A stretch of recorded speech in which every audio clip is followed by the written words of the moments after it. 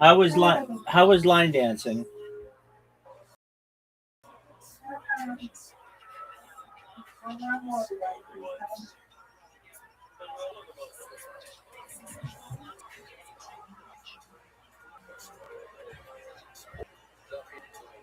What you say?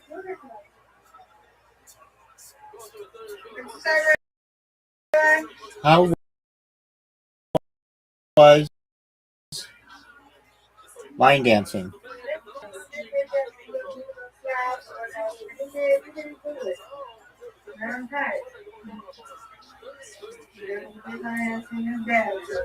I've watched it at my friend Cynthia house, so hopefully I know it's there, but they say it's there, so she'll find something. Yeah. Well, no.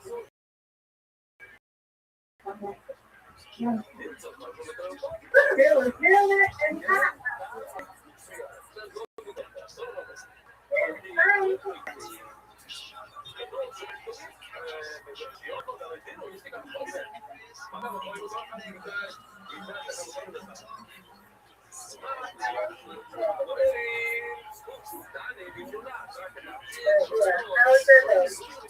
Oh, so far so good.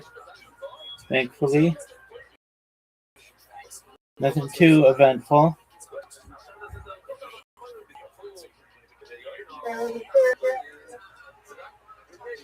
Nothing too eventful.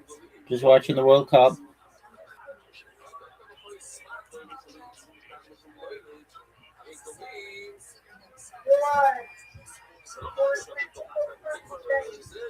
Mr. Chris, I can't hear you. You're too far away from the microphone.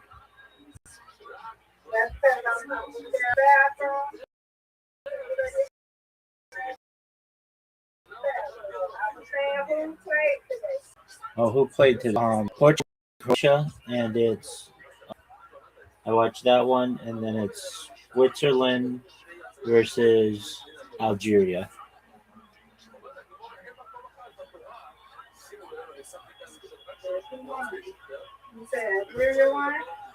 Algeria is still playing.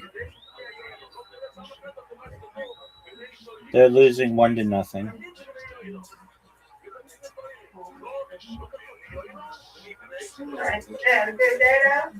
Yeah, it was good, thankfully.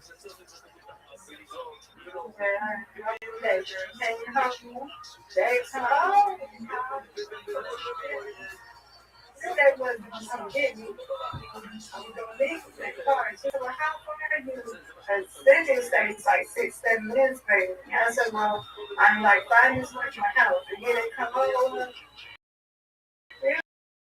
You come get you with me, let me check your house like that. Now let's go down and go. So I want some to eat, and I said, oh, hurry up. Get my shirt on.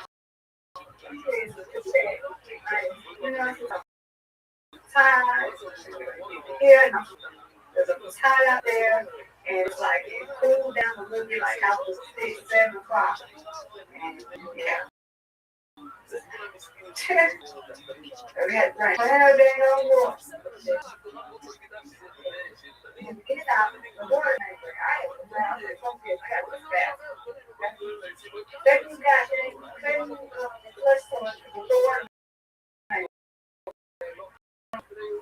The water may break. The water may break. So, right there.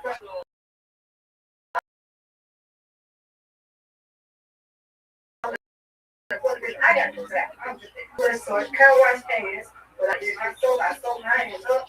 I tried to dry my hands. And I'm like, hey, look at this. You got the back. Got my hands on top, did that. And went out. Sorry. Like, what this? I don't know how to get it in the water anyway. Dang. So, yeah. That was my day. I watched at her house, so she finds it out there and says, door or it's in their way. I know they're the only thing there. That's where it says that. Ain't nowhere else. So I remember that person and I was taking her. I'm tired. All day. Work, prayer, 6 months. This is happy message. You don't have no podcast? You got no podcast going on? Not till Tuesday.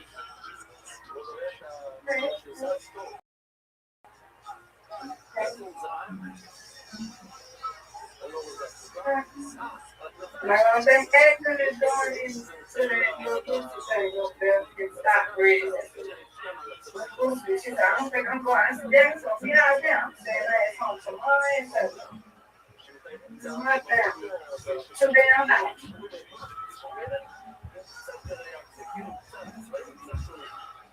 Too hot. Too hot. Too hot.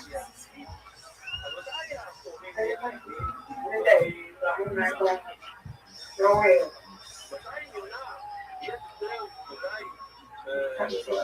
No more. And good. You start the Brandon been on or Jason been here? I've spoken with Brandon. I haven't seen Jayski today.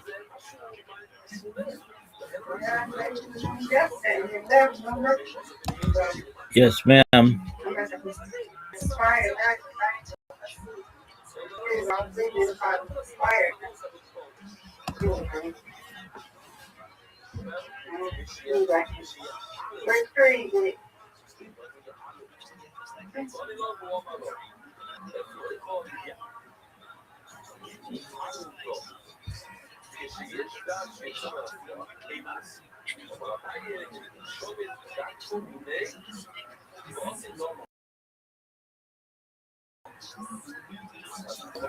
What is that?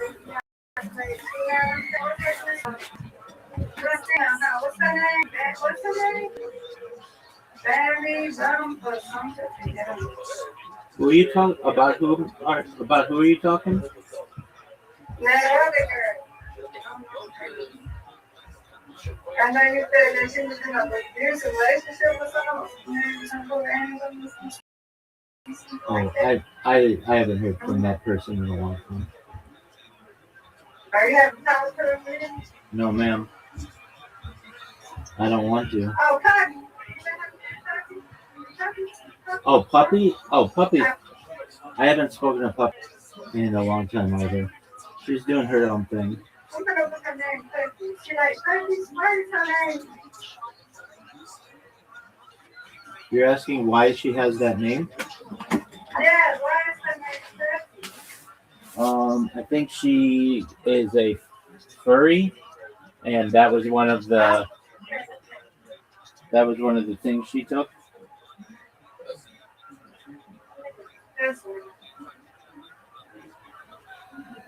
I didn't think that shit, right? But what I did do.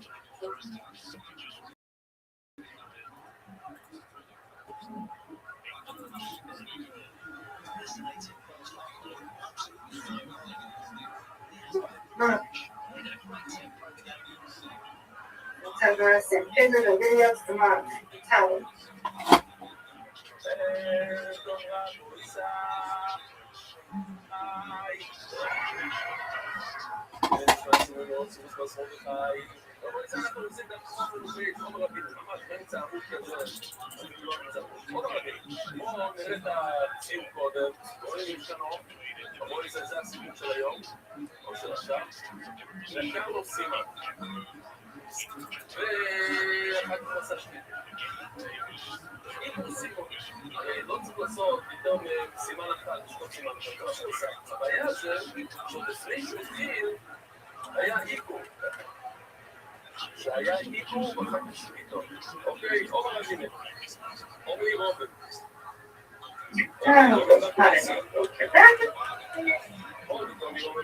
You have a good day now. That's good.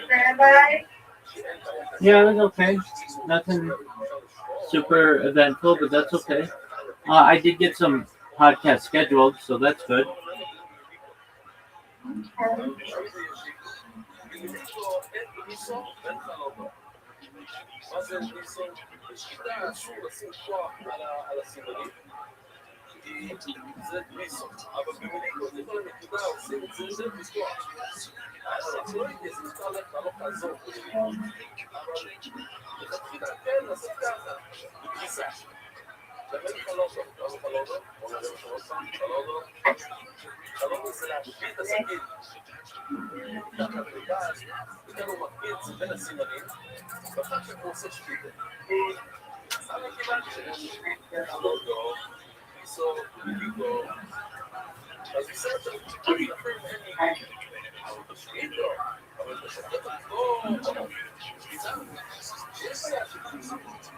It wasn't as probably something I got a origin station, it wasn't as probably, but it's probably, you know, we got it before the real crowd got there. When we got there, they was they was closing the kids home. Mr. Quish, just one. And like, Mr. Quish, just one moment. I can't hear you. Just one moment.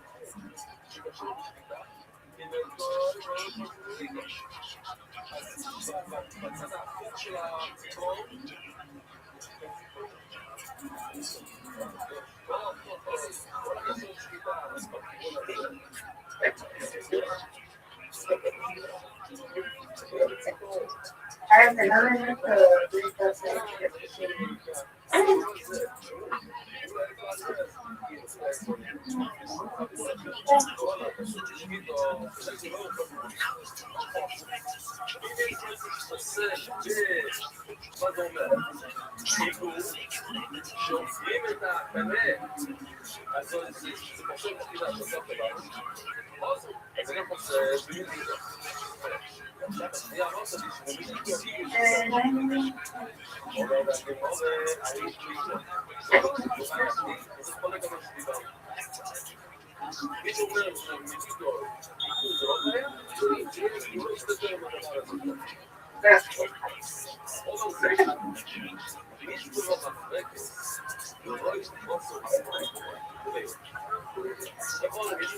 way back.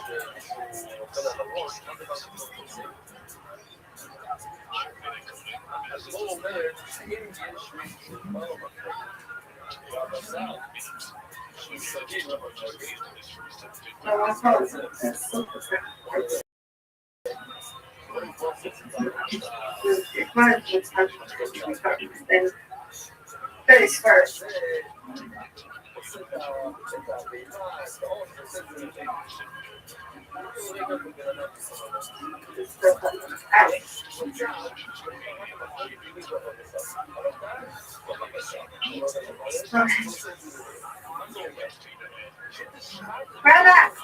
Mr. Quish, just one moment.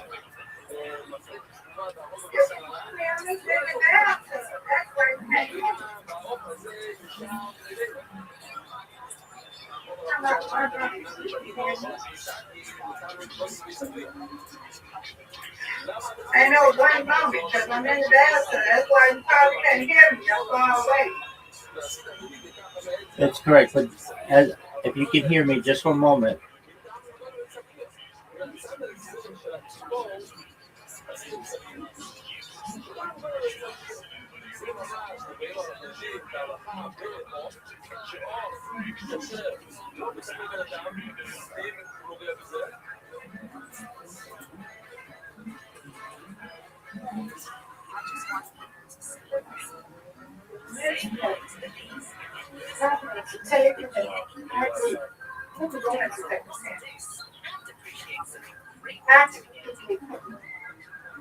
All that sweat and that heat and work and all in our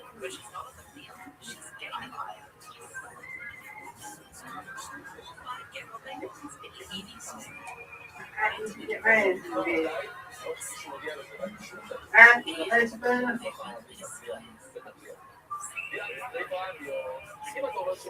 Where are you? Down everywhere. That's the village.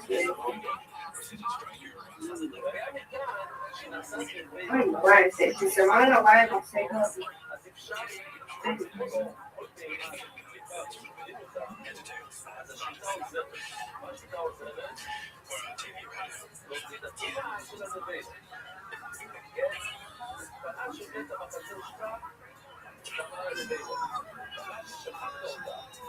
Can you hear me now? I can, but just one moment. Oh.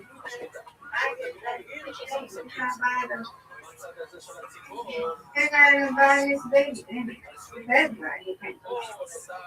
He's not buying the baby.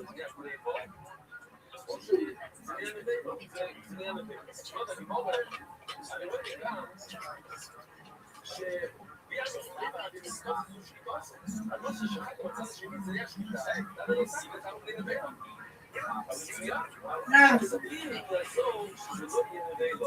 There you go.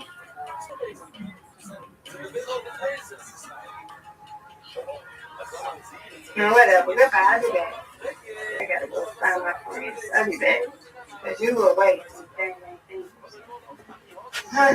Miss Aquarius, as I've said a few times now, if you can hear me, just one moment.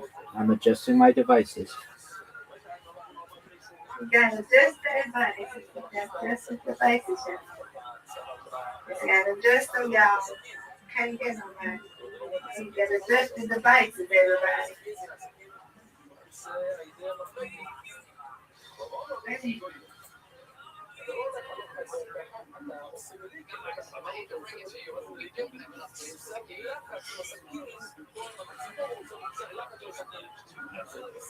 Girl, you gotta adjust the device. Yeah, in a minute. I said, let them.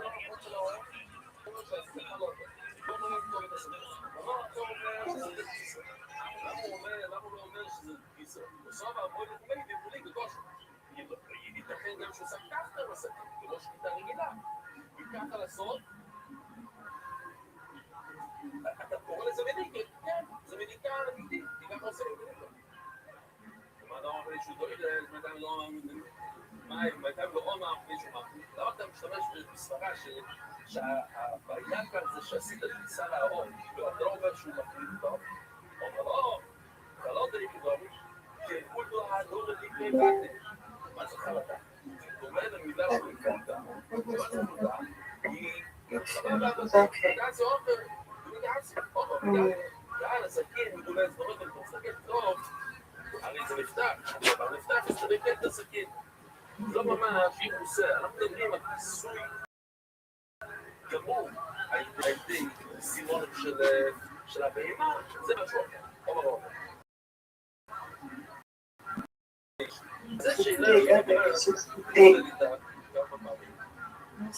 זה צריכים לזכור את זה, מה השאלה? השאלה הפסית, זה גם מאוד. אם נשבר המפרקת, אתה אומר לי שנשבר המפרקת, זה מביא לו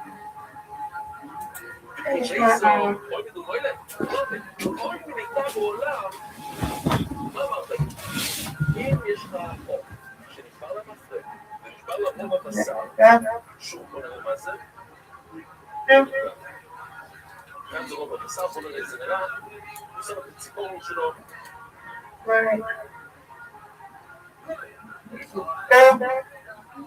טוב, אבל כאן זה רואה לבוא, בוא נעשה רואה לבוא עכשיו. הציפור מדרך רוב הבשר, עד שהוא הגיע לסימנים. עוברת רוב הבשר, חץ אדום. עוברת המפרקת, כן? את המפרקת המורית, יש שם חץ כחול.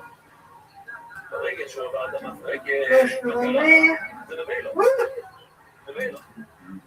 אז למה הפילו אומרת שבאופן הפילו ושוחט את הקונה מתלבשת, או לבק את הקונה. זה לא מבין. זה אוף מת. בשיטות. וכימי סורי מדומוילה. וכימי סורי מדומוילה. יש לו את הזה. או אולי שולחת, בוא תנסה את זה בצורה שהיא לא מתה. אפשר לעשות את זה, אבל בלי להגיע לרוב בבשר, בוא תלך לצד. זה משהו כזה. לא כמה, אלא כמה. כמו מלא הבית שלו פה לצורי, זה בא יש לי סימונים. זה למדנו היום, אנחנו לא אלה צורות, אבל כאן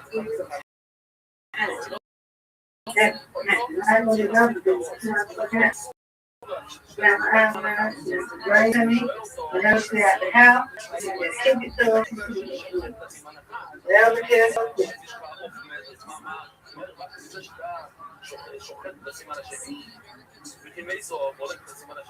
it's too damn hot to be outside. נכון, היא מתה בסימן אחד, אבל אני רוצה שימשיך בסימן השני. למה? כדי שנוכל להסביר את הראש, שנוכל להפריד את הראש, חייבים להפריד את הראש. היום זה ישאול את הגמור ועול מה It's not even like outside. לעשות את זה, צריכים לעשות את זה. למה אתה חודק את הסימן השני? צריך לעשות את זה. כדי לעשות את זה, גם צריכים לפתוח את הראש. עוד הגמור כל המאגי בשביל המאגי בארדון. כשהיית מאגי בשביתו, אין לו מאגי בארדון. זה לא תלכי לחתוך את האור. אם לבנה אין אור, אז לרוב אין אור. למשל, בוא נגיד שיש לו קצת פתח, אי אפשר לחתוך בלי אור. אין מצווה שיהיה אור. בלי אור. עושה פתח. כשהיית מאגי בשביתו, אין לו מאגי בארדון. זה לא מגיע לתוצאה שיהיה אור. אז אם זה לא מגיע להגיד שחייבים לחתוך את האור כדי שיהיה ארדון לשדר את האור. עוד שאלה קטנה, גורמים סיבונות הרבונות, יש רבונות, לא הרבונות שאת דיברנו עד עכשיו, יש רבונות שאומרים שלא צריכים לשרות את הכל, צריכים לגרום סימנים. אז רגע, אבל זאת אומרת שאתה יכול להשאיר קצת בסימנים, אבל כדי לעשות הבדלה, אני אראה לכם את הסרטון עוד מעט, להזכיר לכם שמגביר את הראש, כדי להביא את הראש, צריך לשרות את הכל, לא מספיק. גורמים סיבונות הרבונות, לא יודעים להשאיר לשנות טיפה, אלוהים עובדות שיש להם שליטות, יש להם בארדונה. מה שנמצא בפרשה, אז זה נמצא בארדונה. אז לא צריך, זה לא בעיה, Okay, I can hear you now. Now you can hear me, but I was in the bath, so that's why it's hard to hear me. In the bathtub, I had my iPad. That's probably why you couldn't hear me. I'm gonna take a bath. I'm sorry, I got you. I had the multitask. Ocean is up, sun is up. Lay down, I'm gonna lay down. That's funny. It's funny. Been up since 6 o'clock. I'm tired. If they ain't get there, making no damn better. Hey, Green, you seem a little good, but they're gonna do better. Okay, stay hydrated. It's hot. 90-something degrees out there. 92, 96.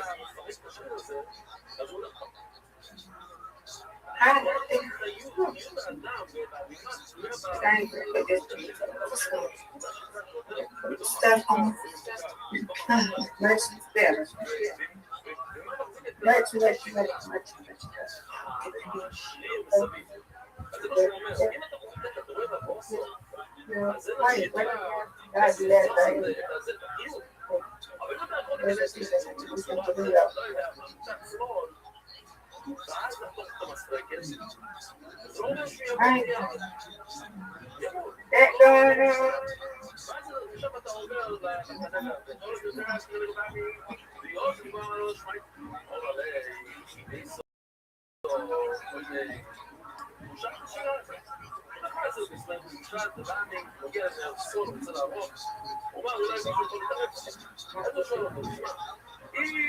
אם העוף מת, ברגע שאני מגיע למסרקת וחותך טרוף בשר, מה העניין הזה? תמשיך הלאה ולשחוט בסוף מתים. יש דברים כשאור חודו. לשון של הפסוק, כן? עכשיו שם דקות. אומרי, אין לו כך הוא. אז אני אומר, פשוט חוזרת על עצמו, יש שדרו מסרקת ולא ידעו בוסו. יש דרך לא להרוג את האור, אלא להיכנס מהצד, חותכים את השדרה, Fresh and clean.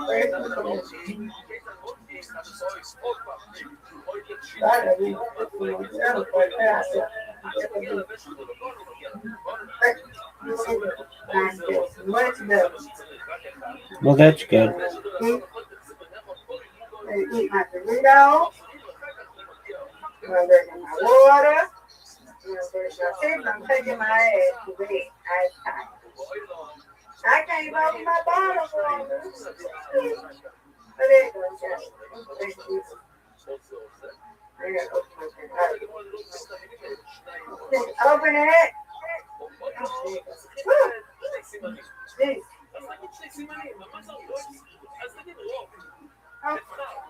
Now I'm about to eat my dinner. What you say, Ray? I just said that I'm glad that you feel good that you're clean. I am black.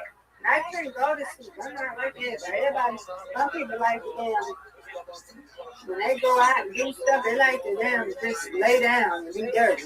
I can't do that. Especially when I'm sweating. I get the itch. I get the damn itches. Got a damn on the website. Oh. I get the itchy. I got to clean.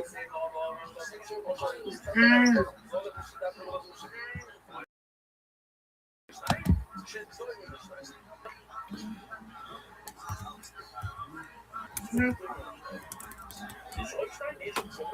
you want to play? Sure thing.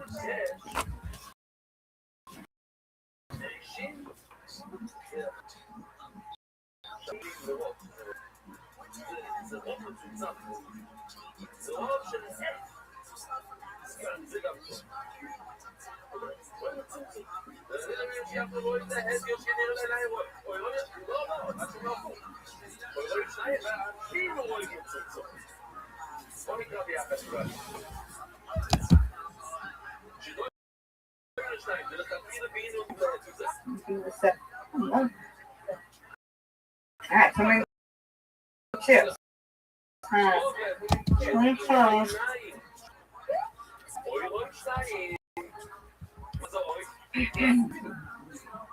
Oh, I have my favorite child fly. I don't.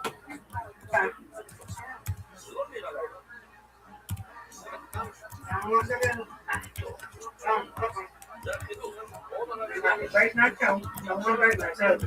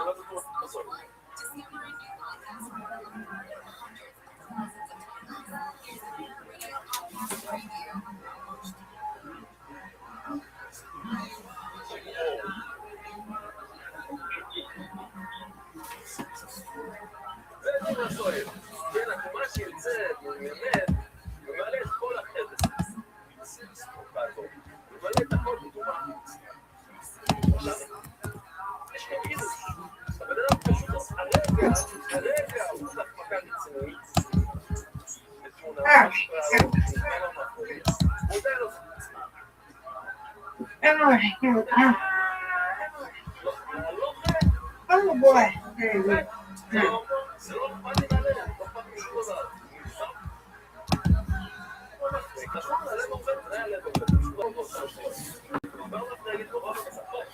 All right. You got 7. Almost.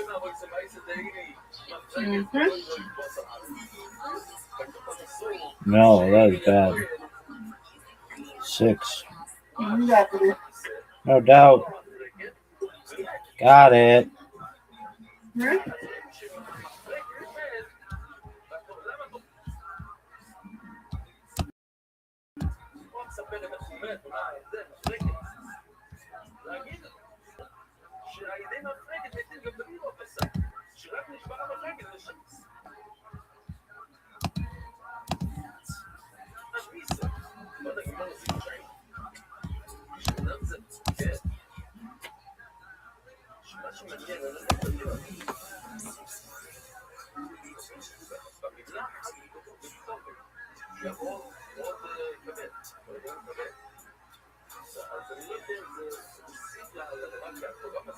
Get it. Whoa.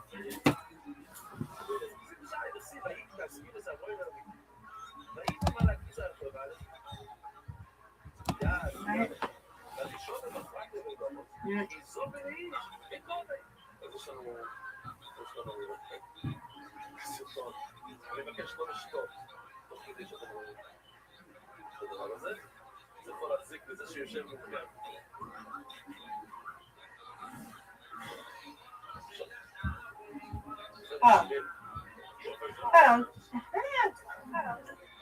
We had a crazy fire alarm go off today. You had a what? What did you? You had a what? Crazy fire alarm go off today. Oh, everybody okay? Yep, you okay? Everybody was fine. False alarm. Dang. I didn't tell everybody because she felt it bad. So, there was a lady in the commercial department that had worked her pop truck poster of it. Oh, yeah. I did that once, Ms. Aquarius, and cleared out a 11-story building.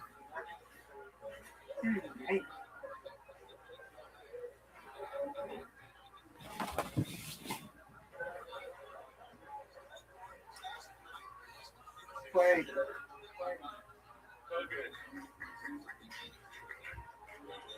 Then, somebody came at what? 2? 2 something? What was that? What? You know, something set something off for them to come at 2 something. Now you know, that you came, and then she got the folder out. That's the girl. We had one on our phone light. And so security came, and he said, Donna, he ran. We went all the way over there to the commercial and talked to us. And she came back and said, what happened? How did you do it? And she said, it's a toaster oven. Because you know how you put something in that and it just automatically pop out?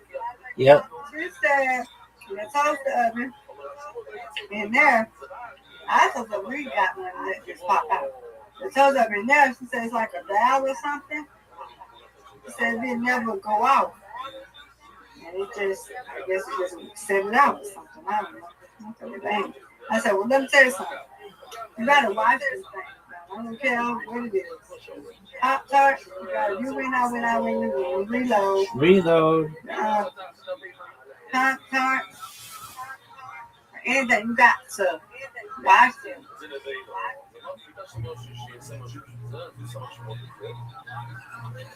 But I told other co-workers, I said, I can't feel bad because I used to work in college. I gave me some noodles. I didn't know you were supposed to put water in. Nobody said to put water in. You don't know. I said, yeah, I want a couple noodles. Then I just put that junk in the microwave without water. That's And hilarious. it went out. So that was like, they said, you're supposed to put water in it. I said, well, I didn't know that. Y'all didn't tell me that. Things happen. Nice strike. Thank you. So, You're yeah. welcome. So we just had a fire alarm, you know. So then my security, he's like, yeah, ain't no y'all gonna leave. I mean, yeah, it's a fire alarm. That's what we're supposed to do. That's right. Exit the building. So she told us where to go and everything. She said, don't be hesitating to stay.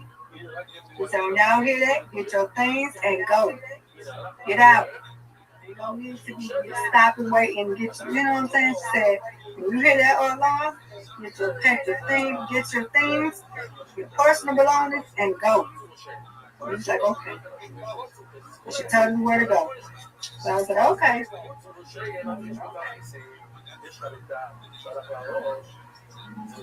I was like, oh, y'all getting y'all past that? Yeah, I'm going to get my phone and I'm going to get my pocketbook. So whatever, I ain't starting my lunch. I surely am.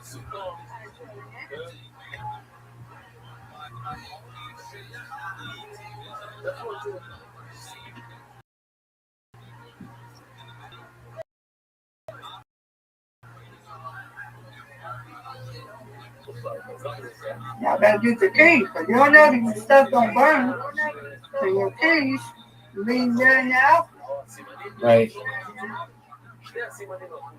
I don't know if somebody forgot their keys on there. We better look at the box long.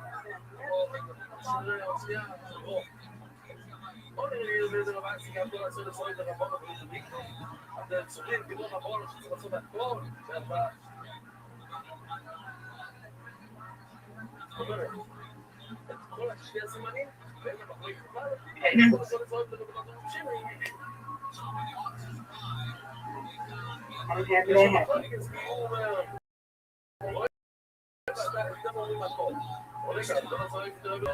For how long did you have to be out of work because of the fire alarm?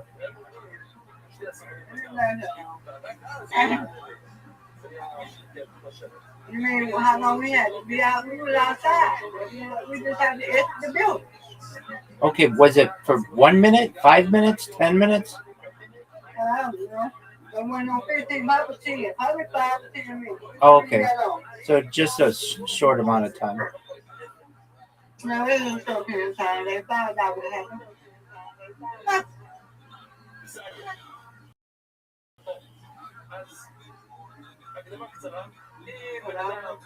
You think you're fine? You got that from. You're embarrassed. I don't blame you. Oh, I absolutely understand that. You win, I win, you win. Undefeated in bowling, undefeated in friendship. Yes.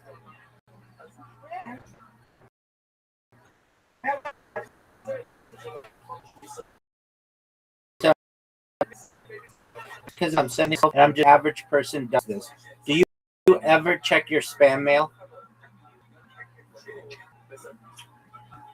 No, not really. Okay. Yep, no, I understand. I was just checking. And if I know something suspicious, I don't open. You're never supposed to open the spam mail anyway. Well, if it's like advertising, but if you know it's something suspicious, don't never open it. Just delete it. Because if you may get a link that may cause a virus or anything, or it could be a scam, they may, you know what I'm saying, got your account or what.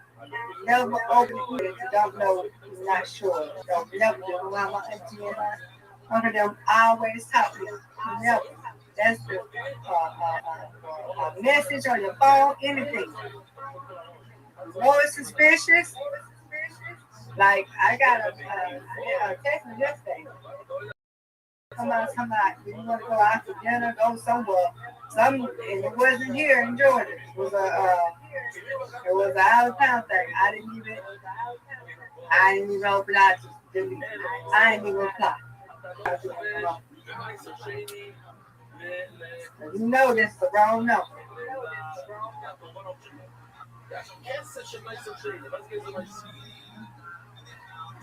We got the wrong number. You got the wrong number. Oh, I'm sorry. I'm not doing that anymore. You don't get the picture.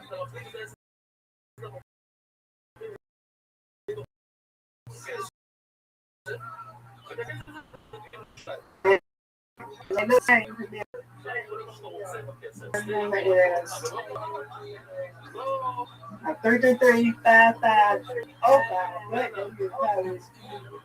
You can do 5005 or you know what I'm saying? It just might be close to that. And they just caught the wrong number.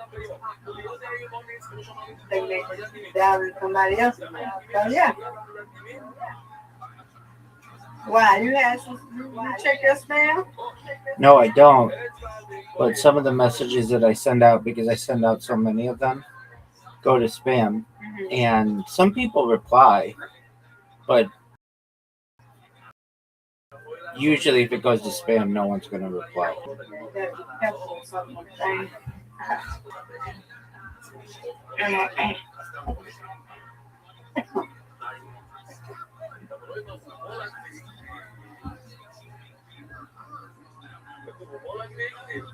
מה, דור, הראש בעצמו והגוף בעצמו, בואו נראה את הסרטון הזה שנייה. gotta be prayerful with some of them.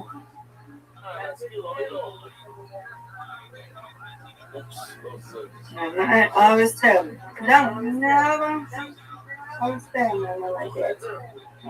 There in America, if Starly closed my account, I'm happy. I didn't get my last paperwork they're supposed to be mailing me.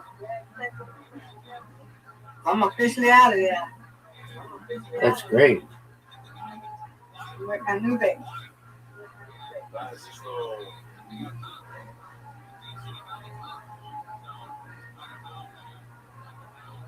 הוא שם את הראש לבד, הנה, הוא קובל אותו מבלח, אבל הוא שם את הראש לבד. הוא שם את הראש על ה... הוא מתאים את הראש. אחר כך הוא חוזר ומתאים את הראש. אז הכתבה והגוף והראש והגוף הם שני דברים שונים. טוב, זה נראיתי את זה, כן, הוא שם. אז מה טוב הראש בעצמו לא בעצמו, יפיליק הראש בעצמו, לגור בעצמו. הוא רוצה את שני הסימנים, והראש בעצמו, זאת אומרת, הוא תפיקה בכל הראש, ומשמו לא ימנע את המשפו. לא ילך כתוב במשפו, המשפו חד זוי. הראש שלו זה כמו חד זוי. לא נותנים חד זוי. מה חד זוי? לא ילך. איך עושים את המדיקה? לא גם בראש. הראש הקורא, הראש לבויסאי, עורף. מחול העורף. יותר דברת מהעורף. אבל לצורך הוא לא ילך. כי מה לעלות לא ילך בין אף נשימו לב? אסור לחתוך שני סימנים. You about to go to sleep, brother? You already went to sleep already. No, I'm going to bed. Sweet dreams to God willing, Miss Aquarius. We shall see you tomorrow, God willing. We shall talk with God willing tomorrow. The 249 and 364th day of the country. Huh? Tomorrow is the 249 year and 364 day Oh, yeah. of the birth of the United States. And then on Saturday, it's the 250th birthday. I know. 250th on Saturday because I know we got a flag. And I gave it to, we'll give it to Aiden's homegirl's daughter who's autistic, but she didn't want it, so I just gave it to her mama. They keep it. It said 250. So, yeah. On Saturday. Are you doing anything on Saturday, nothing? Just gonna relax? Documenting the day. That's important to me.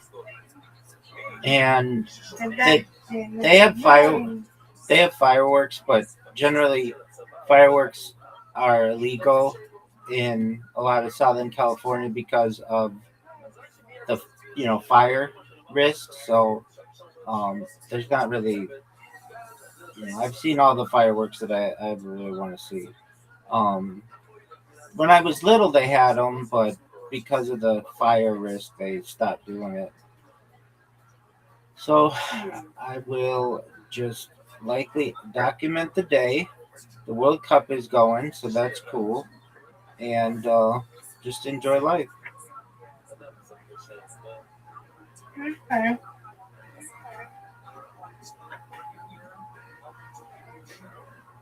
Enjoy life.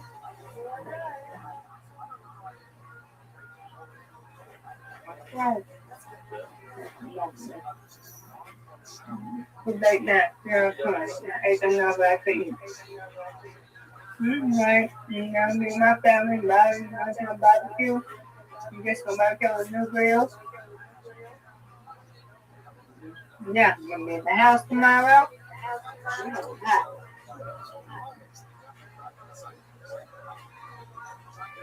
Oh yeah. I will. I'll see you tomorrow, guys. Okay? Yes, ma'am. God willing. Take care. Sweet dreams, God willing. You too, sweet dreams. Thank you, ma'am. I'll be here, okay? That's my favorite. Yay.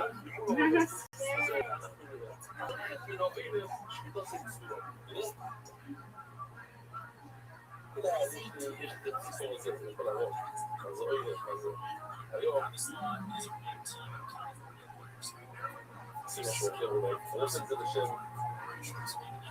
מצווה ממש. בבויס, זה הראש שלה זה העורף. עכשיו, אנחנו לא רוצים לשפוט העורף. אנחנו רוצים לשפוט דרך העורף. מה זה מול העורף? מול העורף, זה כאן.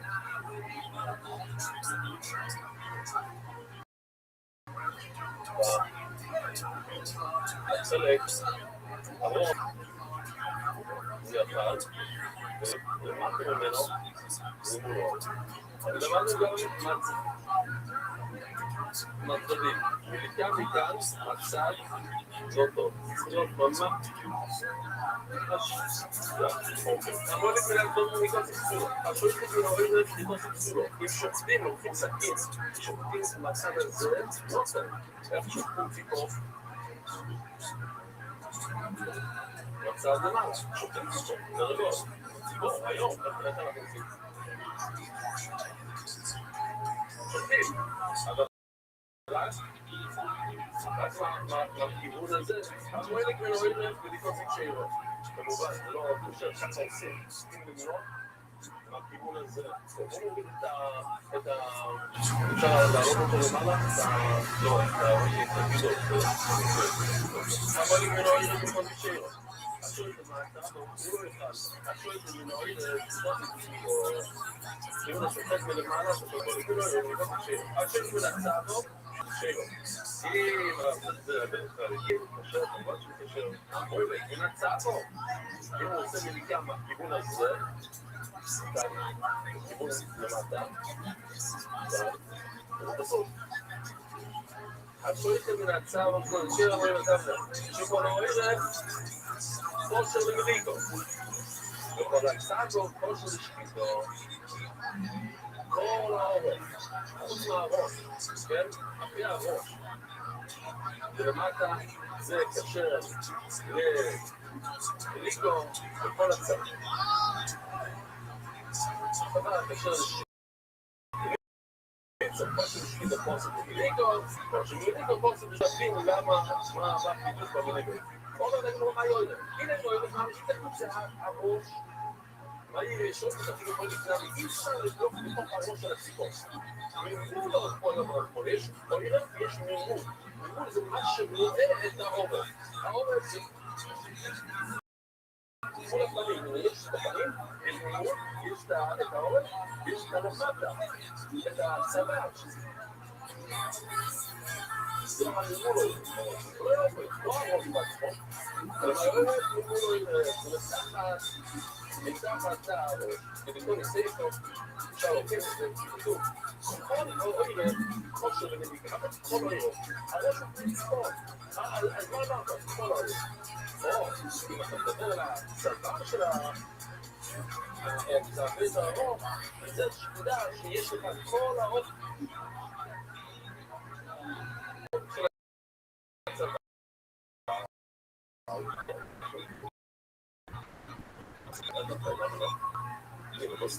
אם אתה מגיע בדיוק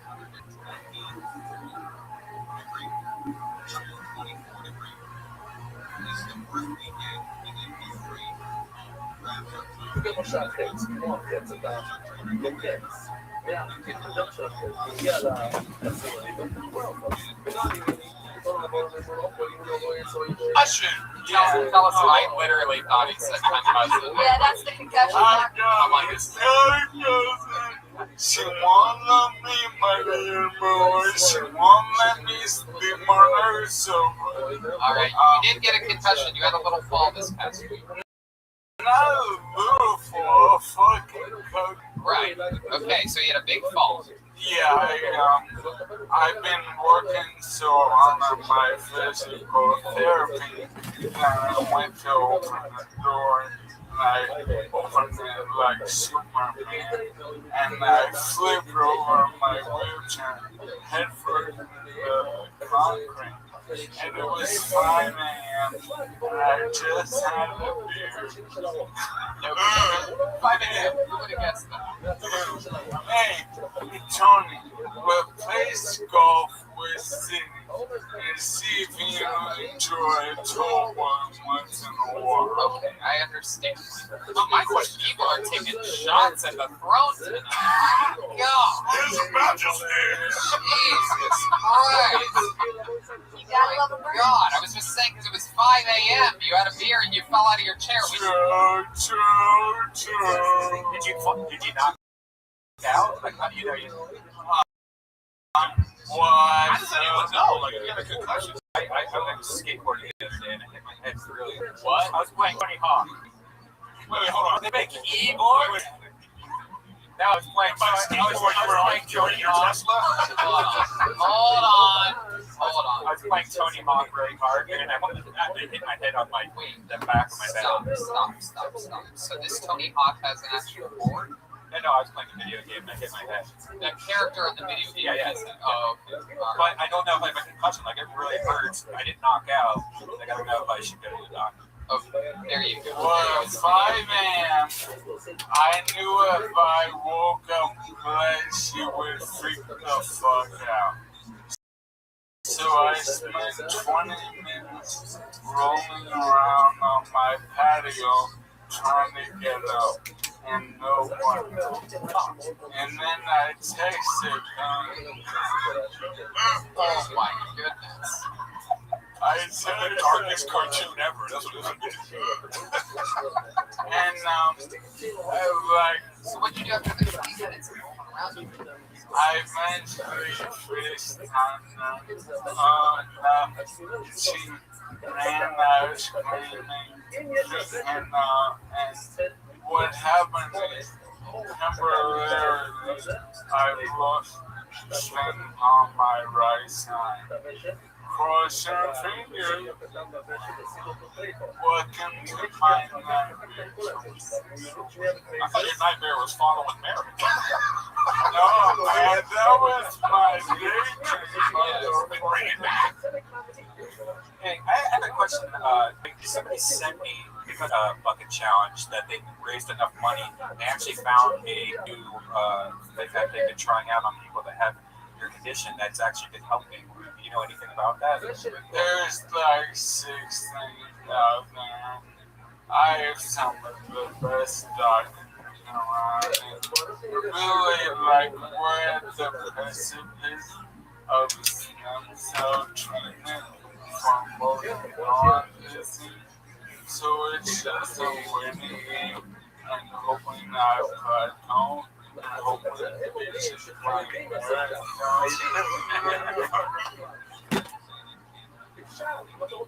Michael Lair, ladies and gentlemen. You did it again, my friend. An absolute goddamn star. MichaelLairComedy.com for everything Michael Lair. Michael Lair Comedy on all social media. That's my best laugh in all my time with Tony. I love it. That right there. That's what he does to people. He's the best. Great. Michael Lair is a comedian and a god. He's an absolute fucking star. Let's check out tonight's drawing from Ryan J. Ebel. There it is. Ooh, look at the detail on that bad mamma jamma. We got the great Eric Griffin. We got me. Oh, I'm a colonel in this of some kind, right? A general? Oh, forest ranger and the forest fires all around you. And you are also there, and there's a cat and smoky things and a little bear. And wow, look at that incredible detail. RyanJEvil.com. All the prints of every single show, every tour poster. He's doing auctions over there. Everything's happening over at RyanJEvil.com. And I'll put a big hand for tonight's guest. I'm so happy he was with us. The great Eric Griffin, everybody. The return of Eric Griffin. We're getting back to booking some of our favorite guests on the show, and I'm so glad you were able to make it. And I'm glad you're still doing this, by the way. Through this crazy times, you found a way to do it. Kill Tony cannot be stopped, and here it is, still doing it. So I appreciate all you guys that came out, and everybody was, we learned a lot tonight. Indeed, Riffing with Griffin is available everywhere. He also is playing video games. For those of you that are into Twitch, right? You go on Twitch, Eric Griffin Gaming. And that's Eric And my G-R-I-K. and my 100th episode of Griffin with Griffin.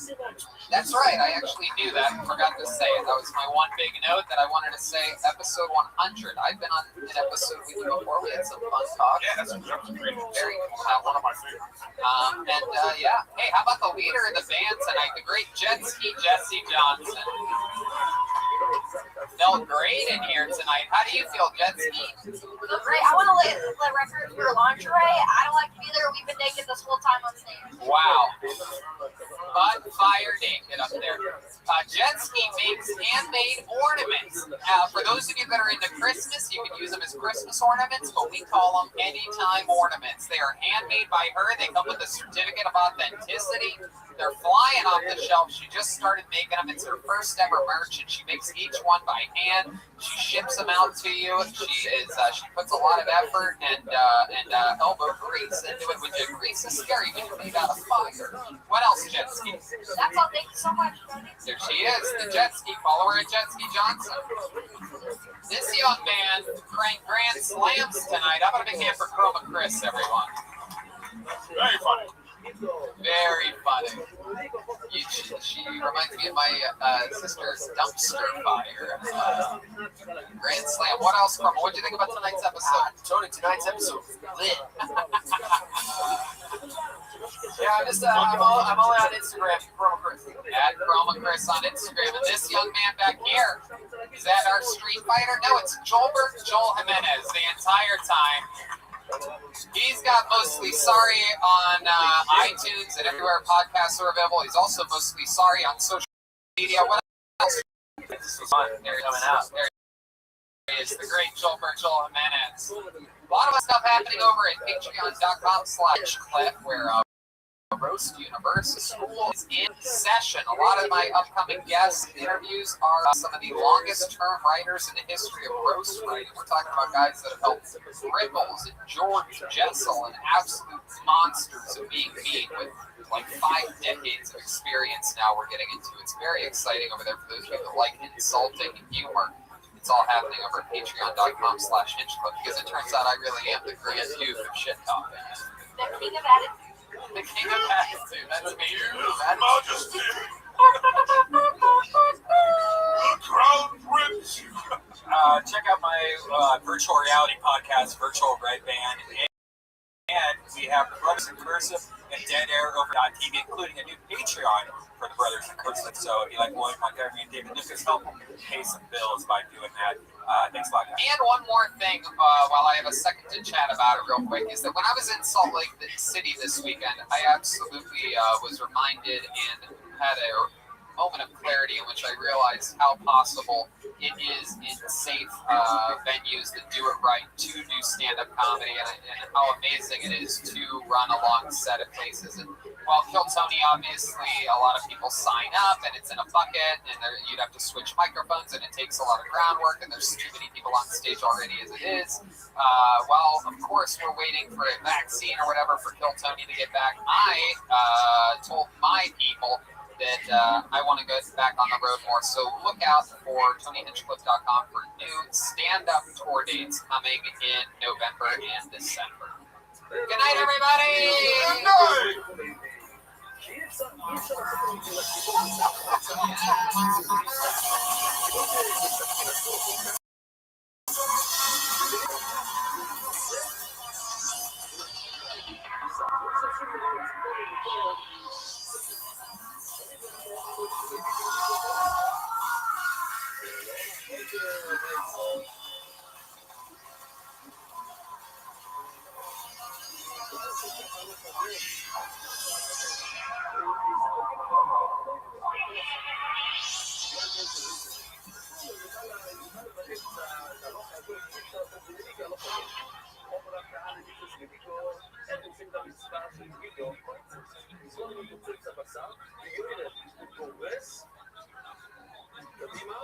בסדר.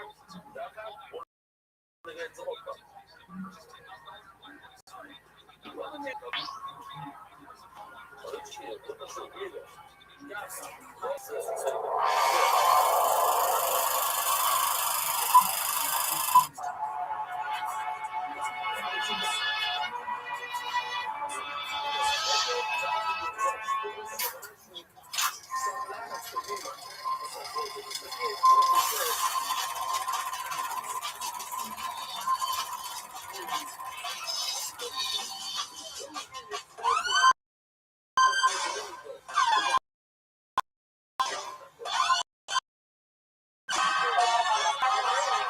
Hey, this is Raymond, coming live from the world's famous comedy store.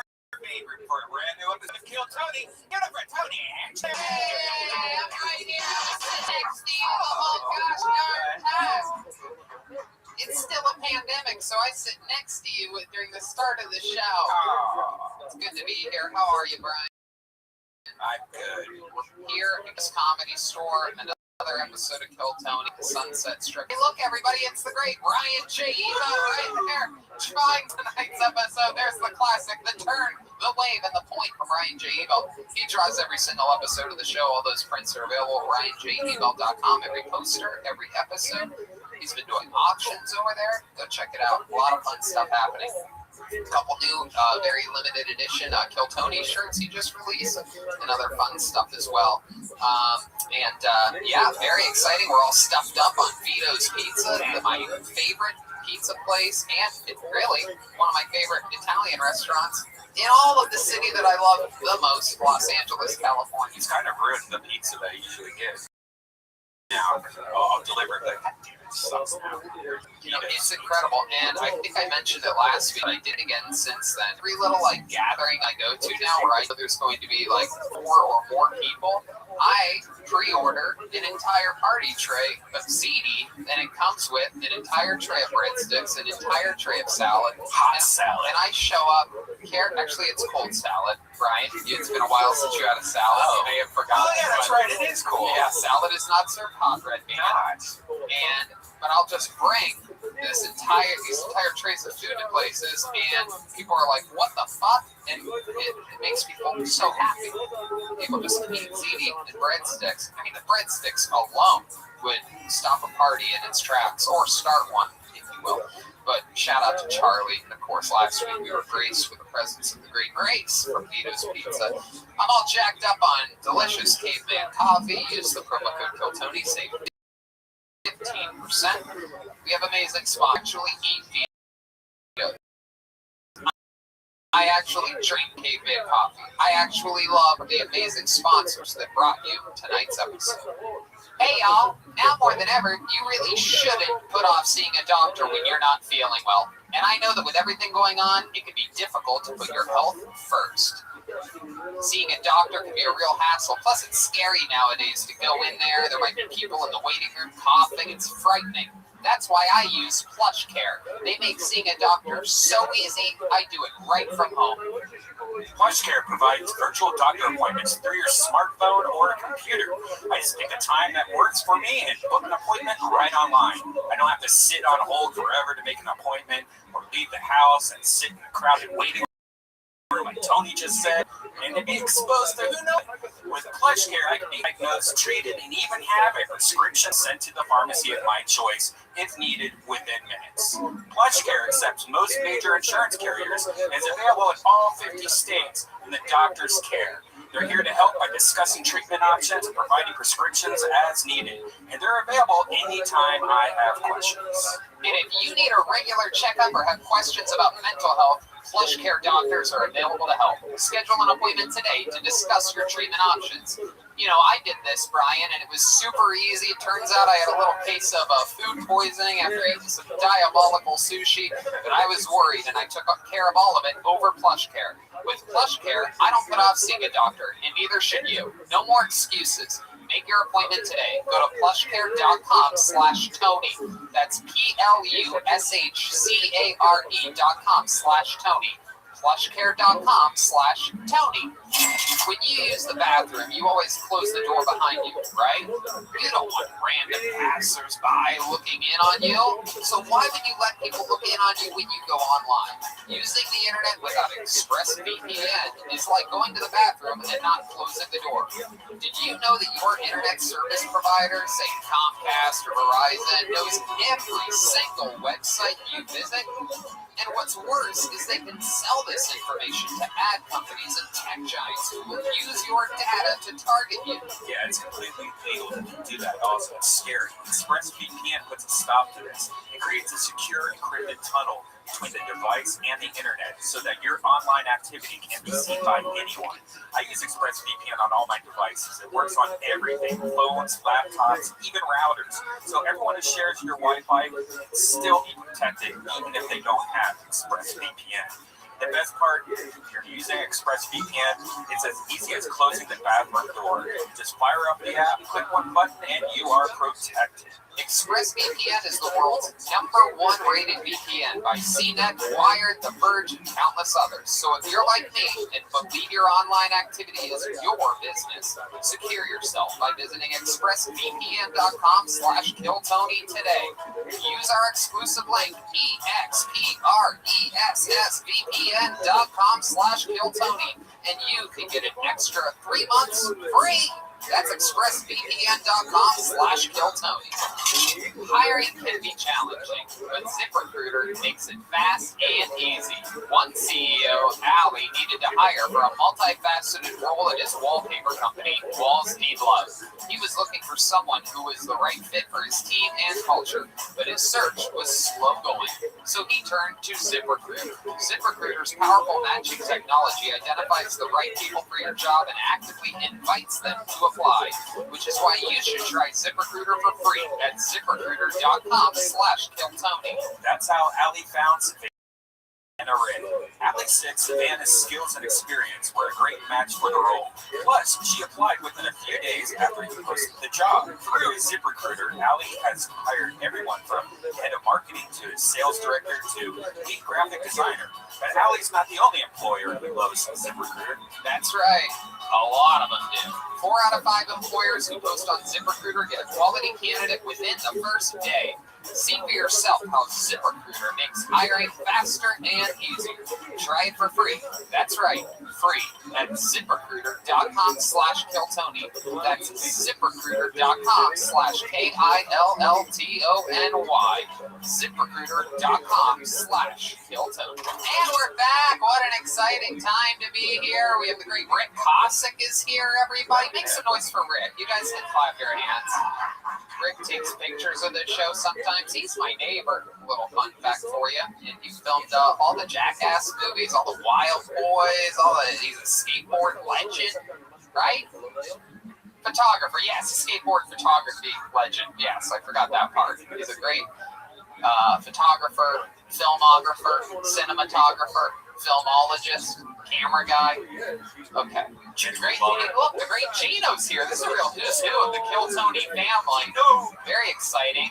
The CEO of Speedweed, and never forget, he played a crucial role in KillTony's continuation over at Better Box Studios during some of the craziest times in the history of the world, and we are forever grateful for that. How about a hand for Gino, everybody? And you wouldn't believe it. You wouldn't believe it, but tonight is such a KillTony wild family night that for the first time ever in the history of the show, ladies and gentlemen, a graphic artist who I have been working with, it seems like forever, but I guess it's only been over a year.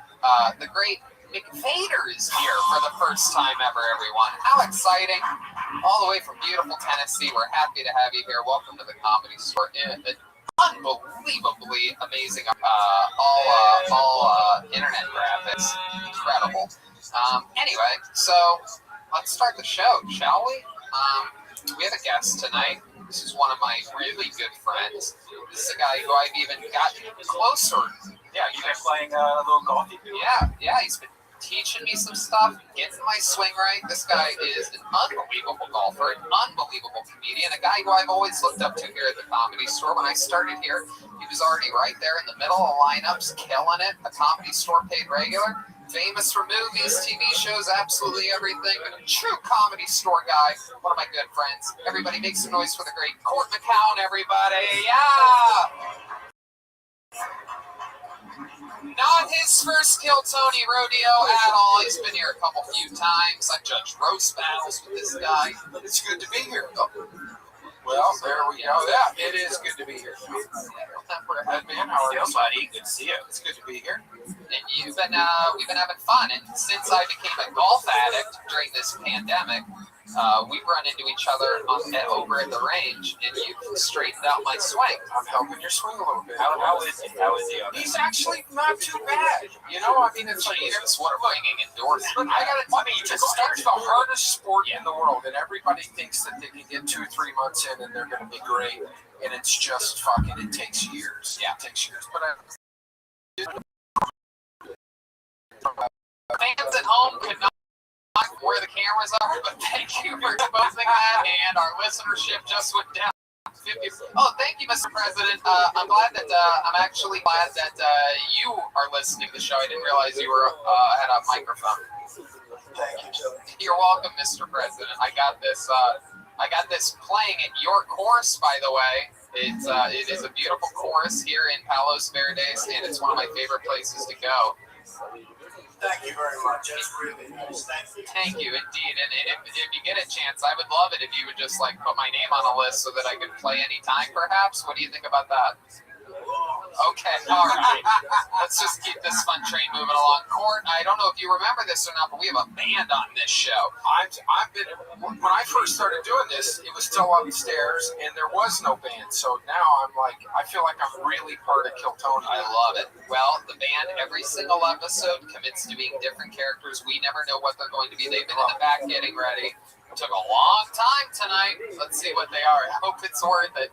They're the best damn band in the land. They are the Kill Tony Band. Jeremiah Watkins, Joelberg, Joel Jimenez, Jetski, Jesse Johnson, and Chroma Chris. Oh. Oh my God. What in the world is happening? Wow. Oh my God. Wow. Oh my God. Look at this. Wow. My goodness gracious. They made Jetski a frickin' Christmas tree over here. Poor Jesse Johnson. What an interesting position you're in tonight. Ladies and gentlemen, the great Santa Claus is here, everybody. Clearly pregnant with septuplets, a very strange type of fat. Hello, how are you, Santa? Have you been a good boy this year, Tony? You know me. I do, Why? What have I done? Have you been watching me? Lots of coal, Tony. Lots of coal coming your way. All right. Well, luckily luckily I'm a big fan of the coal industry, so I'll be able to resell that. Okay, Mr. President, Mr. Santa Claus. Well, Mr. President is here. You're a big fan of the coal industry as well, right, Mr. President? Right? Officially running for president of the United States. That's not what I asked you at all. We love coal, don't we? That's not again.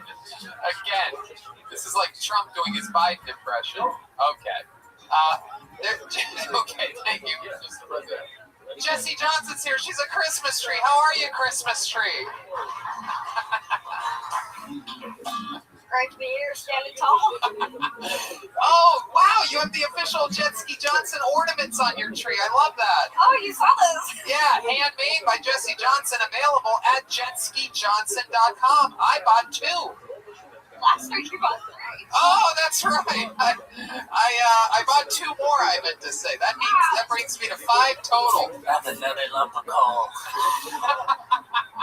Mrs. Claus, behave. Hello, Mrs. Claus. Looking actually just like all of Joel's female characters, looking extremely beautiful for some reason. I'm hot as fuck. Wow, Mrs. Claus, what have you been? Wow, you pulling out your breasts? I might if you act nice. Oh, is that why? Okay, do you have a lisp? She sucked on too many candy canes. That's right. Sometimes your tongue just gets stuck like this. How do you think we made this marriage work for so long? And it appears as though we. It appears as though we have one of the most frightening elves of all time here, everybody. Chroma Chris. Hey, everybody, nice to be here. Hi, what's your name, Elf?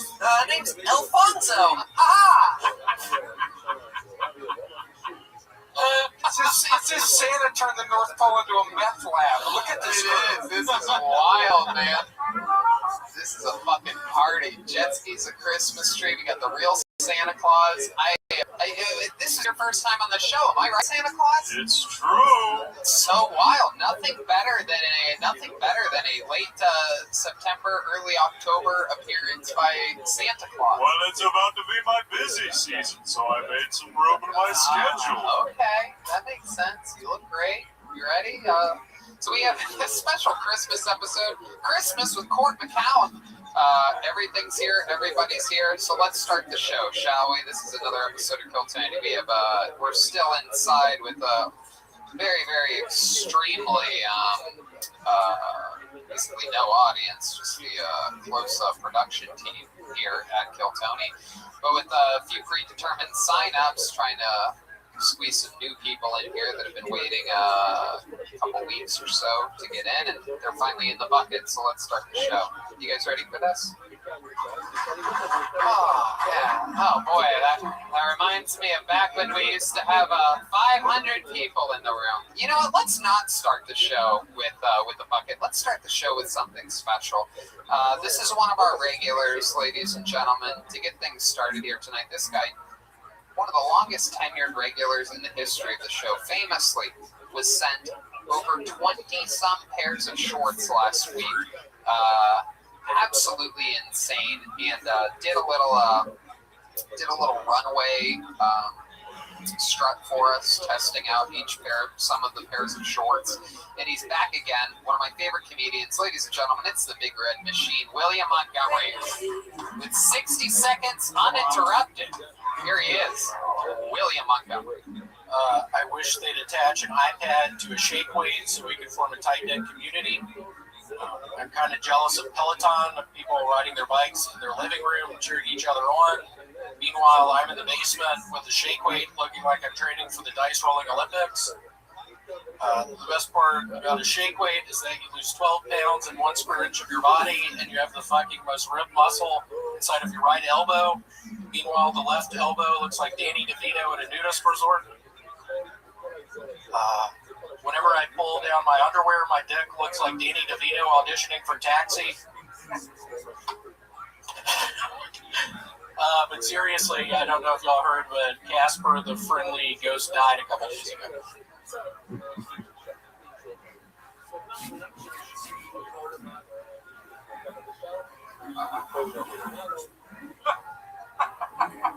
All right. Just hit the button right here. Why don't you just say thank you? That's my timer. Thank you, that's my time. There you go. Hey! As a Christmas tree, happy holiday. Yeah, Christmas music. Love it. You love Christmas, right, William? I do. I grew up Jewish, actually, but You didn't grow up Jewish. That's the crazy part of what you just said. I know I was going to try to make up a story about how I grew up Jewish, but then we got into Christianity and got big into Christmas. That's right.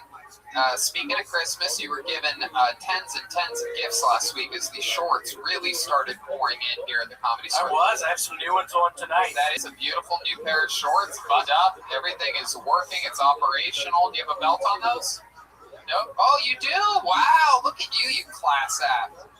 These are actually, for everybody wondering, I actually wear a size 38 out of 40, so all those 40s I threw away.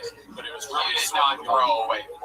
It was really sweet of y'all. Yeah. What did you should get those 40s back. You should get the 40s back. What does that mean? Well, the belt's a little tight. They're hanging a little bit. Let's just say when you lifted your shirt, I thought, game recognized gay. So William, have you spoken to your family or your girlfriend about the new shorts? What are they saying? What's the report? They love it. Yeah. It's big. It's everybody loves it. Your girl probably likes how your butt smells better. Oh Jesus, Red Band. Huh? Watching Red Band. Yeah, huh? You're gonna end up with cold. I'm always watching. Oh wow, I bet you are. It's creepy when you say it like that. Christmas tree, you don't watch anything, do you? No, but he is really always watching. You guys hang out a lot? You hang out with Christmas tree a lot, Santa? Supposedly, but she gets a little freaked out when I try to get underneath her. Whoa, look out. What does Mrs. Claus think about that? Too busy dealing with the cameras in my bathroom. Oh, look like that lisp really cleared up, miss. I'm glad that the candy cane finally won. So, William, we have really exciting news for you. I don't think you're going to believe it. Is there anything else crazy that happened this week? I actually saw a movie for the first time in many years on Netflix yesterday. I don't know if you'll remember Coneheads. I highly recommend it. It's a perfect movie. How about what happened with Danny DeVito this week? You noticed Danny DeVito in something? I did. That's where the Danny DeVito stuff came out. What's that? Yet another pair of shorts. What size are they? Well, you're going to have to find out. We're going to find out right now. Ooh, this Perfect. I do need some more. Those are a nice color too. They remind me of your old shorts. I like these. What size are they? Do you see there? I can't tell. Oh my goodness. You know what? You got new shirts too. New shirts? Yep. New shirts. What do these say? I don't know. Read it. Open it up. What does Guy it say? happens. What does it say? I don't even get it. Oh, this is where we find out William doesn't know how to read. Size 38, Volcom. That's a good brand. Well, looks nice. Love it. Anyway, I should give these to Santa Claus to give to you. Little did I know. Proof again that we had no idea ever what the band's going to be. You want to open that up and give it to him? Please, thank you. What are the odds that Santa Claus is here on a special gift-giving day of Kill Tony? How many boxes do you have? How many more shorts do I have? Ooh, this one's exciting. It's postmarked to Billy Montgomery. Billy Montgomery. Wow. Hold on, we got two pairs in that one. Kill Tony's now an unboxing show. Wow. And a Merry Christmas to all. Another pair of shorts. Thank you so much. And Alan Carr's Quit Drinking. Perfect. Quit drinking without willpower. Two things. Without willpower, how does that work? Santa, check this How out. does that work? And a bag of candy. Oh, God. Oh, Wow. perfect. So instead of drinking, you can eat a bunch of candy. Oh, and you also got a letter here. Could be money. Oh, let's see. Could be money, could be And when you open that, Yeah, Santa is opening a letter.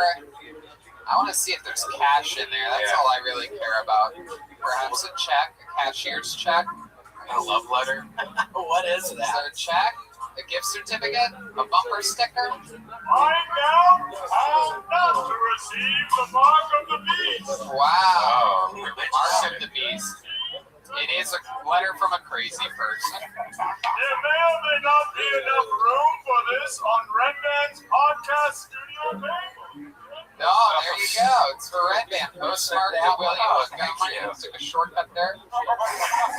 So, William, you got a few new pairs of shorts and new clothes. What do you think? A little another runway session today? Yeah, you want to? Yeah, let's do it. Go backstage. Let's do it. We'll call you out the bed. There goes William Montgomery. Here we go. We're gonna do it again. Happy holiday. Yeah.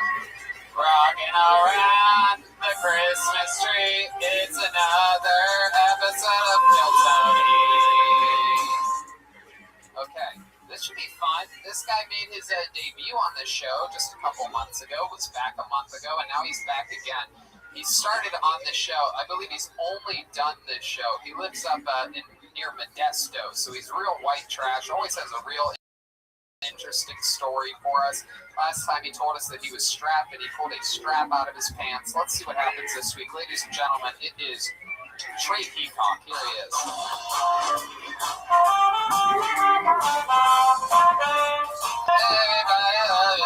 Santa Baby. Oh, Trey Peacock. I love Mexican food and taco trucks sell the best Coke. That's a fact. But when I say that, there are two different thought processes you can have, and you're right. You might be the kind of person that hears that and thinks about enjoying a nice cold bottle of Coca-Cola, or you could be the kind of person that hears that and thinks about staying up for 3 days straight, jacking off and staring out windows. Either way, you want the good shit, you gotta get it from a Mexican. You know, you gotta love those taco trucks. They say you are what you eat, and I actually am Mexican, but I guess lately I've been eating too much white bread. I'm a lot like a slice of bread. I get really jumpy around toasters, but it's not that I'm actually afraid of toasters. It's just whenever I'm around them, I think I'm gonna have a stroke. Like the good kind on my dick, like the bad kind. If you copy.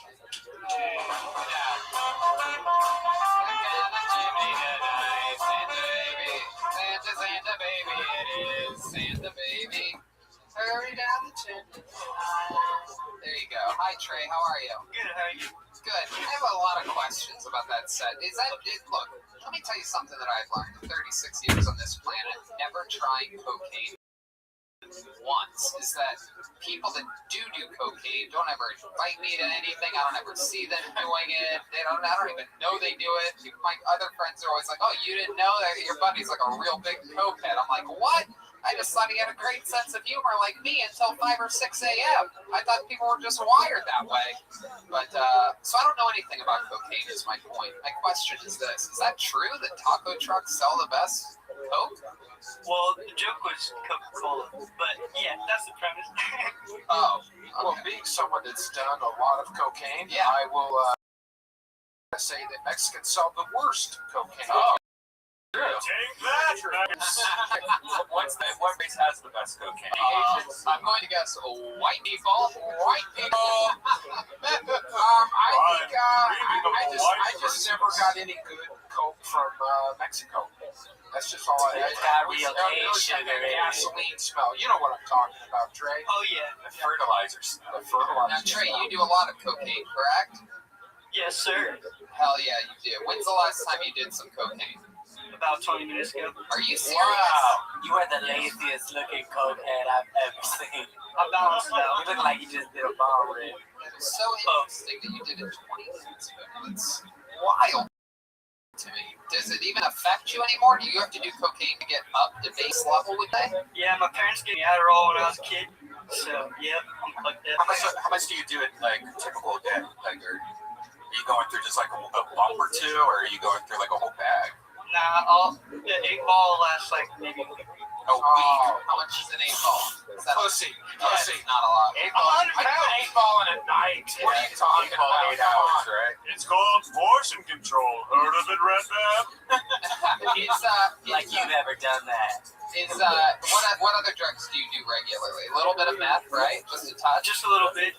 So what are we talking about with meth? How often do you do that? That's when I'm working. What? I use that to stay up when I'm working. Okay, how often do you work? Every day I'm not out here. Okay. So now what do you do to come down? Weed.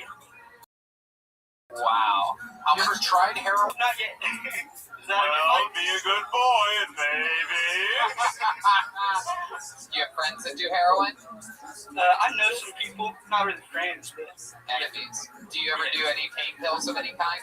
nah. That's probably a good thing. Do you have a highly addictive personality? Yes, sir. Do you smoke cigarettes? Yes, I How do. many cigarettes do you smoke a day? Pack. Packs. That's 20 cigarettes a day. That's fun. I respect that. Thank you. I'm a heavy smoker myself. Now I just use this vape pen, and I also go to Lucy.co and use their amazing nicotine gum. Absolutely incredible. That wasn't a joke. I don't know why you did a rip shot there. It was like a stinger for the promo. Oh, thank you. So what else? What else have you tried? Have you ever done anything like any like unorthodox drugs, like pump paint or anything like that? Eat something weird? Keyboard cleaner. No, sometimes when I'm working, I use acetone. So sometimes, like, I'll be using acetone all day and breathing that in. That'll fuck you up. Yeah, it gives you cancer. Oh wow. What does that make you feel like? Just lightheaded. Do you think you have any signs of cancer setting on? Do you have any like you have like a lumpy back or something? Fucking fine now. My back cracks when I breathe in sometimes. Okie dokie. Wow. Well, COVID's not going to be your biggest problem, we can see. Yeah. Welcome to another episode of Things I Only Think of in My Nightmares. Your back cracks when you breathe in.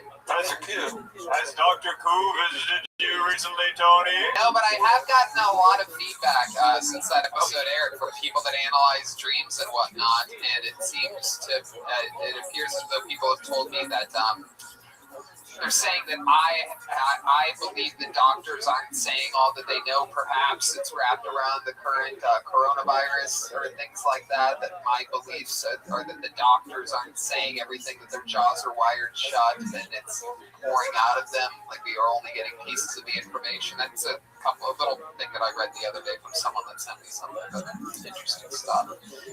Trey, what else have you been up to since the last time we saw you? Something funny happened to me today when I was working. I had to go to Home Depot and get some parts. I was getting some pipe fittings, and I went to self-checkout. Self-checkout, and one of the fittings wasn't coming up, so a lady had to come over and she was beautiful. I was like, oh, this is a beautiful girl. And so she's helping me. The one fitting that didn't come up, it's called a nipple. So she's there. So she's there looking through all the nipples, asking me which one, and it's not there. There's long nipples, short nipples, and so it was kind of awkward, and we finally got it, and I just thought that was kind of funny. She was all blushing, like she didn't know what it was either. Trey, be honest, did you get a boner? Yes, I did. Wow. Look at that. Got a boner. I'll let it slide. Thank you. In our house, we call that a Yule log.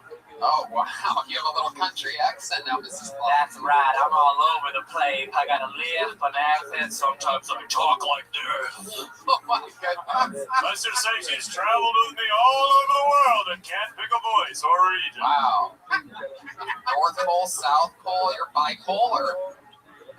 As long as it's a pole, I'm all right with it. Wow. Mrs. Claus! Slutty Mrs. Claus. This is a great character. My goodness. Oh, shit. We've seen that. What did I say about the gag reflex, Mrs. Claus? Sorry, I'm only using it. Trey, is it true that what happened after the episode last time you were on when you had the strap on you? Yeah, I was driving home and got another speeding ticket.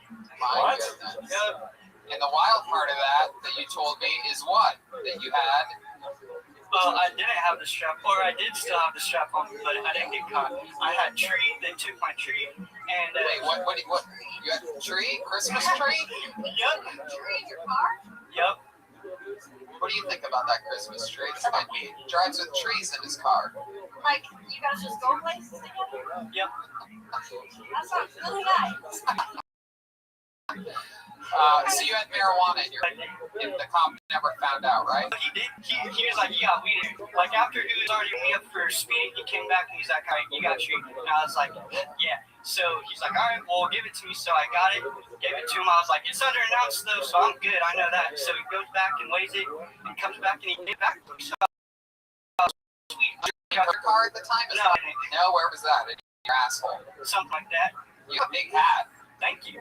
Your ears are underneath your I hat. have a small head. It's really You look like a Hey Arnold character. Thank you. How small is your head?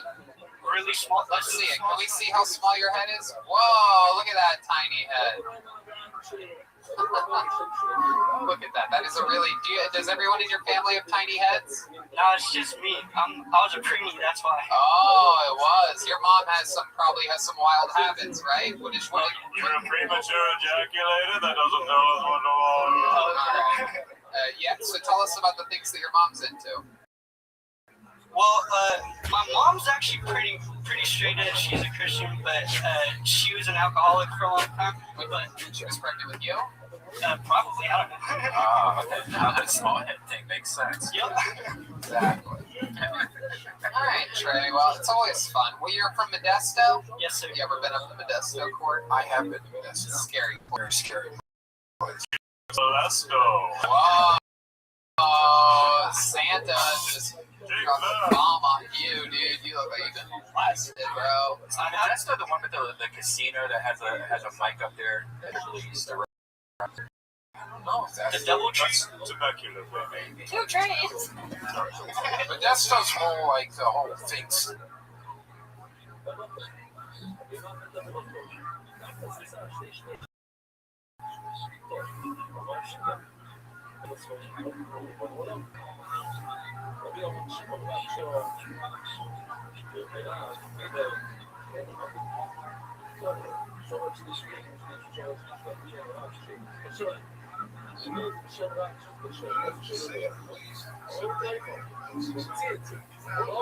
It is the 20th of August 1940 in Coyoacan, Mexico.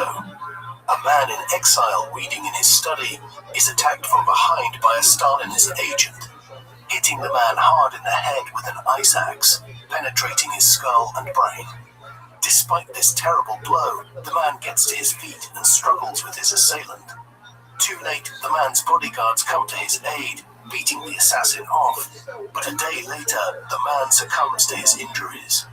His name, Leon Trotsky, the arch-enemy of Joseph Stalin.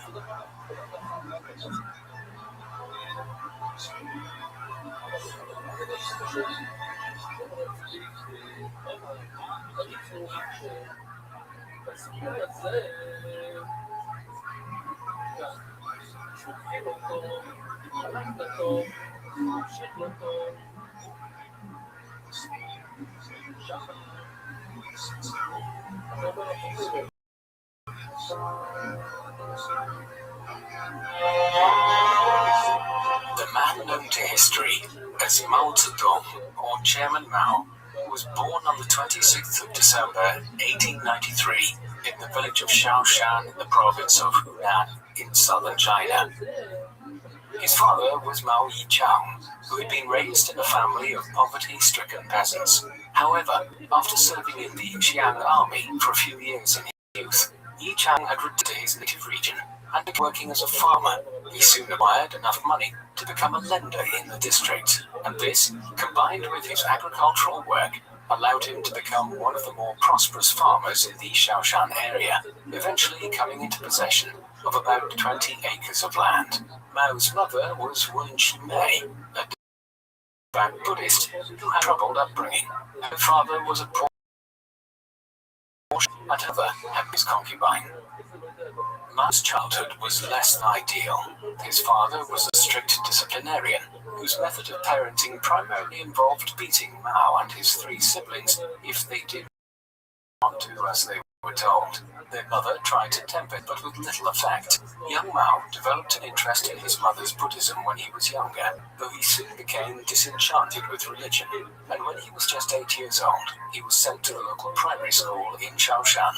Just as the 20th century was dawning, his education there was a mixture of traditional Chinese learning, centered on Confucianism, combined with the centuries-old values of the Far East, along with a sprinkling of influences from the encroaching Western world, which could not be avoided in China in the 1900s. Additionally, the young Mao developed an interest early on in history and politics.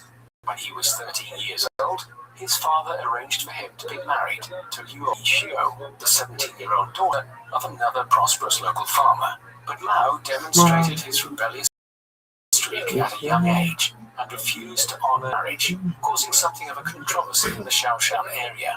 And as a result of this disagreement, the teenage Mao temporarily left his father's farm, although he returned for very long. Mao was growing up at a time when China was experiencing momentous change.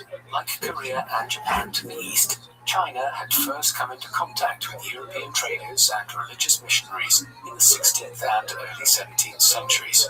And like them, the Chinese had quickly become wary of the newcomers and had restricted their contacts with them to 1 or 2 ports in the southeast of the country, but a tiny amount of trade was conducted. It continued like this for nearly 2 centuries, with China remaining largely closed to a world which was modernizing without it. It remained highly conservative in its religious, social, and political values, changing little and continuing to be ruled by an emperor and of imperial rituals and administrators as it had been for centuries. But by the mid-19th century, China again, like Japan and Korea, could no longer prevent the Europeans, with their modern warships, guns and industrial power, from interfering in their countries. With the Opium Wars of 1839 to 1842 and 1856 to 1860, Britain forced China to end its self-imposed isolation, following which China experienced a flood of European contact, and with it came not just British opium, but ideas about different types of government, new economic developments, and all manner of technological innovation. Perhaps the most striking and revolutionary of these new ideas, which arrived into China from the mid-19th century onwards, was the knowledge that the Europeans and the Americans were not ruled by powerful monarchs and emperors anymore. Many lived under republics governed by the people, and even where some of these countries still had emperors or empresses, such as Queen Victoria in Britain, she was essentially a figurehead, and it was Parliament that actually ruled the British Empire. Moreover, these democracies were not all alike. Some were very conservative, some were more liberal, and some had different degrees of economic development. And there were also competing ideas about how they should be reformed and developed, with some wanting the wealthy to hold a great amount of power, and others who believed that power and wealth should be distributed equally throughout society. And there were more extreme ideas again. One of these, developed in particular by the German political scientist Karl Marx in the mid-19th century, argued that all wealth and goods should be held in communal ownership. He called this communism. In early 20th century China, these ideas would soon lead to great change, as many began questioning why they were still ruled by the emperor of the nearly 300-year-old Qing dynasty. As Mao entered his teenage years, he was already reading about these political ideas. He was particularly interested in calls for a democracy to be established in China to replace the imperial government, and also the Republican writings of Sun Yat-sen, who had become a figurehead for the Republican movement within China. He would soon see these desires confirmed. Just as Mao was starting at a new school in Changsha, the country was entering into a period of rapid change. Regional famines had struck parts of China in the late 1900s and early 1910s, and this, combined with numerous regional uprisings throughout the country and growing calls for a more representative government, led to an army revolt in October 1911. At first, the imperial government of Emperor Puyi, who was just a 6-year-old child, tried to address the grievances of the dissenters, but it soon became apparent that a more drastic shift would be necessary. After weeks of negotiations, it was determined in February 1912 that the emperor would abdicate and a new Republic of China would be established, with the imperial officer Yuan Shikai serving as its first president of a national government. Thus, an empire which had been in existence for centuries had ended. It was, however, very unclear in the mid-1910s exactly in what direction China's politics would now head. These were striking developments, and ones which Mao had not been entirely removed from. When the conflict erupted late in 1911, he had enlisted in the rebel army as an 18-year-old recruit. Now, in the spring of 1912, he simply returned to school, and it was around this time that he first started reading about the idea of socialism and communism as more radical forms of government. Yet he remained unconvinced that this was the best approach for China at that time.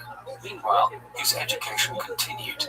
He determined at some point around 1913 that he would become a teacher, and so he enrolled in the first normal school of Hunan, widely regarded at the time as the best in the province. Here he became a popular and accomplished student, reading widely, being elected secretary of the student society, and eventually finishing as one of the highest ranked students in the school. More pivotally, in terms of his later activities, Mao was increasingly exposed to the socialist ideas he had first encountered a few years earlier, and over time he began to find that he agreed more with what he read, particularly so as the environment of the first normal school was one of radical political thought, especially during China's first forays into representative government. In 1917, Mao moved to Peking, now Beijing, where one of his main influences at this time Yang Changji had taken a job at the Peking University. Here, Mao also took a job as a library assistant, but he was increasingly moving in circles of individuals who favored socialism and communism or Marxism as a solution to China's political woes. Even with the establishment of the Republic in 1912, the country had continued to experience turbulence as conservative and liberal forces fought amongst each other, and regional warlords and groups exercised regional independence throughout the country. Marxism appealed to many at this time because the Bolsheviks, a branch of Russian communism, had secured control of the Russian government in the autumn of 1917, just months after the fall of the autocratic Tsarist government there. Perhaps, many thought, communism was also suitable for China, which had just done away with its own fossilized autocratic imperial government.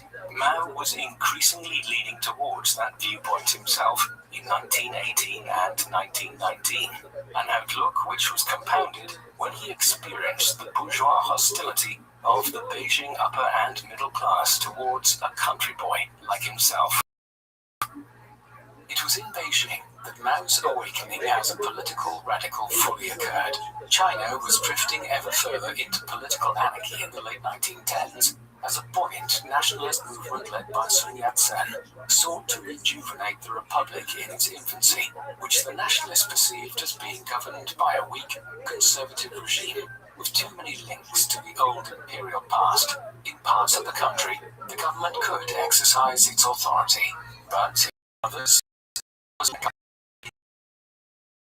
it was augmented when the government failed to session Shandong at the Versailles peace negotiations in Paris. Following the end of the First World War, the nationalists considered it an affront to national pride, but this piece of mainland China was instead granted to Japan, a nation which had been exercising its strength across East Asia since the late 19th century, when it had modernized in a far more successful manner than China. And the Shandong controversy was a direct cause of a major student protest, which occurred in Beijing on the 4th of May 1919.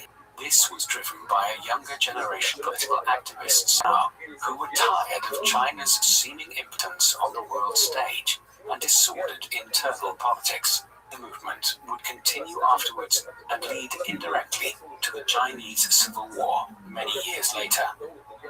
The May 4th movement, the awakening of China's younger generations to radical politics, is generally seen as the origins of the Communist Party of China.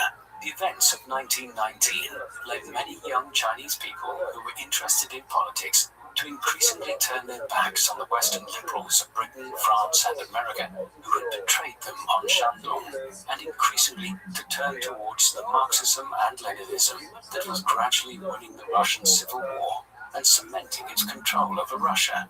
As we have seen, Mao was already interested in communism by 1919, but it was only in the months following the May 4th protests that he began to fully commit himself to it. And that summer, he organized several student organizations into an umbrella body to protest against the Japanese presence in Shandong. This is the first clear sign of his abilities as an organizer, and his writings around this time and into 1920 began to speak of the Army of the Red Flag and to the victories won by the communists in Russia. That the Communist Party of China was formally established in the summer of 1921.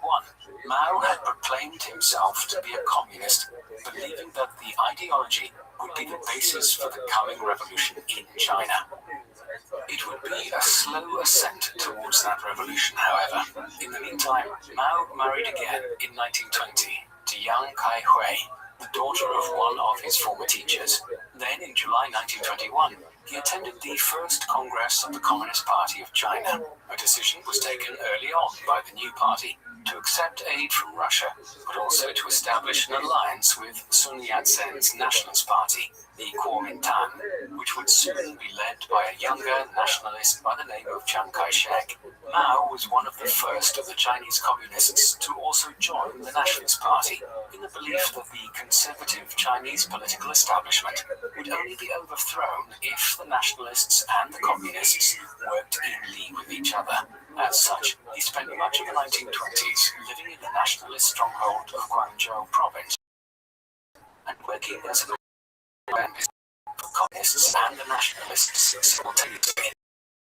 And Mao was gaining a greater appreciation of the struggles of the Chinese peasantry throughout the country and the strength in sheer numbers which they had if they were won over to the communist cause. As such, the early and mid-1920s were formative, if somewhat unremarkable years in Mao's career. This all began to change in 1926. With the death of Sun Yat-sen in 1925, Chiang Kai-shek had taken over the leadership of the nationalists. By this time, his party, the Kuomintang, had control over large parts of southern China, but the country was still highly fragmented, with the conservative government of the Republic holding Beijing and much of the north, and quasi-independent Chinese warlords who were vestiges of the imperial past holding other parts of the country. In 1926, Chiang determined the issue and launched the national military. As it has become known, was in 1996 and 1997. The nationalists seized power in many of the major cities, but the very success of the Northern Expedition also led to civil war. Now, the loose alliance, which the Chinese communists and the nationalists had been in since 1921, was effectively ended by Chiang Kai-shek, who had grown wary of the expanding power of the communists and the role Russia wished to play in China. Once the conservative regime in Beijing was done away with, the result was a split itself within the Nationalist Party in 1927, between Chiang's right-leaning nationalists and a left-leaning faction which wished to accommodate the communists, are typically seen as the beginning of the Chinese Civil War, which would last for over 20 years. In the summer of 1927, Chiang Kai-shek's newly ascendant Kuomintang began a crackdown on communists throughout China. Thousands were killed, and the party was suppressed in many places. Mao's reaction to this major setback and the inception of civil war between the nationalists and the communists was to retreat with several hundred followers into the wilderness around the Jinggang Mountains on the border of Hunan province. It was the beginning of a long period of guerrilla warfare, during which the Communist Party, with tacit aid from Russia, sought to disrupt the rule of the nationalists in anticipation of mass urban revolts by workers throughout the country against the new government. These were often tough years for Mao. His wife and sister were beheaded by the nationalists in 1930, though in his new life as a guerrilla fighter in rural China, he shipped with He Zejun, whom he married soon after Yang Kai-hui was killed. It was also around this time that he determined on a new course. Instead of waiting for a revolt of the Chinese urban proletariat, he would attempt the same strategy as had brought the Chinese nationalists to power, building up a territory which he would control and expand outwards. In February 1930, Mao, who by now was one of the senior commanders of the Chinese Communist movement, established the Southwest Jiangxi Provincial Soviet government in Jiangxi province. Although the nationalists had controlled most of the country for a few years here in the early 1930s, Mao established a Chinese Soviet state in Jiangxi, with him serving as the chairman. The Red Army had also expanded and was now under the overall control of Zhou Enlai, with the wider Chinese Communist Party focusing attentions on Jiangxi as a safe base for them in the early 1930s. Indeed, Mao, Enlai, and the Red Army saw off several efforts by Chiang Kai-shek to wrest control of the province back from them in the early 1930s by encircling Jiangxi. However, this military response was limited by the nationalists, in part because it had found itself embroiled in a conflict on the other side of China in the early 1930s, as the Empire of Japan invaded the northeastern Chinese provinces of Manchuria and established a puppet state called Manchukuo there. It was just the beginning of heightened Japanese involvement in China in the 1930s. But once the initial furore concerning Manchuria died down, Chiang set his sights on finally reclaiming Jiangxi province from Mao and the communists in the mid-1930s. In September 1933, the Chinese nationalists began the fifth encirclement of Mao and the communists in Jiangxi province. This effectively involved an enormous siege by the nationalists, and one which would prove too large for the Red Army to repulse. By the summer of 1934, it was clear that Mao and his followers would either have to surrender or break out of the besieged area. They chose the latter, and the resulting events have become part of Communist Party law. In October 1934, Communist forces, consisting of 86,000 troops, 15,000 personnel, and 35 women, broke through nationalist enemy lines and began an epic retreat from their encircled headquarters in southwest China. The Long March, as it became known, lasted 368 days and covered 6,000 miles. They crossed 24 rivers and 18 mountain ranges. Weapons and supplies were borne on the backs of fighters or in horse-drawn carts, and at times the line of marchers stretched for 50 miles. Only 4,000 troops completed the journey, enduring starvation, aerial bombardment, and almost daily skirmishes with nationalist forces. Mao eventually halted his columns at the foot of the Great Wall of China. The Long March is regarded as the longest continuous march in the history of warfare, and marked the emergence of Mao Zedong as the undisputed leader of the Chinese Communists. The months after the Long March saw a curious drift in Chinese politics towards the rapprochement between the Communists and the Nationalists. For years, the nationalist government of Chiang Kai-shek had been dealing with problems on multiple fronts. As well as the Communists, there was the perhaps greater problem posed by the Empire of Japan and its ambitions to dominate the Far East politically and militarily. This had already resulted in the invasion of Manchuria and the establishment of the puppet state of Manchu Kuo in the early 1930s. But as the years went by, it was clear that the government in Tokyo had ambitions for an even greater land grab in China. Accordingly, many within the nationalist movement believed it would be best to put aside their differences with the communists for the foreseeable future and form a coherent opposition to the impending Japanese attack. And for their part, Mao and his followers were encouraged to do the same by Moscow. Thus, during the course of 1935-1936, Mao's communists and Chiang Kai-shek's nationalists were once again drifting towards an alliance of convenience. The drive towards doing so was accelerated in July 1937 when the Japanese again invaded China and proceeded to militarily occupy many of the major cities along its eastern coast, massacring tens of thousands of Chinese civilians in cities such as Nanjing in the process. The Chinese Civil War now morphed into the Second Sino-Japanese War, and in turn, that would become a constituent part of the Second World War in later years. By the end of 1937, the Communists and the Nationalists were formally allied with each other again after Chiang Kai-shek caved in to pressure to do so from within his own ranks. And Mao also married again around this time to Jiang Qing, an actress who would become his fourth and final wife. As an example of his growing ruthlessness, his former wife, He Zejun, was packed off to the Soviet Union, where she was placed in a mental asylum. Meanwhile, the nature of the struggle against Japan, which would play out for the next several years, was beginning to become clear. The nationalists moved inland towards central China as the Japanese occupied the rich cities and farmland regions of eastern China. Here, in the inland province, the nationalists and the communists were Japanese to the east for the next few. These were significant years in terms of the support Mao and the communists enjoyed. In the course of the late 1930s and early 1940s, Mao's Red Army ballooned in size from approximately 50,000 to nearly 500,000 fighters.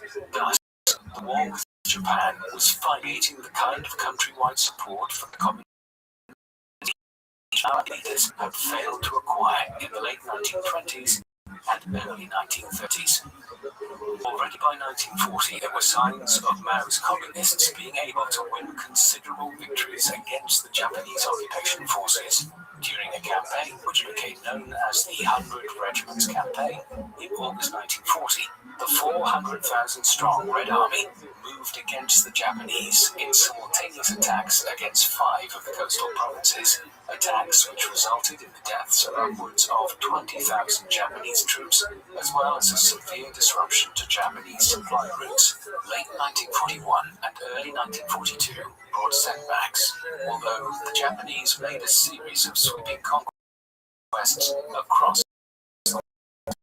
Singapore and Burma from the British and the Philippines from the United States, following the declaration of war on the US in December, with a surprise attack on the American Pacific Fleet at Pearl Harbor in Hawaii. While these conquests initially put the Japanese in the ascendancy in Eastern Asia, the entry of Japan into the wider Second World War also ensured that the nationalists and the communists now had allies in the shape of the British and Americans, with increased military, financial and logistical support being received. They were able to ensure that the Japanese occupation of eastern China was never comfortable during the Second World War. As the war was grinding onwards throughout the first half of the 1940s, the Chinese Communist Party continued to grow in power, and so did Mao as its leader. The nature of the war of resistance against the Japanese favored the communists over the nationalists. For starters, the communists were more attuned to how to wage guerrilla war, having done so for many years against the national 1920s and early 1930s. As a consequence, they were better prepared for doing so against the Japanese, and as they won a series of victories against the Japanese, the Red Army became the more attractive option for Chinese people seeking to oppose the foreign occupation.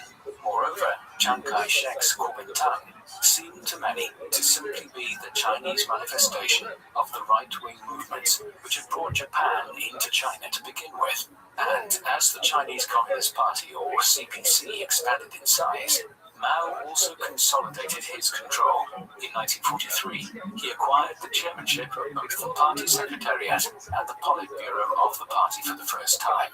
It was also during these war years that he began affirming that Chinese communism would have a distinctly different shape than that which had developed in Russia. Beijing would be no puppet of Moscow in future years. The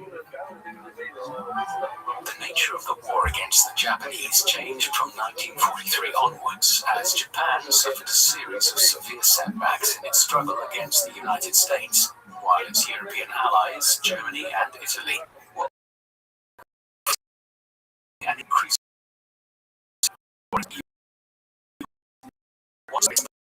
their forces would be employed against the Empire of Japan. Consequently, in the final years of the war, thoughts once again turned to China's politics and who would hold power once the country had been freed from the Japanese. As early as 1940, there were serious cracks in the alliance between Mao's communists and Chiang Kai-shek's nationalists, and by 1942, open fighting between the two had broken out yet again. As the Chinese Civil War resumed, it would fully erupt again following the end of the Pacific War. On the 6th and 9th of August 1945, the United States dropped 2 atomic bombs on the cities of Hiroshima and Nagasaki in Japan. Simultaneously, the Soviet Union invaded Manchuria, which Japan had occupied all the way back in 1931. As a result, within weeks, the Empire of Japan had formally surrendered to the Allies. The Second World War was over, and the Chinese Civil War once more commenced between the nationalists and Mao's communists. Mao was in a far more advantageous position in 1945 than he had been 10 years earlier. After the Long March, if they left the Chinese Communist movement alive, then the Japanese invasion of China in 1937 and the 8 years of war with Japan allowed the Communists to strengthen their position immensely. In a curious twist of history, the Japanese invasion of China indirectly led to the Communists seizing power in the country. Early in 1946, Mao was handed an extra advantage when Stalin handed over Manchuria to the Chinese Communist Party. Yet it would take 3 years of further intense fighting between the Communists and the Nationalists before a breakthrough was made. In September 1948, the Communists secured full control of east-central China in the region south of Beijing with the capture of Shandong province in the Huaihai campaign. Then, in the winter of 1948, Mao launched the Ping Jin campaign against Chiang Kai-shek's forces in northern China. Over a 2-month campaign, over 500,000 nationalist troops were killed, captured or wounded, and the north of the country was left in communist hands. With northern China largely secured by early 1949, Mao and the Red Army commanders took the decision that spring to drive south of the Yangtze River into the heartland of nationalist-held territory. This was done despite the efforts of the Soviet leader Joseph Stalin to encourage Mao to form a coalition government with the nationalists. Stalin did not want a rival for power amongst the communist leaders, but he would soon have one. On the 23rd of April 1949, the Red Army seized the nationalist capital of Nanjing. A series of further striking gains saw Chiang Kai-shek retreat south with his remaining supporters to Guangzhou by the autumn of 1949. Just weeks later, he and the remaining nationalists decided to make a strategic retreat from the Chinese mainland to the island of Formosa, more commonly known today as Taiwan. Here, the nationalists formed a government which they proclaimed as the continuation of the Republic of China, which had been established back in 1911. Meanwhile, back on the mainland, Mao had proclaimed the founding of the People's Republic of China on the 1st of October 1949. The Chinese Civil War between the communists and the nationalists was at an end after more than 20 years of conflict. Mao now entered office as the first chairman of the Central People's Government. The first measure to be taken was to tidy up the loose ends of the war. In the spring of 1950, the Red Army launched a campaign against the island of Hainan off the southeast coast of China. Within weeks, the 100,000-strong national community expected that Mao would proceed with the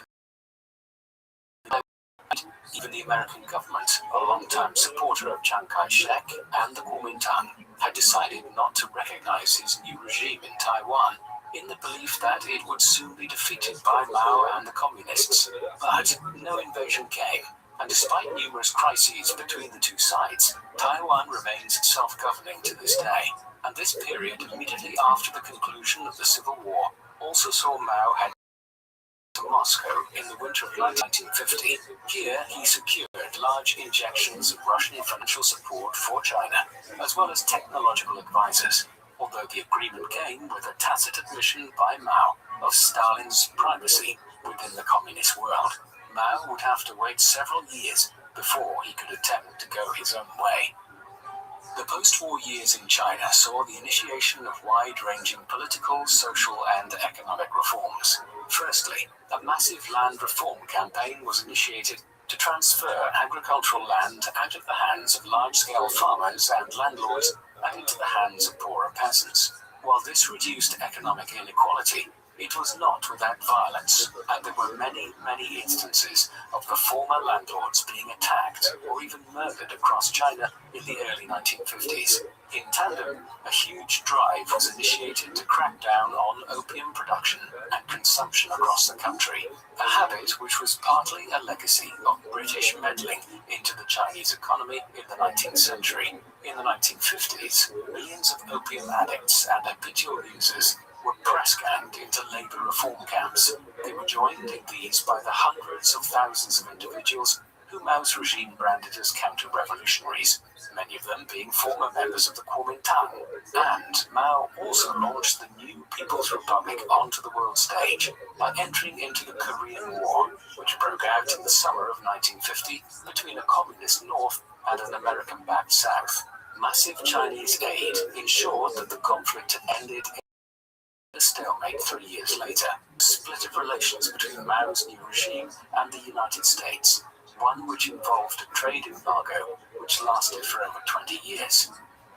In the 1950s, Mao had formed a clear idea of how he believed communism should develop in China. It would be incorrect to assume that Mao Zedong was simply a powermonger who used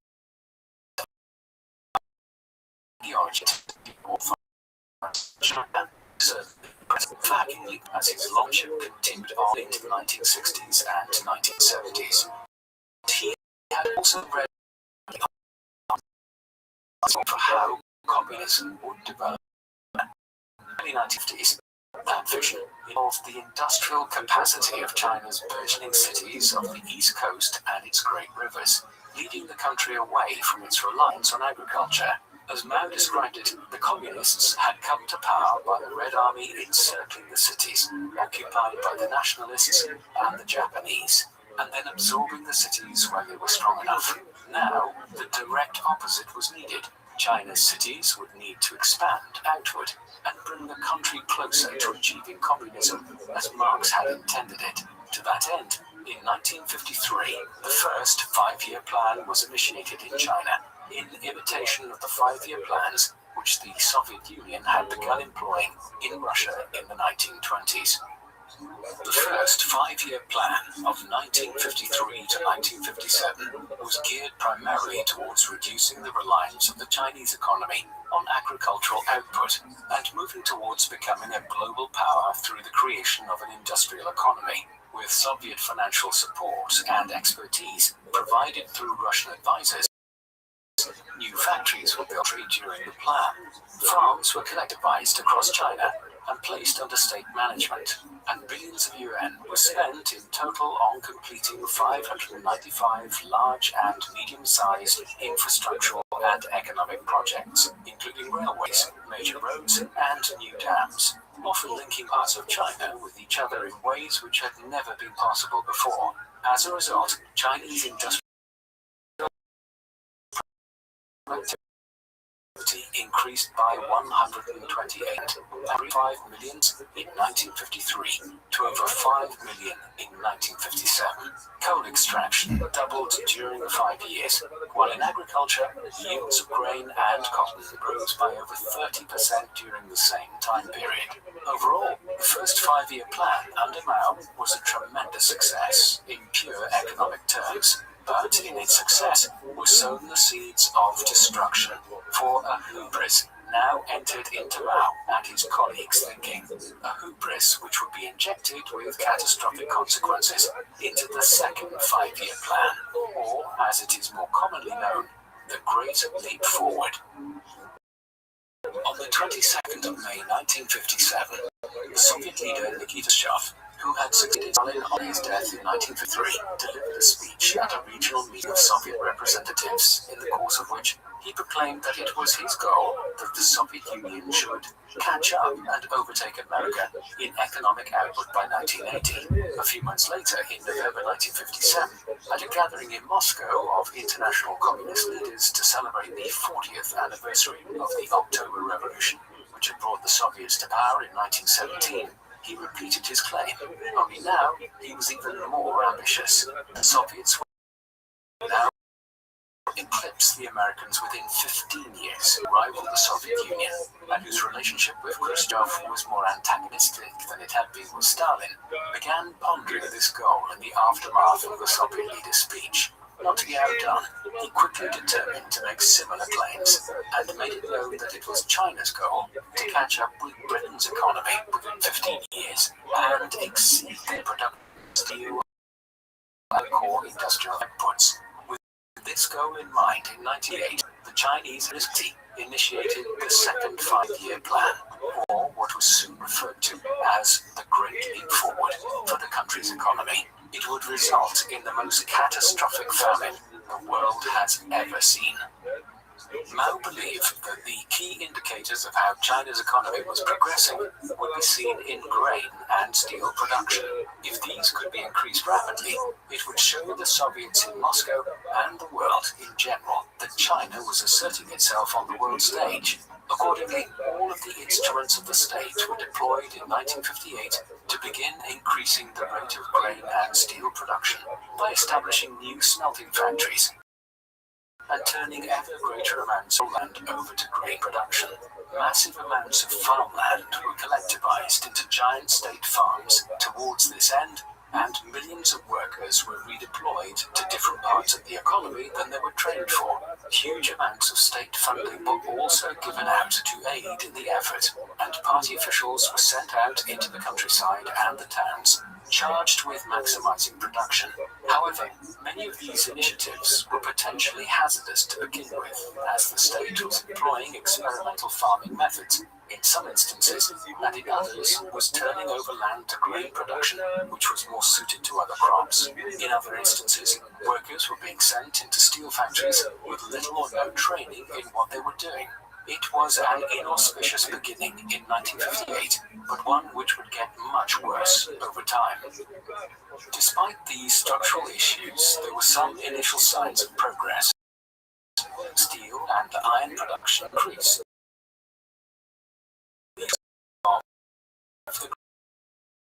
Forward.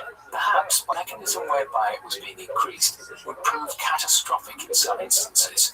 In their eagerness to show good results, local party cadres throughout the country were often resorting to unimaginably short-sighted and brutal tactics. The more cruel methods involved overworking their laborers in the factories to try to have larger amounts of steel produced. But within a few months, party officials throughout the country were also setting up what became known as backyard furnaces, the use of which Mao had actually encouraged. These were essentially makeshift steel furnaces, which were often set up in the yards of people's homes. Scrap metal was used to produce pig iron, which was almost totally useless. But the worst thing was that farming tools and other instruments which were needed for producing food throughout the country were often being thrown into these backyard furnaces and melted down so that local party officials could record higher outputs of alleged steel production in their areas. The result was a lack of basic tools for farming as the months went by. The effect of all this between 1958 and 1961 was catastrophic, with millions of farmers being press-ganged into working in factories in the cities and towns. There was not enough people available to produce food throughout China, in a country which was often on a subsistence food level anyway. Added to this was the practice of party officials destroying basic farming equipment to inflate the amount of steel they were producing in their areas. Furthermore, the party had begun trying to use experimental irrigation methods, which had rendered large amounts of farmland temporarily unusable in some areas. Given all this, it is unsurprising that even by the autumn of 1958, just months after the Great Leap Forward had started, there were major food shortages in some parts of the country. And this was further compounded by the fact that the government continued to export grain and other agricultural products in order to increase its revenue and also keep up the appearance that productivity was increasing. By late 1958, people in certain parts of the country were beginning to start foraging for wild foods in the countryside, and others were starving to death. This was just the beginning though, and by 1959, grain production had fallen by roughly 15 to 20% in total across the country. There is considerable debate as to how much Mao knew about what was unfolding across China as a result of the Great Leap Forward. It is quite possible that in late 1958 and early 1959, he was unaware of the famine conditions, but evidence has been uncovered which suggests he knew by at least the late spring of 1959, and yet did not do enough to change course. By 1960, when he delegated control of certain parts of the Great Leap Forward program to others, the Central Party members were actively trying to prevent the worst, but by then, it was too late. The forces which were unleashed in 1958 and 1959 reverberated into 1960 and 1961, and famine struck China over each of these years with varying degrees of severity. There have been many different estimates of the number of people who died in recent years, as the opening of certain archives in China has allowed for more accurate assessments. But scholars are generally agreed that at least 25 million people died in a country, the population of which was approximately 660 million in 1958. Frank Dicotta, who studied the period in detail and who saw the Great Leap Forward as Mao's Great Famine, in the title of his study of these events, suggested the death toll was as many as 55 million people, would suggest somewhere between 30 and 45 million, making this the most catastrophic famine in terms of sheer numbers of deaths. The second five-year plan, advertised as the Great Leap Forward, came to an end in 1962. Curiously, it was relatively underreported internationally, as much of the information concerning it was transmitted through the Republic of China's government in Taiwan or the British enclave of Hong Kong, and many foreign services believed they were exaggerating the extent of the suffering caused for political purposes. Internally, however, it had badly compromised Mao's leadership.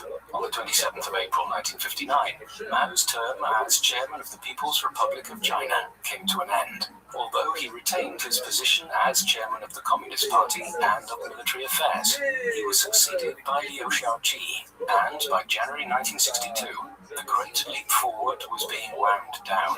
At this time, Liu made a speech at what was to become known as the 7,000 Cadres Conference, in which he denounced the Great Leap Forward. It was a very thinly veiled public rebuke of Mao, the likes of which would have been unimaginable 5 years earlier. Nevertheless, while Mao had lost some of his authority for now, he was still very much in charge. He would, however, have to govern in a more collective fashion, with figures such as Shaoqi and Deng Xiaoping, who had done much to recover the economic situation in the wake of the disastrous policies of the late 1950s. The 1960s also saw China increasingly isolated on the world stage. Tensions had been brewing between Mao and the Soviet Premier Nikita Khrushchev ever since the latter succeeded Stalin in the mid-1950s. Mao was particularly perturbed by Khrushchev's denunciation of Stalin's brutal authoritarianism and more moderate stance towards the Western powers. He also found himself increasingly at loggerheads with Moscow about the two regimes' interpretation of orthodox Marxism. Relations were bad by the late 1950s, but they became particularly acute in the early 1960s, especially once the Cuban Missile Crisis inspired Khrushchev to begin working more closely with the US government of John F. Kennedy to defuse the Cold War in ways which Mao opposed. A sign of the split was seen in 1961 when Mao denounced the Soviet regime as revisionist traitors. For his part, Khrushchev was increasingly wary of Mao's attitude towards the possibility of a nuclear war with the West. Mao once worryingly suggested that if 300 million Chinese people died in a nuclear war, the other half would still be alive to secure victory. And so, the Russian leader must have been concerned in 1964 when the Chinese successfully tested their first nuclear bomb. But by then, the Sino-Soviet split was complete. While much is known about the political life of the man who oversaw this split with Russia and the catastrophes of the Great Leap Forward, the more private Mao remains something of an enigma. His fourth marriage, that to Jiang Qing in 1938, lasted for the remainder of his life, though Mao engaged in a string of extramarital affairs, including, most controversially, in his later life, with a private secretary, Zhang Yufeng, who was in her early 20s when she first entered Mao's employ. He had at least 10 children, several of whom had been born in the 1920s, and with whom he had very little relationship, as he had had to leave them with others during the long Civil War years. He spent much of his private time writing and was a prolific composer of political and poems, while he tended to favor traditional Chinese literature. By temperament, he would become aggressive when challenged, but his demeanor was certainly not genuinely unhinged like Stalin had been in Russia during the 1930s and 1940s. State violence was political rather than personal purposes, but a great deal about his other personal motivations and inclinations are shrouded behind a public image which was closely managed during his lifetime. The Sino-Soviet split and the catastrophic consequences of the Great Leap Forward were the background against which Mao initiated what has today become known as simply the Cultural Revolution, but the full name of which was the Great Proletarian Cultural Revolution. Launched in 1966, the Cultural Revolution was designed to be a political and social movement which aimed to purify Chinese society and Chinese communism by removing any of the vestiges of Chinese traditionalism which remained, and the capitalist and bourgeois elements within it. Mao claimed that a bourgeois bureaucracy had developed within the Chinese Communist Party that was leading China in the wrong direction, And this, along with communist revisionists such as those who were now in power in Russia, needed to be stopped, and a renewed dedication to the communist cause developed. In particular, Mao called on the younger generations of China, those which had been born after the Second World War and who had never known life in China before communist rule, to bombard the headquarters to purify Chinese society of these bourgeois capitalist elements and to reinvigorate the communist movement. There has been a widespread debate as to what Mao's motivations for launching the Cultural Revolution were. Some historians have argued that he genuinely believed that the Chinese Communist Party and the huge administration which operated under it throughout China had been by nearly 20 years in power, and that a cultural reawakening was necessary to stop the bureaucratic degeneration of the country. However, while this might have been a motivating factor for Mao, there is no doubt that the Cultural Revolution was primarily conceived as a way for the chairman to resuscitate his control over the Communist Party and the country as a whole. By its very nature, the movement allowed Mao to use the party's apparatus and wider organs of the state to purge the government of his opponents and competing factions. These had multiplied in number in the early 1960s as the catastrophic impact of the Great Leap Forward was felt across the country.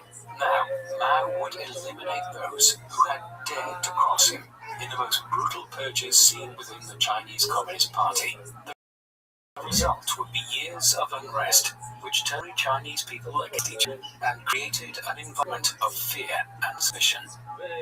The Cultural Revolution was initiated in May 1966, with Mao urging the people and students in particular to act to purify the party ranks. Within weeks, gangs of students were attacking their teachers, intellectuals, government officials, and even people who were deemed to be wearing bourgeois clothing. These attacks could range from being mild to moderately violent, such as when teachers were attacked by gangs of students and had their heads shaved, to truly bloody acts, such as when government officials were actually murdered or driven to commit suicide.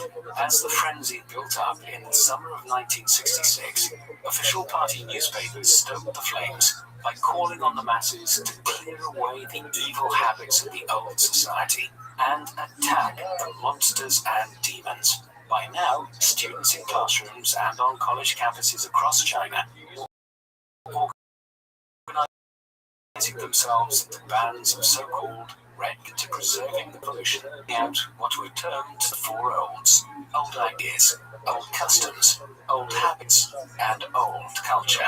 By the early autumn, gangs of teenagers wearing red armbands roamed the streets of cities such as Beijing and Shanghai, and the unrest was so visceral that August became known as Red August.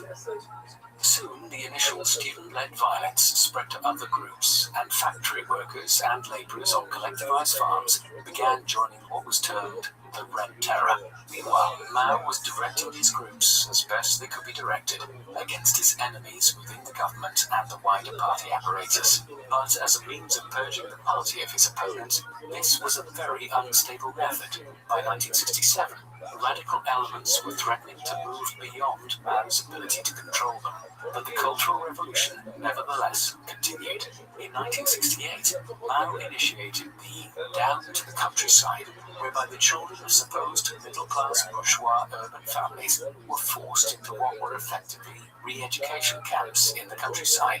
Meanwhile, the chairman was building up an ever greater cult of personality around himself, in part led by the publication of his Little Red Book, a collection of his sayings and writings which became central to the concept of Maoism in China around this time. The violence continued unabated through the late 1960s, but by 1971, even Mao was aware of the need to scale things back. And though the Cultural Revolution is deemed by some to have only ended with Mao's death in 1976, the worst of the unrest subsided in the early 1970s. As with the enormous famine created by the Great Leap Forward 10 years earlier, historians historians have found it difficult to precisely identify how many people died as a result of the Cultural Revolution. Estimates tend to vary between 500,000 and 2 million people having lost their lives as a result of the violence which swept through China between 1966 and 1971. Many of these were killed by the Red Guards and other groups, triggered into fanaticism by Mao's injunctions. However, probably the greater proportion of these lost their lives in instances where the army was called in to quell the unrest, or by the army and the Communist Party being directed to purge certain groups by Mao himself. Just as damaging was the psychological pain inflicted on a society where people were effectively turned against each other by the state. Perhaps the most glaring example of this occurred in Guangxi province in the south of the country, where between 100,000 and 150,000 lives were lost during the Cultural Revolution. People here even resorted to burying the persecuted alive, or boiling or disemboweling them, and there was systematic cannibalism engaged in Guangxi, as the frenzied masses sought to literally devour their enemies in their fervor. Ultimately, the Cultural Revolution scarred Chinese society in ways which are hard to quantify. The early 1970s witnessed a major event in China's relations on the international stage, which has had important implications down to the present day. Chinese involvement in the Korean War had seen diplomatic ties between the People's Republic and the United States government effectively shut down, with trade sanctions imposed by Washington. However, with the passage of 20 years, both sides were cautiously investigating the possibility of re-establishing diplomatic ties. During the course of the 1968 U.S. presidential election, the Republican candidate Richard Nixon had proposed making overtures to China to that effect, and after he entered office, negotiations commenced. In 1971, Nixon's national security advisor Henry Kissinger went on a secret diplomatic mission to Beijing, and this was followed in February 1970 an official state visit in China by Nixon, during the course of which he met Mao, the first meeting between a Chinese and American head of state since the Second World War, which has grown ever greater in importance since, and which is now regarded by many as the most significant international relationship between two states in the world. Despite the veneer of normality which was lent to US-Chinese relations by the official state visit of Nixon in 1972, at home, the Chinese government continued to operate in an extreme fashion. By the time Nixon visited, Mao was nearly 80 years of age, and owing to years of chain smoking, he was suffering from numerous physical ailments. It was due to this and the cult of personality which he had built up around himself that he allowed a number of senior Communist Party members to become immensely influential in China in his final years. These were known as the Gang of Four, which consisted of Mao's wife, Jiang Qing, Jiang Chongqiao, an ultra-Maoist writer who had come to prominence during the 1960s for his denunciation of bourgeois elements within Chinese society, a close ally of Chun Qiao's, Yao Wenyuan, and Wang Hengwen, a younger political figure who had risen from within the Shanghai branch of the Chinese Communist Party to become one of its highest-ranking figures during the Cultural Revolution. The Gang of Four had done much to promote the worst excesses of the Cultural Revolution between 1966 and 1971. But even after the most extreme period of the purges ended in the late 1960s, their influence over Mao's government continued. The last years of Mao's life and his primacy in the politics of China are hard to characterize, as competing forces were at work in the halls of power in Beijing. Certainly, Mao remained wedded to the idea of clinging to power until the very end. As a result, he continued to allow the Gang of Four and their supporters to hold influence in the country. However, coalesced around other older stalwarts of the party, such as the former head of the Red Army and Premier Zhou Enlai, and the former General Secretary of the party Deng Xiaoping, who wished to break from some of the more traditional ideological values of the party espoused by Mao and introduce a greater degree of professionalism into the running of the government and the economy. There was also much bitterness within the party establishment at the damage wrought by the Cultural Revolution. as individuals who had fought the Japanese and the nationalists in the 1930s and 1940s had often been purged from the party in the late 1960s, only to be gradually rehabilitated in the 1970s. And criminal groups characterized the politics of China in the final years of Mao's life, and was he himself who was largely responsible for creating this situation.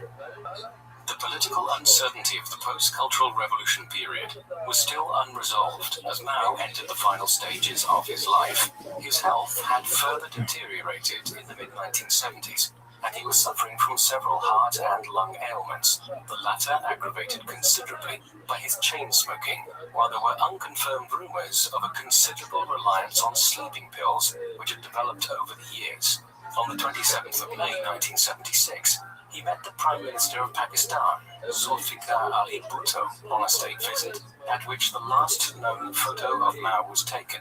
But by then, he had already suffered the first of several heart attacks that occurred between the spring and autumn of 1976, and which left him increasingly incapacitated. The final one, 5th of September, left him largely unable to move, and he died 4 days later.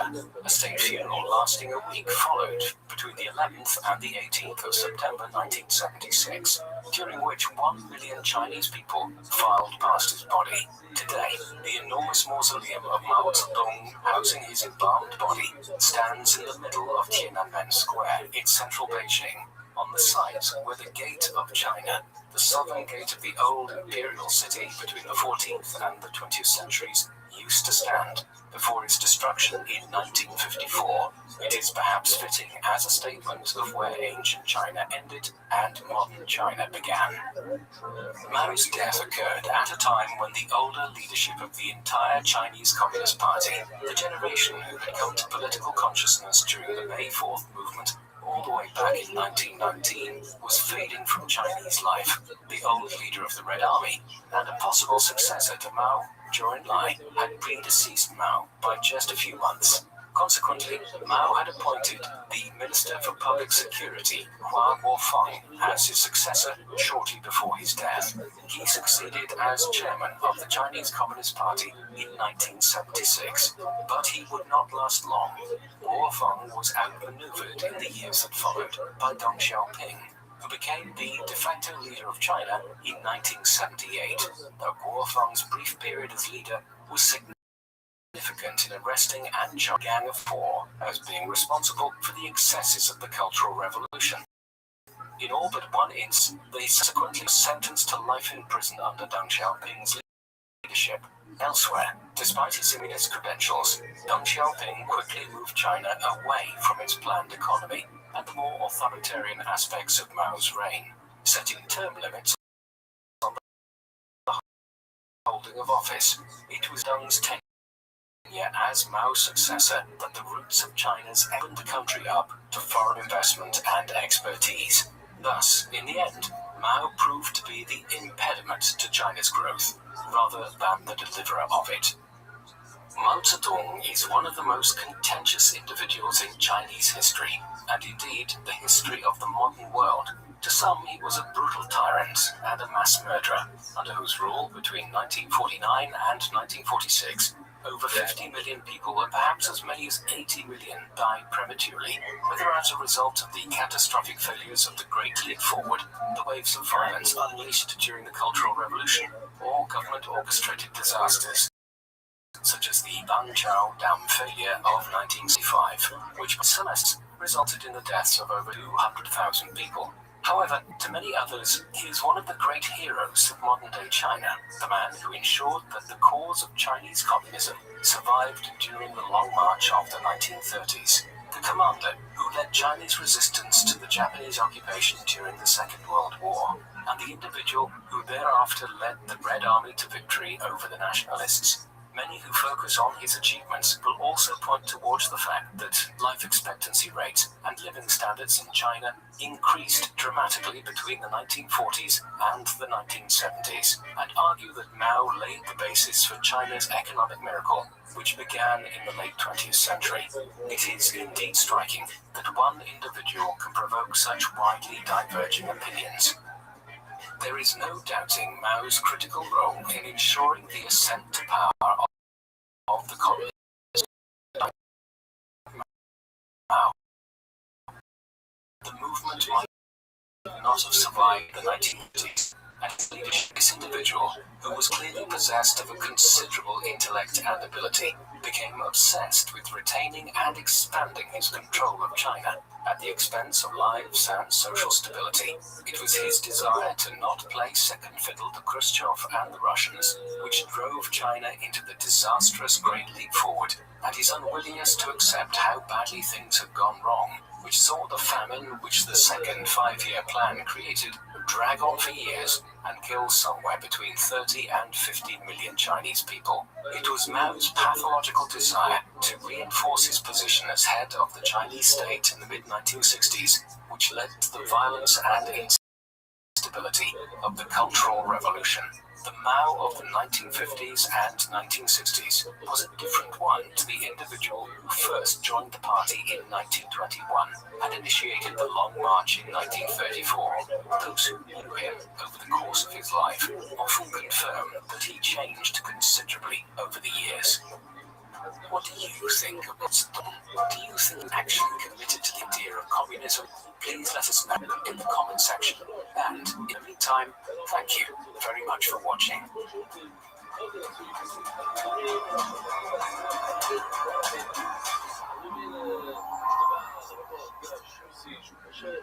Hello guys, the People Profiles and the History Chronicles have joined forces, so as well as the fantastic long-form documentaries you get here on the People Profiles, the team are also producing short-form documentaries on the History Chronicles, on everything from nightly orders to the Battle of the Little Bighorn, as well as a range of biographies from history's best, worst, and most interesting people. Description, subscribe, and thanks for watching. זה הסוג של הציגים, ובצעו, במסמוך,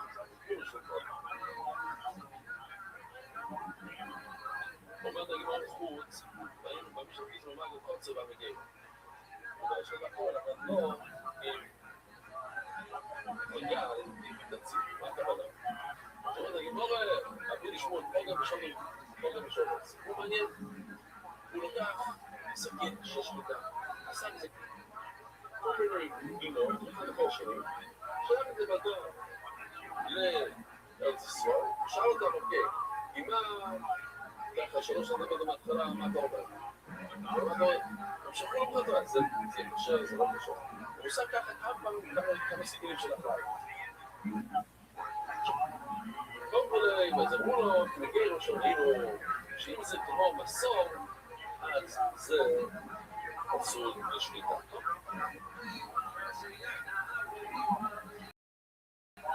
בואו נעבור, דאפי אותנו, סכין שיש פה גימוי, זה הרבה תדעו מכירים. אם יש סכין שיש לזה הרבה גימות, זה כמו מסור, שאין לו גימה. אם יש לזה רק גימה אחת, אז תלוי. או גרס מסוימת, מסוג יחס שלו. איגרס זה מסורת, מסוכסת זה משהו פשוט. איך ידע הוא איגרס? מה זה איגרס? למה הוא מסוכסת? אבל לא זה איגרס בשתי. זה איגרס. איגרס הוא שיש איזה וי בתוך הסכין.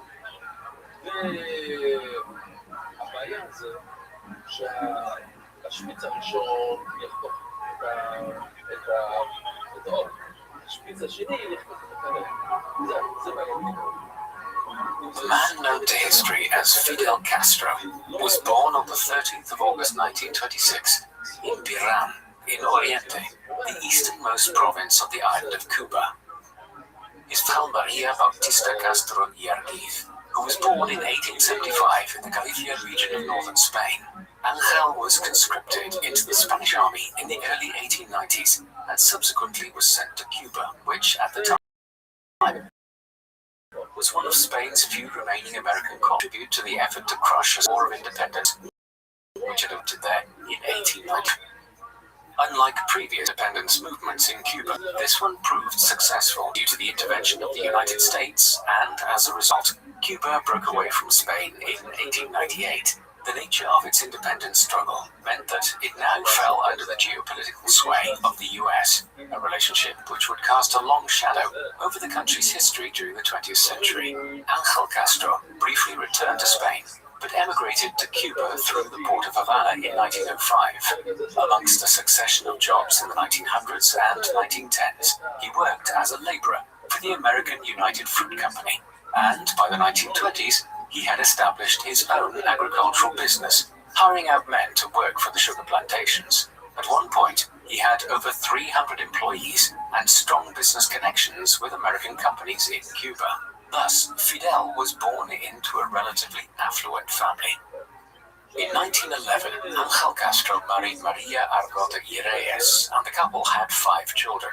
After the collapse of this marriage, Angel went on to have 7 more children with Lina Ruz Gonzalez, a farm servant who became his mistress and later his second wife. They included Fidel and his younger brother Raul, who would become his closest political ally throughout his life. Fidel's childhood was a curious one, as he was born out of wedlock at a time when there was still a very considerable stigma surrounding illegitimacy. Angel Castro had Fidel raised using his mother's surname, and amongst the children of sugar plantation workers, many of these were Haitian and other Caribbean workers who lived difficult, poverty-stricken lives. Fidel's later views on the role of American business on the island's economy and workers might well have been substantially shaped by his experience with workers during his youth. When he was just years of age, Fidel and his elder brother and sister Ramon and Angela were sent to Santiago de Cuba to begin their education. Here they lived in poor conditions with a tutor who could barely afford the bare necessities. Curiously, for an island where Roman Catholicism predominated, Castro was not baptized until he was 8 years old in 1934.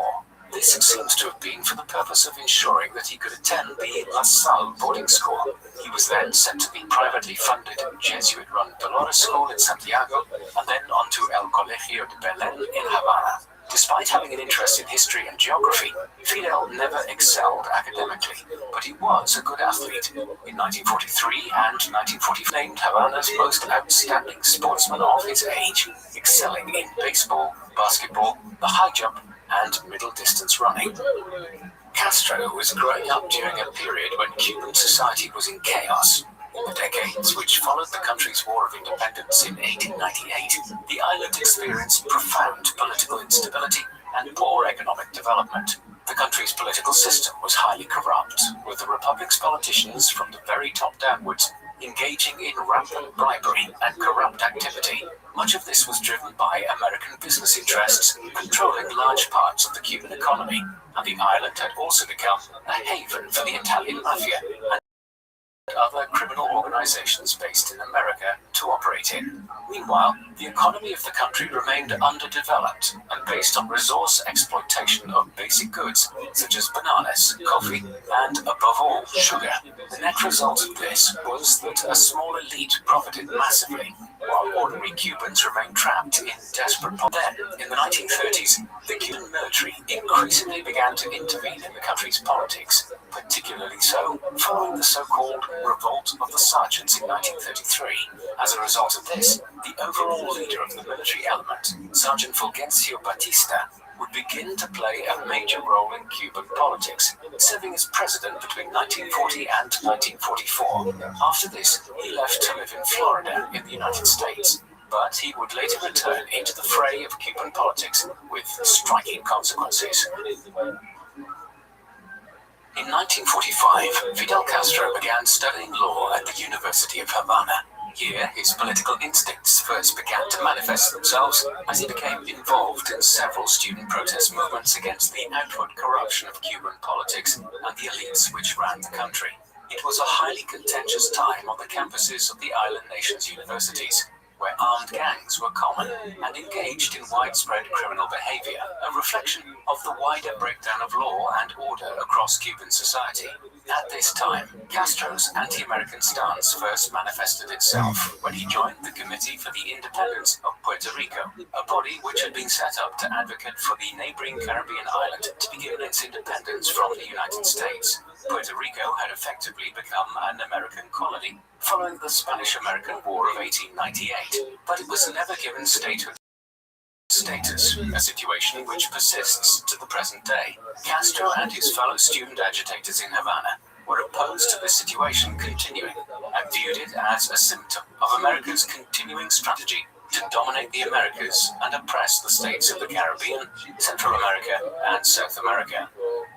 It was also during these years in Havana that Castro first earned a reputation within wider Cuban society for his dissident actions. G6 of several newspapers following his criticisms of the government and its corruption and violence.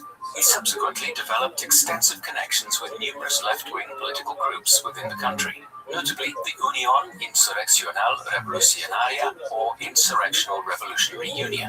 At the time, police suspected him of the murder of a rival student leader, although nothing was ever proven, and whilst he regained a reputation for powerful oratory, he never became a prominent student leader himself, and on several occasions he was defeated in campus elections.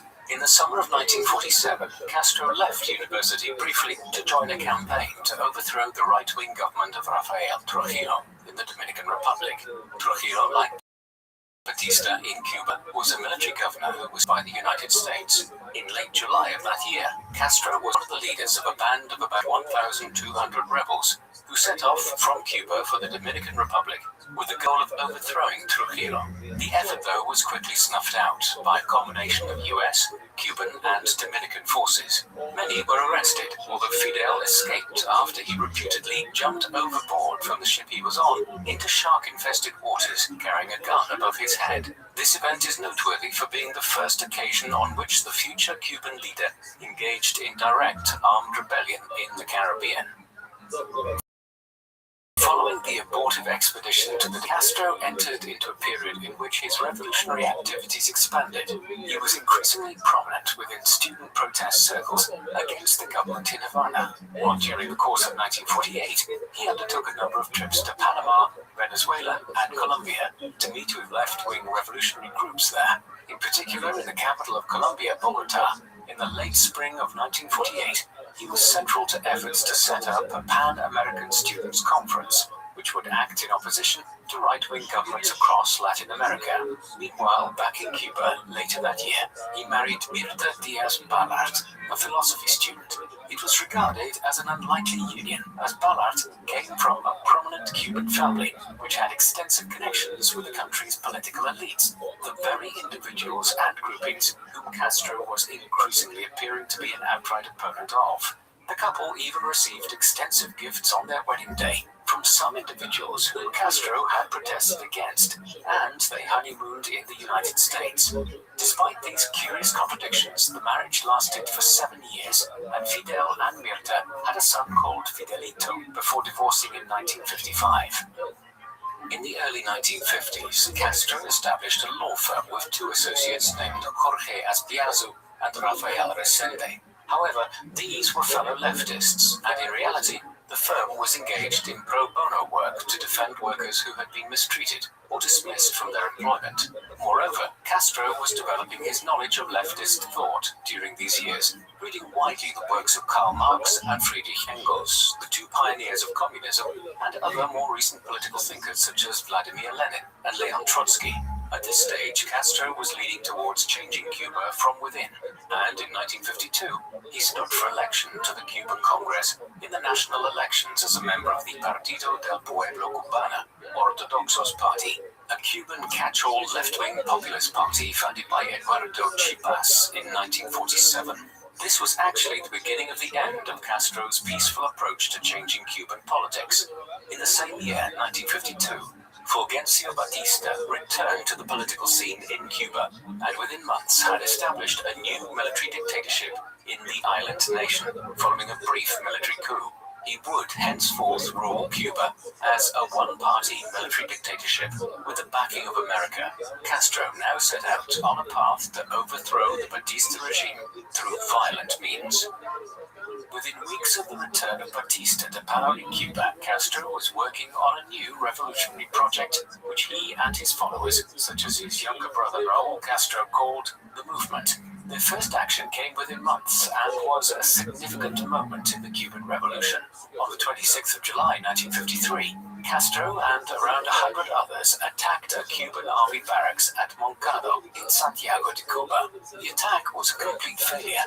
Nearly half of the militants were killed by the 400-strong man garrison, and most of the remainder were taken captive, with just a few escaping altogether. Fidel was amongst those who were captured, and he was subsequently sentenced to 15 years in prison for leading an insurrection against the state.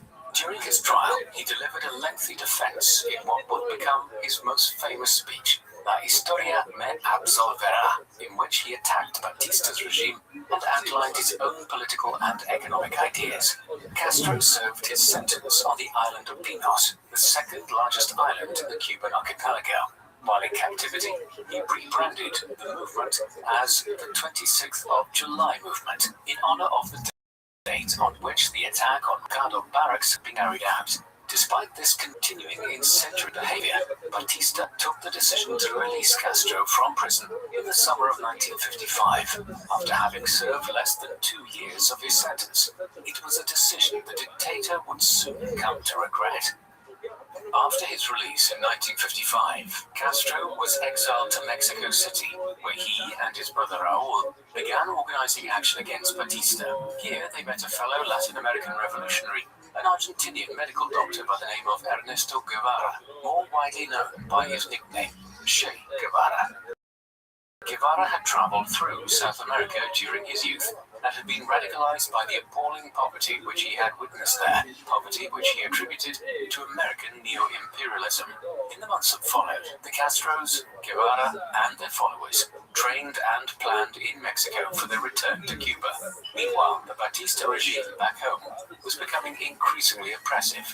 Thus it was that in the summer of 1956, Castro and just over 80 followers left Mexico on board a large yacht called the Granma, said to have been named after a previous owner's grandmother. After a series of misadventures, they ran aground at Playa Las Coloradas, close to Los Cayuelos in Cuba, and were attacked by Batista's forces, who drove them into hiding in the Sierra Maestra Mountains.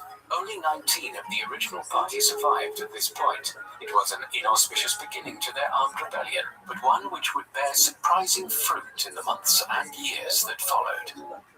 From their relatively safe position within the Sierra Maestra Mountains, Fidel and his followers now launched a guerrilla war against Batista's regime, organizing bombing campaigns against government forces. Their numbers soon expanded, with more and more individuals joining the insurrectionists in the mountains. Attacks were undertaken against government barracks to obtain additional weapons and explosives, and by 1957, Castro was leading a small army in the rural regions of Cuba. Soon, further militant groups were emerging with a desire to overthrow Batista's regime. As a consequence of all this, by 1958, Batista's forces were under increasing pressure from the revolutionaries. By the summer, the conflict began of Castro and the 26th of July movement, as many of Batista's own soldiers began to desert their posts, appalled at the crimes against civilians, which they were being ordered to carry out in order to combat the revolutionaries. Eventually, on the 31st of December 1958, Batista resigned and fled the country for the Dominican Republic, bringing with him $300 million.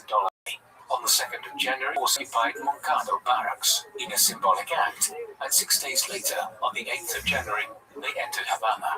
The Cuban Revolution, despite its inauspicious beginnings just over 2 years earlier, was victorious. Castro did not immediately seize power himself. Instead, the moderate lawyer Manuel Urrutia Lleó was proclaimed as the president of the country in a provisional government. However, Castro and his followers dominated the cabinet of this new interim regime. Fidel's military power was given formal acknowledgement in his appointment as representative of the rebel armed forces of the presidency. The new government effectively ruled by decree, without recourse to any parliament, and given influence over Urrutia, the leader of the 26th of July movement, was the de facto power within the country following Batista's overthrow.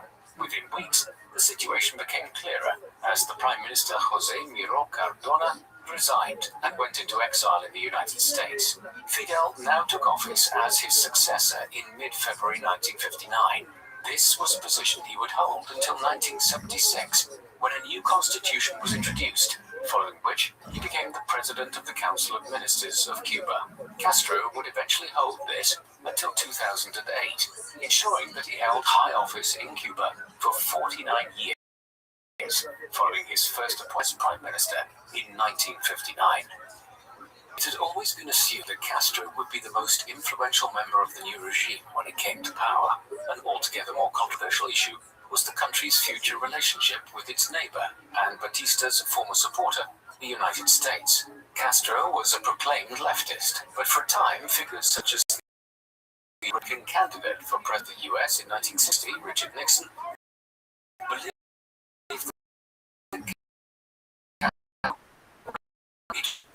might quickly move towards an alliance with the Soviet Union and like-minded left-leaning regimes throughout Latin America. Moreover, his promotion of radical leftists such as Guevara to senior government offices clearly indicated which way the regime wished to drive the country. Relations with the US were further soured in the first year or so of the new regime's life, when Castro ordered the nationalization of American business interests located in Cuba. Tensions further escalated when Castro attended a United Nations General Assembly in New York City in September 1960, where he openly associated himself with regimes opposed to the US. The growing antagonism soon resulted in an effort to intervene militarily in Cuba by government. Already, under the administration of Dwight Eisenhower, millions of dollars of funding had been allocated towards efforts to destabilize Castro's regime. By the time that President John F. Kennedy was elected as president late in 1960, the US government was already working extensively with Cuban exiles who had left their homeland and settled in Florida and other parts of America since 1959. Many of these Cuban exiles had formed themselves into a counter-revolutionary unit called Brigade 2506 and a political wing called the Democratic Revolutionary Front. These were collaborating with the US Central Intelligence Agency by early 1961. However, to avoid suspicion at home and to ensure that the Kennedy regime could dissociate itself from the group, they were training in Central America, in Guatemala. Here, by the spring of 1961, a plan had been formulated for some 1,400 of these Cuban paramilitaries to launch a naval invasion of Cuba, aided by advanced US military hardware, including B-26 bomber planes and M41 tanks. As government, the initiative would result in utter failure and would fatally damage US-Cuban relations for the remainder of Castro's life. The invasion force set off from Nicaragua and Guatemala by boat on the 16th of April 1961. The previous day, the US had bombed several sites in Cuba. Then, on the morning of the 17th of April, the 1,400 Cuban paramilitaries began landing along the coast within an inlet of the Gulf of Cazones, or Bay of Pigs, on the southern coast of Cuba. Within hours, Brigade 2506 were engaged in a shootout with the local militia. This provided a sufficient delay for Castro and his government in Havana to respond to the landing. Fidel now ordered Ramon Fernandez to initiate a counterattack. In the hours that followed, bombings commenced to destroy the invaders' fleet. With this accomplished and the Brigade 2506's escape route blocked, Castro's forces moved in, with Fidel taking personal control of the operation himself at this stage. The initial plans for the invasion had involved significant air support from the US, but this was dropped by Kennedy's administration. Without it, and with their escape route cut off, the invasion force was doomed. On the 20th of April, just over 3 days after their initial landing, Brigade 2506 surrendered, having already lost 118 men and hundreds more having suffered wounds. Accordingly, over 1,200 Cuban paramilitaries were captured by the Castro regime. The reaction to the disastrous Bay of Pigs invasion was multifaceted. For Castro, he could now claim a great victory over the American imperialists, which his regime vilified as oppressing and to control Latin America. Conversely, the invasion of the country for Kennedy regime Not only was it exposed as having conspired to overthrow a foreign government, but the botched nature of the invasion looked poor from a military perspective. Though Kennedy's government did manage to negotiate the release of over 1,000 of the Cuban paramilitaries in 1962, in return for over $50 million of food and medicine for Cuba. This aside, the most significant consequence of the attempted Bay of Pigs invasion of Cuba was that it propelled the country further towards the Soviet Union in the Cold War camps. Within weeks, more intense negotiations were underway between Moscow and Havana as Castro sought greater trade and military ties with the Soviet Union and the country within its communist bloc. In December 1961, Castro publicly affirmed that he was a communist, essentially throwing his country into the Soviet camp. In response, the Kennedy administration promoted the idea that the Organization of American States should expel Cuba. A showdown appeared imminent. The Bay of Pigs was just the first act in a much more volatile situation which was to develop in Cuba in the course of 1962. The infamous Cuban Missile Crisis. The crisis is broadly understood to have been the point in which the Cold War came closest to evolving into a full-blown nuclear conflict. The events of the Bay of Pigs in the spring of 1961 had quickly led Castro to begin moving even closer to the Soviet Union. It was increasingly believed, after the events of 1961, that a new American attack or plot would eventually materialize, and that the only way to protect the revolution and maintain the Castro regime in power was to allow the Soviet Union to set up military defenses in Cuba itself. Consequently, in the months following the Bay of Pigs, Fidel negotiated an arrangement with the Russian Premier, Nikita Khrushchev, whereby the Soviet Union held its advanced ballistic missiles at sites in Cuba. This would ensure that the country would be protected against a possible invasion by the United States or American-backed counter-revolutionaries. It was a fateful decision, one which would create one of the foremost political crises in modern history. On the 14th of October 1962, Major Richard Hazer, the pilot of a US U-2 spy plane, was undertaking a reconnaissance mission over Cuba when he spotted and photographed a site on the island where Russian SS-4 medium-range ballistic missiles were being assembled. 2 days later, the American President John F. Kennedy was briefed about the Russian missile sites being established in Cuba. This was the beginning of the so-called 13 days of what has become known as the Cuban Missile Crisis. Kennedy immediately convened a meeting of the National Security Council and several other key advisors. It was decided that these sites were or would soon be capable of launching Russian nuclear missiles, and that these missiles would be capable of striking every major American city on the East Coast in minutes or hours. In the course of this initial meeting, Kennedy was advised by several individuals to immediately move to directly bomb the missile sites in Cuba, and to perhaps then commence a direct invasion of the island to overthrow Castro's regime and ensure that no further threats of this nature would be directed at America. However, Kennedy opted for a less aggressive action, but one which nevertheless opened a period of intense political crisis in the days that followed. The crisis, which now developed, largely played out between Washington and Moscow, despite the fact that the nuclear warheads which were causing the crisis were located on Cuban soil and involved Castro's regime explicitly. Nevertheless, the political gambit that was playing out here was that Russia would provide Cuba with extensive financial and military aid in return for Castro's regime, allowing the Soviets to locate their missiles on Cuban soil. That the Soviets viewed this as a strategically acceptable thing to do. By 1962, it had had its own ballistic weapons and then nuclear weapons stationed for many years in regions which were just as geographically close to Russia as Cuba was to the United States, notably Turkey on the Soviet Union's southern border. Khrushchev and the principal members of the Soviet government in Moscow believed that they could install nuclear weapons in Cuba in a similar way to which the US had earlier stationed them in Turkey. After all, if the United States had their warheads trained on Moscow and other Soviet cities from close by, then why should Russia not do the same? But if this was their rationale, they were soon to be proved wrong, although in a way which would serve Russian ends in the long run. The crisis deepened in the days that followed the initial meeting on the 16th of October. On the 22nd of October, after initial diplomatic exchanges failed, Kennedy's government ordered what was referred to as a quarantine of any shipping entering or leaving Cuba.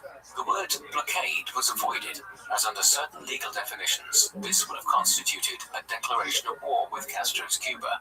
American planes and ships were quickly dispatched to the Western Caribbean to monitor all ships attempting to enter Cuba and to assess whether their contents included war material. That evening, Kennedy delivered a live televised address to the nation in which he affirmed that any attack initiated against any country in the Western Hemisphere from Cuba would be considered as an attack on the United States by the Soviet Union. He then explained that the purpose of the quarantine, which had just been introduced, was to ensure that no further Russian military hardware arrived in Cuba. However, Kennedy maintained that the purpose of the quarantine was not to shut off all goods entering the country, in the same manner in which the Russians had cut off all supplies by land into West Berlin during the Berlin blockade of 1948. The next step now lay with the wider international community and Khrushchev's government in Russia. In the days that followed, the crisis deepened as America's allies and those of the Soviet Union's effective allies' aid if the crisis developed into an outright war. On the 24th of October, Pope John XXIII issued a plea for both sides to consider the implications of their actions. Throughout these days, Castro continued to insist that the installation of the weapons was a defensive action rather than offensive, but the response which mattered was that which came from Moscow. The first signs were not good. On the 24th of October, Soviet news agencies broadcast a telegram from Khrushchev to Kennedy stating that the Soviet Union considered the quarantine to be an act of military aggression and requesting that they cease activities in the waters around Cuba with immediate effect. This effectively signaled a further escalation in the crisis. Thus, on the 24th and during the hours which followed, the world stood perhaps as close to the outbreak of a nuclear war as it ever has, all caused by the installation of the nuclear ballistic missiles in Castro's Cuba. In the hours that followed, the US requested a meeting of the United Nations Security Council while also sending hundreds of bomber planes, including nearly 24 B-52 bombers carrying nuclear warheads, which were put into the air around Cuba and also near Soviet airspace. The world stood on the brink of nuclear war. The 25th, 26th, and 27th of October witnessed the most intense period of the Cuban Missile Crisis, as diplomatic negotiations continued between Russia and the United States. Ships heading to Cuba continued to be checked for nuclear warheads by American quarantine. Negotiations did open between Moscow and Washington on the 26th, but these were nearly compromised by the shooting down of an American plane, air missile launched from Cuba. Khrushchev subsequently stated that this attack had been ordered by Fidel's brother Raul, rather than being a directive of the Soviet Union. In Washington, a decision was now taken to invade Cuba if another plane was shot down, but cooler heads prevailed. By the end of the 27th of October, negotiations were advanced for the Russians to withdraw their missiles and cease developing the launch sites in Cuba in return for Kennedy's government removing its own nuclear warheads from Turkey. Additionally, Kennedy wrote to Khrushchev stating that the US government would respect the sovereignty of Cuba henceforth and not attempt another intervention such as had been attempted with the invasion of the Bay of Pigs. This arrangement was enough that both the US and the Soviet Union could save face, and Cuba's independence would henceforth be preserved. Thus, the Cuban Missile Crisis came to an end after 13 days on the 29th of October 1992. In the aftermath of the crisis, an arrangement was reached to establish better communications between the US government and the Soviet regime in Moscow. The Cold War also gradually entered a period of de-escalation, one which saw tensions reduced gradually through the 1960s and especially in the 1970s, before a fresh escalation in the 1980s. For Fidel's Cuba, the impact of all this was that the island nation would not be directly interfered with by the United States again. Castro continued to move the country closer within Russia's sphere of influence within the Cold War during the early 1960s, visiting Moscow and several other Soviet cities in 1963. As a result of this state visit, He initiated a number of reforms of Cuban society and its economy and politics in the years that followed, which mirrored those which prevailed throughout the Soviet Union. Thus, Cuba would continue to act as an antagonistic country, opposed to the United States on its doorstep. Meanwhile, America, for its part, while never again interfering directly in Cuban affairs, continued to impose wide-ranging diplomacies against Castro's regime and Cuba, ones which would have considerable implications for the country's economy in the years and decades ahead. The subsequent period of Cuba's development under Fidel's rule brought mixed and ambiguous results. Owing to a combination of factors, some of which were associated with the American economic sanctions imposed on the island, and some of which were the result of poor economic planning by Castro's government itself, the country entered into a major economic decline in the 1960s.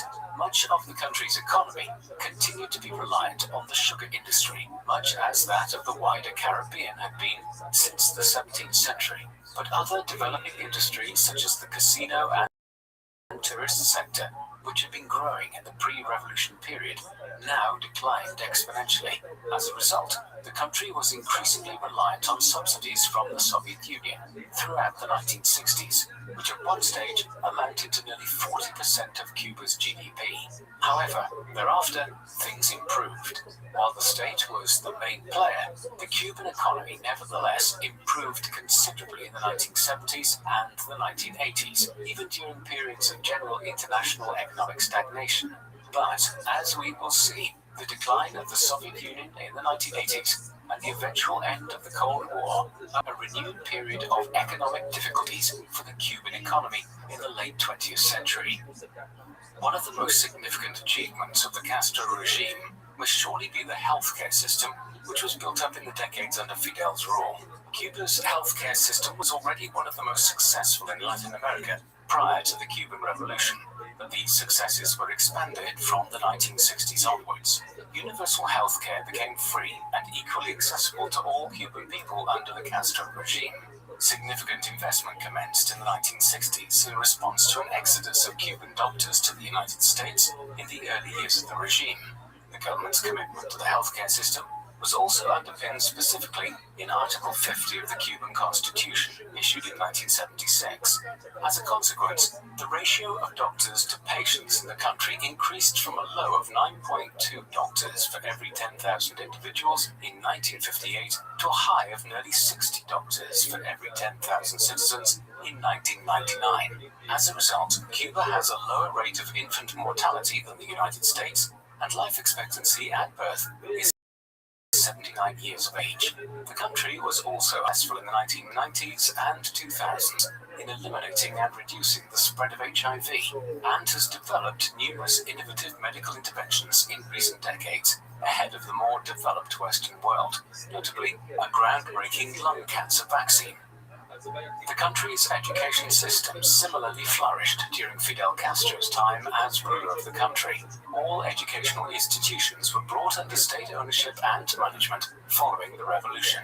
The education system was, along with the healthcare system, made a priority by the administration and was invested in heavily. In recent decades, the Castro regime spent as much as 10% of the country's gross national product on the education system, roughly twice the amount spent by neighboring developed countries on average. Immediately after the revolution, a campaign was undertaken to eradicate illiteracy in the country. By 2000, over 97% of Cubans in their young adult years were literate. Moreover, a study in 1998 by UNESCO found that Cuban students had education than they contemporaries in much of the developed world.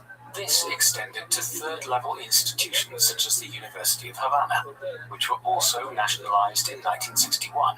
Additionally, the country was highly progressive in how it has facilitated equal access for women to higher education as well as men.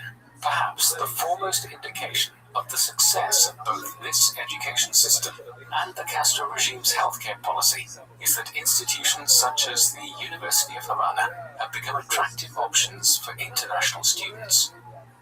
Despite the manner in which Cuba had become the central theater of the Cold War in the years immediately following the Cuban Revolution, in the 1970s, Castro moved the country to a more neutral stance in the global conflict between the United States and its allies in NATO and the Soviet Union. This focused on the non-aligned movement, a forum or informal union of developing nation-states which had emerged in the 1950s as an alternative to siding with either of the two major power blocs in the Cold War. The driving force behind the non-aligned movement had initially been India under its Prime Minister Jawaharlal Nehru and Communist Yugoslavia under Josip Tito.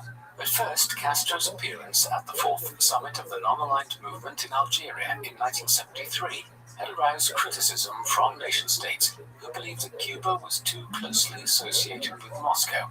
However, in the years that followed, Castro managed to pull Cuba away from Russia politically, and in the late 1970s, he served as president of the non-aligned movement. Economic practicalities and the continuing sanctions imposed on the country by the United States ensured that the Soviet Union remained Cuba's major trading partner. But under Castro in the 1970s, the country pulled back dramatically from the front lines of the Cold War. Castro's decision to reduce its partisan ties with the Soviet Union was not based on a general unwillingness to engage in foreign wars. Indeed, the 1970s saw Cuba become a major actor in numerous international conflicts in Latin America and Africa, particularly the latter. Castro had always been influenced by Che Guevara in his belief that Cuba was just one actor in a wider effort at international revolution. Thus, from its earliest days, the Cuban government under Castro had provided support to numerous left-wing and revolutionary movements throughout the Southern Hemisphere. Additionally, in the 1960s, Guevara, with Castro's approval, had set up a guerrilla movement known as the Andean Project, with the goal of fomenting left-wing revolutions in Peru, Bolivia, and Argentina. This particular scheme was abandoned when Guevara was captured and killed by the U.S. Central Intelligence Agency in Bolivia in October 1967. Despite this setback, which came as a strong blow to Fidel on both a political and a personal level, Castro continued to act as a supporter of revolutionary movements in the years that followed throughout Latin America and the Caribbean.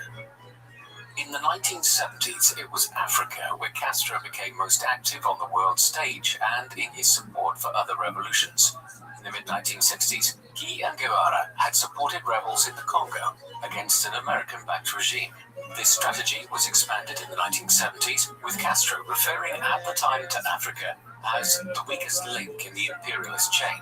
Consequently, in 1975, hundreds of military advisors were sent to Angola in southwest Africa, where a civil war had just broken out following the country's independence from Portugal.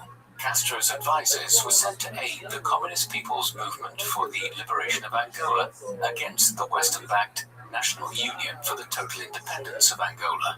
It was the start of an enormous role which Cuba played in a bloody Angolan civil war, which would drag on in one shape or another for 27 years. By 1991, over 370,000 Cuban military troops and a further 50,000 Cuban civilians had served in Angola as doctors, nurses, and other roles. This means that nearly 5% of the Cuban population served in Angola in some capacity during the first 15 years of this was the only front in which Cuba fought in Africa at the time. Fidel Castro also involved the nation in civil wars and revolutionary engagements in countries such as Somalia and Madagascar in the late 1970s. Despite the country's increasing role in fomenting and supporting revolutionary movements across Africa in the 1970s, Cuba's relationship with the United States and its allies improved slightly in the latter part of the decade. This occurred as a coalition of leaders, including President Luis Echeverría of Mexico, Prime Minister Pierre Trudeau of Canada, and the US President Jimmy Carter, combined to offer to improve relations with the island nation. In particular, Carter was willing to abandon the antagonistic stance of his predecessors in the White House, notably F. Kennedy and Richard Nixon. And while Carter continued to criticize many aspects of Castro's regime, he also entered into meaningful negotiations with a view to improving relations between the two neighboring countries. Castro agreed to release numerous political prisoners and put in place measures which would allow Cubans who had fled to the United States following the revolution 20 years earlier to temporarily visit family back in Cuba, albeit under strict conditions. For his part, Castro hoped that the United States would end its economic embargo on the country. While this did not happen, the more punitive measures were watered down, providing some financial respite. Despite certain successes at home within Cuba in developing the country's education and healthcare system, the country was blighted throughout Fidel's long tenure as head of state by an oppressive authoritarian government. As elsewhere globally, the communist regime did not accept challenges to its authority, and there was little scope for political dissent, press censorship, and efforts to root out bourgeois or counter-revolutionary elements within Cuban society, or, though especially so during the so-called Grey Years, a period of nearly a decade during the 1970s, when Castro's regime was particularly oppressive. During this period, there was widespread cultural censorship of poets and artists, and harassment of intellectuals and academics. The homosexual community suffered in particular during these years. The net result of all of this was a growing swell of individuals seeking to illegally leave from Cuba to head to the United States, the state of Florida being just a small boat ride away from the country. The Grey Years began to taper off following the establishment of a new constitution in 1976 and a loosening of some state control over the arts, but political dissent remained anathema to Castro's regime for years to come. The persecution of individuals within Cuba for opposing Fidel's authoritarian rule led to a major development in 1980, which has shaped much of the Cuban community in the United States. After years of oppression and efforts by tens of thousands of individuals to leave Cuba, Castro's regime decided to temporarily open a port in order to allow individuals to leave the country. This was the port of Mariel and its harbor, lying some 40 kilometers to the west of Havana. For over 6 months between the 15th of April 1980 and the end of the following October, the port was open for anyone who wanted to leave Cuba for the United States. In total, before it was closed again just over 6 months later, approximately 120,000 Cubans left for the US. What has become known as the Mariel boat lift became a political issue in America, where the administration of President Jimmy Carter was unsure what to do with the arrivals if they continued to come to the US in such numbers. By the time that Mariel Harbor was closed again, the huge influx of Cubans into Florida and the city of Miami in particular had changed the demographics of the Sunshine State in ways which have had implications down to the present day, particularly so as the Cuban American vote are a large group with their own political lobby in a state which is consistently a swing state in American presidential elections. The 1980s brought considerable change to Cuba under Fidel's rule. The country's economy yet again declined, owing to a global fall in the price of sugar, the country's main export commodity. Unemployment rose sharply. As a consequence, Cuba, which had successfully wrested itself away from Soviet influence to some extent in the 1970s, found itself drifting back towards a reliance on Russian subsidies and the Russian export market again. Yet this was a time-limited strategy. In 1985, Mikhail Gorbachev had succeeded as General Secretary of the Communist Party of the Soviet Union. A reformer, he began to initiate a series of new policies which aimed to modernize the Soviet Union and bring an end to the Cold War, which had entered a more intense period again since Ronald Reagan had entered office as US President in 1981. But Gorbachev's reforms had unintended consequences, and by the late 1980s, the Eastern Bloc of communist countries, stretching from East Germany to the borders of Russia, were agitating for wide-ranging political reforms. In November 1989, the Berlin Wall fell, reuniting the city, the division of which had become a symbol of the Cold War nearly half a century earlier. And 2 years later, it collapsed, bringing an end to the conflict between capitalist America and communist Russia. The implications of the collapse of the Soviet Union were profound, and had fashioned himself the arch nemesis of America on the country's very own doorstep, one who had been an ally of the Soviet Union. Moreover, the country had been resoundingly reliant on Moscow for financial support to help its economy at various times between the early 1960s and the late 1980s. But now, as the Soviet Union collapsed and the Cold War came to an end, communist regimes such as Castro's were being overthrown rapidly in countries such as Poland and elsewhere across Eastern Europe. There was a strong possibility that the same would happen in Cuba, but Fidel quickly moved to ensure a continuation of his rule. He strengthened his control over the Cuban military to prevent any revolt from within the armed forces, and temporarily allied the country with other regimes in America, which were fellow antagonists of the United States. Through such mechanisms, Castro was able to ensure a continuation of the communist regime in Cuba beyond the end of the Cold War, but the United States indicated its intention to continue to apply pressure on Castro's government by securing a vote to the United Nations Human Rights Commission, accusing his regime of widespread human rights abuses. The survival of Castro's regime beyond the end of the Cold War ushered in an era which Fidel referred to as a special period in time of peace. But despite Castro's assertion of this being a special time, the raw truth of the 1990s for most Cubans was one of increasing destitution. The country was now continuing to face economic sanctions from the United States and was cut off from the funding and support which it had long received from Moscow. Gorbachev's successor as head of the new Russian state, Boris Yeltsin, possessed a degree offered virtually no support to its former ally. Thus, despite some piecemeal efforts to improve relations with some Western powers, Cuba's economy collapsed in the early 1990s. By 1992, economic activity had declined by nearly 40% on the level it had been in 1990. Electricity shortages were widespread across the island nation. Petrol to run cars and for other purposes was in short supply, while imports of essential goods such as Russian manufactured cars completely dried up. Over time, there was a domino effect as increasing shortages of raw materials saw Cuban factories being shut down, further driving unemployment and economic decline.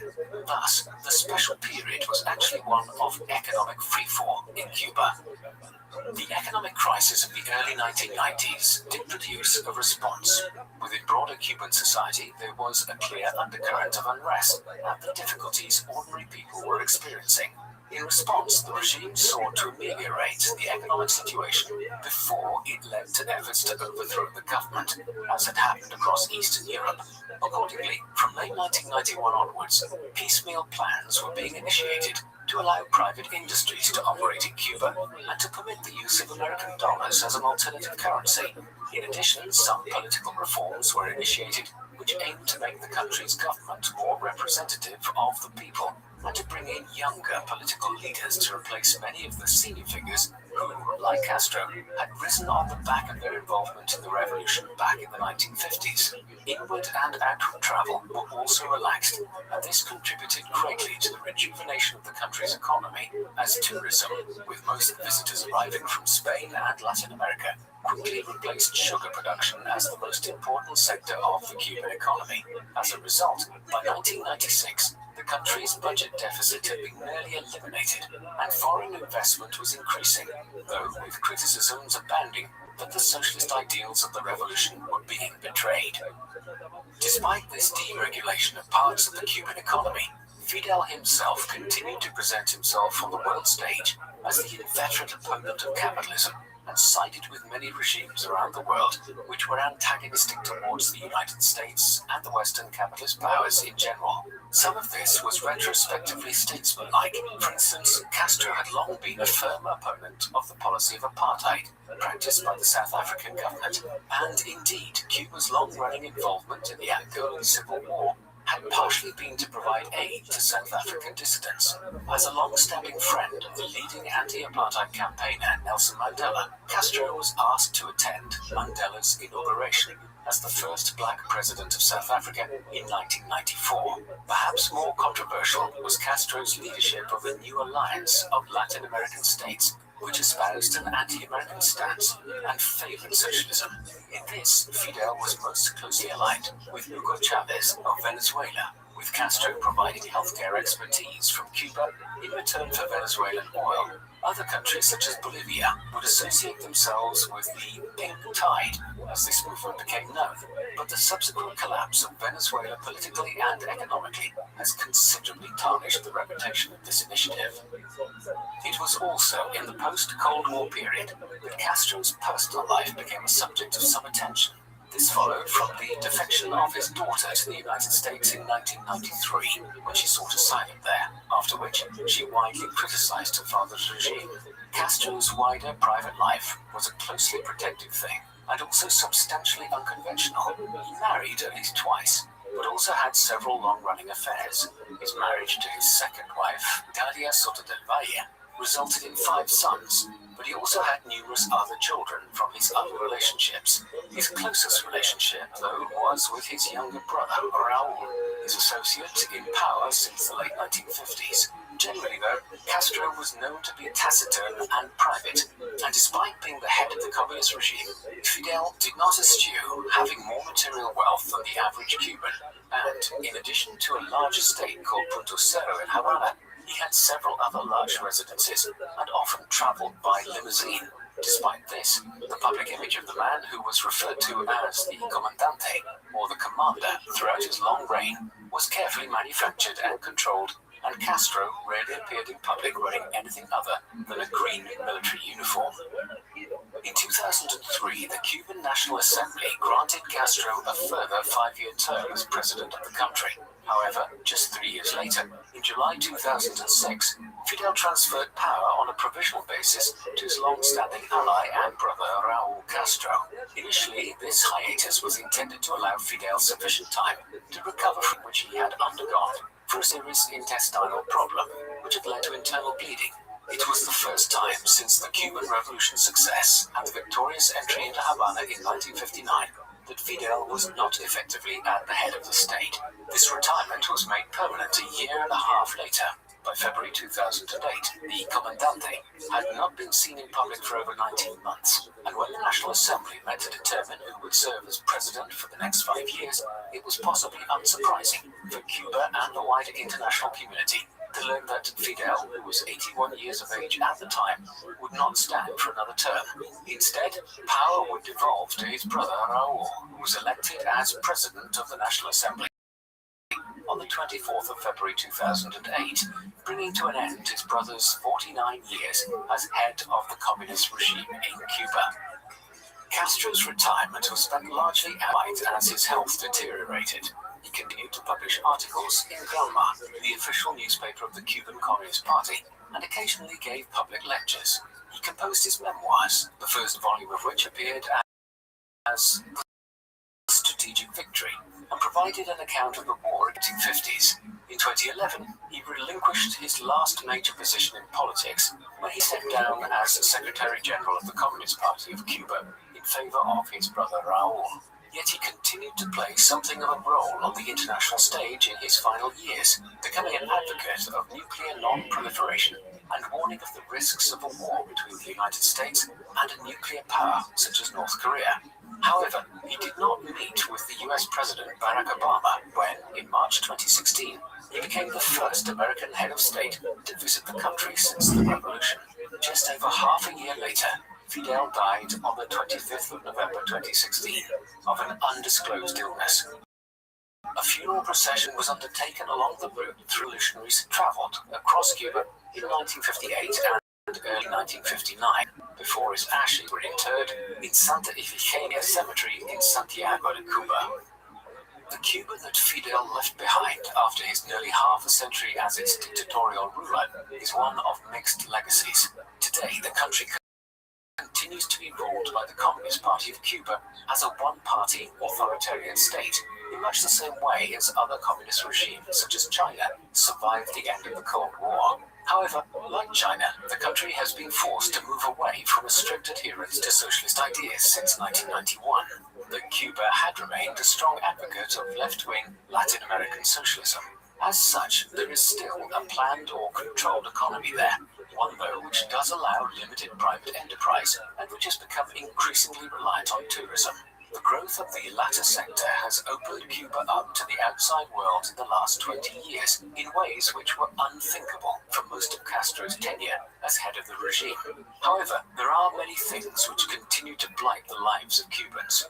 The country has a poor human rights record and one of the worst records in terms of freedom of the press. Meanwhile, the economy remains markedly underdeveloped and continues to have some economic sanctions imposed on it by other countries.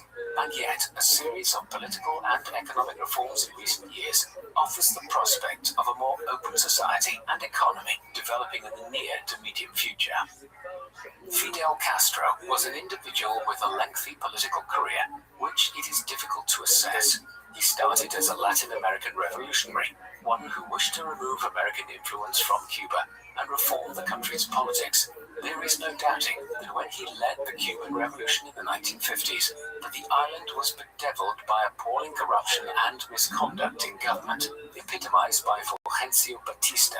Thus, considerable legitimacy to anyone reacting against the government in Cuba at this time. However, owing to the manner in which the Cuban Revolution occurred during the 1950s, it quickly drew the new Cuban government into the political influence of the Soviet Union. As a result, the country became a central agent in the Cold War in the early 1960s and was infamous for being the environment in which the United States and the Soviet Union came closest to nuclear war. However, the most long-lasting impact of this was that Cuba was and continues to operate under economic sanctions, which the United States has maintained for over 60 years. The economic problems which this created cast a long shadow over Cuba and its economic development during the near half-century that Fidel Castro ruled the country. Whatever the circumstances of the Cuban Revolution and the island's role in the Cold War in the late 1950s and early 1960s, there were several decades thereafter during which Castro's reign over Cuba can be evaluated. Based on these years, it must as a fairly mixed legacy. Reforms and innovations which were introduced into Cuban society were very positive. Our country enjoys an education and healthcare system which is accessible to all, and which would be the envy of the average American who has to pay high fees to access the best universities or shop around for jobs which offer private health insurance. As a result, Cuba has been able to make remarkable medical breakthroughs for a country of its small size and is a net contributor to global medical aid efforts. But contrasted with this is the fact that Castro's Cuba was a highly oppressive authoritarian regime which persecuted much of its population over the last half-century in order to maintain Castro and his followers in a position of unchallenged power in Havana. Castro may be regarded as a man who oversaw a regime which demonstrated how communism could benefit many of its citizens in the realms of education and healthcare, but whose rule was ultimately sullied by his repressive actions and authoritarianism. What do you think of Fidel Castro? Was he a nationalist patriot who liberated the Cuban people from an oppressive dictatorial regime? Or was he simply another dictator himself, who in turn oppressed the Cuban people? Please let us know in the comment section. And in the meantime, thank you very much for watching.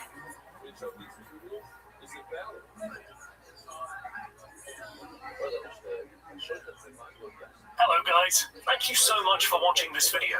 If you enjoy our work and would like to support the channel, please visit our revamped Patreon and Buy Me a Coffee membership pages, which contain rewards such as early access to our content, merchandise discounts, and audio versions of our videos, along with much more that we give to our valued supporters. If you have not yet signed up to help our cause, to ask you to please consider this, as we need to secure the channel by safeguarding it from full demonetization, and also invest in better equipment, software, and more people to help us improve our videos going forward. In short, without your contributions, these videos would not be possible. So if you would like to ensure this channel never has to shut down due to demonetization, please spare whatever you can per month and become People Profiles patrons.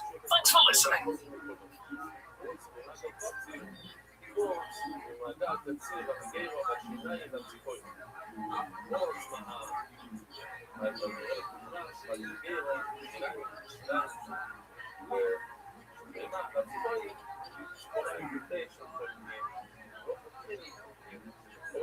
Assolutamente.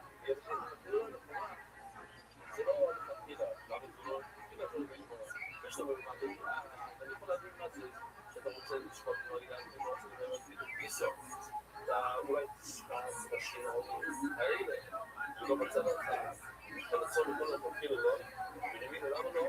למה אפשר לשפוט תמחיל האבן וכאלה, הכל שתמיד מצטרפים כמו לשפוט. אני חושב שאתה כן לשפוט, כולי וכולי, לא יקרה, אבל לא לשפוט וכולי. המשנה מדברת, אם זה מחובה, זה בעיה. זה לא שזה לא בעיה. אבל כאן עכשיו מחובה קרקע, זה מאוד הנה,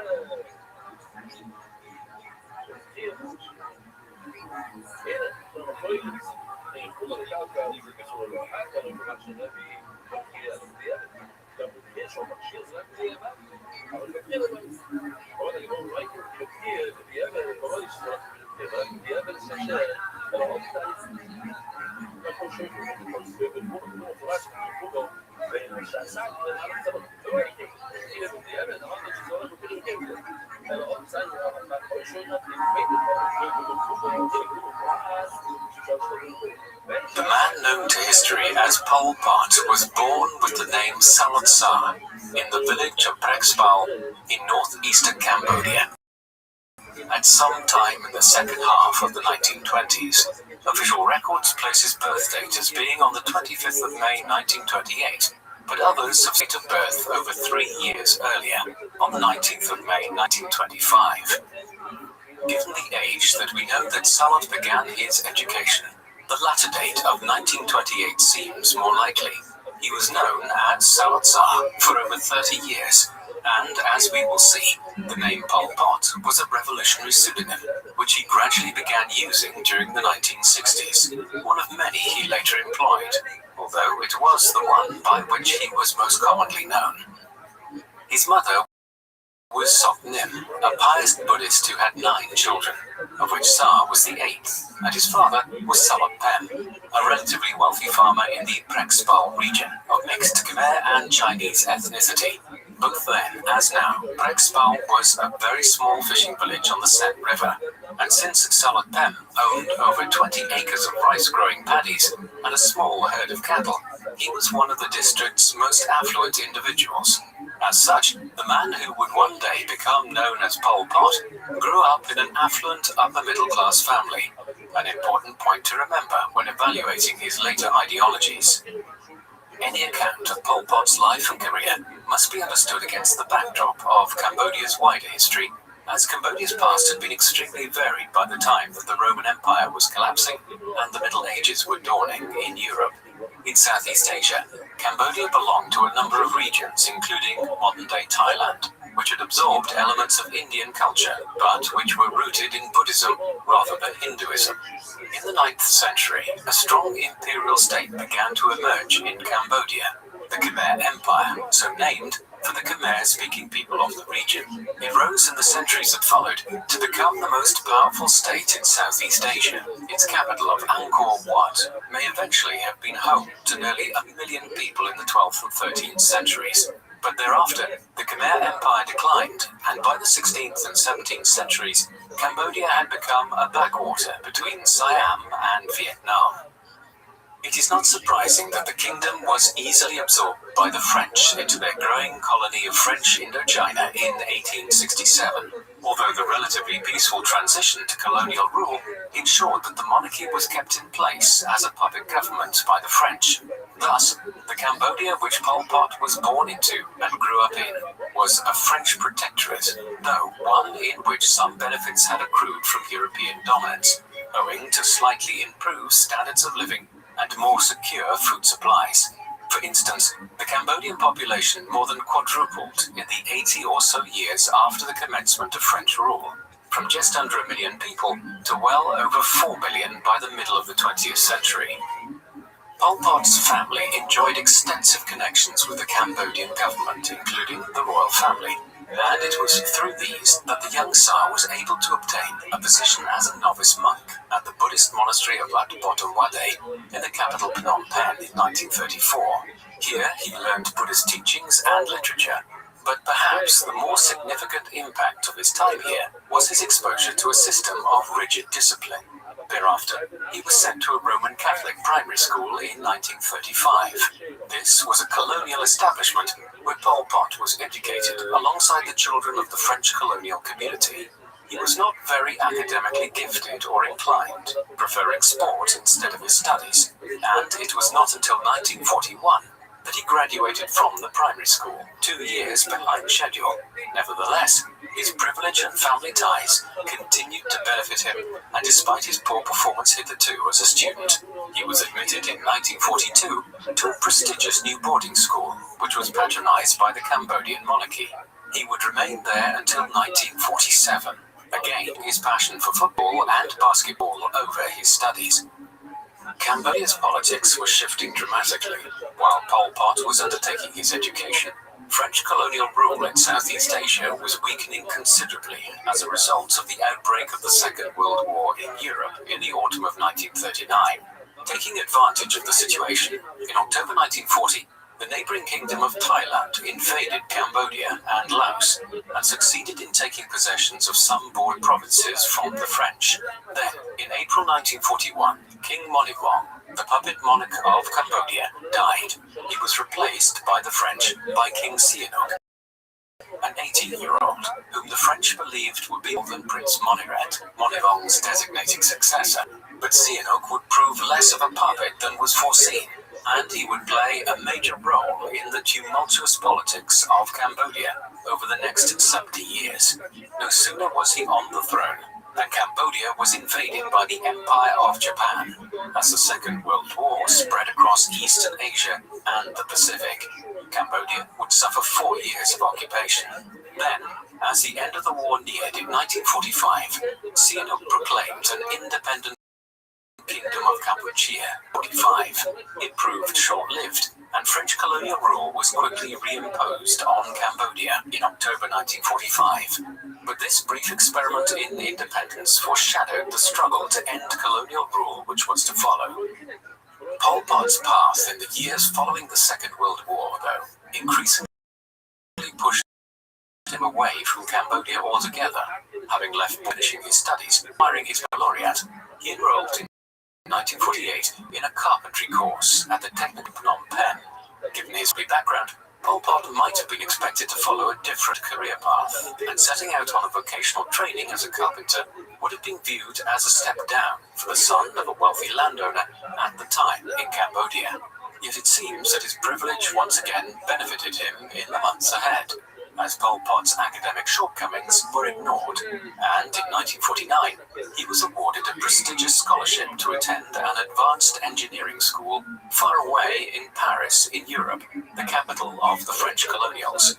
At the time, it was not uncommon for the French to invite the sons of well-connected colonial families to acquire their education in France itself, the goal being to inculcate young men like Pol Pot to the virtues of French society and encourage them to want to maintain French control over countries like Cambodia rather than seeking independence. Thus it was that Pol Pot set out for Paris in 1949. However, the political climate of Cambodia in the post-war period was such that Pol Pot would become radicalized against French colonial rule while in Europe, rather than inculcated into becoming a supporter of the French presence in Indochina. Before examining Pol Pot's time in Europe, we need to look at events in Cambodia itself in the late 1940s and early 1950s. In the aftermath of the Second World War, King Sihanouk had succeeded in gaining some concessions from the French government to grant greater autonomy to Cambodia. The country's first elections to a domestic parliament were held in 1946, and a new, modern constitution for the country came into effect in May 1947. Negotiations continued in the years ahead for Cambodia to be given a more concerted form of independence, and thereafter this was driven by events elsewhere in Indochina, as since December 1946 the French had been fighting a war in neighboring Vietnam against insurgents who wished to acquire independence from French Indochina. The First Indochina War would drag on eventually until 1954 and would extend into neighboring Laos and Cambodia. It was the beginning of a long period in which events in Vietnam substantially impacted on developments in Cambodia, and for the meantime, The insurgency in Vietnam made the French government more willing to grant concessions to King Sihanouk and Cambodia as a means of shoring up support there and avoiding another independence war. Yet the concessions which Sihanouk continued to obtain were viewed as not going far enough, and so as Cambodia entered into the early 1950s, the country was rife with political instability as many parties emerged, calling for independence and an end to French colonial rule, with some also wishing for the abolition of the monarchy, which was tainted by its long associations with the French. This was the situation at home as Pol Pot arrived in Paris in 1949. The stormy politics of Cambodia had been transplanted to the French capital. While he lived on the banks of the Seine in the months that followed, Pol Pot became associated with numerous political groups that had been organized by his fellow Cambodians in Paris. One of these was the Khmer Student Association, which met regularly and was broadly committed to achieving Cambodian independence from French rule. More extreme and effective Cercle Marxiste, or Marxist Circle, a Marxist-Leninist organization which met in secret to read Marxist, Leninist, and other communist writings and to discuss Cambodia's struggle against French oppression.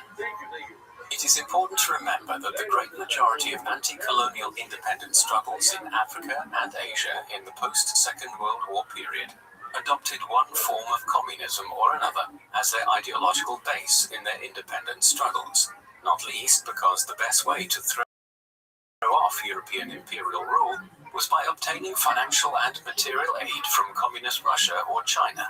But in assessing Pol Pot's ideology and future career, we can largely dismiss any ardent affection for Marxist thought, which he might have claimed to have had, as in reality, the future dictator did not really understand Marxist thought at all. What little of Karl Marx's own writings he had read, he later admitted he had not been really able to comprehend. Rather, Pol Pot was attracted by the idea of continuous revolution, without concerns for the violence and humanitarian implications of it, which had become a feature of Marxist-Leninist thought in the post-war period. This unswerving commitment to acquiring independence and carrying out a revolution at all costs became the central focus of his political leanings later on, not any ideological commitment to communism. Pol Pot spent 3 years in Paris, becoming more and more embroiled in politics there. His departure from the French capital would eventually come about owing to developments back in his homeland.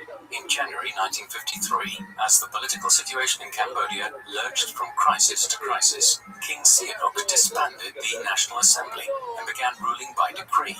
Domestic political turmoil increased rapidly thereafter, such that by the spring of 1950, Cambodia was virtually in a state of civil war. Already in late 1952, the Cercle Marxiste in Paris had determined to send one of their members back to Cambodia to assess the situation on the ground in order to determine which of the competing entities they should. And so it was that Pol Pot found himself returning to Southeast Asia in December 1952, after 3 years in France. As a result, he was back in Cambodia to witness King Sihanouk's call for independence from summer of 1953, a request which was granted by the French government in November, when it realized that it lacked the support or the military capacity to maintain its control over Cambodia. Independence had been achieved, but it remained to be seen exactly what kind of state would emerge in the new Cambodia. The next 15 years in Cambodia were a period of almost continual turmoil, which eventually, in 1968, would result in the outbreak of a civil war, which was the result of the unrest which continued to dominate Southeast Asia in the 1950s and 1960s. Although the Geneva Conference of 1954 succeeded in ending the First Indochina War between the French and pro-independence Vietnamese, conflict in Southeast Asia was in no way brought to an end. Henceforth, the northern parts of Vietnam became the independent country of North Vietnam, which was pro-communist, while the south of the country also gained independence as the pro-Western Republic of Vietnam. However, no sooner had the dust settled on the Geneva Conference than North Vietnam began efforts to unite the country under communist rule. Thus, in 1955, the Second Indochina War or what is more commonly known as the Vietnam War, erupted. It would last 20 years, primarily by the United States of America, as French influence in Southeast Asia waned, and the North backed by Soviet Russia and Communist China. Throughout its entire duration, Cambodia was caught up in the conflict, primarily because the North Vietnamese troops, known as the Viet Cong, used Cambodia as a staging base for attacks into South Vietnam, with Vietnamese camps established in the jungles of northern and eastern Cambodia. But as we will see, Cambodia was also increasingly tied up with the North Vietnamese, because radical Marxist-Leninist revolutionaries within Cambodia, such as Pol Pot, sought North Vietnamese own rebellion in Cambodia. Pol Pot's path would soon collide with the North Vietnamese, but for now, in the post-in Cambodia during the 1950s, he became involved in efforts to effect change through political participation. The first post-independence elections in the country were held in 1955. It was widely believed that the anti-monarchy Democratic Party would win these, and Pol Pot and his fellow Marxist-Leninist Cambodians now attempted to infiltrate the Democratic Party as a means of exercising influence from within the government, which it was assumed would soon come to power. However, the king had other ideas. With the elections imminent, Sihanouk quickly abdicated in favor of his, and then Sihanouk established his own political party called Sankum Ria Neo, meaning the community of the common people. And in the election, through widespread voter intimidation and fraud, Sankum won over 80% of the vote, effectively establishing a one-party dictatorship, with Sihanouk serving as prime minister. As a consequence of the manner in which independence quickly gave way to conservative dictatorship headed by the former king, Pol Pot spent the next few years in a kind of political wilderness. He continued to be active within Marxist-Leninist circles in Cambodia, but these had largely been driven underground by Sihanouk's seizure of power, and for the time being, a concerted armed struggle communists or the Democratic Party seemed elusive. Meanwhile, Pol Pot acquired a job teaching history, geography, and literature at a private school in Phnom Penh, and in 1956, he married Hugh Bonnery. Political oppression continued throughout these years, with senior members of the Democratic Party to public humiliation and physical attacks during a supposedly official debate in August 1957. However, by the end, resistance to Sihanouk's dictatorship was greatly diminished, and then things started to change. In 1959, members of the Marxist-Leninist Cambodian movement established the Kampuchean Labour Party, the forerunner of what would later become the infamous Khmer Rouge. In late September, 21 senior members of the party, including Pol Pot, met in a room of a railway station in Phnom Penh, where they agreed to rename the party as the Workers' Party of Kampuchea, and party positions were allocated. Tu Samot was made General Secretary, while his ally Nuon Chea was appointed as his deputy, but Pol Pot was elected to the bureau and was effectively third in command of the new revolutionary. He would not have to wait long before he ascended to a position of leadership when Tu Samot was killed by the Cambodian government. Less than 2 years later, Pol Pot would be elected as his successor, and as the second in command, Nuon Chea decided to step back from the revolutionary struggle. But Samot's death was also part of a wider crackdown on the socialist movement in Cambodia, and even before Pol Pot had officially been appointed as the new head of the Workers' Party, he was forced to flee with his wife to a Viet Cong encampment near the border between Cambodia and South Vietnam. It was the beginning of the drift towards civil war and the horrors that followed in its aftermath in Cambodia. Pol Pot spent the next half a decade largely living in encampments in the jungles of Cambodia and Vietnam. His personality as a dictator was formed during these years. He was a somewhat enigmatic character, one who displayed a large level of self-control and was reserved and introspective. Nevertheless, despite his taciturn nature of his later crimes, many argue that he could be charming when the situation necessitated him to be so. while his varied upbringing and middle years had seen him develop an ability to interact with people from many walks of life. Yet behind the apparently amiable facade lay an individual with a great thirst for power, a propensity for savage violence, and a personality increasingly paranoid. None of this was alleviated in any fashion by his personal circumstances. His wife suffered from deteriorating mental health in the 1960s, which would descend into chronic schizophrenia in the 1970s. Pol Pot and she would eventually divorce in 1979. And although he remarried later in life, he never had much of a family life, having just one child, a daughter who was born in the mid-1980s when he was in his late 50s. Equally, he suffered from very poor health throughout his adult life, with insomnia and intestinal ailments, conditions which would have done nothing beneficial to stabilize an already erratic personality. Above all, if we are to seek to discover who Pol Pot was and what motivated him, we must remember that he was an ardent Cambodian nationalist, and one whose tendencies in this regard were heightened in the 1960s, as he built up opposition to Sihanouk's regime in the wayward north and east of the country. And if there is any consistency to his actions, it is surely found in his zealous desire for Cambodian independence from French rule and the monarchy epitomized by Sihanouk, as well as being formative in his personal development. These years in the jungle were a time of growth for the Cambodian communist movement, as Sihanouk's repressive regime gained more and more enemies. More revolutionaries fled from the jungle. Here, they found a new umbrella organization for their resentment. The Workers' Party renamed itself in 1966 as the Communist Party of Kampuchea, but at the southwest of Phnom Penh, Sihanouk had begun referring to the party's members as the Khmer Rouge, meaning Red Cambodians. And although Pol Pot and his followers initially rejected the term themselves, it quickly gained traction and is the name most typically used for the Communist Party of Kampuchea today, a byword for the terror which would occur years later when Pol Pot came to power.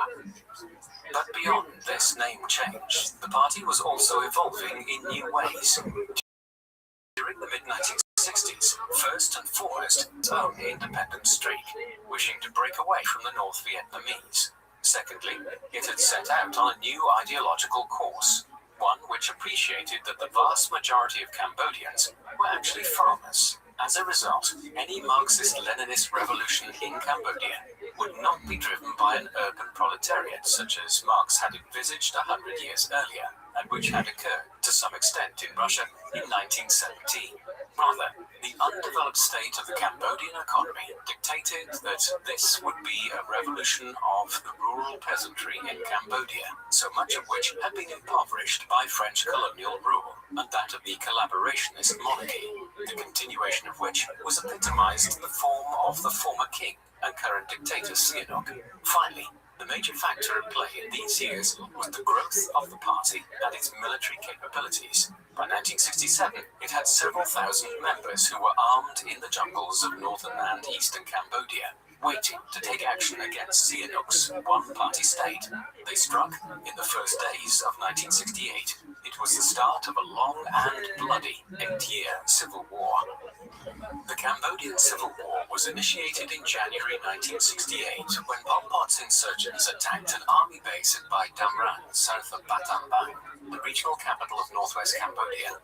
Sihanouk's initial reaction to this limited insurrection backfired. He ordered a violent crackdown, with widespread bombing of the north and east of the country, indiscriminate attacks which were designed to hit at communist encampments, but which largely succeeded in alienating hundreds of thousands of rural Cambodians, whose livelihoods were damaged by the scorched earth tactics favored by the government in Phnom Penh.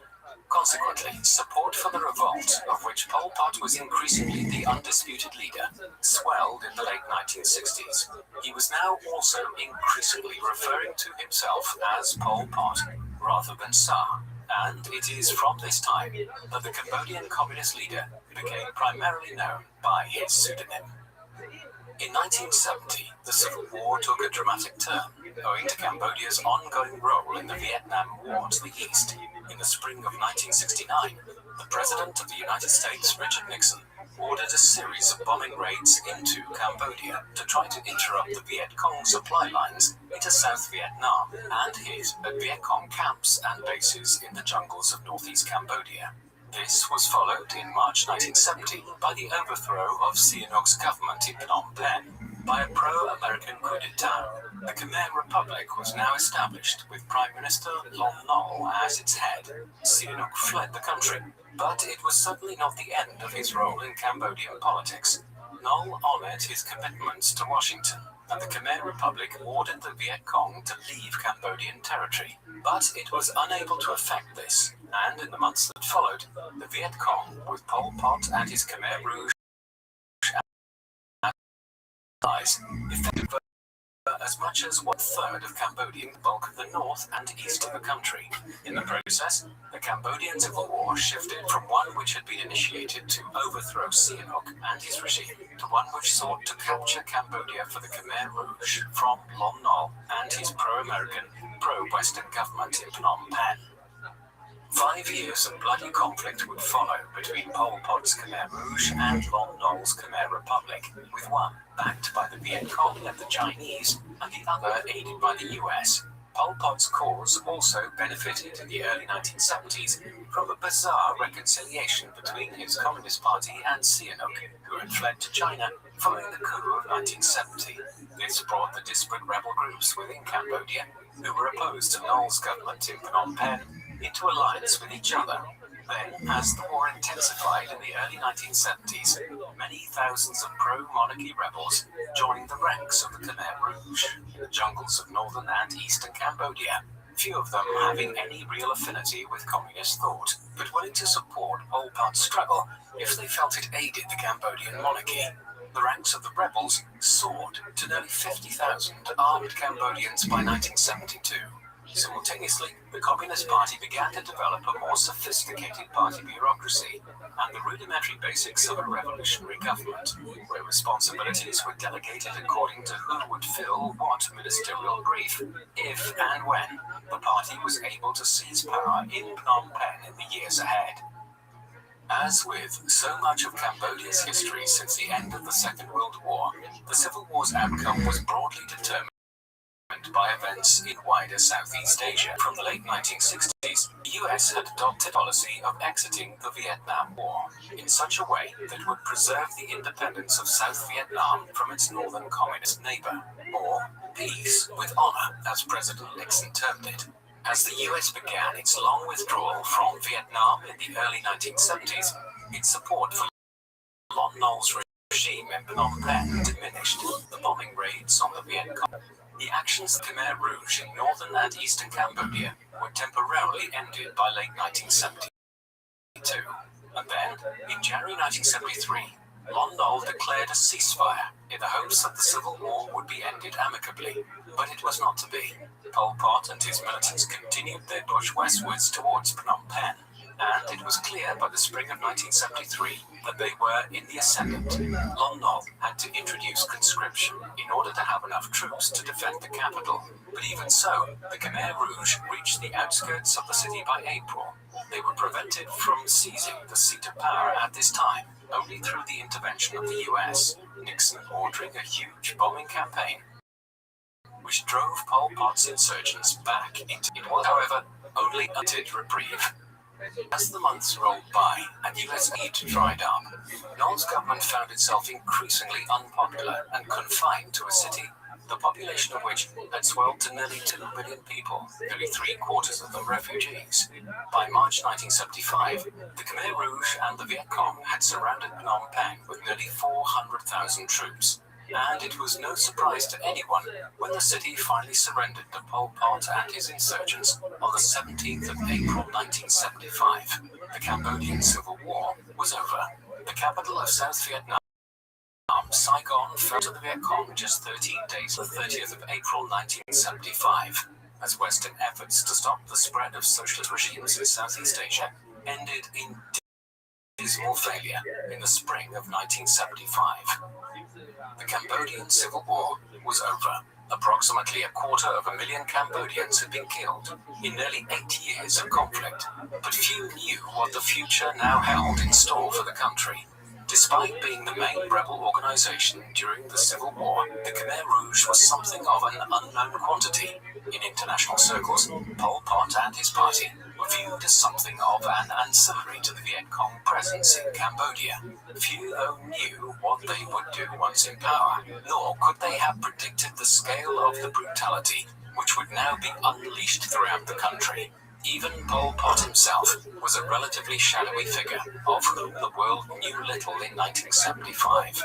But that would all change in the years that followed. Having seized power, the Khmer Rouge unleashed a savage assault on Cambodian society itself, the horrors of which have been eclipsed by few regimes in human history. At the heart of the nightmare which unfolded in the Civil War was the ideological platform. The Communist Workers' Party of Cambodia, with Pol Pot as its leader. It had grown and developed in the 10 years or so since they first began building up their strength in the jungles of northeast Cambodia in the mid-1960s.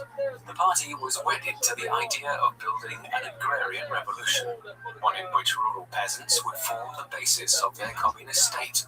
As we saw earlier, Pol Pot had little understanding of communist thought himself, and this ideology that the Khmer Rouge developed had little to do with the writings of Karl Marx.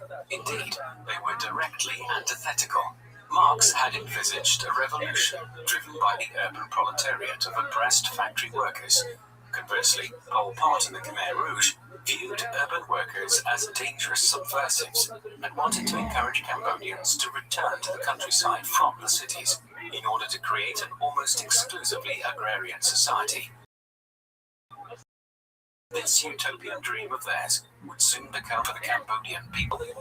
As soon as Phnom Penh had been seized in April 1975, Pol Pot quickly made his way to the city. He entered the 20th of April, and by May had established his government at the Silver Pagoda, an opulent 19th century royal palace which had once been home to the monarchy.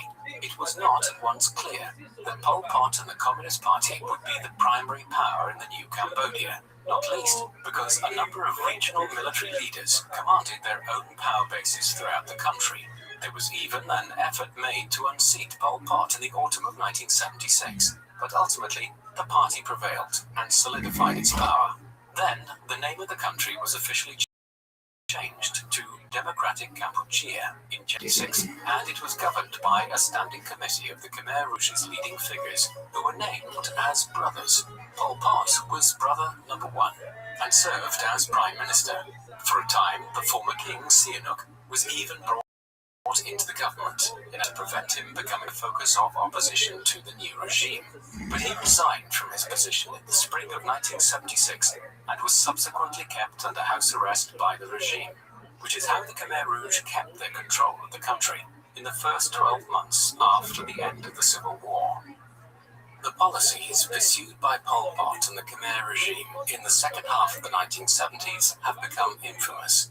As we have seen, the regime constructed itself around the idea of creating an agrarian revolution with a kind of rural proletariat.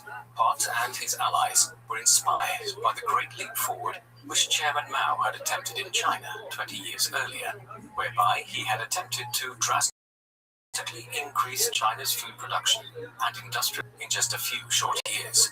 The Great Leap Forward failed spectacularly, and is now understood to have resulted in the deaths of as many as 50 million Chinese people in the space of 5 or 6 years.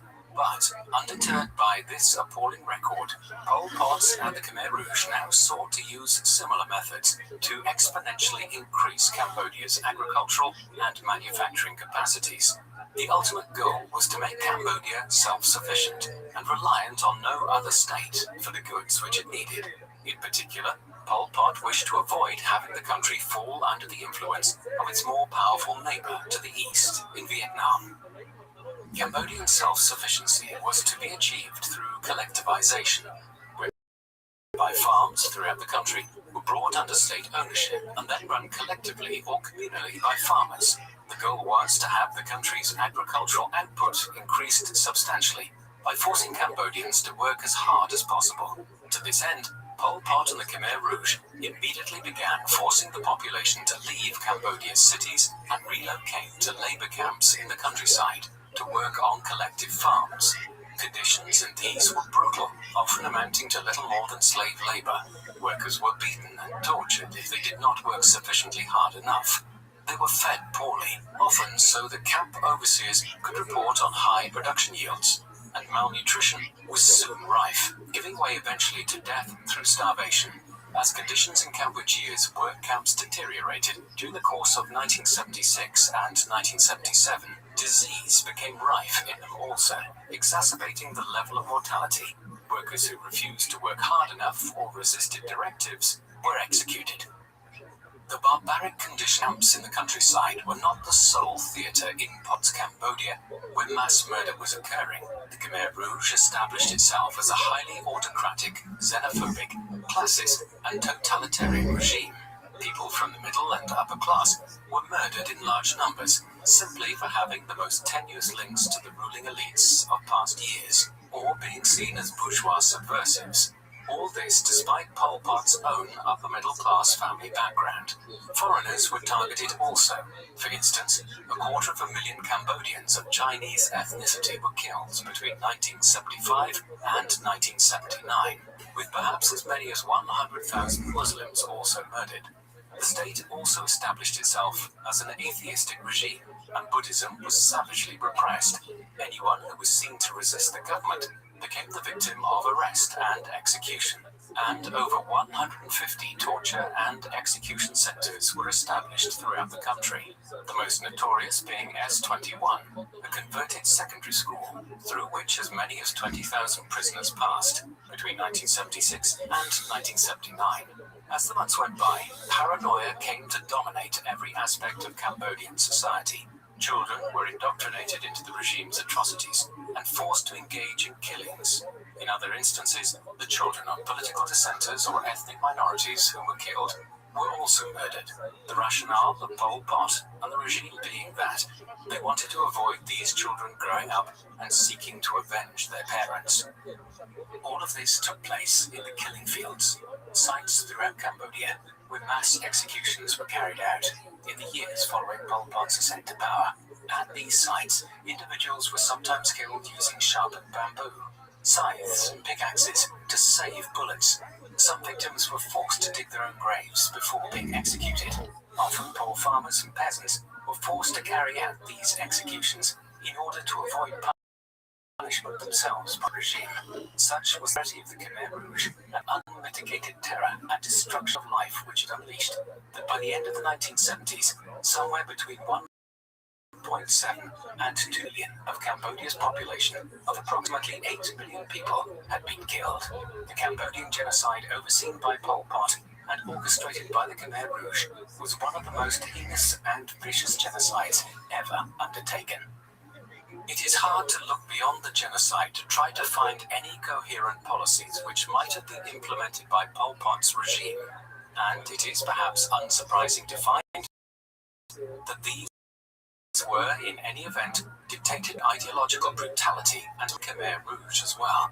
For instance, the party's approach to education was mired in a highly repressive and paranoid approach to learning and the role of teachers in society. Upon the fall of Phnom Penh in 1975, several thousand educators were executed across the city. A new curriculum was devised, which sought to teach little more than basic mathematics and literacy, and thereafter was focused on instilling the regime's political ideology into the minds of students. Consequently, some children were fashioned into enthusiastic contributors to the state's atrocities. The health system also effectively collapsed under Pol Pot's reign of terror, with many physicians executed on class grounds. On the economic front, currency was abolished and a barter system was introduced, along with the state-run distribution of goods. As a result, Cambodians were soon trading their few personal possessions in order to acquire basic goods. Foreign trade almost completely dried up, but most strikingly, the goal of drastically improving agricultural output was a catalyst. The reverse, famine, was endemic as the months and years passed by. On the foreign policy front, Pol Pot's approach mirrored his desire to make Cambodia self-sufficient. Isolationism was favoured. Consequently, Pol Pot and the Khmer Rouge spurned the Western powers, including the US, with which the previous administration in Phnom Penh had been so closely associated, those states which Pol Pot established good relations with were usually headed by fellow autocrats of Romania. The Soviet Union was rejected as a source of support, despite being the ostensible head of the communist bloc.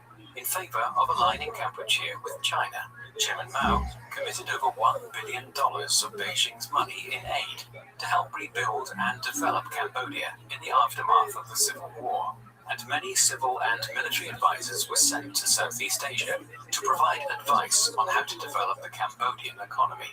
Although the relationship cooled considerably from 1976 onwards with the death of Mao that year and the Cambodian regime's increasingly hostile approach to ethnic Chinese Cambodians. But the most consequential relationship of the Khmer regime was with its neighbor to the east, with whom its recent history entangled.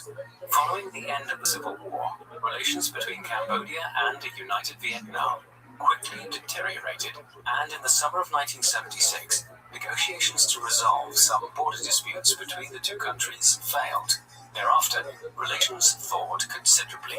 Little could Cambodians have known at that time, but the communist regime in Vietnam would soon provide a kind of salvation for the people of Pol Pot's Cambodia. Relations between Cambodia and Vietnam were in terminal decline by 1978.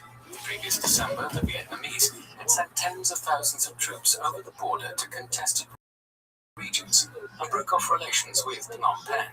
Although it soon withdrew in the first weeks of 1978, Pol Pot responded by ordering raids along the border region. War was not officially entered into at this point, but the unrest was the spark to see resistance to Pol Pot and the Khmer Rouge begin to emerge within Cambodia. Such was the anarchy and brutality that prevailed throughout the country that several regional military commanders were now moving distance from the regime. In a desperate bid to bolster his support, Pol Pot courted Sihanouk, who was still under house arrest, to throw his support behind the regime, a sign of his increasing desperation. And then, in December 1978, the inevitable war broke out. The Vietnamese-Cambodian War began on Christmas Day 1978, when the Vietnamese launched a full-scale invasion of Cambodia. Over 150,000 Vietnamese troops, many of them hardened veterans from the long Vietnam War, and led by seasoned military commanders, streamed over the border. The invaders quickly overran the country. Northeast Cambodia had been captured by the end of 1978, and then on New Year's Day, the main Vietnamese forces began their approach to Phnom Penh. As the Cambodian army's resistance melted away in the opening days of 1979, Pol Pot and the Khmer Rouge regime began evacuating the capital. Many senior members fled to Thailand, while Pot himself headed for the city of Battambang, the regional capital of the northwest. Phnom Penh fell on the 7th of January 1979 to the Vietnamese, who now established a new People's Republic of Kampuchea, headed by Cambodian exiles who had fled to Vietnam in recent times. To avoid the purges of Pol Pot and the Khmer Rouge, the war seemed to have been Pol Pot and his defeated. But then, foreign powers, yet again, intervened in Cambodia's affairs. Following the initial flush of victories, the Vietnamese and their Cambodian allies were stopped in their advances when China invaded northern Vietnam in mid-February 1979. Although the Sino-Vietnamese War, which ensued, lasted less than a month, by mid-March, the attack was sufficient to give the Khmer Rouge and many other militant groups in Cambodia time to regroup and organize their resistance to the Vietnamese-backed government in Phnom Penh. During this period, Pol Pot and his Khmer Rouge allies took advantage of the distraction offered by China's intervention to establish control over parts of the northwest of the country along the border with Thailand. Armed with financial and military aid from China and the United States, Pot was trying, in the summer of 1979, to reinvent the Khmer Rouge. Efforts were made to disavow the party's former socialist past and actions, while Pot tried to position himself as the leader of a new patriotic democratic front, an alliance of disparate political and which opposed the Vietnamese-backed regime in Phnom Penh. The leader of the Khmer Rouge even attempted to reinvent himself by dropping his pseudonym, Pol Pot, and adopting the name Pem after his father. Incredibly, these actions won him some credibility on the international stage, and in November 1979, the United Nations chose to recognize the Khmer Rouge as the government of Cambodia over the administration in Phnom Penh, despite the appalling crimes of the regime in recent years, the full extent of which was admittedly still unknown to the world in 1979. Thus, by the end of the first year of the Cambodian-Vietnamese War, the stage was set for an extended showdown between the Vietnamese and their puppet regime in Phnom Penh and the many militant groups which controlled much of the country, and of which the Khmer Rouge was just one. This was effectively a new civil war in Cambodia. It would last as long as that first brought Pol Pot and the Khmer Rouge to power in 1975. The Cambodia-Vietnamese War lasted for another 10 years. The Khmer Rouge was just one of the militant groups fighting against the People's Republic of Cambodia and Vietnam in these years. Foremost amongst these other groups was the National United Front for an Independent, Neutral, Peaceful and Cooperative Cambodia, or FUN SIMPAC, which was formed in 1981 by the stalwart of Cambodian politics, the former King Sihanouk. Then, in an effort to win over more support for the Khmer in response to the formation of Sihanouk's FUN SIMPAC, Pol Pot officially dissolved the Communist Party in 1981 and proposed a new nationalist movement, an indication of his ongoing ideological flexibility. Then, as the fighting wore on, in an interminable series of guerrilla attacks in the jungles and foothills of Cambodia in the mid-1980s, Pol Pot began moving away from the forefront of the movement, and in September 1985, he resigned as the military commander of the Khmer Rouge, in part owing to reverses the previous year, when the Vietnamese had pushed the Khmer forces into Thailand from Cambodia, and in part owing to his own declining health. In 1983, he was diagnosed with Hodgkin's lymphoma, a relatively severe type of cancer, which required him to spend extensive periods of time in Bangkok and Beijing, receiving medical treatment. As the war dragged on interminably into the late 1980s, Pol Pot began to make it known to political elements within Cambodia and abroad that he would not seek to return to power should the war end. Rather, his sole wish was to see the Vietnamese removed from Cambodia, or at least that is what he claimed. As ever, this statement came about largely owing to wider geopolitical circumstances. By the end of the decade, the communist bloc worldwide was in decline, and the Cold War was drawing to an end. As it did, Vietnam, which had been largely ostracized from the global community since the 1970s, determined to bring its role in Cambodia to an end also.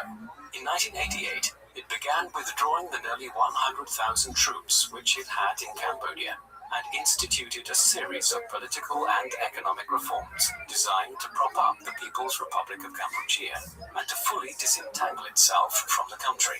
And by September 1989, it had withdrawn the last of its troops from the country. Once a ceasefire was proclaimed in 1990, peace negotiations began between the various groupings within Cambodia to find a workable way forward in establishing the country. Despite its crimes, while in power between 1975 and 1979, the Khmer Rouge, with Pol Pot as its leader, would play a part in these negotiations. In the talks which followed, Pol Pot remained in an obscure location near the border between Thailand and Cambodia, and instead dispatched his close associate in the Khmer Rouge, Khieu Samphan, to Phnom Penh to represent the party. Here, negotiations largely centered around Samphan, Sihanouk, and the head of the pro-Vietnamese faction Hun Sen. Samphan struck an antagonistic pose in the capital, declaring that the Khmer Rouge refused to disarm its troops in western Cambodia. In response, Sen and Sihanouk proved similarly recalcitrant. As a result, sporadic fighting continued throughout the early 1990s, even as negotiations continued in Phnom Penh. Eventually, it was agreed that national elections would be held in the early summer of 1993. The results were a sharp rebuttal of Pol Pot and his Khmer Rouge, with Sen and Sihanouk's parties cumulatively winning nearly 80% of the vote. It was the beginning of the end for the Khmer Rouge and for Pol Pot too.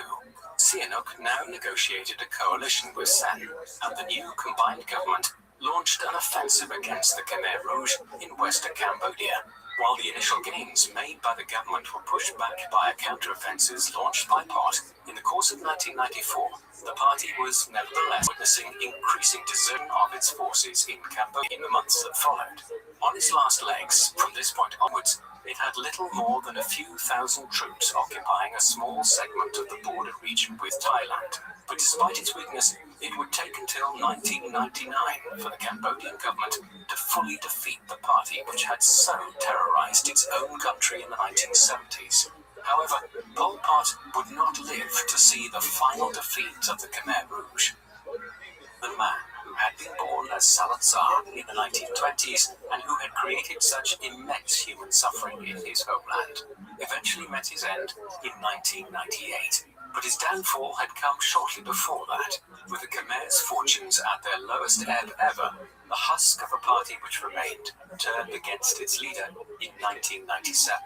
Paranoia and internal disputes plagued the leadership in the wilds of western Cambodia by this time, and in a party coup in the summer of 1997, Pol Pot and his family were placed under house arrest by a rival faction, led by one Tam Mok. By that time, Pol Pot did not have long to live in any event. He suffered from a heart condition, and a stroke had left him partially paralyzed and needing regular oxygen.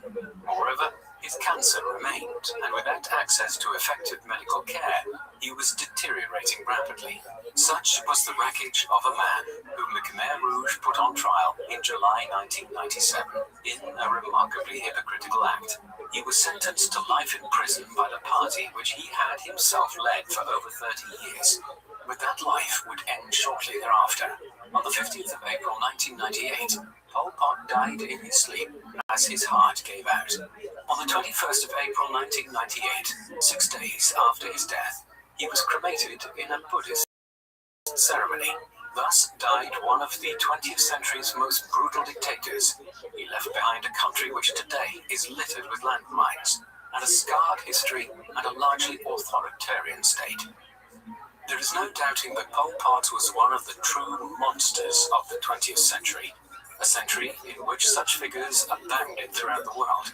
But what perhaps marks Pol Pot out is the enormous brutality with which he and the Khmer Rouge carried out the Cambodian genocide between 1975 and 1979.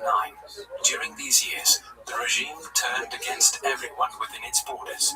Foreigners and political dissenters were targeted above others, as is usually the case with totalitarian societies. But Pot and his followers even turned against their own people, murdering hundreds of thousands of Cambodians in mass labor camps in a crazed pursuit of agricultural productivity, which only succeeded in creating a famine. As a result, Pol Pot's regime murdered and killed nearly 1 out of every 4 Cambodian citizens in less than half a decade during the late 1970s. It is hardly any surprise that, as a result, the United Nations and the Red Cross were already declaring by 1979 that Pol Pot and his regime were bringing about the near destruction of Cambodian society. Only the intervention of the Vietnamese that year stopped the crazed, horrific killing. That is Pol Pot's legacy. There is nothing approaching any rationalizations which can be made for it. What do you think of Pol Pot? Was he perhaps the most tyrannical dictator of the entire 20th century? Please let us know in the comment section. And in the meantime, thank you very much for watching.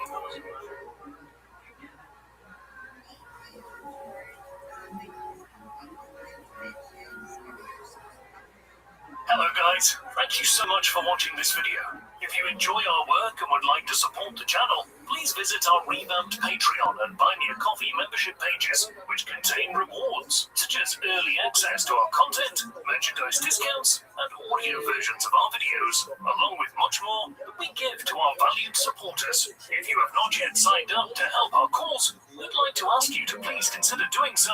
as we need to secure the channel by safeguarding it from possible demonetization.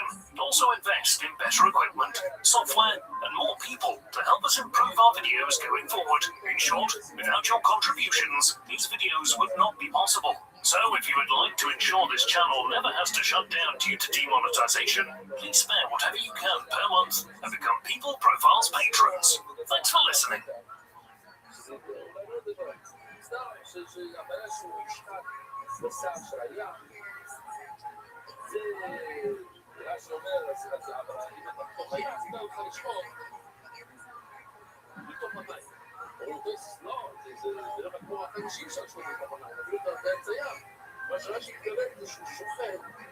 על הצד השני של האונייה, שזה מוסר על הקיר של הזה. זה מוכח שהוא לא רוצה שיש באונייה שלו, זה אונייה רוצה לשפוך דם כתוביה. אבל לשים לתוך המים, זה שר של ים, כל תינות נקודה.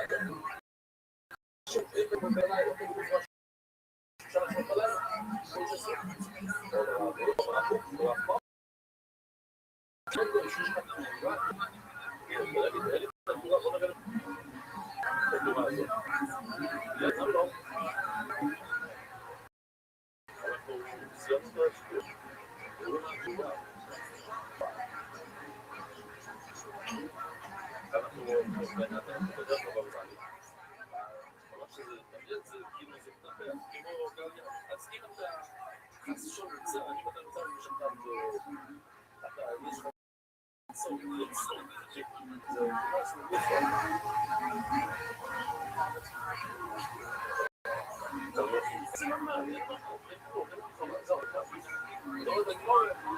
הנה, אנחנו נתנו את זה עוד רעש, דגנמי.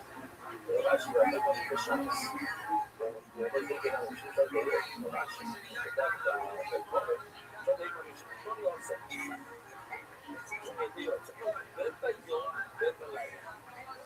אז הלילה דומה ליום. ועוד תקצו ינסו. אתה מתחיל בלעדון, ובמקום, מתחיל לסוג. אז שואלים, שאם יש עבודות, אם יש צורה, על פני ידיעות, אז זה בסדר גמור.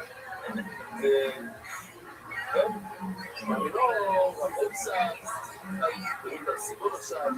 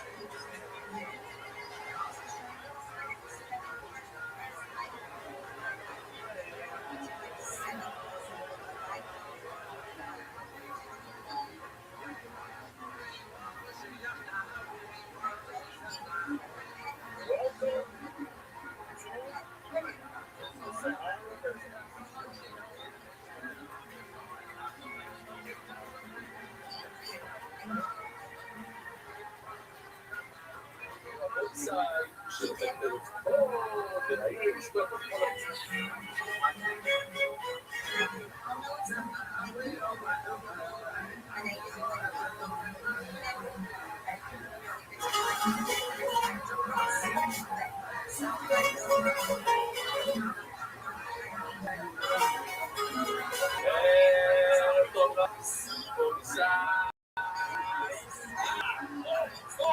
איזה בוקר, יש בסדר, מה איזה דקר שלי? אז הוא אומר, נגיד לו בדף, אבל אף מלא מראה. לא, איפה ששוחט. אם ראית מישהו ששוחט, בוא נעבור רב, בוא איפה ששוחט. אם לא, מתקיד אותה סוי, הוא לאכול משותף. ראית בן אדם ששוחט, אתה לא יודע מי, לא יודע מה. ואתה רואה את השיטה מהתחילת ועד הסוף, אתה רואה שאין שידיו, אין ניסו, אין כלום, הוא לא יכול לשליטות. יש בזה חידוש של כל ישראל. ואם אם לא ראית עד הסוף, עושה לא יכול לשליטות. ניסו. בוא נגמור עם שיטות, מה מקום? אם אתה יודע דברים, שיטה תקולה, לא חייש, לא בלמוד, הוא יודע את הלכות, אתה לא צריך להיות משגיע, זה טוב התורה, זה בא טוב, אוכל טוב, אפשר לשמות, אפשר לקרוא, אפשר לסמוך, ראינו, ידענו, בידיעות הקולגות, אתה בטוח שהוא אמר לו את ההלכות, שיטה, אתה יודע, יש את הצלורות, אתה לא לעשות. לא יודע לגרום להגיד אותו. אולי זה בגלל שאתה לא יודע, אתה לא יודע, אתה לא יודע, הגעת למקום, ואתה רואה בן אדם שוחר. אז אולי אתה צריך לבדוק את זה ככה עד הסוף. ולא עושה לו, סתום ומגיע. ראית לי אבל סתום ומגיע, אתה צריך לבדוק. ראית, לא יצאו לזה שנייה. יש רוי, שמת לעצמי רוי. דיברנו שמאלה, רוי יצאו לזה שנייה. ומש מתעסק בדבר הזה. אבל אני אומר, תעני ארי שמוצא לנו, לא ישכי בשוק. תעני, לא מצאת לנו, לא ישכי בשוק, מצאת משהו כזה שכו בשוק. או ישאור לנו שכו בשוק, שכוי, לא למעט שכו.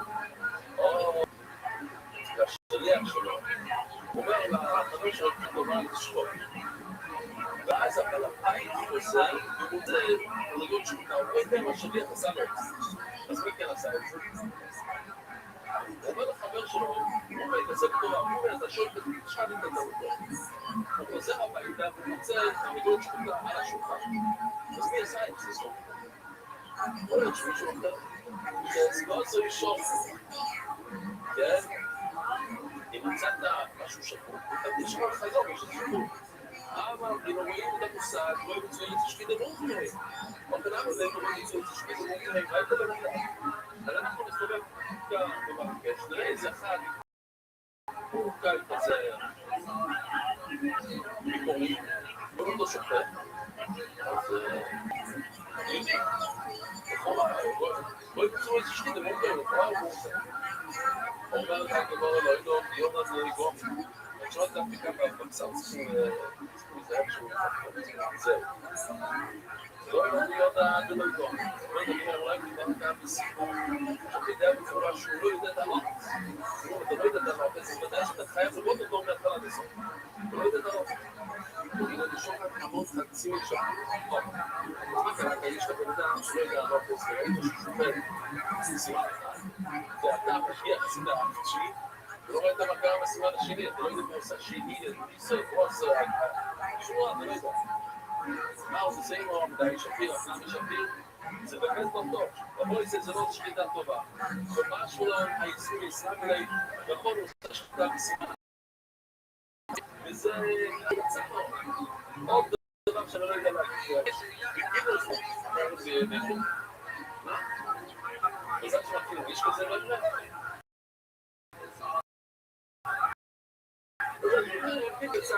הוא הצליח על השנה, השני לא לא יודע. אם שם שום, שם טבע, אולי בסימן השני, שם חייבים לשחוט שני סימנים בנעימה.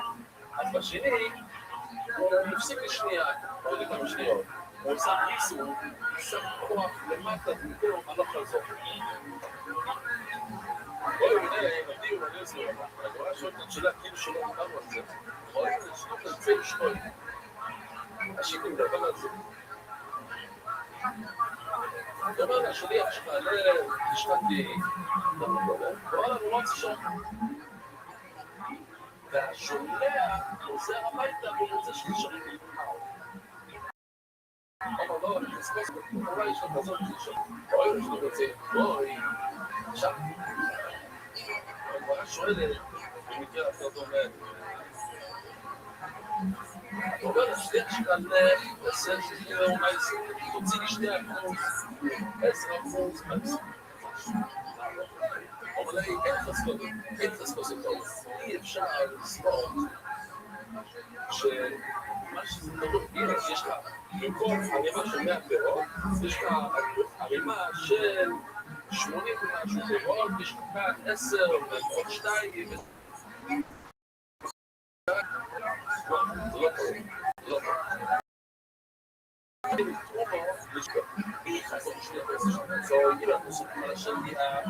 אפילו הוא מנהל אפשר לסמוך על השנייה ושנייה גם בתחום עצמי ואיך אני לא שנייה אין איזה חזור שהשנייה תצא בשליחות שלו אפילו שנייה דמינות לא, שהשליח עשה את משהו אבל זה מישהו אחר עשה אבל אם מישהו הזה אפשר לסמוך אבל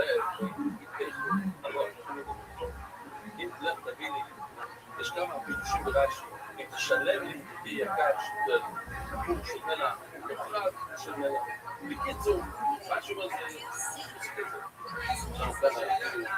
בוא נראה נראה כמו וואו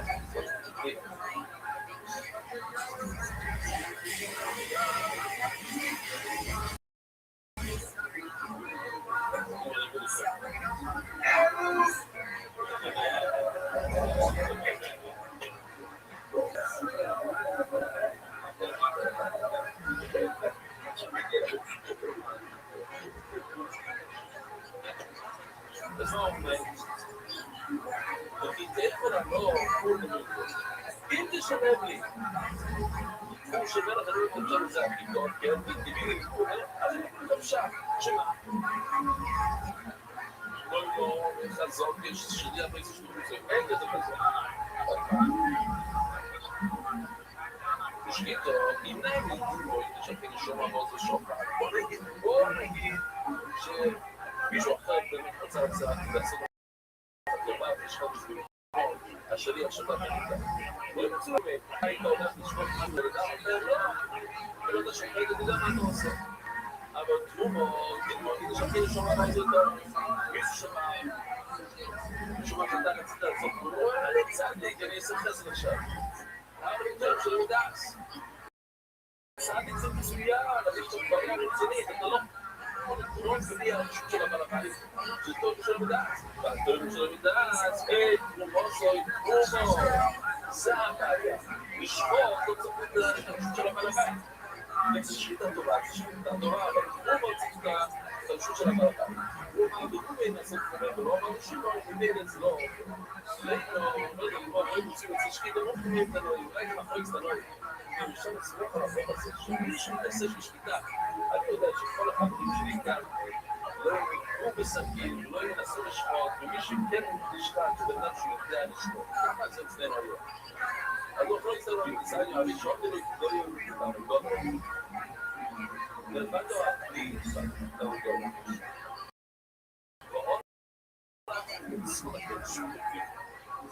לבדו העתיד התעמודות נקרה שם שום סחרית ושחרית תמיד אומר, בעצם אסור לכל זה, תמיד הפרש, בעצם זה מעקיר, לזכור את השמות האלה, תמיד הוא אומר שאסור לכל זה, תמיד הוא אומר שהוא נכון.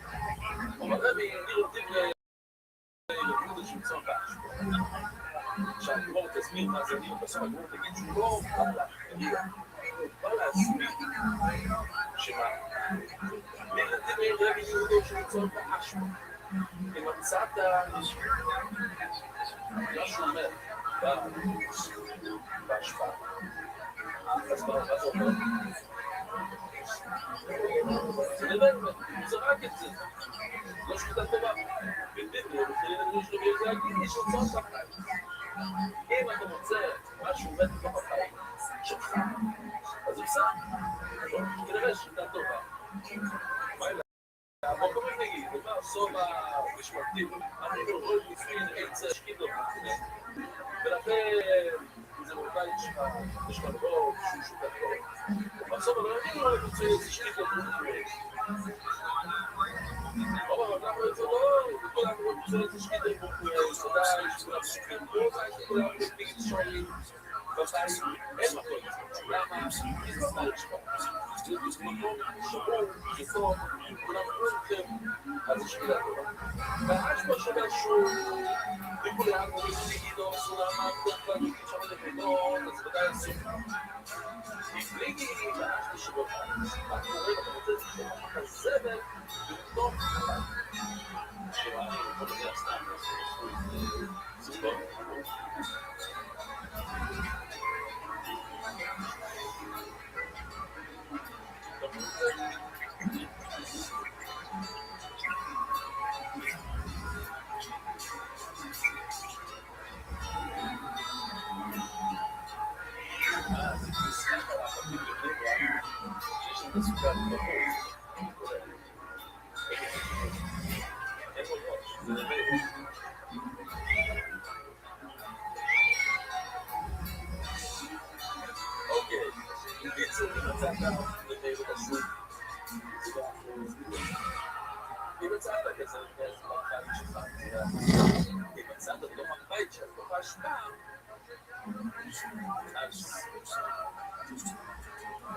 זה המחוז.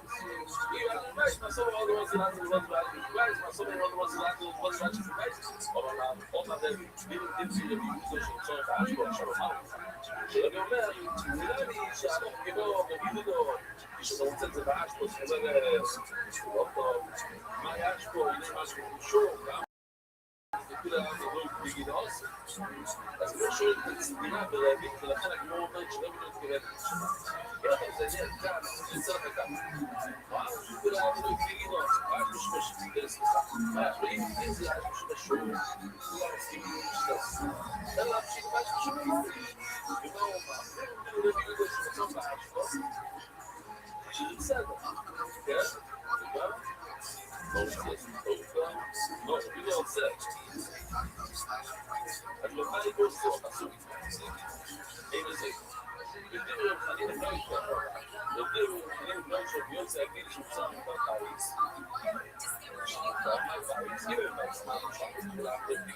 אם זה בתוך החיים שאני שואל על השולחן שבת, ודאי כולם כולם. אלא בשביל דבר ששואל, הוא מדבר פה בתוך הסרט שבבת. הוא אומר שמותר, ורבי אומר שזה אסור, ורבי אמר שאנחנו כאילו שניהם, גם שרבי אדרבי, זה לא יכול להיות. אז מה, כן, מה זה, ממש הצעה, נכון, אנחנו נשמע. הופכים את הדף, ופתאום אומרים, וואו, אבל לא יודע ללמוד הביביזם, ספוק איתו. ורבי לא לפסוק, לא בא להגיד, לא, זה כמו, אבל כמו רבי ככה, אבל לא כמו ככה, לא. לא זה לא. להסביר את השואל. אם הוא דיבר בביגוד, נראה בחנין אפשר לשאול בביגוד, מסכים לחנין באשמי שבשור, שתקול העבר, שער בלי, ויש ביוצא גדיל, ונראה גם על משהו לבד. וחשוב, כולם מסכימים שזה האשמי שבשור, כל כל אחד מבטא, לשיסטים, במקסים, בתמתחים, או הכי כעס, אשפו, בתוך הפעיס, או אשפו פשוט, שם אין מקום, והקציע בתוך אשפו פעיס. סוגיית הסער זה מאוד מאוד שמסתם בסביבות. אם אתה חושב אסור, אתה חושב לפוטו, שכות, אולי, נכון? לא מוזר. לא מוזר. זה יכול להיות מוזר, יחצה גיל את הסבירה בכלל. לא שעושה את זה. יש כל כך מספר השני, ובמקרה עוד משהו. זה יותר מאוד סביב. להגיד שלא אתה מסכים. לא, כאילו הוא אומר אסור. אבל אני אומר מותר. אסור, מותר להגיד. שוב, זה שחדש. הוא יודע שאני קודם שבגלל שלי לא עושה. הוא אומר את זה, אני אומר שאני כאילו לא איתו. הוא אומר את זה למה. סביב להעניק. שבו, אני חושב שבעיקר. הוא אומר את זה, שהיא אומרת, אייס, או איזה מרקוד, אסור. לצאת. לכן, הוא שוב כל מי שמקע. אפילו חולי.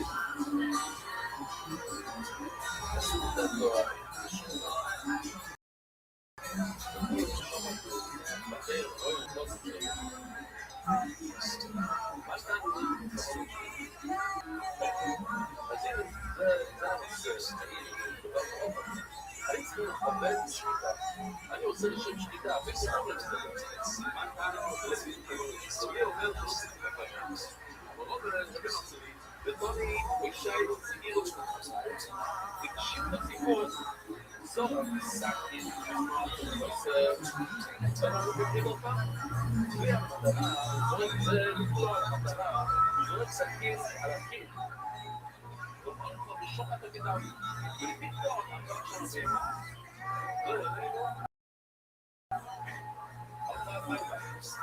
זה לא סבק שלא צריך את זה, זה לא סבק שלא צריך לשמוע.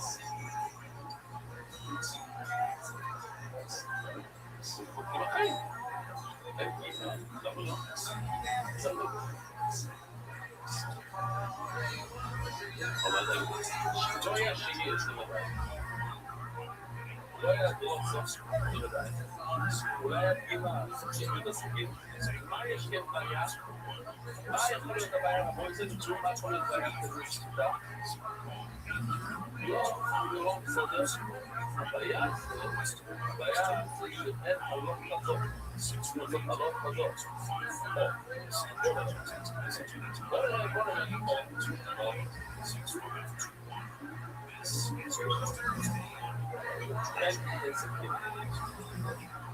לא, זה רק שלא פויסטים.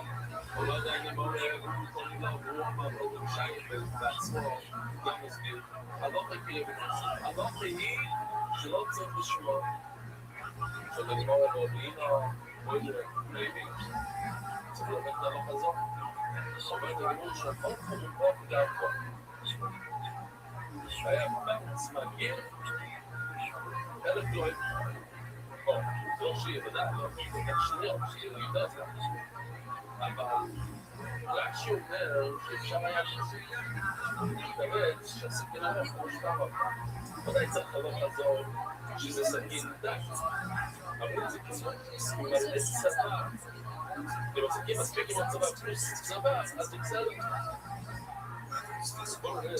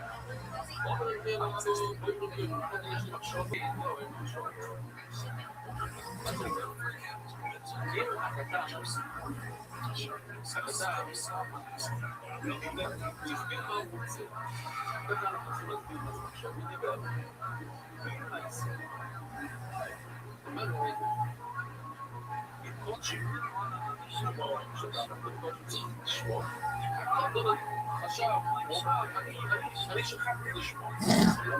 אני שכחתי את האוטו. הייתי לחשוב על זה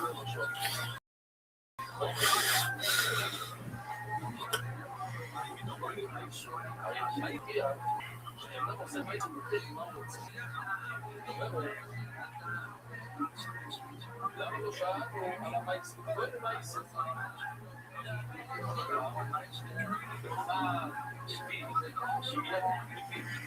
הדרום, בצפון, אנחנו יודעים ששליטה צריכה לעשות בצפון. אז למה הילד סחב את העמים מהדרום בצפון? הוא יודע מה הוא עושה. הוא יגיע במעשה שלו כדי שהוא סחב את זה לצפון, שהוא רוצה לשמור, אוי לו לשמור.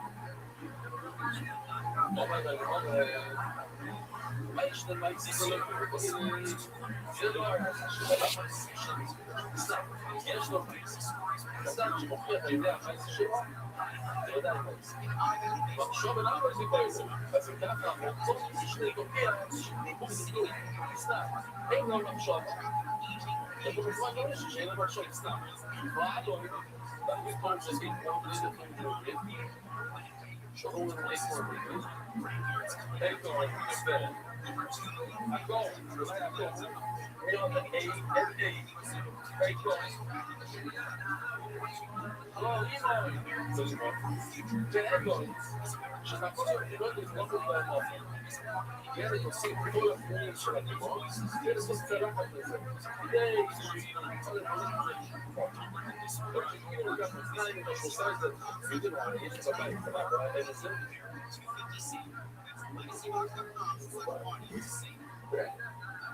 טוב, כמה המשקל כשיש לזה שני צדדים אז הוא עושה הצל אחד של המשקל או אז אתה רואה שהוא עושה כלי כל כך כל כך הוא עושה את זה אחרי עכשיו הוא מקבל תמונה למה הוא קורא שהוא עושה את זה כלי כדי שיש לה מייסר ואיזה ולשון באמת מחשבה עוד פעם מה זה לחשוב על רבוי זה דיבור ולהתנסה מחשבה כאן זה דיבור אין בקטן דיבור אי אפשר להבין מה שאומר הוא עושה מייסר שמוכיח מוציא כל הפרים מהרימון מוציא כל העיגות ואז הוא עושה את זה כלי זה בסדר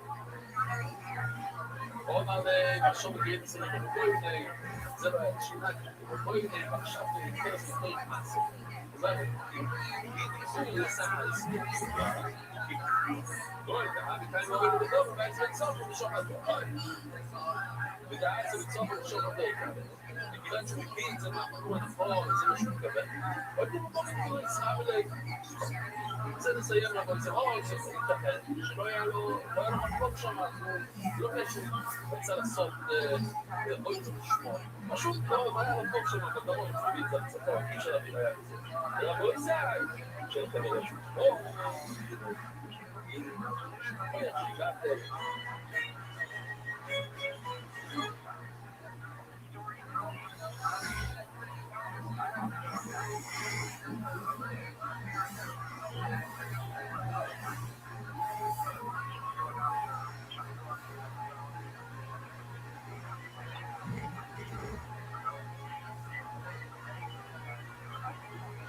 ערב טוב רבו ישראל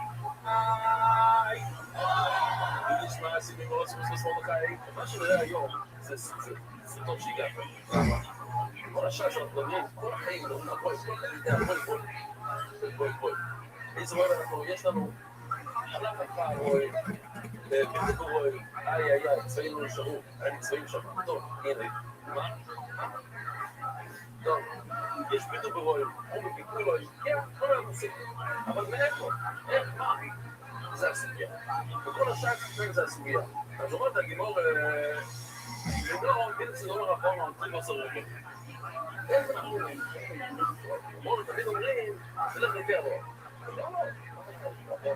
זה עושים הרבה בסוף, מה זה רפורמה? אומרת, הגימור, כל כסי כמור, כדי שחרבי לי איזה סרטן. דבר היקוע, שדי שחריות. אחרי אנחנו רוצים לתת בשר כל החנויות שירים, 9 חנויות שירים ואחד הנה זה טוב ורעתה.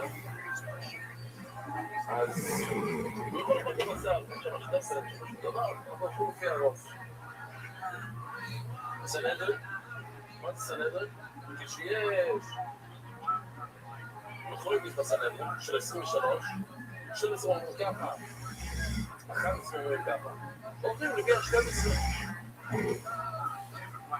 זה בא אלו באמת שוב, זה לא באמת נכון. כי גם לבוא אלו, הוא דולס כמון. אז מה זה לגיס את המון ודולס את המון? דבר שאתה יכול לספור, זה נמצא כאן, אתה יכול לספור 12 דיינים, אתה סופר 11 דיינים, ספר, זה כמון. כשיש לנו 9 חנויות, אתה סופר 1, 2, 3, 9. אז אתה סופר את זה כמון. מה זה דולס כמון? דולס כמון, תיגורדת, דולס כמון. תיגורדת קודם, תענה. לא, זה ייבוא מלא. שני אחים, אחד חותם, אישה מאחר פייטה, הוא אישה מהפייטה. כל הזמן עושה חנויות, כל הזמן בעלה, והאח, הגיס, עושה גיבור, ויש להם ילד, אז הילד הזה קורא על שמות. מה קורה? אם האח הוא קטן, הוא קוטו, הוא פחות בבר מצווה, האם הוא יכול לייבב? אז יש מחליק לסדר ומאמר שם, ממש שם הפחות. למה? אולי הקטן הזה יגדל ויתפלל שהוא סוריס. הוא לא חלוט. ואם הוא סוריס, אז אסור לו, יש לו איסור איש עשה. כל הסיבה שכל פסד, אם הוא לא יכול, זה סתם, הנה אסור לו. אז מה נשאר? נכון ומותר לו לייבב. למה? כי רוב האנשים בעולם אין להם בעיה של סוריס. אז זה דולס את המון, אתה לא יכול לבדוק את זה, אתה לא יכול לספור את זה. זה העולם, כל העולם כולו. 90% מהעולם, אתה יודע, 10%, אתה לא יודע כמה. מה נגיד? 3%. זה לא כמה, אתה לא סופר את כל העולם. זה מגיעה כזאת שיש לך, שיש רוב. ואלה, זה רוב, אני רוצה לדעת איך אנחנו יודעים שהרוב מנצח. ברוב שנצח בנינו, זה אמירה פנאה קוזית, זאת בנסות. ואנחנו יודעים, הרוב של וזה כמוך. עומר לא עושים את זה, מה שלה? זה בעצם 10 שמות של המורים, אז יש כאן 10, אנחנו נביא 10 רעיון לדבר הזה, ונראה שאנחנו בוחרים כולם, אולי כולם. לא יודע, גם הרעצי, לרישי שלו אלו. הראש שלו אלו, הוא עמד פה, וגיל החליסות, וסופר לו. אנחנו עושים ככה, כפי שאתם שכים. את האוילו, את הטופיק, וכל זאת, אותו לך נכון? עכשיו, כאן לכם זה מה? זה הראש. הראש. עכשיו אני שואל, כל זה בסוף, אסור לקום את הראש, הראש הוא צריך להיות שלם. הוא שמו, הוא שמו יעד. כמו שדיברנו אתמול, אני שכולם מודיפה של כל הלשון. זה המוח, כן? זה המוח. בסדר, המוח יש שקית ניילון. עכשיו, הוא לא קצר שם. הוא זה קור. הוא דורס המוח בגלות. אם יש נגד בכיוון הזה, תלך. אבל אם אתה שם, שאתה גרום ומכיוון שאתה לא יכול להיכנס למוח, אתה יכול לא תדע, כסף כפת הראש, כפת קטנות, אז אולי, כל התחום של המוח, איפה, אז אתה מבין את כמובן, אלא, משלטים עם זה חוסר פתאום. לא, זו השאלה, בגלל שאנחנו הולכים לפי הרוב. ורוב הברימות, הם רגל פתאום. שאני כמו במים, מה יש? אין לו. בכל אלה, תסתובב לבית, אולי אתה חותך את הראש. אתה פותח אותו, עושה, בערבית, זה פלט. מילה עכשיו, זה אתה לוקח את החזה של האופק, הזה ככה, אתה פותח לו ככה, זה פלט. זאת אומרת, אני אומר, בוא נפלא. אז היה לנו סרטון לעבור פייספיש, אבל זה קצת יותר כי של לעבור פייספיש היה קצת טוב, אז הנה בכל ראיתם את החלק שזה בראש? חציו שמגיע למוח, הוא לא רואה מדי הרבה אני צריך להזיר את האוילו, אם אתם לא יכולים לא להסתכל כמו שאתם רואים את הפלסטיק הזה. התופים האלה,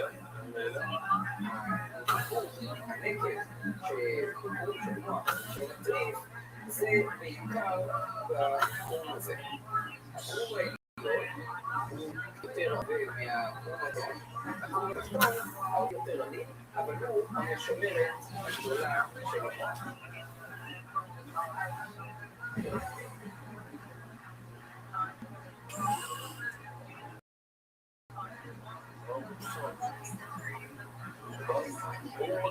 הוא חתך אותו לגמרי, הוא עשה את הפעולה בפנים. כן. וככה, אתה רוצה לדבר רגע ואם יש הוא יכול לסופר, שהסופר לסופר אני אגיד, הייתי בכל דברים לגמרי, זה אתה עושה קצת, אבל הייתי לא פה, אם זה מדובר בצד אחד, אז זה לא בעיה, אז זה לא תגידו, יש שם כבר להגיד היה, שאולי כן, באמת, אולי יש חיוך לבדוק כל משהו לא אחר, ובדיוק לפעמים את הראש לגמרי. לעשות את זה חלק מהרצים על התנועה ולבדוק. ברעידה ונעולם, יש לנו רעיין של עוד לא. אז זה משאיר עצם בפסק. אז לשבור עצמות, לעשות אותו רעיין. בעצם ניסינו לשבור עצם של הגורם פסק. שואל את הגמור ולכן שם אני גם אותו שאלה שהיה לנו קודם, איך אנחנו יודעים איך אתה יכול לפעול, איך אתה יכול לפעול, אולי יש לו נגד במוח, אלא מה תגיד, שתחתוך את הראש חצי, ותפתח את הדוק. אסור לך לחתוך את הראש לבטי למה, ואסור לחתוך את הצמות של הגורם פסק.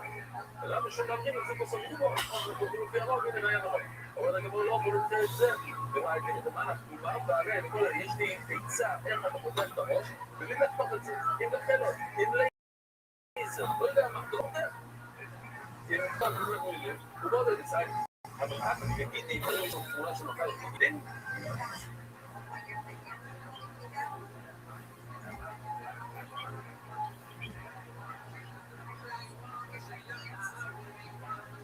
משמע, חותך תגיד, לא משנה, אני יודע שהגיד זה לא נחשב עצם, אנחנו מדברים על גורם עצם, אסור לך לחתוך עצמות, מותר לך לחתוך, אם הם לא עצמות, נכון, הם נראים, עבים וקשים, אבל לא עצם, אסור לך עצמות, זה נוגע, עצמות של החובה, ואתה שורף, איפה מישהו משביל עצמות, זה לא נחשב, זה רק לגורם עצם, אם אתה שורף את זה עם שמגחלת או משהו כזה, אז יש לך נמצא, איזה תחום של המוח, ולך ראייה שהעובדים לפי הרבה. אז אנחנו צריכים לחפש משהו, זה שתיים, הגיעו, שתיים לא סתכינו אותם. זה לא בגיצים לא אומר, שעצים האריו. מה זה האריו? כן, זה נפיץ. הנה, זה האריו.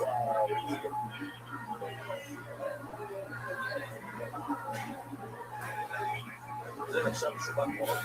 והאריו, וכל המקומות שאוכלים אותם, אפשר לשלום, הייתי כל הזמן אוכלים לשלום, מה עוד? מה עוד? עוד שום. צריכים לשים את האריו על המזבח. טוב, אנחנו נותן בו עם האריו תמימו, אבל צריך להיות תמיד, זה סיפור שלהם. זה נגמור בעברית, זה בוא נצטוק ולשים לו בתוך האריו. הרי איך הוא מזיז את האריו? איך הוא מזיז את הזנב שלו? עם השדרה, בתוך השדרה יש חוט השד. אז אולי, אם אתה פותח את חוט השדו, החוט השדו, בתוך החוט השדו הולך, בתוך השדרה הולך החוט השדו, שזה בעצם המערכת העצמית של הבהמה, של האדם, שאנחנו משתקעים וכל. ואם אתה חותך את זה אחת מה-18 נפש, גם הכיוון של המוח, תגיד, יש 18 נפות, יש נגד בחום של המוח. אבל התחום הזה, אז עכשיו, אם הוא חתך את האריו, חתך את האריו שם, היה משהו גם אם זה לא זמורה. או זה השדרה, ובפנים, אם יש חוט השדרה, רואים? הלבן הזה.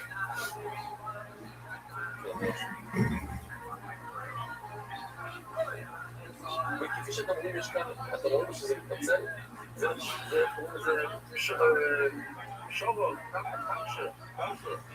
אנחנו לא מתדפים עליו. יש חלק מהשטות, מהחוט השני שאפשר לחתום, שזה לא נותנים את הבהמה, שזה מגיע קצת יותר כלפי הזרע. אם אתה רואה את זה שמה, זה לא בעיה. זה איפה שזה מתנצל. כמה פעמים יש 3 פיצולים כאלה, כמה פיצולים כבר מותר לחתום. וזה לא, כנראה לא מפריע גם לבהמה, הרי גם היום אנחנו מגיעים לכל מיני ילדות וגדול, ומחתים את הזנב. לכבשים שתחילו את הזנב, אין כבשים היום שיש את הזנב הזה. כן? זה כלל. חוצים את זה או ש... בקיצור, זה לא מפריע כל כך לבהמה. ופיתאים הזה, אתה לא יכול לעשות. אם תגיד לי, יש לי... הוא חתך את הזנב, במקום שזה לא מפריע, אז לא... אז חתכת קצת את השאלו בסוף, לא קרה כלום. לא, אי אפשר. הוא מסרים, או אופציה, או נכון. בוא נעצור כאן, בוא נראה ילד שכאן. אופציה. זאת אומרת, האופציה זה הכליות. הנה, זאת אומרת, הכליות, חייבים לחתום את האדיו איפה שיש את האדום. אתם רואים את שתי הכליות האלה? צריכים ללכת רק שמה. אם זה שמה, זה כבר שמה, אתם אומרים את הבהמה כמו שצריך. עכשיו חייבים, אומרים שהכליות זה יועצות. עכשיו הם הרי יועצות. גם בבהמה, כנראה שיש להם זיגיות שם. הבהמה, גם, היא עבד השם. היא הולכת לתמימות. הייתי הכליות יועצות לה. הנה הכליות. הנה. אחת הכליות. שלושה. לעומת הכליות האלה, זה ממש מצליק, זה חבימה.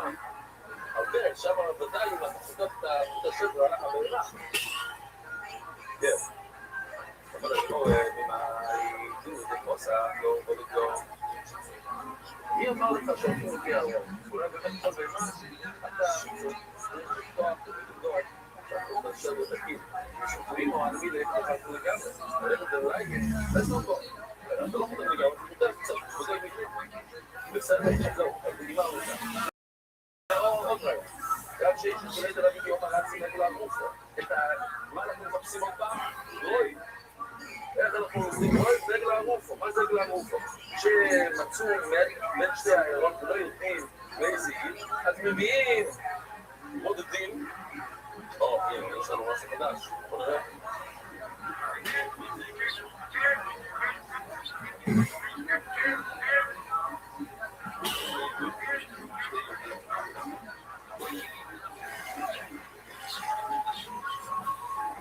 Medidas, tu gosta de medidas?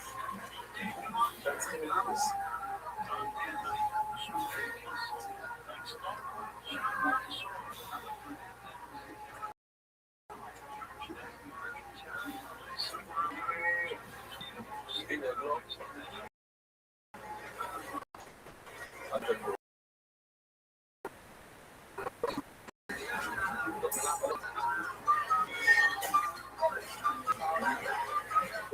לא שפכו את הדם הזה, ועינינו לא ראו.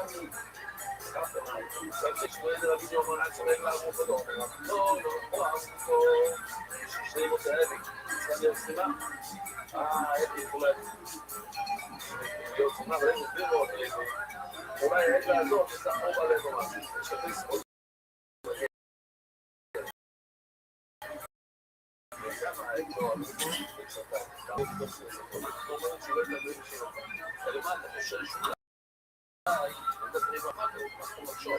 יש כזאת דמיקובר, אנשים היבטאי בלתקלם, אוקיי, אבל אין זמן לכל מיני דברים שפעת עכשיו, ולנו דמוי, אין עולם ישולדן ומיננסים פה סוגרו בו, ודאי שהולכים לפי הרוב, אחרת אולי היה כבר פה, אז מה כל אחד צריך לשאול פה?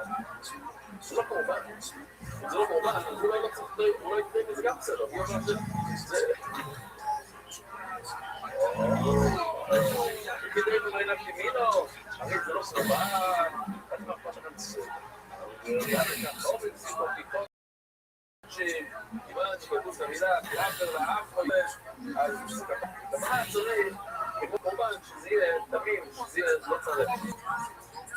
ואז זרקתי לו מרץ מקורל או משהו קורל כמו, ממש עוברים את כל העלות, כן? או עוד הגימור הרב זרקתי לו מרץ מקורל או במחמוד ושרון שרון. אם בן אדם היה נקרא בפני מייס, אז כדי להתאר, הוא היה צריך לקרוא לו בבוקר, הוא היה צריך להביא צ'פטר בתורה כזאת, לחבר את זה מים במעיין, ומשליטים עליו פעמיים ביום שישי ויום השביעי, ושם פורטים אותו כמו לשום המסורה,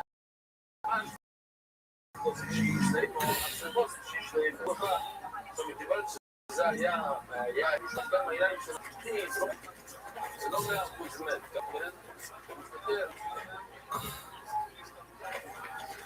אבל זה לא להיות קריאה. סביר שלי. השטח של ההופעה, אולי יזמו, אולי תפתיבו. ולא זה מספיק. איזה, אני לא מבין את זה בסורות. ונדע, ואנשים, או פרטו אותו, מוצאו אותם. אז נזכר לפמון, חדוסי, הפרטו זה חדוס, כמו חדוס, וכדי פה גם פרטו מתקן. אבל היה כבר מרץ בסוף הסוד משדר, יתחיל פה מבין שתי סירים. אחד שפרטים, הכי גדול, שאדם, והפרטים אצלים זה חלק מהבולגים. והשני, כמו שכולם יודעים, מביא אותה להר, לעזור, זורקים אותה מהר.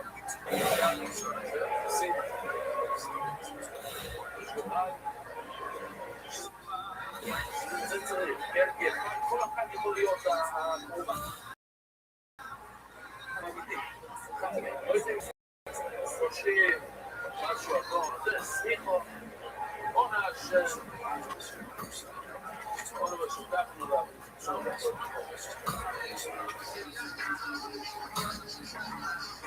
וזה גם מאוד חשוב בסוגיה כאן, שלא אנשים נופלת.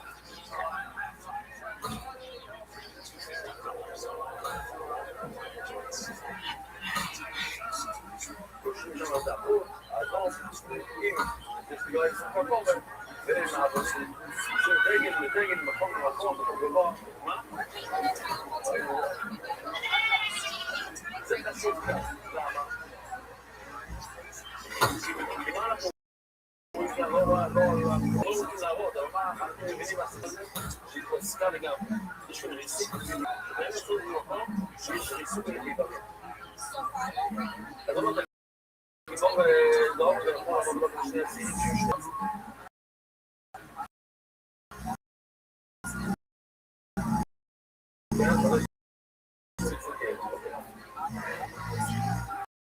גם הערוץ שאתה מעיף אותו מהערוץ שווה לערוץ ששוחט, לא יפרימו, תמיד טרקו. שבגימור ולקו, זה בגלל... ובמיוחד בגלל טרקו. אבל למה זה יעזור לנו? אולי אחד מהם יפריד. בפרט הערוץ, זרקנו אלא בסלום, זה שסובו, והנה יש עוד יסוד, תמידה לכם בייס, למעלה, יסוד, צופים, לפי, רוב. ונדעים במהלך כאילו, הנה, תגיד, הוא לא קורבן, הוא לא סתם שוטרים, הוא שטח את זה. זה היה כמו במער, הוא חדש סמכה ראשונה בעזם שם, הוא נהיה כלי גורן, יש לך כבר כמה לצעים, לא?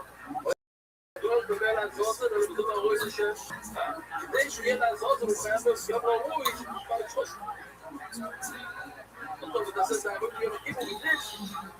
ורידי, לדעתי, זה גרוע, זה שהוא אופן למעלה, נשכח אותו בסוף. לא, בנן. ולא יום מגיע למצעה, השנעשה יזור ויבורי. אי אפשר לשאול כלום, הוא כתבות סלון. לעבור יום המספורט והיה מקסים ונשקי עוד ידי, מי שמכניס לקה, לאבא שלו, אמא שלו. אז ביורד שם, אם אותו, זו המקום היה איזה לזה, עשרה, זו המקום כזה. זה נגמור לאבא שלו, ויש כלי לעבור. מי אמר שזה אבא שלו? לא נדין היה קצת. מישהו יודע? אלא מה? הוא נתן לבינות, אלא משום דם בינות, זה לא סופרו בו. הוא גבוה עם בינו, איזה פעם. שנראה, הוא אחרי שם כל השנים, אז הוא כאילו למה? לא בטוח, זה לא במאה. אולי הורגים בן אדם רק במקרה שלא מביאים או יורשים פסח. אין מישהו אחר, זה לא יכול להיות רק כן.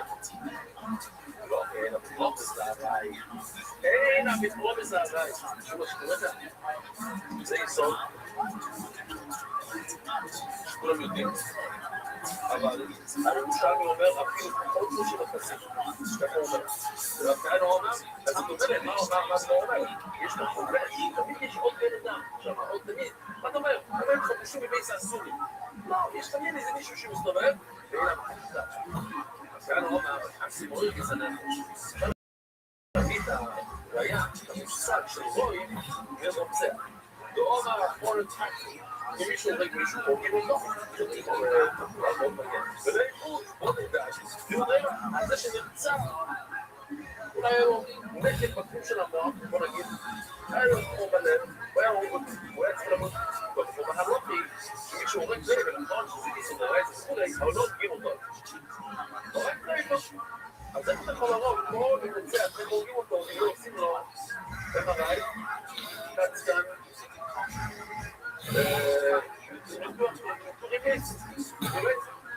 אלא עכשיו זה בסורים, זה מגיע לו. ולתמיתאים את מתגינים להם, אם אתה תגיד לי, שבאמת תתחיל לו את המוח, ובוסקים, זה רואים שאין גיבור מה סנגים אותו. אז הוא מנהל, יש איסור, זה מדבר כאן, איסור דבר איסר, או איסור דבר אחר, אבל שיש כאן איסור, כולם מתחילים את האיסור הזה, יש מה? זה נמץ, השאלה אחת שזה נמץ, זה נראה איסור לא. זה נשמע, אף להגיד שזה נראה, יש כאלה שאומרים שזה נראה, אבל זה מנהל, וכדאי לנו שהוא זה שומו, הנה, זה שומו דהי, הרי אתה חייב לנבל אותו לעשות את זה בגלל, אחרת אתה הורג את הרצח, בלי שום סיבה. ולאיפה ששמת יעזור, ולאיפה שם יעזור ססאי נגד אפילו, אם אתה תפתח ואתה רואה שאין לו, יש לו כמו מצוין, הכל תקין, הכל תקין, אבל הכדור שהוא ירד בלב, זה בדיוק בחור שהיה לו בלב. הסכין בלי נכנס לקנה, היה לו שם חור בקנה לפני זה, אתה לא סיכון, ולידי זה מתקין את זה לעולם, וזה מסתכלים בראשון לעולם, ואין לו במוח צלת, טוב, גלי לא אומר עוד, אקסים ידעו זו, אבל נכון, עשינו לא יקשר זו, שמה, אין שתי זה ברור, גיבור לא יקסר. או, שרים דעת, שרים אותו ליד. גם זה קיבלנו כמה מיילים, איך זה שחד, במידע, זה...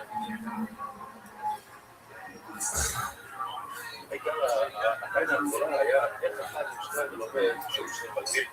וזה היה... טוב. אבל, מה אני אומר ראשון? אם זה שתיים, שנגיד שתיים, זה הקושי.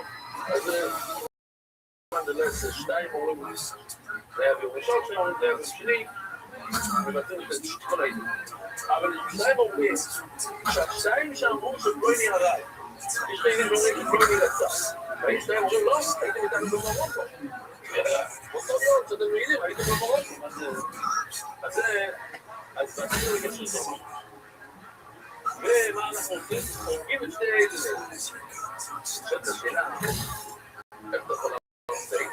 אולי היינו רוצים להרוג יש לו שקט במוח, והמקום, וגם בשבילה נצטרף בעצם. רצינו להגיד שלא, עליהם יודעים להב, תעשינו מטבע, אדם שלנו יש את בסורו, לא אומרים לי אמרה.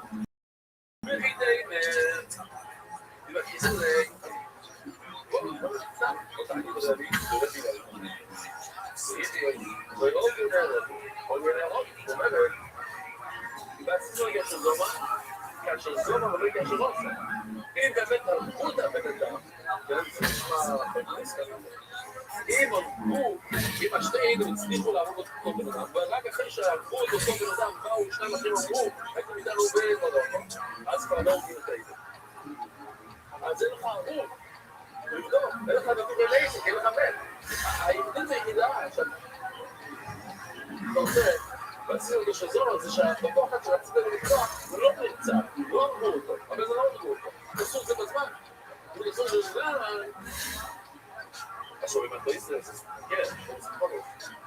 יום, אז בשחיטה עצמו. בוא נביא ראייה, על רוי בשחיטה. לא, אני יכול לשחול איתו. רוי, אני שחול איתו. ולאימו ראש, שאני מביא להגיד לשחול איתו. אני יודע שעשיתי שלי תחומה, אולי בכנרת, אבל שזה היה ממש כמו מצוין. ושנכנס לשם, שכחת תמיד בחור, הוא היה זה. ולהמשיך להבין, אז הוא בזרו בו לשחול. לא אמר עליי שאול שנשמעתי כל הדרך כאן, אמרתי דרך כאן את כל הרעיון האלה. ואמרתי לו, תמיד רק שני. בוא מראה, אם אין בזה אפשר. כן, למשל בשקיטה, שאתה יכול לפתור בקרקע, לפתור, בסדר. אין לו אפשר, אבל יש לך איזה נקל כבדת, אז לעולם לא תוכל לפתור. וזה מקרה, צריכים לרוב, אבל מה פתאום שאני אסמוך הרוב, מישהו אחר שאפשר לפתור. כאילו תראו, כי נראה לך איזו הוא עובד עכשיו. הוא חושב שאני זה משהו עם הקטן, הנה, יש לנו שביל הסצר, מה זה? לא, סליחה, זה אנחנו נראה דרך. ראינו, זה גרם,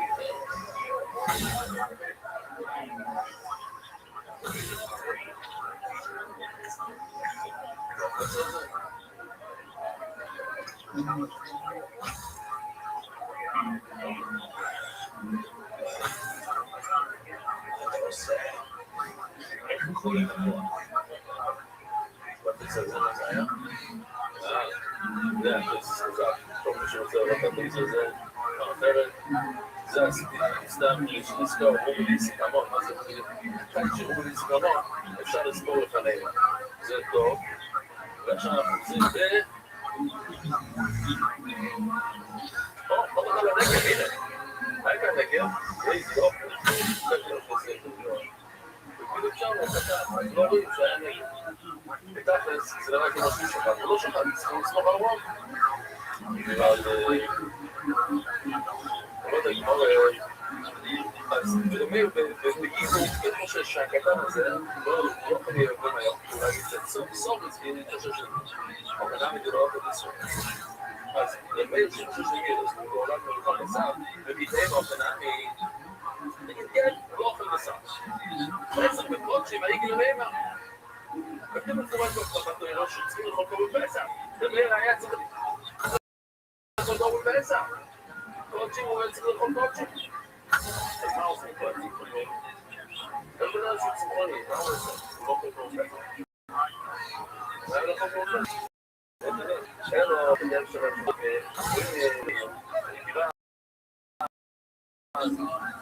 שאומר, לפעמים אפילו שהוא חושב שהוא היה לצמוך על המות כאן, כי אי אפשר אחר.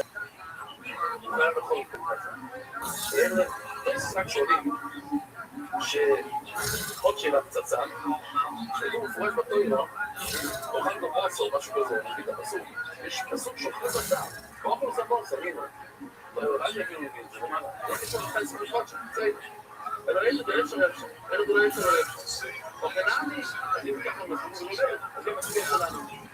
אין יכול, זה אפשר, אם אפשר לבדוק את הרוב.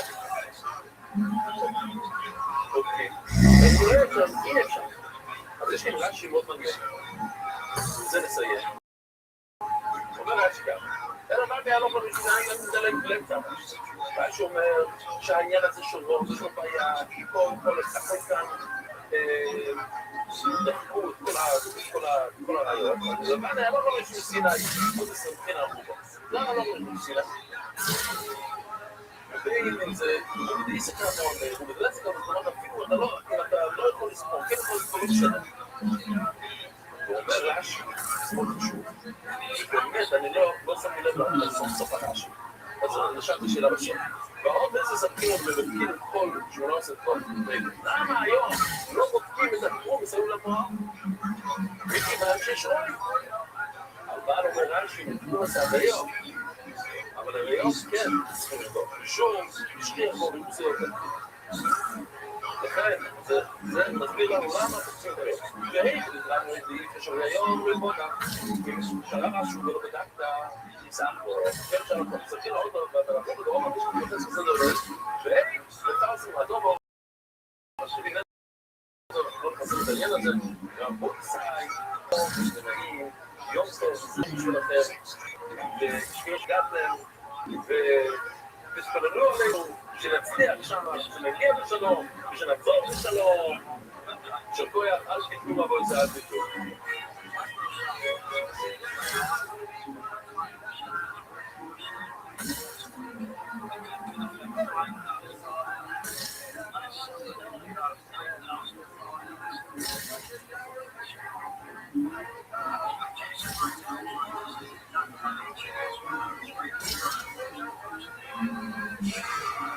Agud baba boisa.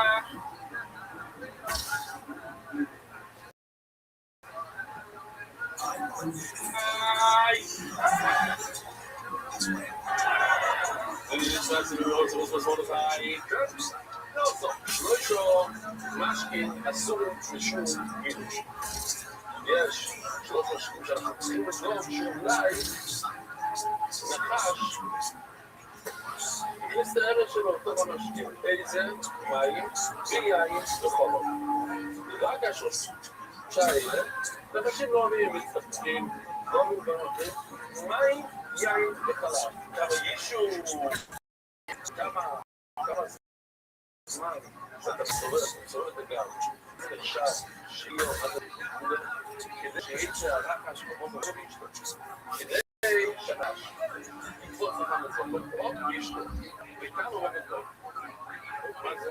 בוא נגיד זה ברגע לבישתו כדי שיהיה לדעת לצורך בוא נגיד זה בישתו שיצא זה בצחת לימדית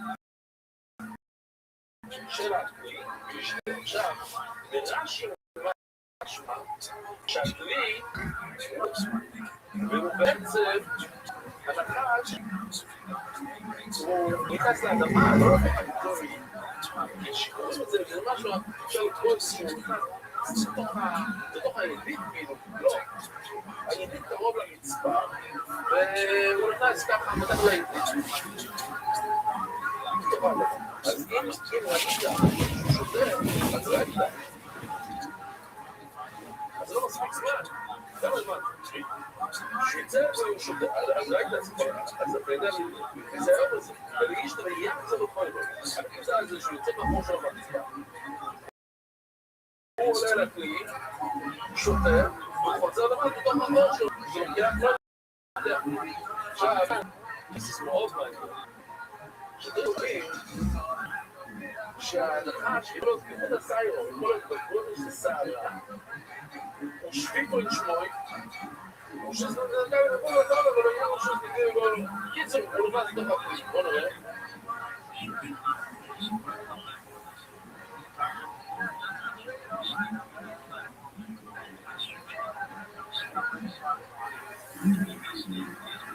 קיטנה השקט בסאגי ונמצא זכומו. הוא בדק את הסכין. השקט בסאגי ונמצא זכומו.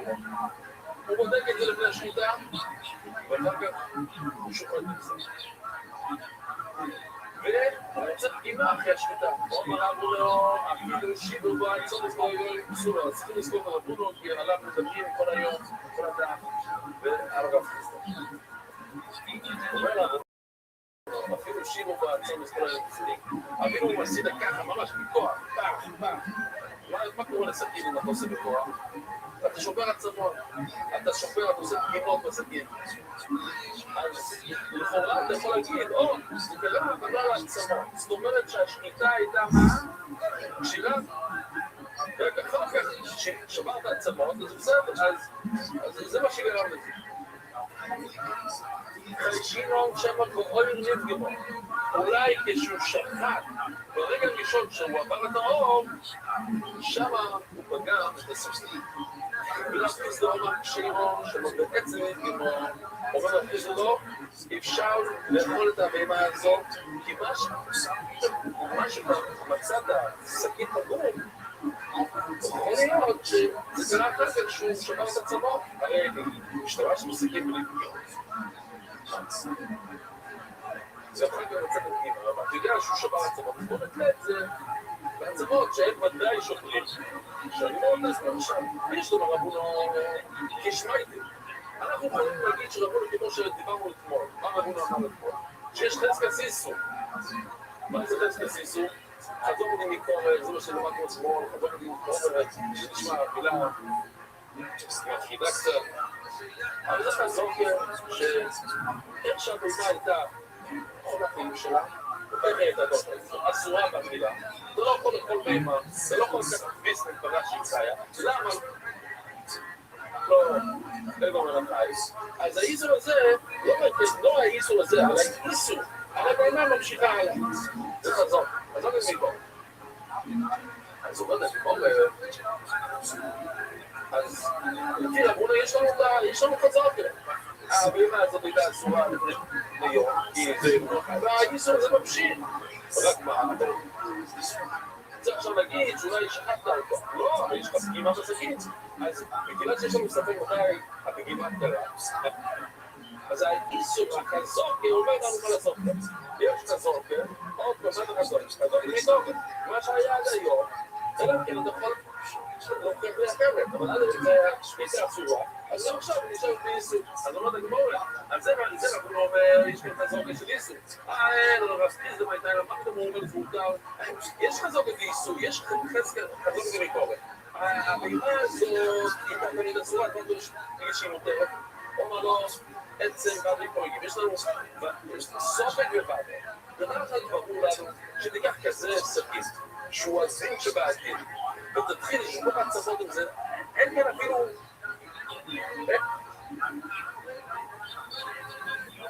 זה ודאי שהוא מקבל פגם. לא, ב100% הוא מקבל פגם. אין דרך כזה. זה לא הספק. או, סופק פורגים צריך להיות פורגים. תשמע, אם האור תמיד היה פוגם את הסכין, אני אחד לא היה שופט. זה הרבה כסף, כל היום. תגיד סכינים, אז אור נמצאים פעם, שאוקיי, פעם כזה, אבל זה כמה. אבל זה ממש ספק של ספק. אבל מה שכן, אני יודע שהצמות כן עושים פגם. אור לא ממש. זה יכול לבדוק. אבל זה לא לוודאי, זה ספק. ומילא יש לך ספק נגד הוודאי. או סופק כל כדי בה. הספק הזה שאולי זה האור, מה פתאום? בואו נגיד שזה לא נפגם בהתחלה. מה שניתה את השאלה לגמרי? אחר כך שהוא משתגע ומתחיל לשבור עצמות עם סכין, שם הוא פגע בזה. בואו נזרור את זה לרבים. אז שואל רוב השאלה, אני אסייע לה, והכל שואל שאלה, אבל יש לי. רובן ואולו, ומיסצו אולו, אבל אדם נכנס למקווה, ובואו נגיד, הוא לא יודע, הצבא, אנחנו מהצבא שלנו, לא יודע מה, כמה לא הולך למקווה, ואחרי כמה שעות, מישהו אומר לו, תשמע, יש לך טעם, למרות שזה לא קל, זה קורה, כן? קורה כל כך. אז עכשיו הוא לא יודע מה היה. האם הוא נכנס למקווה, משהו על האף, אבל שזה קרה אחר כך, הרי צובע כל היום. אז כנראה, אני לא יודע. ודאי, מה שוודאי זה מה שהוא צובע אחר כך. האם זה קרה לפני, אני לא יודע. מאוד, אם זה מאוד לא אוכל. צוות הדין. אם זה חצי קצת. אבל בי שנעשה את זה בוליס, אני אמרו כל היום, כולו צובע כל היום. אז אפשר לקנות את זה בצביעה שלו. לא רוצה לא התחיל לו. אז שלא יבוא לי, שלא יהיה לה איתו. אם הוא בא מהמערה, סתכל בה, אם הוא ראה שהוא לא היה לו, אז בסדר, זה קטנה, לא היה לו שקלתי את זה. מה שוודאי, מה ודאי? תודה. היה כאן ועד ההתחילה. סוף וגם יסוג לעבר. ויש לו צפק, אם היה לו צבע לאף, לא. ומאוד יסוג, כמובן זה לבעלה. אנחנו אומרים פשוט, אולי הצבע היה דמות לא באף, שנופס למקווה, זה הספק, וזה מוציא את הוודאי שהוא דבר. אנחנו אומרים שהוא לא דבר, התחילה שלו לא נחשב תחילה. אז הספק מוציא מהוודאי, גם אצלנו, הספק שהפגימה שקרה, או שזה יוציא ויגיד שזה לא היה שמיטה טובה. זה באמת קרה לו מהעצמות שלנו. לא יודע גם שאני רוצה להתגלל, אני יכול לדעת, סקול סוי, ולא טובה. אז עכשיו הגמרא תלך, הלוך חזור עד שנגיע לנקודה. קודם כל, בוא נגיד, הבן אדם היה טמא, הוא הלך ללוויה, הוא טמא, הוא חזר משותף. אז מה אתה רוצה להגיד? הייתה טובה. אז הבן אדם יגיד אותו דבר, בסוף, ועם לא נשפור, מה נפגר? הבן אדם היה טמא לפני שהוא נכנס למקרה. הבן הזאת הייתה אסורה לפני שנשחק, אז אותו חזוף ימשיך בשניהם. לא, אני שפוטו סולח, עובדה ששפט אותו, הוא נשחק, בקנה והריסו משהו, אבל תזכרו, הוא נכנס למקרה, אז מה נקודה? או תקסידים ובעירו זאת. הטובל הזה, יש לו, נדבק לו צבע לארץ.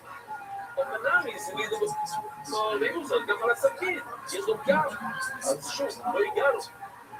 או, סוף סוף, כאן הגענו. סכין ישראל. ואם אתה ישראל, זה משהו חיצוני, יש הרבה משהו דה. אגב, הליוס, מה שאנחנו מסתכלים על זה בתור בעיה, הבעיה זה בסכין, לא בהרעימה. יש לך ממש מוצא, אין לך בעיה. בטובל, אתה עובד בעצמו על העם שלו, יש לו צבע. כאן הפגם זה הסכין משהו צדדי, לא על המימה. עכשיו שאלה לא אוהלו, רבו יפתח, לא כולם שבחלקת הביאו את זה. שאלה, מישהו באמת יודע, בבקשה לא לענות, כי בזה אתה יודע, אבל זה לנחש, רק אלה שמנחשים. ואו יש גם קנה בבשת, כן? הנה תמונה קנה בבשת, היא גם צריכה לנשום, ומה גם צריכה לאכול.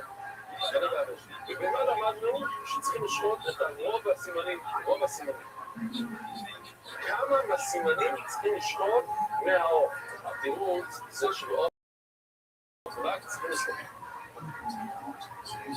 כשקראת את הדבשת, שזה בעצם הצינור האדום הזה, זה לא. ואחר כך נשמתו הגלגלת. ואחר כך הלך לו הגלגלת. מה זאת אומרת כאן כשלו? זה לא עלה, מה קרה? הוא שכח את זה, וזה פשוט כפות, דבר שחוז הזה. בוא נראה אם יש לו את זה.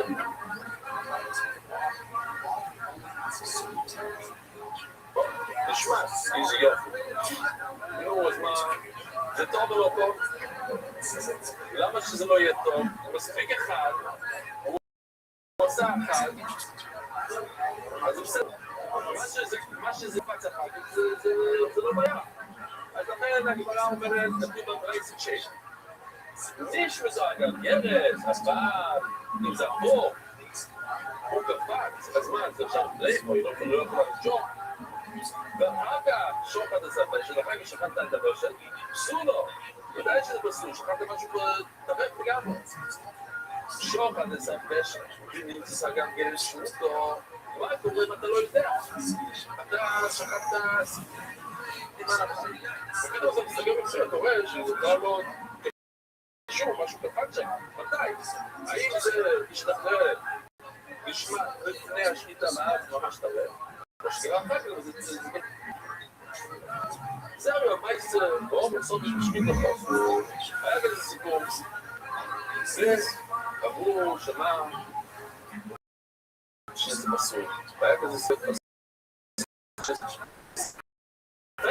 זה מסור, עכשיו המצא הבא, זה בעיה למה שאנחנו משתיר לעשות מה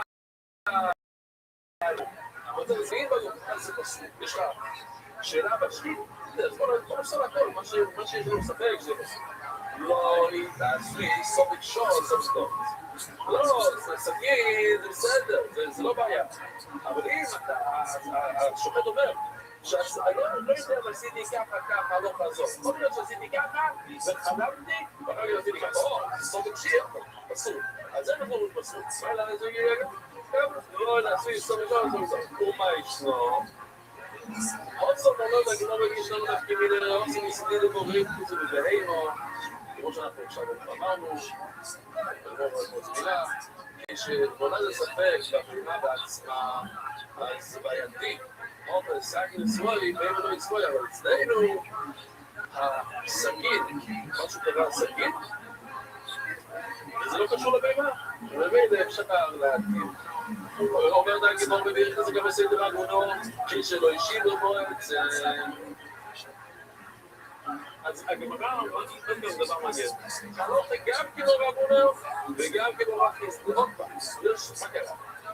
סכין, שפתחו אותו, ממש סכין כמו שצריך. השחיתו. פתחו את הסכין, וזה היה בסדר. שחט, ועשה כל מיני בלגנים, שבר עצמות, ואז רוצים גימה. צמון אומר, צרף, אסור. וכי זה אומר קשה. אז הנה זה גם זה רבונו שולשים בו עצם.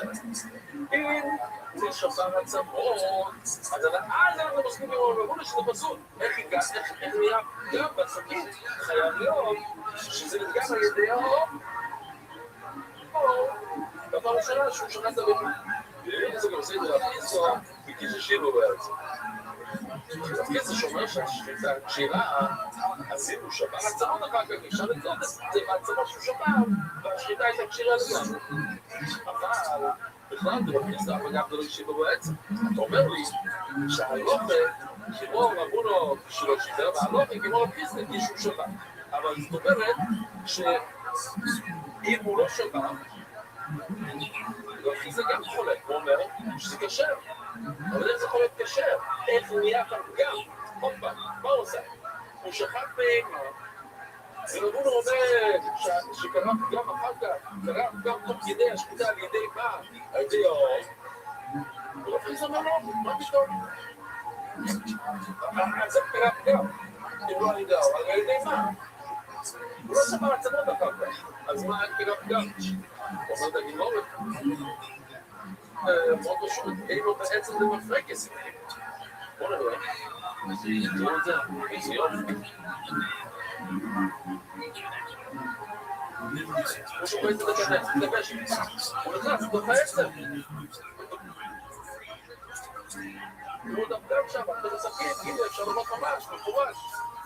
כל הכבוד לו, תראה מה זה. ואפילו חדשון עצם שם. הוא רק יודע רחוב, אז מה, אז אנחנו חוסקים כמו רחוב, שאנחנו צריכים לחשוש שהאור, כיוון שהאור חוקים כמו המפרקת. אבל העצמות ודאי מתחילים בעסקים יותר מהאור. אבל המפרקת הזה, שנכנס כמו המפרקת, זה מהאור, זה אותו דבר. ומילא רבונו אומר שצריכים לחשוש שאולי זה נפגם על ידי האור. ולכן, רק השחיטה, מיד, ברגע שהוא חיטה לשחיטה, כבר נפגע, ככה, שחיטה, ולספר את הגמרא, והוא מביא את הרב, רבי יוסף ממש, רבי זה הגעת את זה. והוא לא רב, רבי יוסף, זהו, זה גמרא, הגעתם, לא יצרתי בוסו. הוא תראה, 13 בהמות, 13 בהמות מותרים, שמה, רבונו, שמה, ואפילו לבית, רבונו אומר, שברגע שמתחיל לשחיטה, זה גם על ידי האור, גם על ידי האור, אז כל שחיטה, מה שהוא עושה באותו יום, אנחנו באים 13, ואם הוא יצא לא, סליחה, לא, קירב נסגור, לא צריך להגיד שזה דימור, אבל יכול להיות, מה אנחנו אומר שאולי זה היה גם על ידי המחרקת. זאת אומרת שהשחיטה הייתה מצוינת בראשונה. בראשונה הייתה מצוין, זה הייתה שחיטה והבהמה הכשרה, ושנייה אחר כך זה נתקע בעצם ואז זה נתקע בסכין, הסכין נתקע, אבל השחיטה הייתה בסדר גמור. ובאותו בהמה ואחר כך עוד 12 בהמות, או עוד 13 בהמות, הם סורים לגמרי. אבל ראשונה, בסדר גמור. גם לא תזור ראשונה, חולים את השגר במחלק. ואם לא יצאנו לאלו נראה בונו. לא, לא רק בזירה בונו שהסכין היה בקומיית התרה. מה עוד? ואיגר הפריסטו, וכספריסטי מתלותלינות, אנחנו אומרים שבואו נחשוב בכולה, עכשיו, אז הכי כולה. שאולי עסקים גם לא מאור, אלא ממה מהרגע. זה כולה. והקהל שנפריז את המעצים, אולי נעשה פרות. אם אתה הולך לכולו, אז אתה הולך לכולו עד הסוף, תגיד, הוא לא נגע בשום דבר, רק בסוף האחרון, זהו, אומר את הגימור כך. אומר, זה חבר חברים, לא אבל שכן ולא שווה לך זה. רק העם המעצים שביטו סוף בין כל אחד ובכל זאת. צריך לבדוק את הספר. בין כל בהמה לבהמה. כמעט, כרבונו, ובפסק המעשים. זה יכול להיות שאני אגיד, זה גמרא הקלאסית שזה הולך כמו ההוא, לא צריכים, אפשר להגיד שזה כמו ההוא, זה כמו דומה כזה, אבל אין לנו הכרח שזה ככה, אז בואו נתחיל. שצריך לבדוק סכין בין כל בהמה לבהמה, בחורה זה רבונה שאומר מה שהסכין יכול לתגל מיד מהאור, ולכן צריכים לבדוק מיד אחרי הבהמה הראשונה, כי אולי יש שם פגם, ואם יש פגם, הפגם הראשון לגמרי אסור, כי זה גם האור, ולא היה לו אפילו שנייה של עשר. אוי, כי זה אומר כאן בעלו. זה ככה שזה כמו רפי. אפשר להגיד שזה כמו רפי, זה שלה. אבל פשוטים, זה רייסר. כמו הלשון שאמרנו שלה, שאם הוא לא יבדוק, אז גם האחרונות ייפסלו. מה זה אומר? הוא חייב לבדוק את הסכין, למה?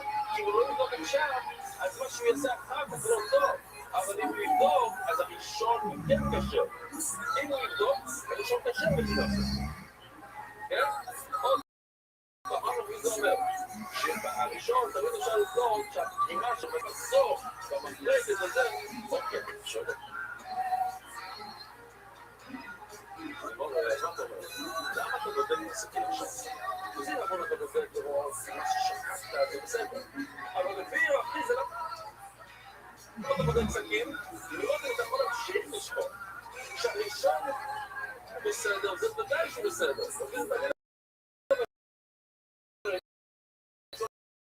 בסדר. לא אכפת לי מצג הדגים. גם המחריג.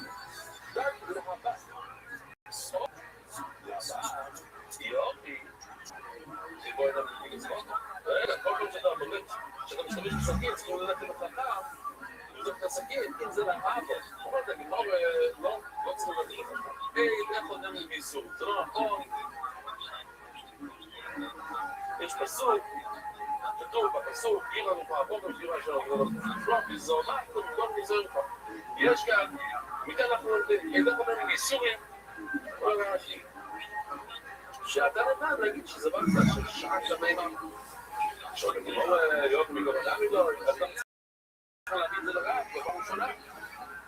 אומר, אני אגיד לך למה, עכשיו, כמו שדיברנו פה, לא אמרו למה יושג לך טוב, אלא בכל מישהו חופש, אני כזה צחקתי על זה, אני כאילו צחקתי, איזה כמות זה, אבל הרעש פה, היום ראיתי שהרעש פה אומר, שאם אתה חכם, אם אתה סכינים, זה לא כדאי לבחור על הכבוד, זה לא מוכרים לכבוד, כך אומר, ולא יבינים כל הכל, ושהוא ידוק סכינים, זה טוב, שידוק. צריכים שם חכמים וביטוי, לצדם לכבוד על זה וגם של מוקדים.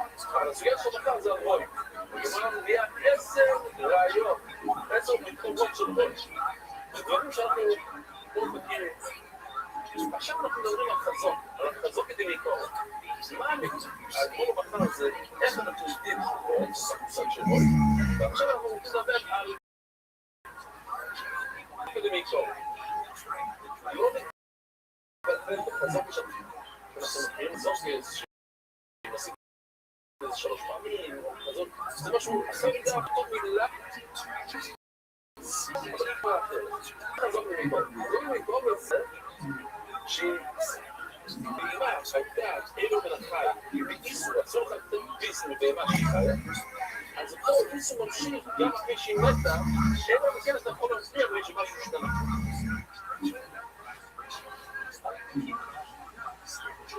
האיסו ממשיך, האקטר ממשיך, מה זה היה דורש?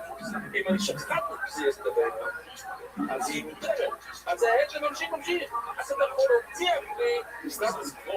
מה זה אומר? מה זה סטטוס קוו? מה שהיה, הוא ממשיך להיות עד שאתה יכול להוציא מהפרק. זה חזור למי גובר. בשחיטה.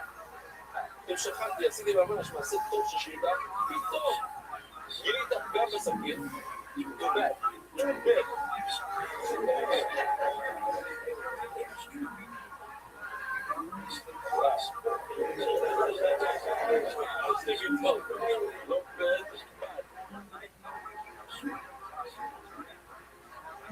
טוב, מה זה אומר?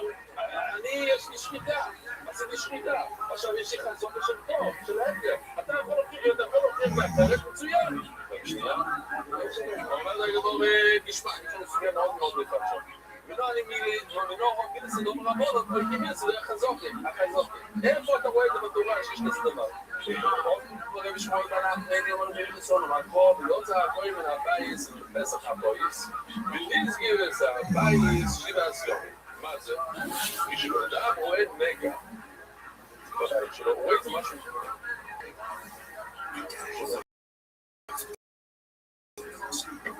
אז הוא בא אליו, לא נקרא, אבל בוא אליו.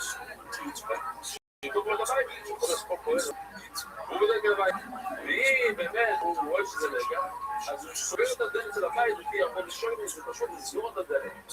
הוא מזכיר את הבית, הוא אומר, אי אפשר להיכנס לכאן, סגור, שם את הצהוב הזה של המשטרה, אי אפשר להיכנס. מזכיר את הבית, בוא נראה. אני לא אוהב שם את מייצפת, וזה צדלה שלמו. עכשיו את מנבוא, את שואלת.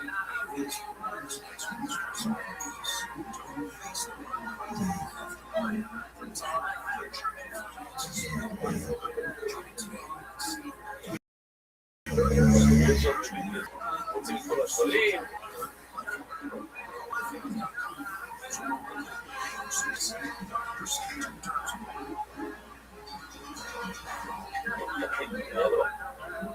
אוקיי.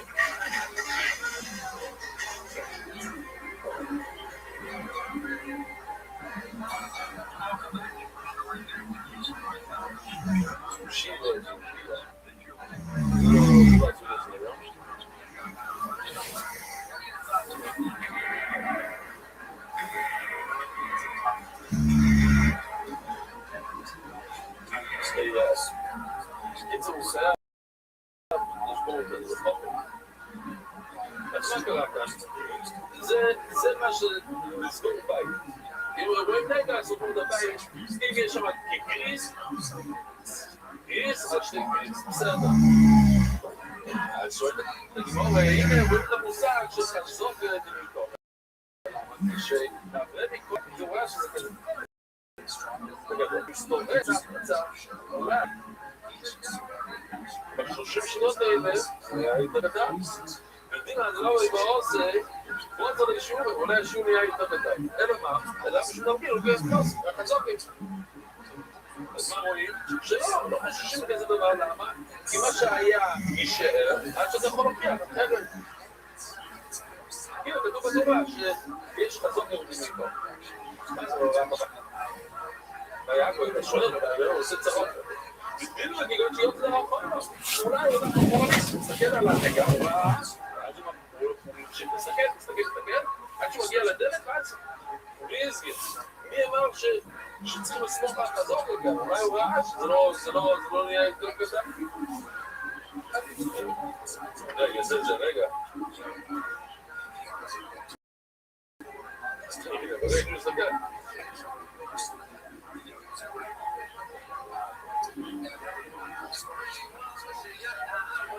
הוא ממשיך לראות את זה, הוא הולך אחורה, עד שהוא יצא החוצה, ואז הוא יודע שזה לא נהיה יותר דקה. בדיוק הגיעות שיוצא דרך החולות, כי גם חוץ זה לגינות, הוא רואה בדיוק את הנגע, עד שהוא יצא. אולי מה יש לי תשוב בזו בזו, אי אפשר להגיד שהוא יצא אחורה, למה אחורה הוא יצא דבר אחורה?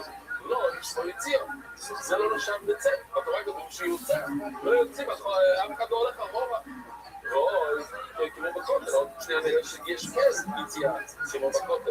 בואי, נכון לדעת את מה יקרה מהנה. מה קורה עם הנגע הזה, בואו נמשיך לראות. יש שם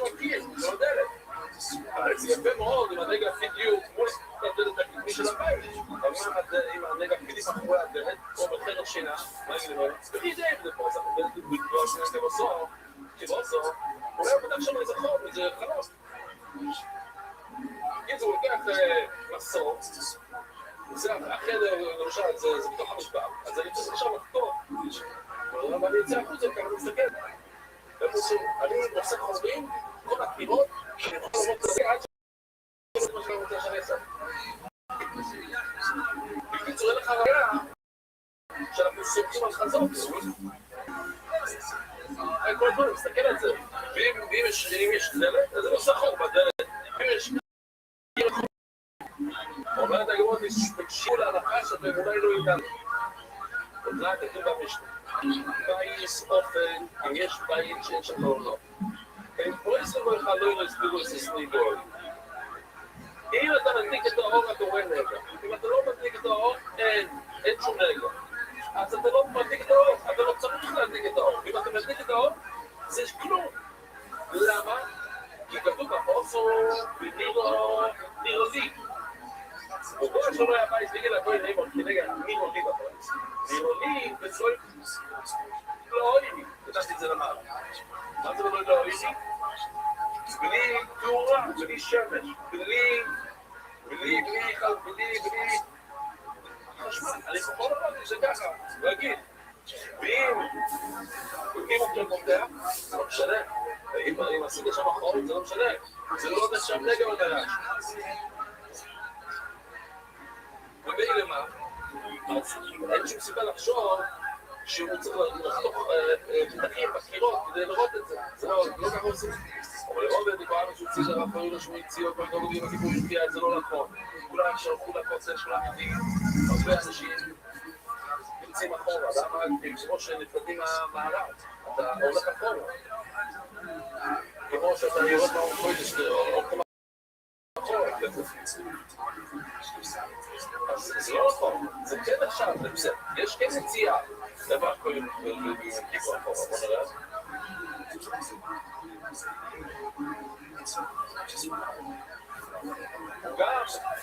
גם ביום כיפור מהקודש קודשים הוא יצא אחורנית מהקודש קודשים. זאת אומרת, זה כן עכשיו יציאה.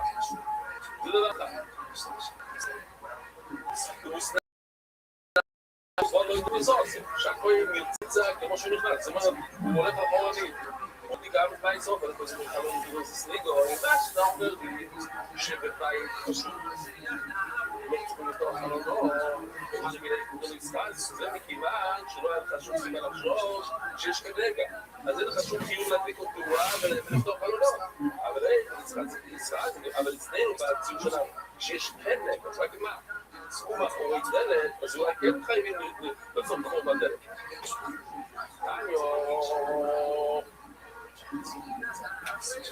זה לא יקרה באבא ביעבר. מה רבי יעקב ויעקב אומר? אולי הוא עולים כל הזמן. להיות הגוי בנבייס, זה בפס, ספר לס, לא בלס, לבית סביאס. אולי הכוונה שילך לתוך הבית שלו, ומשם הוא יסביר. למה הוא יסביר לתוך הבית שלו? הבית שלו, איך הוא יסגור את הדלת? עם חוט, אומר רש"י, זה דלת חץ. כשהייתי ילד ברמת החנן, אז היה לי שם חבר שהוא החליט שצריכים ללכת לסקס שבת. איך הוא יהיה אותי? רעיון צצה, לא יזהי. הלכתי לישון חדר על הרגל, ומשל,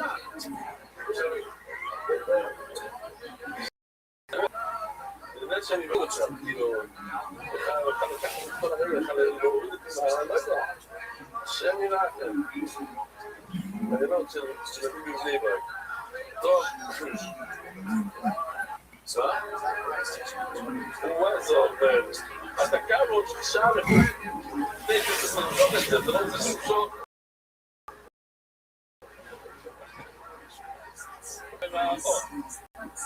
ויוצא הכל נפל, ויוצא החוצה. איך הוא יוצא בגלל? הכל רוצה להגיד איפה הוא עובד. איפה הוא עובד בבית שלו? לא.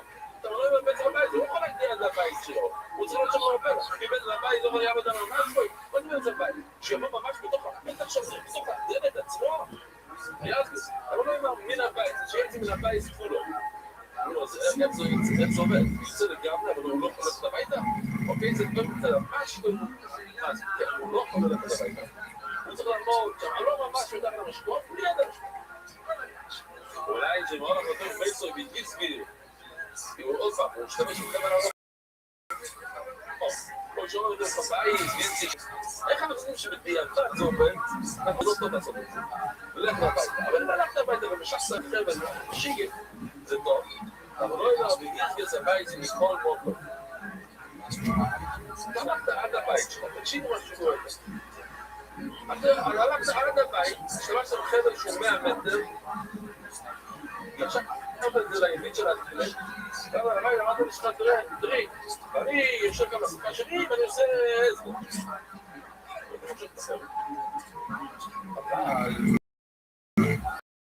אבל מה קרה לנגע? אולי הנגע נהיה לבדוק אותה. אז רואים מכאן רואים שלא חושש לנגע. אתה כבר לא לך תראו, אתה כבר בתוך הבית שלך, תראה את הנגע. ודאי אתה לא רואה את הנגע, וזה בסדר, למה? כי אתה סומך על חזוק את דמיתו. למרות הגמור לא אין לך ראייה, ורבח תיאטוי, תגמורי, לא לסגור את הגמור עדיין, כי יש כאלה סרטון. שגורי דוב ונגברי, יש כאן שורה של אנשים אתם תאהבו את זה, זה מדידו. לעמרי כדי כוי. עכשיו, זה עכשיו. אתה יושב בבית עם חבר, יש לך אנשים שאומרים לך שהנגע עדיין שמה.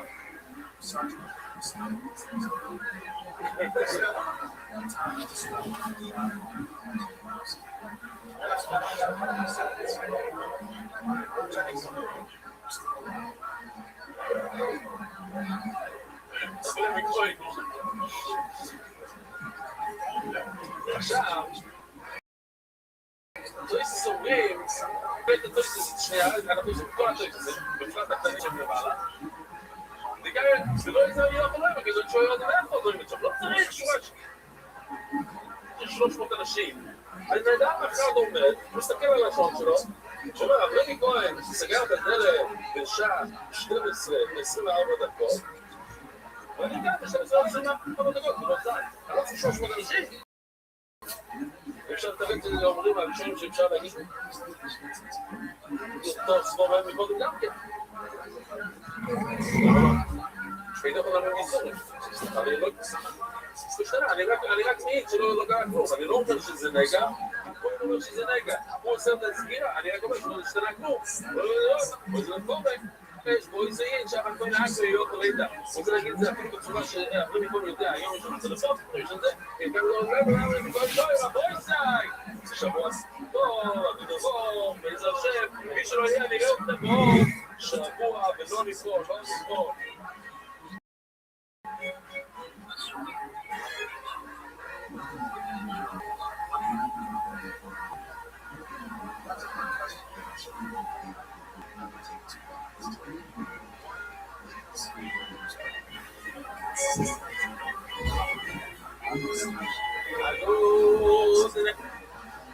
Shabbos Ramoisai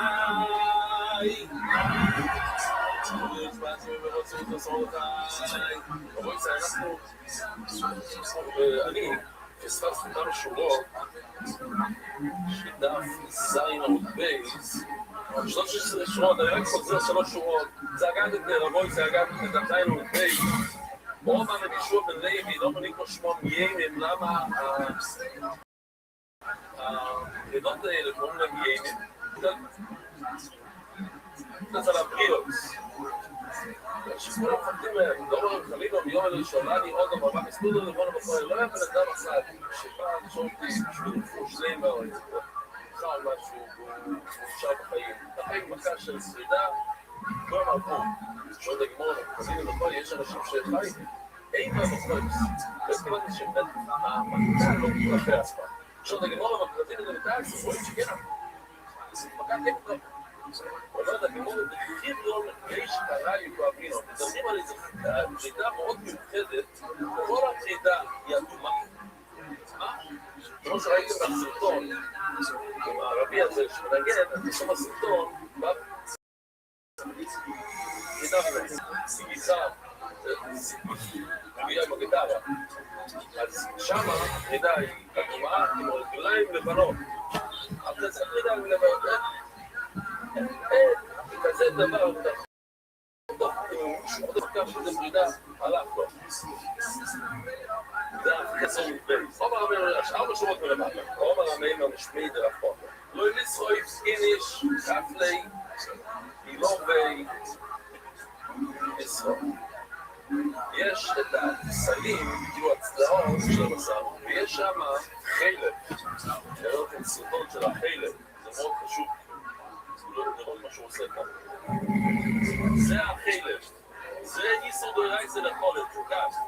הוא עושה דיגו, הוא חותך את זה משם. מצוין, הנה זה החלק הזה. יופי, גיבל. ראיתם? זה החלב שעל הכסלים. במשחק יש כפלי גילובי ביסון. יש שם את החלב. לא לשים את החלב הזה על בשר. החלב הזה זה דורייסה.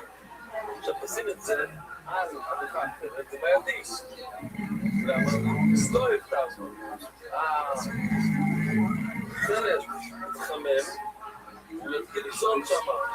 תארו זה החלב, השומן, הוא בוא להביא לסמוך, זה ייכנס לתוך בשר. יופי, כתרי צינאמי. אז גם שזה נח שם רגיל, לא יפתחנו כל הדיסקה. זה ייכנס, השומן ייכנס לתוך הבשר בעצמו, לתוך הצלעות האלה, לתוך הפלנקים. אז משנה, הוא נכנס לשם את זה על חתיכה אחרת או לא, החתיכה בעצמה, הנה, אחרת שם מונח, לפני שהוא נח את זה, הוא מתחיל להתחמם, פתאום נהיה נזיל, הוא נכנס לתוך הבשר. לא, זה לא בעיה. מאוד ממש סקמנטטוי. יש קרום, רואים כאן יש קרום, שזה כאילו חתיכת אור מאוד מאוד דק, שזה מכסה את החלב. זה לא רואים את זה כל כך כאן, אבל כן, רואים את הצדות כאן, יש שם החלב מתחת, יש כאילו שקית, זה מונח בתוך שקית. אז החלב לא יכול להיכנס לתוך הבשר, יש כאילו שקית פלסטיק מתחת. קרום, עכשיו זה כמו כאותי, אז לא אכפת לך לשים את זה על עריכה אחרת. יש מונח בתוך שקית פלסטיק. אני לא ראיתי משהו שעוד לא אותו מפתח. כשהוא נוגע בלמעלה, אחרי שהוא נוגע אז הוא הורס את הקרום. אמירי מסביר שהוא קצת יותר דק. אתה יודע, אתה ולמעלה זה קצת יותר דק ולמטה, אז הוא יותר עדין, יותר רגיש. אז הוא קוצץ כזה, זה שחור בשקית ניילון. עכשיו תחוץ קצת, זה יכול להיות חיילת בעילי, זה בעייתי. לא נורא לי, לא נורא. זה חוק שינו את שני שלטון. אם אתה כבר אתה מלחוק לו, אתה צריך ללמוד 3 דברים. אל תחשוב שאתה קיבלת 3 דברים האלה, אתה פתאום תעשה את המקום. אם אתה כבר אתה מלחוק להם דברים, אז זה ממש מעניין. כן, מה שאומר במכתב, חתימה. מה זה חתימה? זה לא חתימה. זה טוב. אתה מלחוקת, צריך לדעת לחתום שטר. תשחית לו, לדעת לשחוק, תרמי לו. הוא גם לדעת לשחוק, וגם לדעת למות, לא יודע איך הוא יהיה, מה יהיה. יבקשו ממנו, לשחוק, תרמי לו. באירופה זה היה ממש חשוב מאוד לדעת לדעת. אולי והשניים יום שווי זה היה נורא קשר של הדלת, שבדיים מאוד לדעת את הסוף של זה.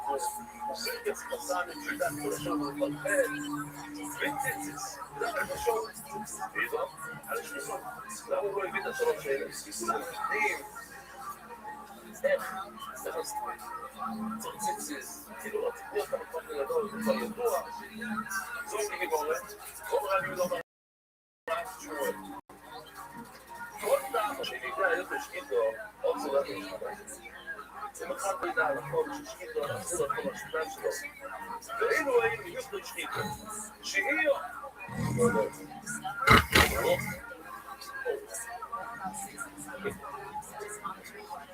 זה דרוסו, למטה, למטה.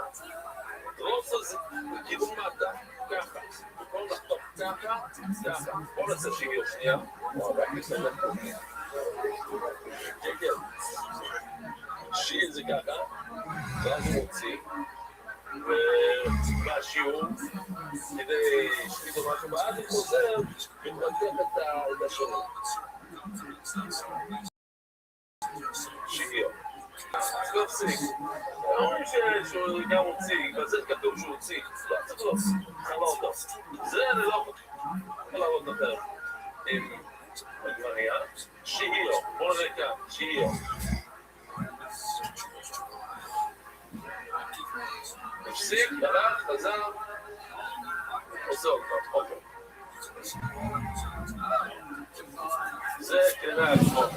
לא, בואו נעשה חלודו. חלודו. תראו מה זה, עכשיו פסקנו היום. על פי כל הלשון, הדבר הזה לא עושים את זה. תופס את הסימנים ביד שלו, ואז הוא נכנס, ונראה. ועכשיו, והדבר הזה, הסכין עושה, קוראים לזה חלודו. זה עושה הידי הסימן. זה מה, וכבר ראינו לדרוש. עכשיו הגרום, מה זה הגרום? הגרום הזה פשוט, שהוא שופט את זה במקום הלא נכון.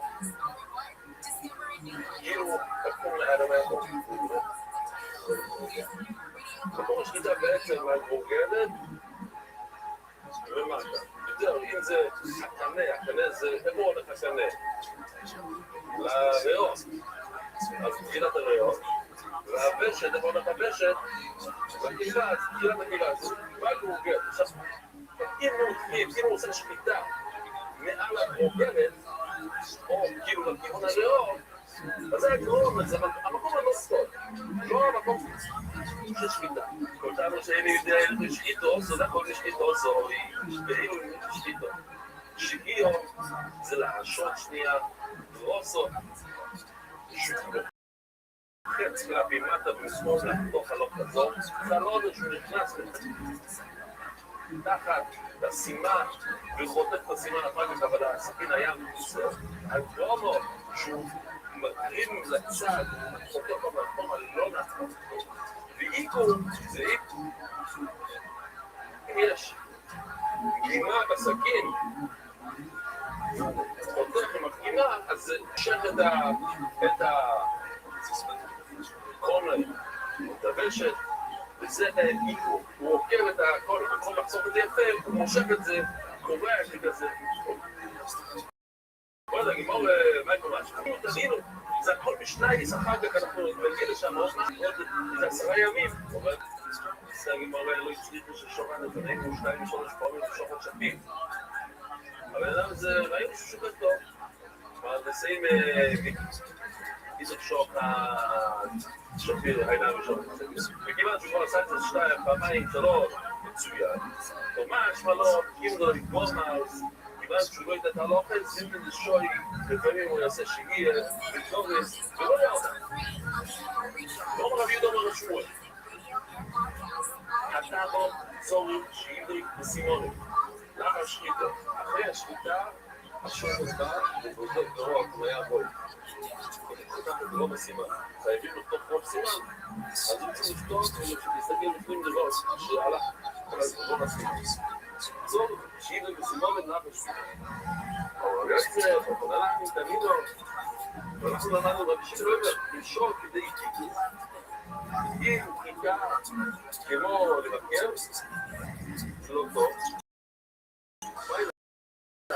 לכאורה, כדי פיקוסים לצעוק פקודו, להסתכל, לבקר בסימנים. בעיה, צריכים לצעוק בסימנים. אבל הבעיה היא לא, לא טוב רביות. יש לבקר חכם. יש חכם מאוד בעניין. כדי לתת חכמות לרב של העיר, נותנים לו לתת את הסכינים. הנה, לקח סכין. טוב, פשוט הגימור נתן כבר בשיעור. יש רב שגר בסוף הזה. הוא לוקח 3 דקות. בין 17 ל-30 שניות מהמשליטה. אז מה, אז גם ממש צידי ביקום, 3 דקות או 30 שניות?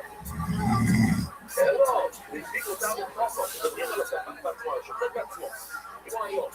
הם יודעים די טוב, הם בדרך כלל יודעים לעלות, ודבר אחד, אז כדי שהוא, אחרי השליטה, עושה לי איזו בדיקה, לא, אז כן, יש לי תמונה של ככה תמונות, של וייסש בעצמו, אז אני מאוד בתמונה הזאת, גם בסכינים יש לי שם משהו בודד, בעצם לבדוק את כולם, הוא יודע. השופטים את הסכינים, כמו איזו שאלה פשוטה, יש פגע בבית המרדכי, והיא פתאום חותמת התקפת לב, ועושה לדמתה.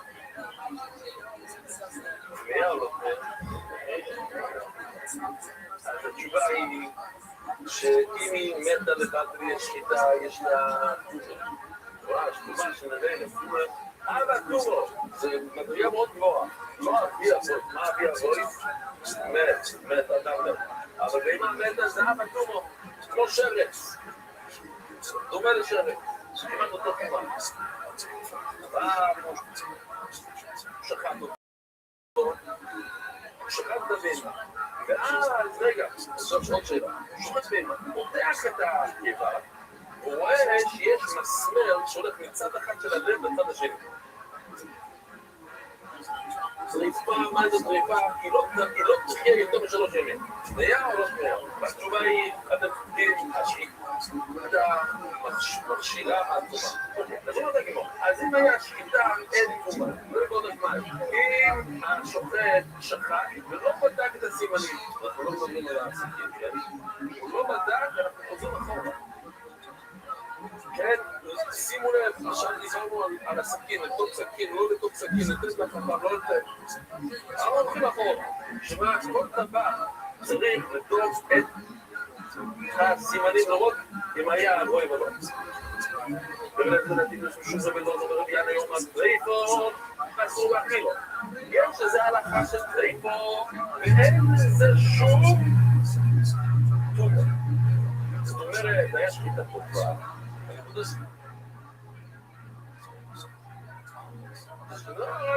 אל תיגע, אל תאכל את זה. ועשיס אותו לרב בייס לזינו. השחיטה לא שחיטה, אנחנו לא מקשיבים את השחיטה. למה? זה לזינו. כשמישהו ירה בראש של הבהמה הזאת, אז הנה בהמה, הוא מתה לו במה הזאת. אז יש קצת תורה, כמו כל בהמה שמתה, אז מה אכפת לי שאחד שחושב שהוא שוחט? אתה. כל אחד כאן בחדר שלא יודע לשמור, תופר סכין ושוחט. אז הבהמה תביעה או לא תביעה? בחורה תביעה, אז לא יודע אנחנו עושים. איך, במה?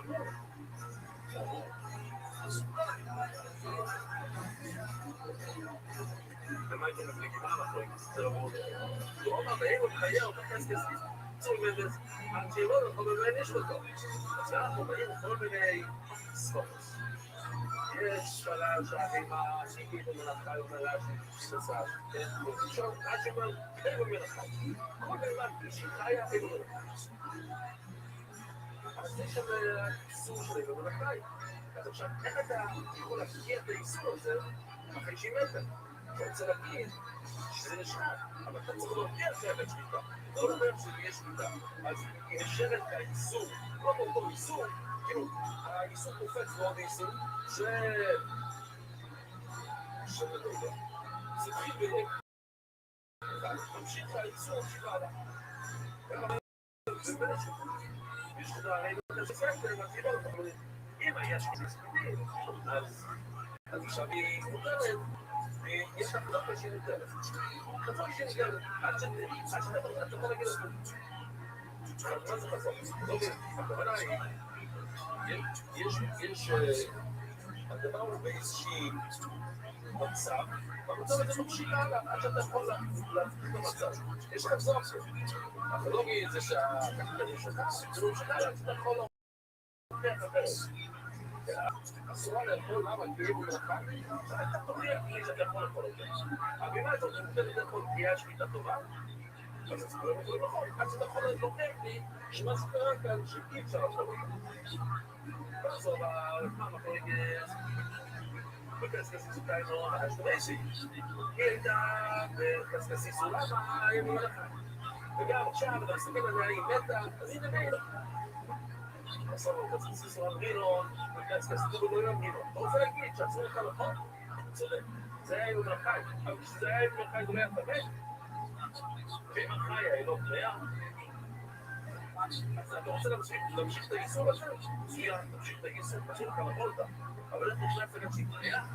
זה איך אתה לא יכול לעשות, אתה לא יכול להוסיף על הייסור שיש לנו, אז היא עצורה לאכול מצוין, אבל לא בריאה, זה מלדות. מה קורה אם הבן אדם נדע לזה, אם הוא טוב או לא, מי כבר לא. אבל אני לא ראינו לחיי העם הקסקס מסוימת הזה, שיבות לזכות באמת יש לו עכשיו קראנו, שאם הבימה הזו יש לה חזון של עיסוקים, אינו מלאכי, אז אם אתה לא יכול לשנות את זה, אתה לא יכול להוכיח לי שמשהו השתנה, אז אם אנחנו אומרים, יש לך היא אסורה. אבל יש לך דואר, אנחנו מדברים על החלק הזה, יש לך דואר. וחסקס אין דברים בזה. היה שאתה תדע ספידית, אז יש לך סופר, ואת לא מבינה מה זה המילה הזאת, כזאת. שומעים, מה זה חזוק? אם שכחת, אז היא מותרת, מה זה חזוק?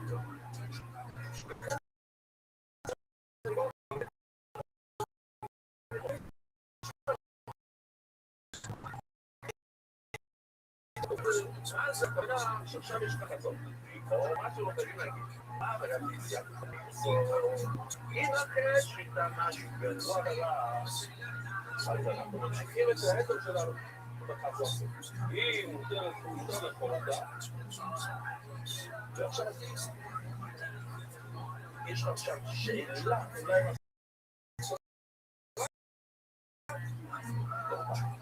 אם מחצקס את אותה שלנו, כל רמתיק או כל זה. הנה, פגימה והסכין. אז קרא את זה, הוא לא נתון.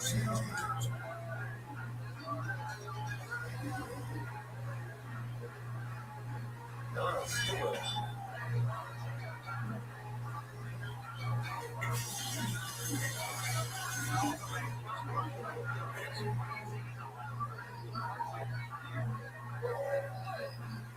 שנייה. כן. שכח חצי וחלת מזם. עכשיו הוא טוב, הוא נעשה. או גם ניזון רוסו. אוי, נראה. פה זה בנות הבני נעי נאו. אז זה, בתוך המשקיטה, חכף משהו ברע. אותה תמש. שאתה כמו מה הבעיה? לא, אתה לא אין שום בעיה בזה. אנחנו לא יודעים אם יש כאן דרייב או לא. הוא לא כאן את זה, זה לא כאן. אלא זה לא כאן בני מים. הוא עושה שזה חולות. או זה כמו לא כאן. אנחנו רואים שהזאב עשה את זה. אלא בטוב והציעו שהם יפקו במאו, הוא החזיר את זה, לא יודע איך זה, כאילו מצאת איזה כבר עם נקב. אז מה השאלה? מתרשים עכשיו לבוקר נקב לא קם. אוי לא, חומה, עצורים, אפשר להגיד, זה היה דריק. ומה עכשיו? הזאב, בדיוק חלם השם שלו לתוך מה שהיה בגודו. כי זה עניין של חזון. זה לא יודע, אם אתה לא יכול להוכיח לאחרת, אז אנחנו כל מה שאפשר להגיד, ואנחנו רואים במצב הקודם. מה היה המצב הקודם? זה היה קורה? היה קורה שאולי זה עצר, ולא, הוא לא היה לו חום בקיבה לפני שהוא מת. לא, אולי...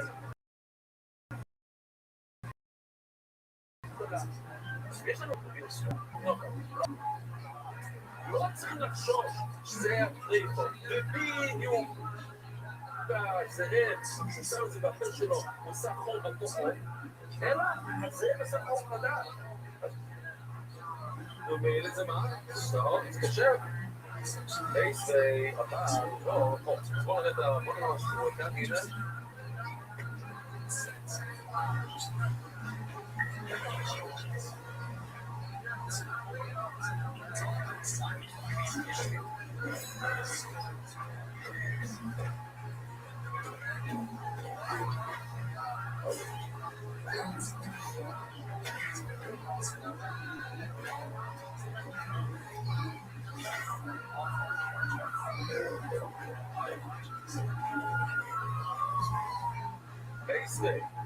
לא ציבור המנקה ותהילה. יש הלכה, שאם זה, יש לך פרי, שהוא רק כזה, ויש לזה חול קטן, אסור לאכול את זה. למה? אולי, לא תורה, אולי נחש, זה לא תורה, זה נחש. זה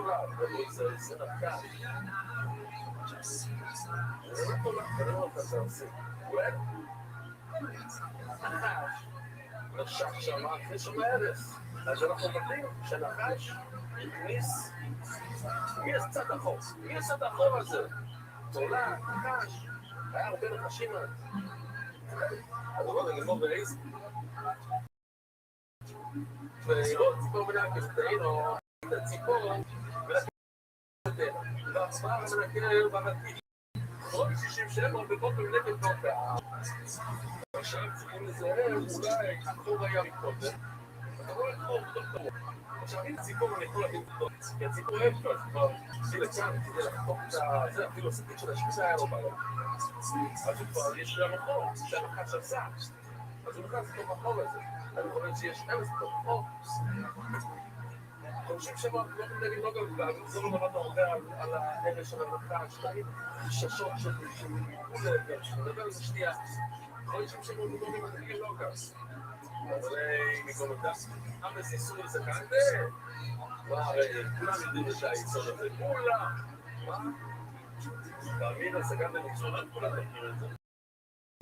כמובן הגמור, מקומות אמס איסור לזה כאן, סכנת נפשות, האלה של הנחש, צריכים לזהר, מה זה קשור לאיסור? זה כל השאלה. אומר לי, רובר, יש לסופק סכנת לחור, אתה אומר, שיש לך ספק, אולי משהו רק כאן, צריכים להחמין, שאיסור למה לחור. או, הוא עושה כאן איזה משהו, בסדר, באמת זה לא אומר. זה יוסי שחר.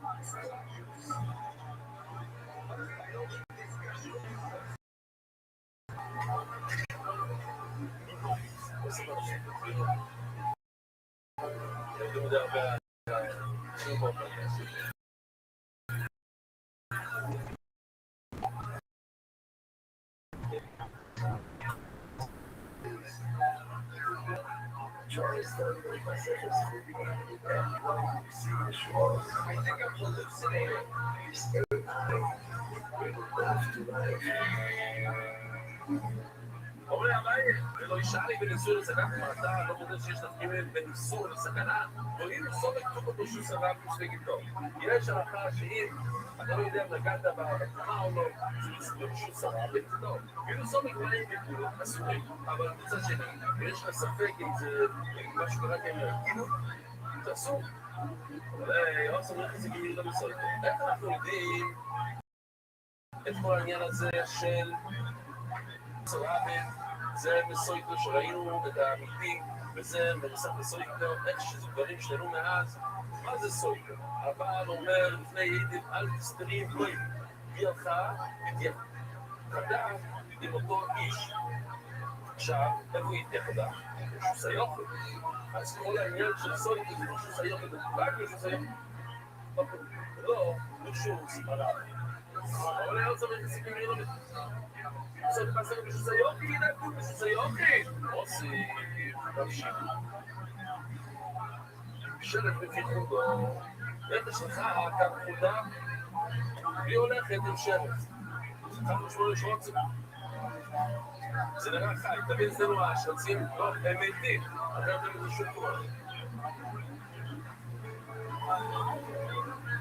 פיחודו, אנחנו גם דברים של תחומו, היא הולכת על דברים של תחומו. סופק לא יוצא בלילוקים, אם השבט הקט נגע או לא, אנחנו רואים שזה די טרור, אבל לא בטוח. עכשיו, אפילו בזה דושו סנאבי, ספק לא טרור. דושו סניוקת, סליחה, אפילו דושו סניוקת. אפילו דושו סניוקת שבדרך כלל, עכשיו טוב דושו סניוקת. אוקיי? גז טוב. כאילו סובל, מה הם יקרו למסור? אז רואים שחביל סגנצר,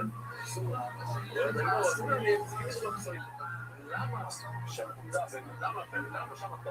הרי סובל כתוב לנו שזה למה שם אתה הלכה בשוסיות עם השרת בתוך הפה שלה, אנחנו אומרים שטוב, עוד פעם, זה לא יכול להיות מסיני, יסו איתו, מה עשו איתו דובר שיש בו דש לשואל? מה עשו איתו? אפשר לשאול אותה. נתמת? לא יכולה להגיד כן, נתמת לי. ואז כותבים לה שובר לה, תדפסו בו ולא תדפסו. אבל בסדר, אפשר לדבר משם. אבל בנעמי לא שיש בי דש לשאול.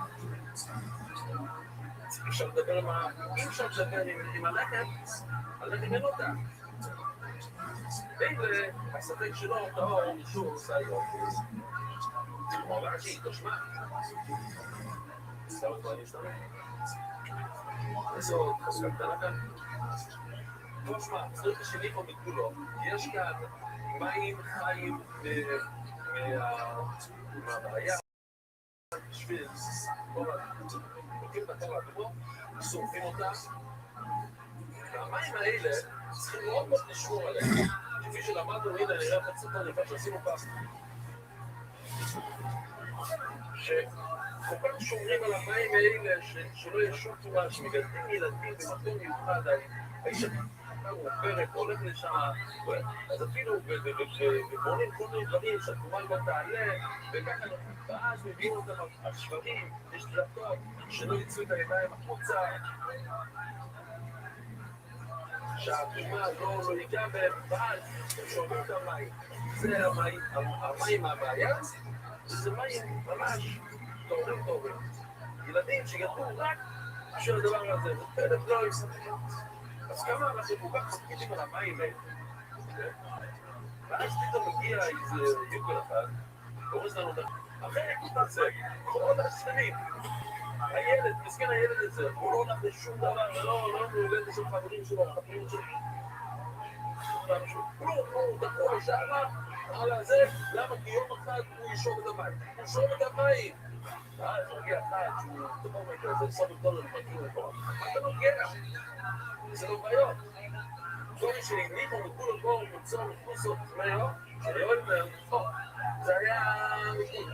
ופתאום אתה רוצה שזה כיסוי. עכשיו, זה ודאי. תמיה, למה אתה לא? שאני לא יודע עוד פה מבין על שום מכיסו. זה לא יכול להיות מחש, זה לא יכול להיות חולדה. מי מכסה בן אדם? ויש סיכוי מאוד גבוה שהוא תמר. מיכו, צריכים להקפיד כאן, זה לא אומר, זה חומר של תורת מיכו. מיכו מוצאו מכולם, זה קצת שונה. ולהוריד מכסה, זה כן הם יכולים לעשות, להוריד דברים. אם יכולים לקרוא דרדישניס ממנו, או אם לא חוש, יודעים לא להוריד, כאן, למה זה פסול, כי מידה יכולה לשתות. כי רש"י אומר שזה, אבל תכלס, הוא משתמש במים, הוא מחזיר את המים בחזרה. הוא מכניס את הפה וקצת מזה מוזר בחזרה, זה מוסר. כי נעשה מלאכה במים האלה. כל שירות בו, טל בלילה. טל זה פסול בתורה, זה בעיה, פסולו. זה לא טמא, אבל זה פסול. למה לא חושב שגם טמא נגע בזה? שם אגב, תגיד, אולי בן אדם טמא. ברישה שכתוב שמצא את זה. מי מחסה לי? בני אדם. לכן מאוד שהבן אדם הוא טמא, אבל כשהוא מולדת, יש עכשיו, אז מה זה עושה? זה יכול להיות שהשרץ גילה את זה, אז אם הוא גילה את זה, זה לא טמא. השרץ הוא לא טמא. חוטה חיה, היא לא טמאה, היא רוצה לשתות, אז היא סתק. ככה עד שזה אף, אנחנו לא מדברים על נושא כז'וקר, שם איזה פלטה כזה, לא פעם, תעיף את זה, שתק קצת, בסדר, אבל זה לא מתאמן, זה עושה, לא מתאמן. וייתכן גם שבן אדם גילה את זה, והבן אדם הוא גם לא מתאמן. יש 50% מהאנשים שהם טמאים, יש 50%. אנחנו שוב לא תנאים. אז לאנשים צריך להתקץ. אבל פלוס זה יש לך גם, אולי גם ריד לזה. אז יש לך רוב שאומר לה שזה לא תנא. אולי נקרא את זה. היינו. אולי נקרא את זה, לא נקרא את זה. הנה, אתה מבין, יש לנו כולו, כל הזמן יהיו סרטים שלהם בגבולים מהסורים. מה אני לא אמר מכאן? אני לא סגרת סורו, מה אמין, או בבולסה שלכם אפילו שבס.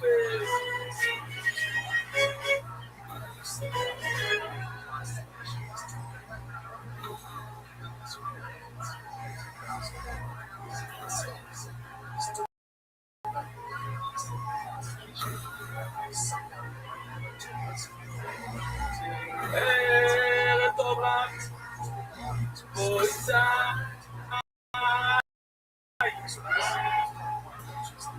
זה נשמע סימים מאוד מסמוד. שופט בכל העובדים, תספיר את זה.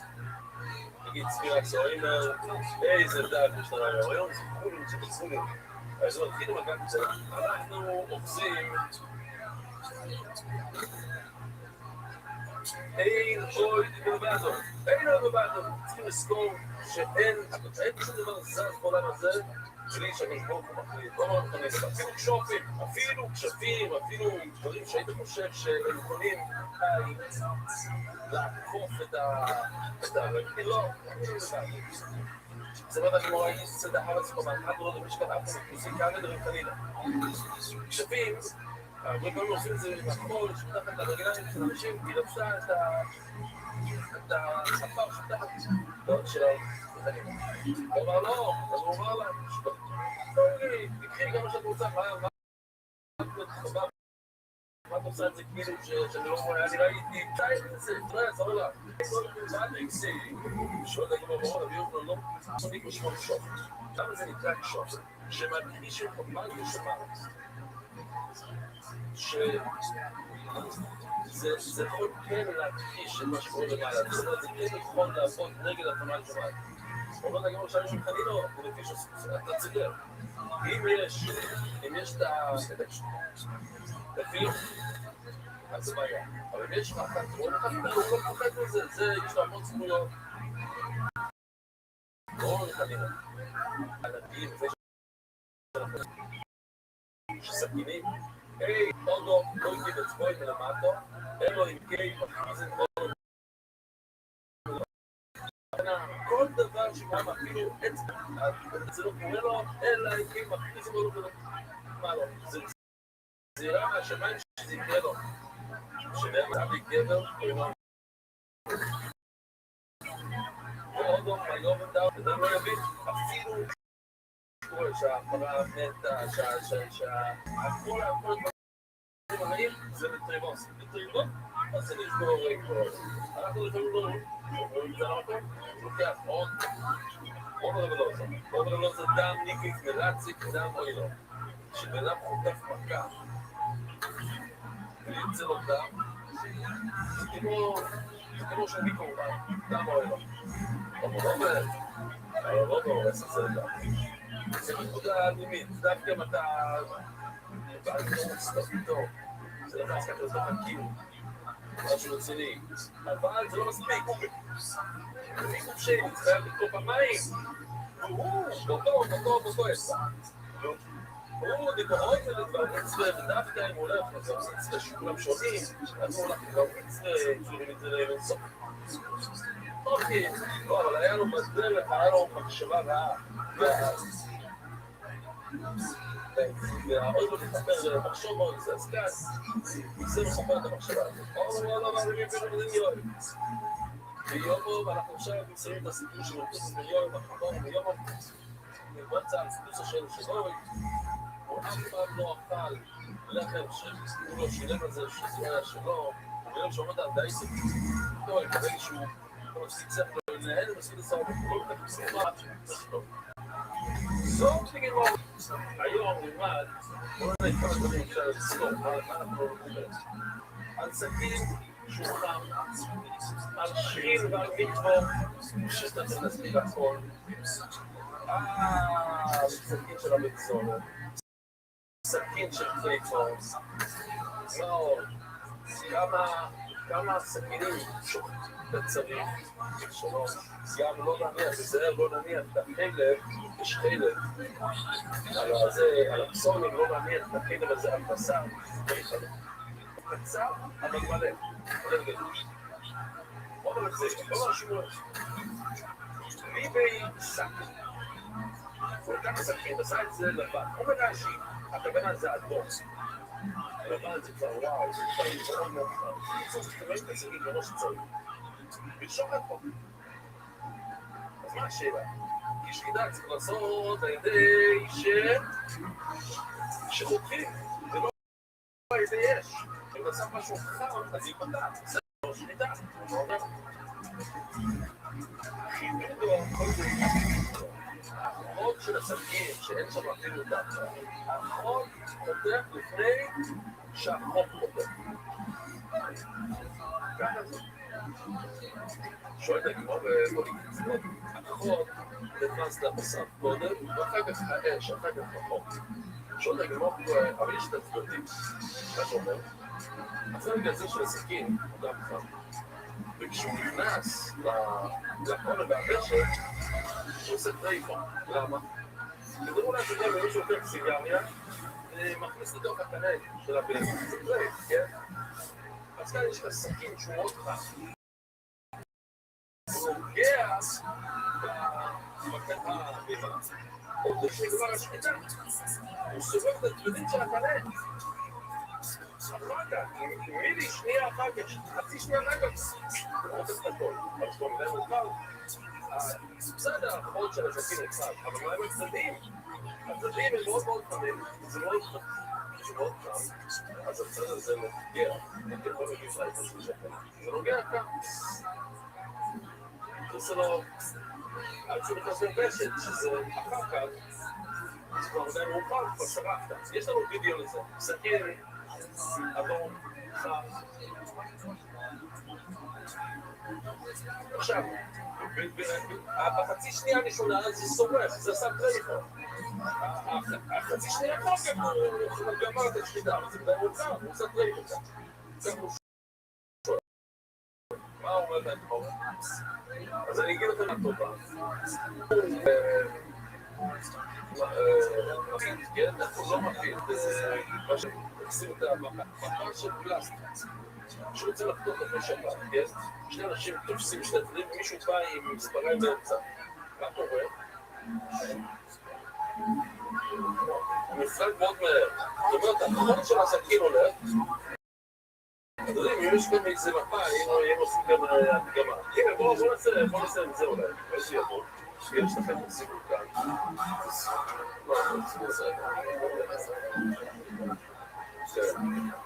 בסדר, טוב, זה לא עובד מיד. טוב, מישהו היה צלעות כזה של המצב. הנקודה זה שאתה חותך מספריים ומישהו משליך הצד. בוא נגיד סתם דוגמה, זה נפרד מהר. אין לו זמן לגמור בצדדים.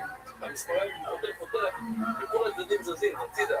גם מצילו שהוא מקוח, תחת כמו הקנה והבשת, ברגע שהסכין נכנס, זה עולה בצדדים, הקנה. הוא לא נשרף מספיק מהר, אז הנה, יש כאן אפילו וידאו שהם עשו.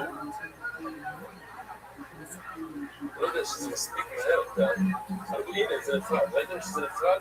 זה קופץ. אז זה לא נוגע. בסכין, הנקודה שהצדדים של הסכין לא נוגעים. החוד מפריעים.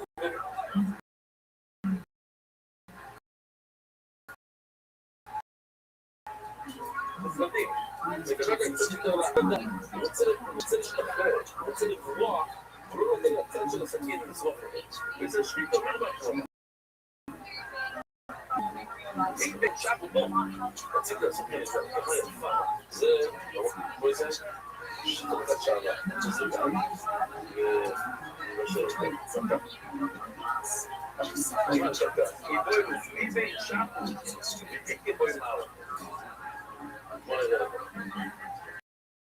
דוגמה, שפוט יכול להיות גם שפוט שאתם עושים מנגל, שפוט. אני חושב אולי זה משהו כזה. בשביל זה חלק מהמטרה הזאת. עושים, מה עושים כאן? לוקחים את השעבה ומגביעים את זה, ואז מכיוון שזה שבוע, אז השעבה נעשה בצורה הזאת, שזה אמריבה. ככה גם משהו בבהמות, לוקחים משהו חכם מאוד ועם מספר, ושמים את זה על הבשר. גם יש אנשים באמריקה שעושים את זה על הידיים, ואתה רואה מספרים, כל מיני דברים, הם רוצים לראות שהם... זה לא קקוע, זה לשרוף את הבשר באיזושהי צורה, ואז זה נשק ככה לעולם. אז שואלת הגמור ככה, אם באישה שמת את זה באש, והיא גבול, זה מישהו מכה. מישהו משקיע נידוי, או מישהו בכלל נידוי. שופר.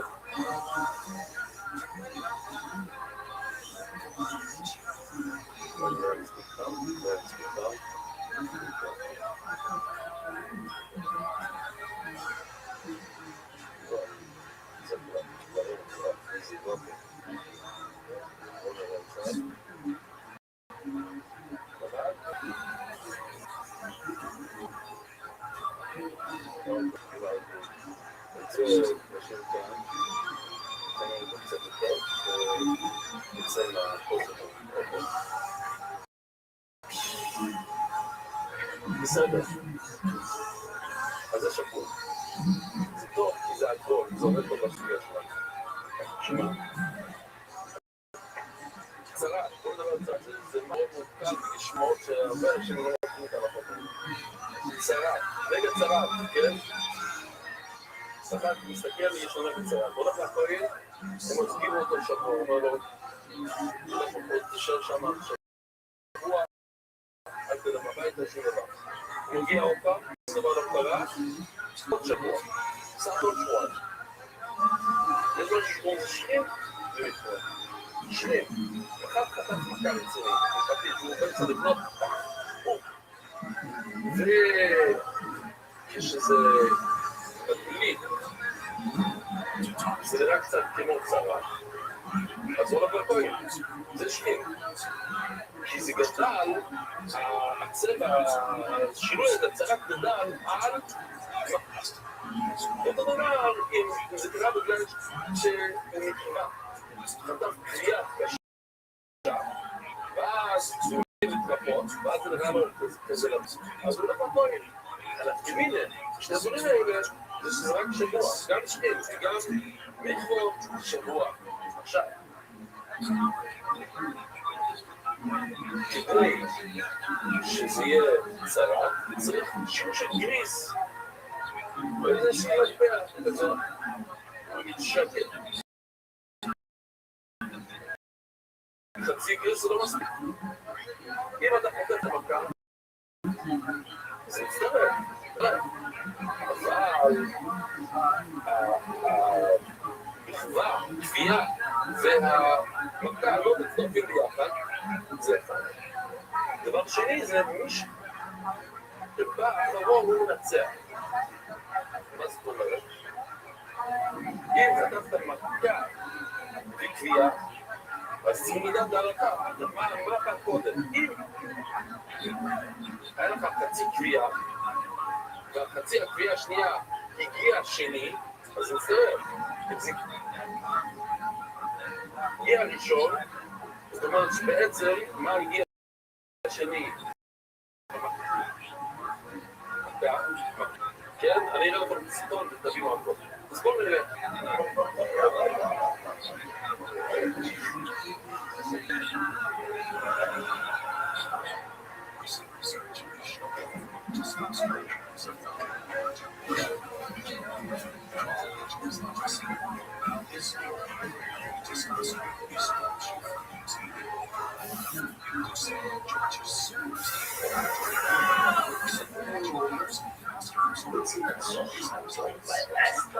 לא חלתי מכל צבוע.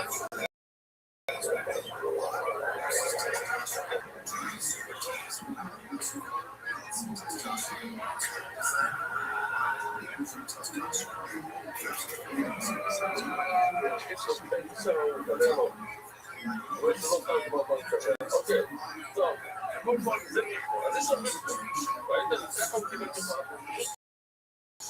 אנחנו... השירות של... אז רגע, אני רוצה את הדבר הזה. זה מיקרו שטובי גבוי.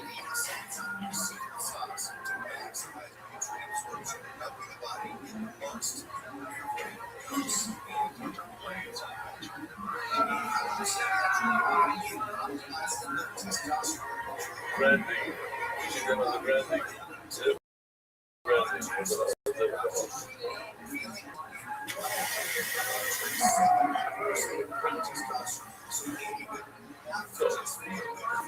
עכשיו הבנתם מה שקרה כאן? הוא חטף מכה מהשור, אז זה צבע אדום, הוא נשרף עם הצי הזה, זה צבע לבן. עכשיו, כפי שאמרנו קודם, אני לא צריך לשים ניסים, כל האימון זה השיעור. חצי לא מצטרף, אז מה כן? אז בואו נסתכל על זה ככה. הוא קיבל זץ מהברזל, שגם שרף לו את האור. אז זה לבן. עם השריפה, עם הקביעה שלו, זה היה מספר אחד, זה משקרה פה, זה מתחלתי, אתם יודעים, מה קרה לו? כשאתה לוקח משהו חם, ואתה עושה... זה שבר את דם, אז מה קרה לו? רק קודם הוא חיתך מכה טוב. אולי להפקים מינה, בדיוק לזה. כי אם הוא נכבד קודם, ורק לקחת שנייה אחת הוא חתך את המכה, אז מה קורה? אז בעצם יש לך שתי מכות אחד ליד השני, אחד הוא חטף מהשור שהוא ישב על השפה, השני הוא חטף מהברזל תוך כדי הברנדינג, ואז יש לך אם המכה הגיעה קודם, ומה מנצח תמיד השני, אז על המכה קודם הוא חטף מכה מהברזל, מיונית של שנייה אחר כך הוא חטף קביעה. אז בעצם יש לך קביעה ליד שכין, יש לך מכווה ליד שכין, וזה לא מצטרף, זה חצי שיעור לכל אחד, זה לא מצטרף. שכין רודומטריים בשבוע אחד. עושים, הוא מזכיר אותם בשבוע אחד, גם השכין וגם המכווה, גם זה מכה וגם זה קביעה. בשני סימונים. צריך שני סימנים, מה זה השני סימנים? בסער לבן שיש שערות ודרות שיוצאים מזה פעמים פיזיות. אם זה עובד, אז יש גם בעיה. ולא נותנים פה, אז 5 פסוקים שמדברים אחיד, ו5 פסוקים ד' וממשיך, זה מה שרציתי לעבוד. מדברים על מכווה, אם זאת תור הלכה בול, אז היה עדיף לתורה להגיד בפסוק אחד, שחית הוא מכווה. למה להתחיל אותו דבר עוד פעם? אם יש לנו מודע הלכה. לא אומר שהי מצטרף עם זה בסדר, להגיד לך שהחצי שיעור והחצי שיעור כמו שאנחנו רואים כאן, חצי שכין, חצי מכה, חצי קביעה, לא מצטרף, למה? איך אני רואה את זה? שני פרשות נקודות. בדניו, איזו שכין ואיזו מכווה, ואיך אני יודע מה זה מכה ומה זה קביעה? לא דובי, שכונת מכה, ואבן. ואבן, ויפה. זאת אומרת, משהו חם, אבן חם, יפה, זה הפסון של התקדים, וחמי טבריה. זה כל דבר שלא יבוא מהחמצות, זה לא בא מהם, זה לא קביעה, נכון? זה חם, זה מגע. רצוי אבא ומתור עם מישהו עופרת, שאתה לוקח זה זכר ישר, שזה זכם, זהו שכם, זה נחשב מכה. ואם זה מתור, מה נחשב קביעה? מתור בקרחדת, ברמץ, בסדרותיה, בבסיסותיה, כל מיני דברים הולכים, או מה שסורו, שזה יתחמם מהאש, זה קביעה כמו שצריך. רצוי כמה ירוק, זה מכווה, כתוב בקיץ, שכין ומיקרו, יש לך שני דברים. אם שכין כוללים מיקרו, אם השכין פתאום מיקרו זה שכין. קיצור, משהו השני הוא המנצח. ואם מיקרו קודמת לשכין, זה שכין, זה מיקרו. זאת אומרת שהשכין הגיע השני, אז זה נחשב שכין. אוקיי, טוב. אז מה קרה כאן? היא הודעה לגבי חצי לשכין מיקרו, וניבין שהקורוד, והנה בחצי לשכין מיקרו, אנחנו רק חוזרו אחריו.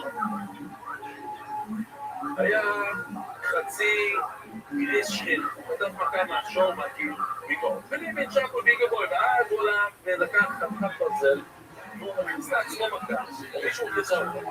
וזאת חצי גריסה, ואז היה לו עוד חצי של מכה וגבייה. מאי? חוות את אותו, האם המכה מגיע קודם, ועוד יחד לו, הוא מבטל לחוות, ואז הגבייה באה ומבטלת את המכה, והגבייה נשארת. אז מה נשאר לו על היד רבותיי? חצי גבייה וחצי מכה בצד השני, וזה לא מצטרר. אבל השקיעו מיקרו ובעצם, אנחנו יודעים לאחר כל קודם מגיע הגבייה. ועוד יחוות לו, נרגש ללידי להב, אבל אנחנו מסתכלים על הצד השמאלי. קודם הוא נשרף, מקבל גבייה, ואחר כך הוא קודם מכה באותו מקום. אז מה נשאר לו קצת שמאל? מכה. ומה היה לו כשהוא הגיע לאותו מקום מהשוד? היה לו מכה.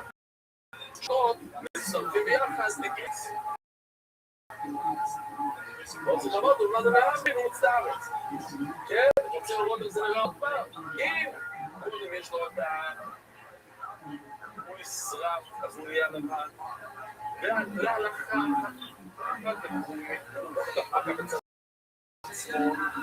אז המכה בצד שמאל והמכה בצד ימין מצטרפים ביחד הוא תומך. אבל אם זה הפוך, קודם היה לו מכה בצד שמאל. זאת לא מכה, כן? אבל הלכתי מגרה. מכה ואחר כך גבייה וגבייה אחר כך מכה. אז אם הלכתי היה לו מכה בצד שמאל, ואחר כך זה עלה ונהיה גבייה, אז הגבייה מתגברת משנייה, אז יש לך גבייה בצד שמאל, יש לך מכה בצד ימין, גבייה ומכה לא תצטרפים ביחד. אז זה, למה זה קשור אלינו? לא שמע, לא קשור. מי בן סכין לשוחד פה? אם הוא לקח סכין ועשה את זה שבן, אדום, שחיתו זה כשאלו. למה? כי זה לא קודם לדיבו לו. זאת אומרת, מה קרה קודם? הסכין, מה זה סכין, מכה או חוק? המכה הגיעה קודם, כי אם החום היה מגיע קודם, זו שחיטה. אז קודם מגיע למקיקה, ואחר כך מגיע החוק. אבל אני אומר, כאילו שאני, אתה מבין לראיה במשהו משמיץ, זה לא מכה שם זה חדר, זה, כן? זה שונה, יש לי קודם, כאילו שאני, יש כאן רעשי, שרעשי אומר, אני אומר שהוא חד, אין הבל שכל חוזר. האש, החוץ, לא מחזיק בחוץ. בחוץ, זה שונה, כי זה חד, אומר להם, טוב, שמע, משהו מאוד טוב, אני חושב ביקוי, הוא לקחת את הדבר הזה. דבר, וחוץ למישהו, מי דואג מישהו מחז אש. אז אנחנו מסתכל על זה כמו שזה גבייה ולא מכה. אנחנו חמות את המקומות, המכה היה קודם, והיה שם מכה. אז למה אנחנו מסתכל על זה כמו גבייה? כי הגבייה הייתה של הדבר השני, מה שמתאמן מנצח, אז נעמי דבר זה נברז, מוכניס לו מכה עם שפיץ. ומה? אז לכן זה לא ממש מכה. אנחנו מסתכלים על זה בתור גבייה, רק גבייה, כי זה חד, זה כמו, בואו נגיד דוגמה, זה כמו קירה של סכין. קירה של סכין זה לא מכה. אבל מה זה כן? זה גבייה. זה לא מכה, זה גבייה. אומר אנחנו, טוב, סוגיה חדשה. עכשיו תאמר כאן, נראה, סוגיה היא. אומר אנחנו לא נראה בבעבור. סגי של אבינו סומר. הוא תוריש לפה. קידוש עצמי. יש כאן סגים של הסומר. אתה יכול לשמוע את זה. לא רוצה להכניס בבוסר. אבל אחר כך, אחרי ששמעת, אתה לא יכול להשתמש בזה בתור. תחתור בסדר, יש לך סגי לתור של אבינו סומר. אל תחתור את ההפעלה. למה? זה מאוד מעניין. הוא בשחיקו, בקרקלו, מסביר רש"י, ומה הפרה עשויה? בשלוש דברים. לגדל ולדות, לחרוש ולאכול, לעשרה.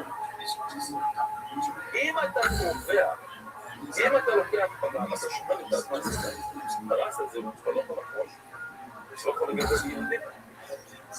אז הורד אותו, זה תמיד הפסד. יש לך משהו שיכול לעשות שלוש דברים, עכשיו אתה מצמצם את זה לאחד, אז בשווי הוא ירד. עכשיו,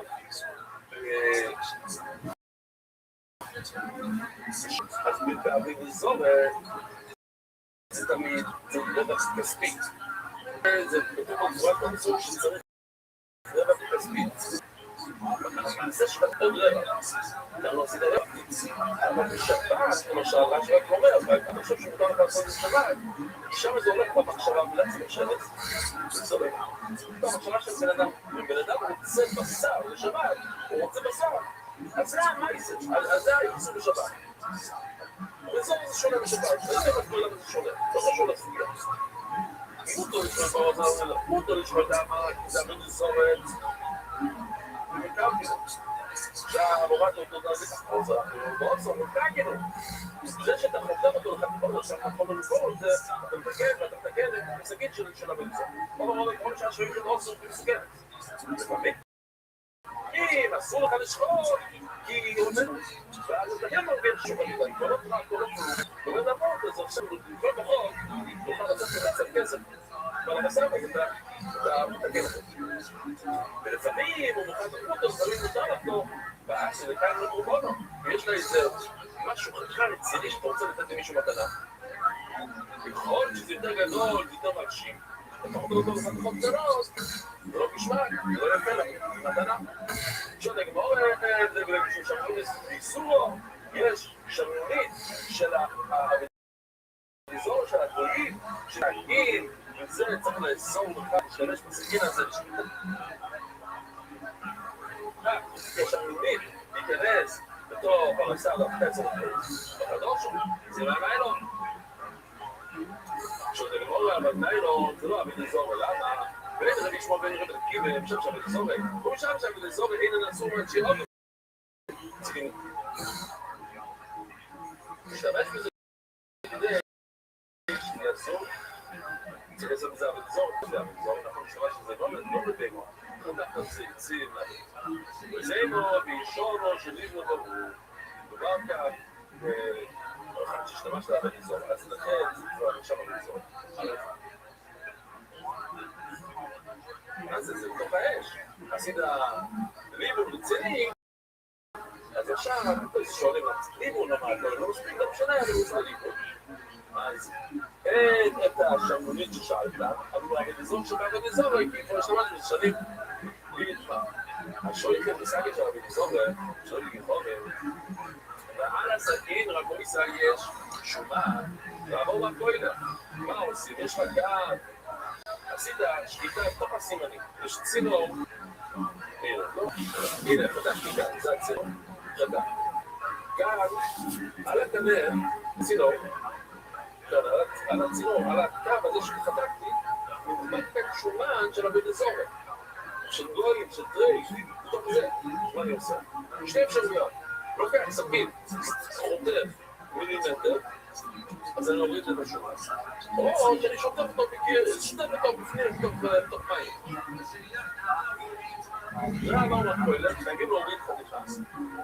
זה לא רק הסימן, זה כל הגרון. זה כל איזה שהסכין עליו, כן? או יש לנו כאן גשמיות שיזים את זה. מצוין, תקלום. חייבים לקלום מילימטר מכל אזור השחיטה. ממש פצצה. כי כל שתי הצדדים עכשיו יש להם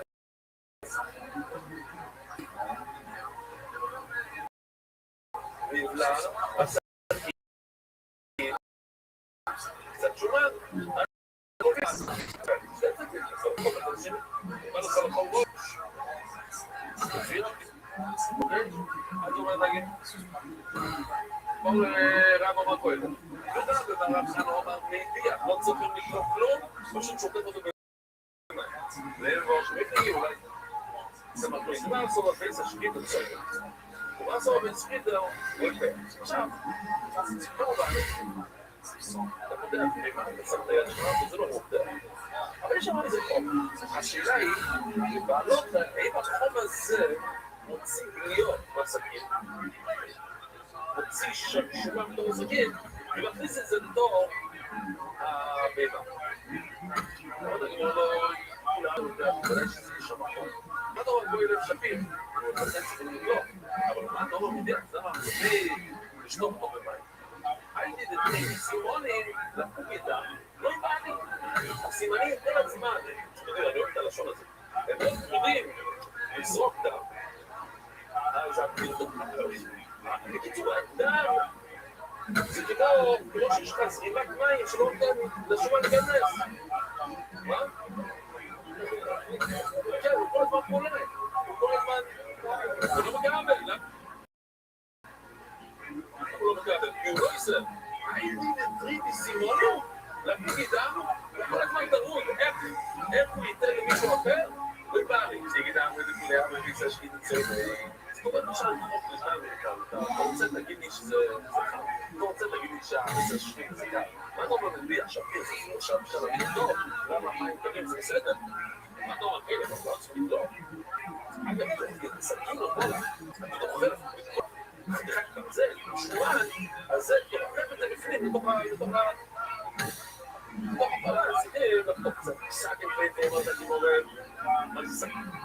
אני פייטים, לא שהסכין תרב, אלא הבהימה קליפה. שוחט בהימה, ואתה מוצא לך. מה אתה עושה מסכים? זה מה שלימוד לדבר איתך. אם גילית שליטה, אז מה אתה עושה? עכשיו, בשליטות של היום, אתה לא מגלה אישה. עד שזה עובר בלילה, ואתה בינתיים שחסר עוד 30 ימות. מה אתה עושה? בלי בו רבק ולהביא לחלום הבאה, אתה חושש שהשעתונים שנתמלה בהימה טריפה, בקשירה, היא טריפה, לא בהימה של גוירה, בהימה נורמלית, אבל השנן שלה בצרה זה של טריפו, זה נכנס לך לתוך מסכים, עכשיו אתה עובר מסכין הזה ואתה מכניס את זה לפרה. פרה אחרת, אז נכנס לטריפ, פרה אחרת. אז יש לך מקום לזמן לעשות, אתה לא אמר לך, לשתות את העסקים מהימונים, אתה לא אמר בצועים. אז הוא אומר לי, יש שחקים בצועים. ההלכה היא בצועים. זאת אומרת שהיום הם מקפידים בין שקידה לשקידה, בין פרה לפרה, אתה לא ממשיך הלאה. אתה כל פעם לוקח את העסקים ושוטב אותו. או אם יש לך שמעתי, יש לך מקניס. זה ככה. זה נושא אפילו בצועים. ביגה במיסו, אם יש לך איזה בגל, לפרוס או שפס כזה, להניח כדי, לקנח, לא ייצור, אתה יכול להוריד את השומן, אם יש שומן להסכים, זה ירד עם השומן. אולי לא, אבל אחד מהטיים, למה צריך מים חמש? תבוא לאיסור לו, נקרא שם האיסור, אתה כן? בסדר, למה? זה בא לאיסור, למה לבוא לו? את מלאכי? סדם פה, נבלע, זה דוגים, שזה איפה מלאכה, כאילו, הצבא של הבא, שוחר, הוא נכנס לצורך הסכן. אין לו בוא למדי, זה בולע למקייב, שזה מתחבק, אין לו מתחבק, ואין לפני גודל ושקידו, לא לפני השליטה, לא, זה שאתה לידי. זה כבר לא איפה מלאכי, כן, שליטה, כל האחרון מגיע אחרי השליטה. אתה בו צורים, לא סכינים. צריך שלום סכינים. ככה ששואל בו, אבל ששואל בו, ששואל בו, כל הסוף, שמחד בו, כל הסוף. חודת את המסע. לאחז, שמחד בו כמות. כן? לא תדבר להבין, צריך סכינים ממך. שלגמור לנתגן אחד או בוסטר בגוס. מה זה דוי? שיחתוך את החלבים את החלק, שלא סוגים חלק, אלא מתחת זכרת, מתחת ססת פסולת, מסעים של זכרת. אז מי אתה מגיע לשם, חוזר? אז סוגים של זה. אז אחר כך אתה מגיע לבסך, אז אני גם לקרוא את זה, לחתוך את כל הפסלים. ורק אחר כך תחתוך את החלמים. מה זה אומר? זה לא, שמי אתה לא, יש בעיה. כל השינה מתחתן, עכשיו שיש לך שני סכינים, אולי תתחתן. כאילו את הסכין ישראל, כבר שנצלח בשני סכינים, יש סכינים. בואו רבי אמרה, אתה רוצה שני כלים של מים, צריך שני כלים של מים להדיח, אחד שמדיח בבוסו, ואחד שמדיח בקלומת, אחד שמדיח בו את הבשר, ואחד שמדיח את הדברים שהם עשו נכון. אז כשאתה לא רוצה שהחלב שבתוך המים ייכנס לתוך הבשר, אתה מדיח חלבים, חלב, בתוך מים, ושם כל מיני כתבות קטנות, בתוך מים.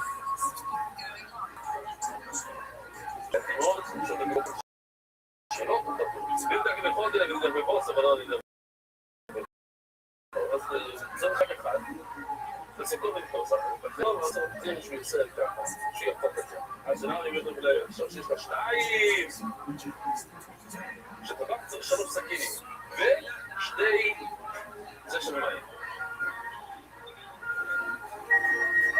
שאתה לא מספיק בחזרה.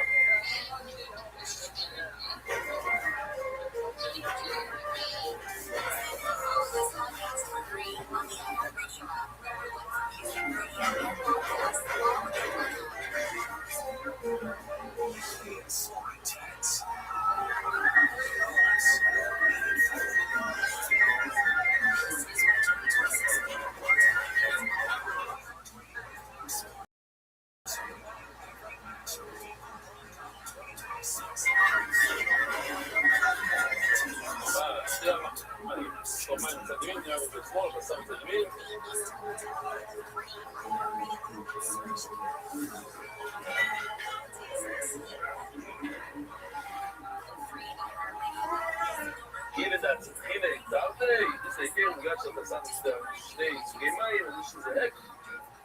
כן, יש אדום ולחול, והבורסאי, שאתם נותנו מנהים מחר ב2.5 במלחם ב2.15.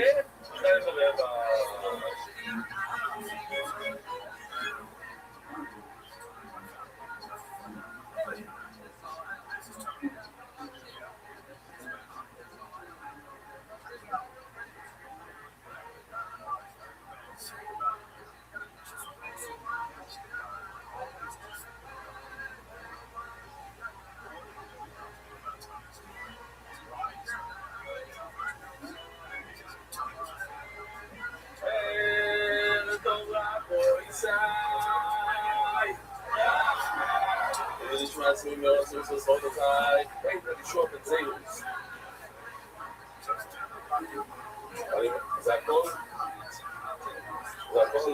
אגדתי את זה.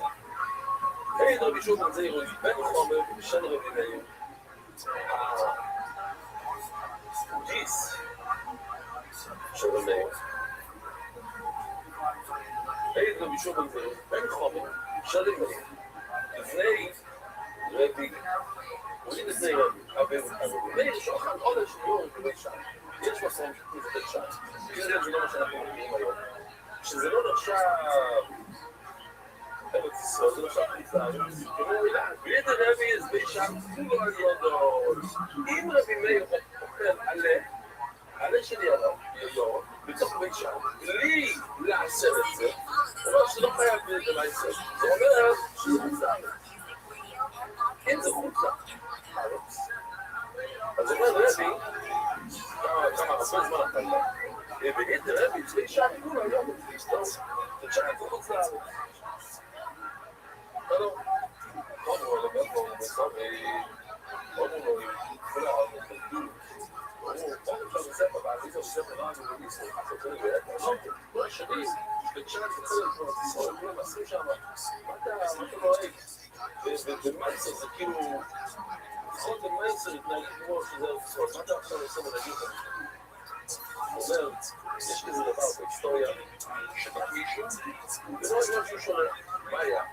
גם שאתה מביא כל זה, והתחיל את ההצלחה שלך, כן, תמונה, מה היה שם, היה מגיפה, ומשלבים עשה, לא איזה קורסות או משהו, אבל הסתכלות כלפי שמיים, וזה נשאר לדורות, כל הדורות, היה לו את המחת של החושן. אבל זה התחיל אנשים ראו שזה עשה נס, התחילו לעבוד אותו. כך הסגיעו המלך שהוא צדיק, ורשם לשם.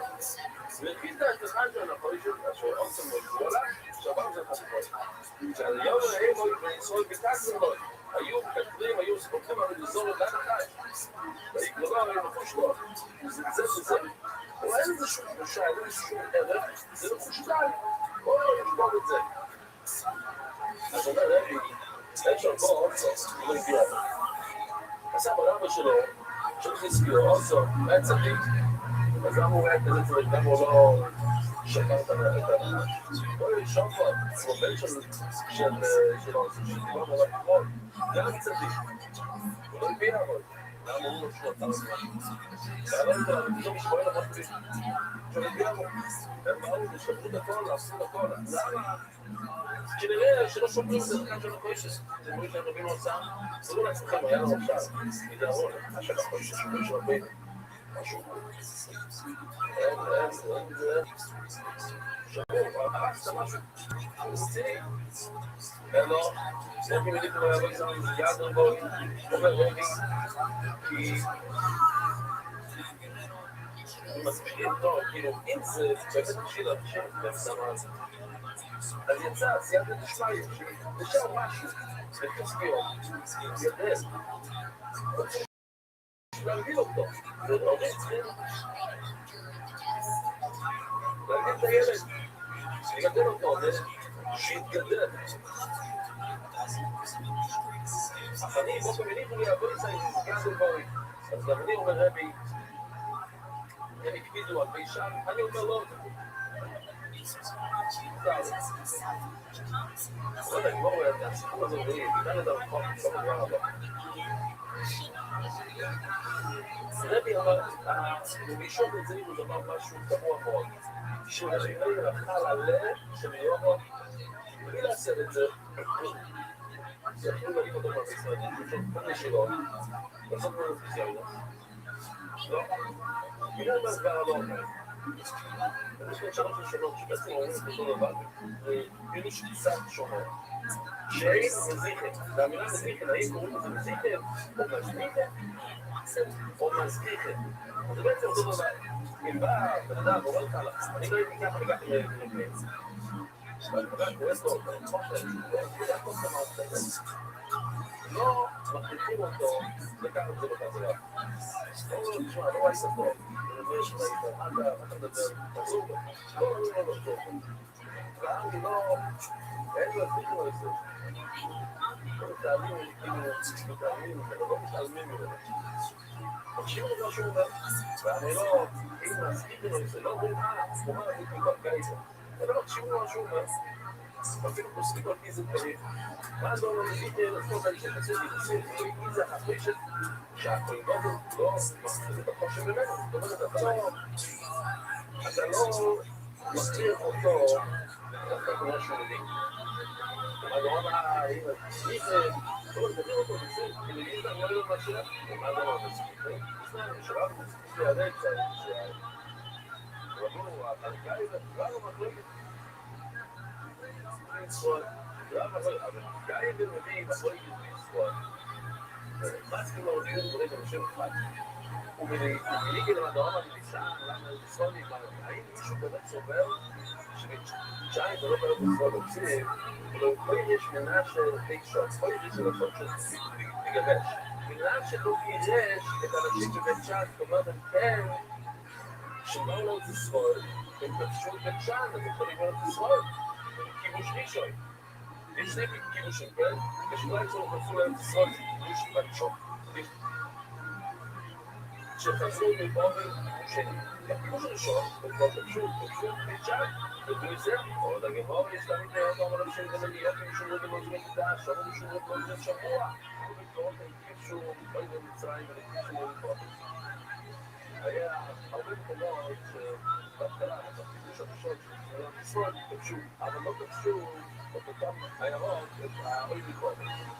בקוסובה, כמו שואל את קיצור שייך ולקיצור שלובוי, מה שכבשו הפעם ראשונה, זה לא קדוש בעולם. מה שכבשו פעם השנייה יש לזה קדושה בעולם.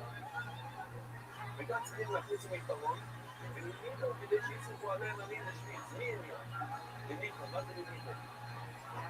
השניים, ואתם לא אומרים שצריך מיתרון. וניחו, כי פתאום זה קופץ, זה מדלג, אני להגיד לך שזה מדלג.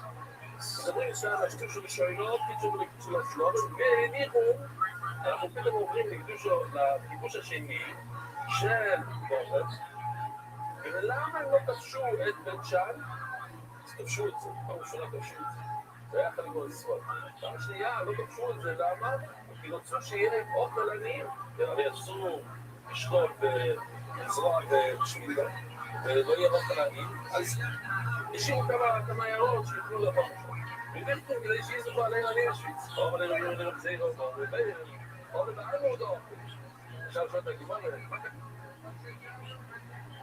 איזה ראייה יש לה שבית שאן, שלא זכות לארץ, למה? כי הוא אכל הלב, ומותר לאכול אכילת הרי. מתי אסור לאכול משהו לא מוסר? כשנגמר המלאכה, שעשית שעשית משהו, שעשית את זה בחבילה, סתם, אתה כותב בירקות, סתם, לאכילת הרי, מותר בלי לעשר. אבל אין מנגוח, לא, כמו שם היה, שזה כבר היה הלוך. אז הוא כבר נגמר המלאכה, היה זולת. כונה, יום כנגד שיובי. כונה, יום כנגד שיובי. יוצאים מאדם מדי. בואו נגיד, אולי, זה מלך פשוט דעת, בואו חי, ככה, לקח כניס, נורא משהו, שמע, על השולחן הזה, עניין טובה, so בעצם שקצת אין לקדוש ברוך הוא באמת הכל העיות או משהו לגבות שנים. זה לא הפעם ראשונה שראינו את הסיפור הזה, פעם שלישית. אם סיפור רבי, לא ייתכן שרבי ישע.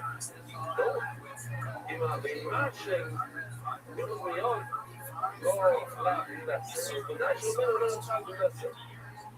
וצריכים לישראל לא באחת.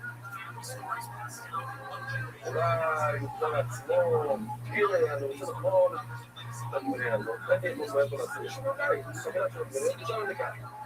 וידעת שדוחה בעיר, דובר היה חוק, הוא היה צעד, ללמוד על זה, הוא צמא לצורי, חשבו מסתערו, לא ידעת שדוחה בעיר, הוא בדיוק שלא ידעת מותו, זה לא סמוך ממש, זה לא קרוב, זה לא היה בעיר. זה דגמור, זה לא כנראה קצת זה, לא מה, צדה. אולי לא, כמו חבילה. פשוט מסתכל, אולי לא מצא את הפניה הזה בצד שמאל. הוא מסומל סירס מצד ימין. הנה, נגזר, לא עיניים. החלק הזה, מוזמן, רגע, זה בשביל הכל. בואו יוכלו יעדון. מה הבעיה? גם הוא קומס דלי. הוא לא בזירוס. הוא לא קפיטלי. הוא משום בזירוס. שהוא סיפר סיפור, הוא ידע מה הוא מדבר. הוא מסתכל עליו. אני רואה שהוא לא מסתכל איתה, ולא אומר את כל הנוסח של החזונים. הוא לא עושה כל דבר, זה אוכל ככה. אם זה חד, המאומץ, לא, אני רואה שהוא אומר, אוכל בלי לעשות. אז אפשר. אתה לא מבין מה הוא עושה, אתה לא מבין כל הזה. שהוא אמר שהוא אוכל בלי לעשות, הוא היה ב100%. שהוא אוכל בלי לעשות, הוא ראה מה הוא מדבר. מה הוא חושב? מה הוא עושה? הוא לא עושה מה עושה. הוא אומר את זה, הוא אומר, מה היא? ואיפה שצדיק, הנה, הגיע עליי. מה זה הדבר הזה שהבנגד שצדיק? הוא יספר להם כמו, הוא היה בדרך אותו שבוץ, לא גם במינו ינהר. הוא הגיע לנהר גינאי. הגיע לנהר. חובלי גינאי, חדוי כאילו לכו, וזה... חילוס ימסו. וזה חילוס ימסו. ואין בו. חובלי אז המים אומר לו, השר של המים, אתה אוהב אז מסתכל שלו, ואני לא רוצה, מה פתאום אתה יתדון ממני, אתה לא הולך לעשות כלום. ולי יש ציווי ומשימה, אני חייב שהמים יעזרו. לא רק זה, אתה סוף האגויסט, סוף הגיע, אתה רוצה ללכת ותצליח שם. אני גם אגויסט, אני עכשיו בגלל המים זורמים, אני עושה כל שנייה, לא רוצה לבוא איתו.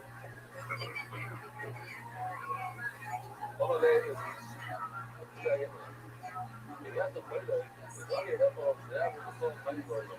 אני יש את הכוח לעצור אותך לעולם. אז עכשיו באמת, בשלוקה 2, ותפסים כל השנים אחר כך. עושה קריאס ארצון עכשיו, עושה קריאס גדוי עכשיו, ולא יהיה לך צורת החיים. כל הכם, לא היה לו ברירה, זה היה ציוד סרסו, סיפור מוקם ולעבודות עם סיסקו, היה שם מישהו איתו. שסוחר מתארת לעשות מאפס לפסח, אבל אחד לא הגיע נעמלאי, אז לחלוק לו את החיים, זה בשבילו, זה במצווה. עשו במצווה, יכול להקל. אז הוא פתח לו גם.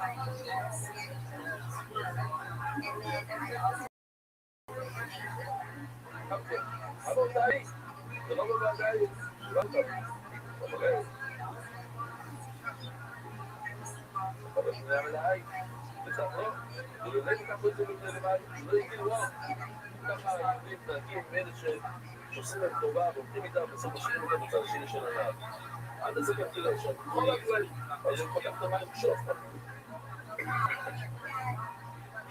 אבל הגלל זה כמובן בשגעה ממבוי של ששתם ריבו לו. זה יהיה יותר חשוב מבוי של הבאלו, משהו שיש פה. לא צריך חצים, אפשר לתחת במים כמובן. ברור מה זה זהו. באמת שלא. ולי לא נתנה אולי כן הוא פתח פעם אחת, הוא פשוט לא הציל את זה.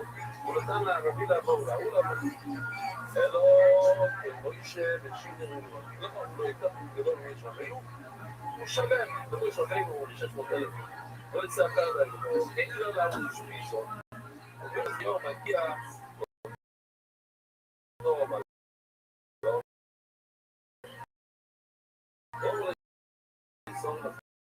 אבל שאול מפקיד את החמור, לא יאכל, החמור לא אוכל.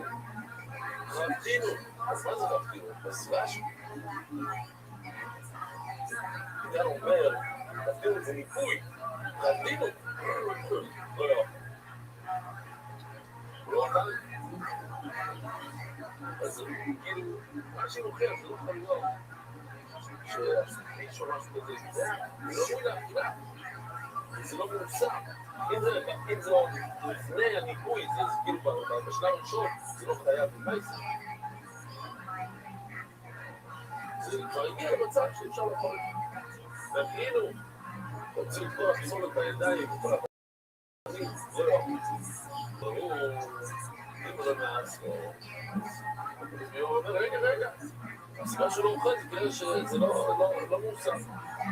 העשירי הוא עוד מהזוגים הרבה למעלה, המיליון זוג, הוא הולך לזלק, זה כואב עליי.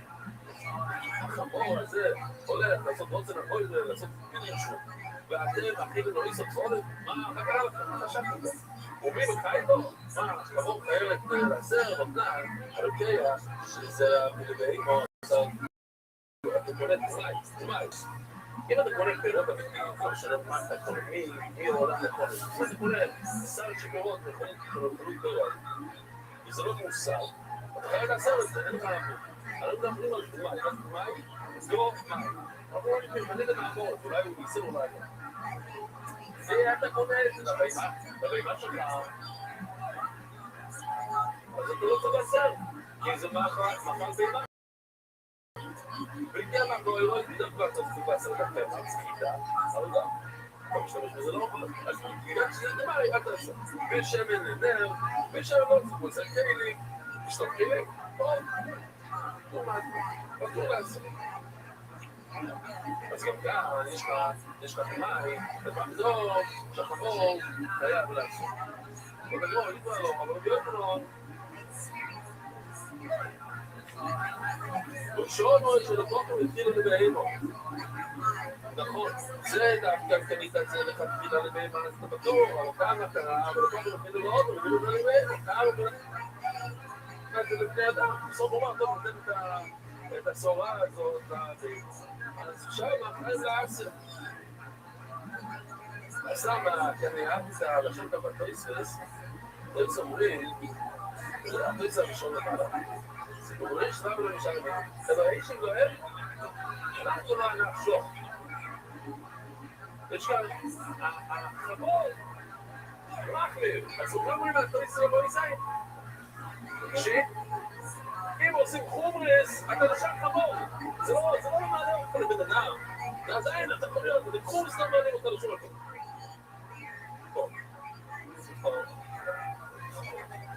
לא, זה לא צריכים לעשות חומרס, זה לא צריכים. אל תחשוב שאתה עושה חומרס, וואי, נהיית בן אדם. אם אתה חבוד, אתה נשאר חבוד. אבל אתה לא יכול כאילו, אתה באיפה, כאן לעשות. באותני או... באותני זה לא מתחוזק.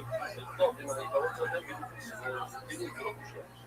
באותני יש לי ראייה, רגיע פירות אנשים, כאילו, אם אתה קנית פירות, זה יכול, בדיוק אם אתה נוסף לך קפטן ולמילה שלך, הרי זה לא ייתן לו, לא יפסו להם דברים, לא יפסו להם נשרה בירוני, אסור לך להפיל את הפרטר, כן, ישראל, זה יותר מפורש, של תבין לעשר ובהמה, ומה קרה בחמור של הנכון מסוים, שבאמת, שקראו במיוחד שייתה. ולכן, זה היה אחת, כך במה ישראל, שומע רבי. לא מגע, רבי שומע, שומעים את זה לא מגיע. אבל צריך לצעוד את זה, אולי תפל את זה. אבל היי, בסדר, אני לא לך.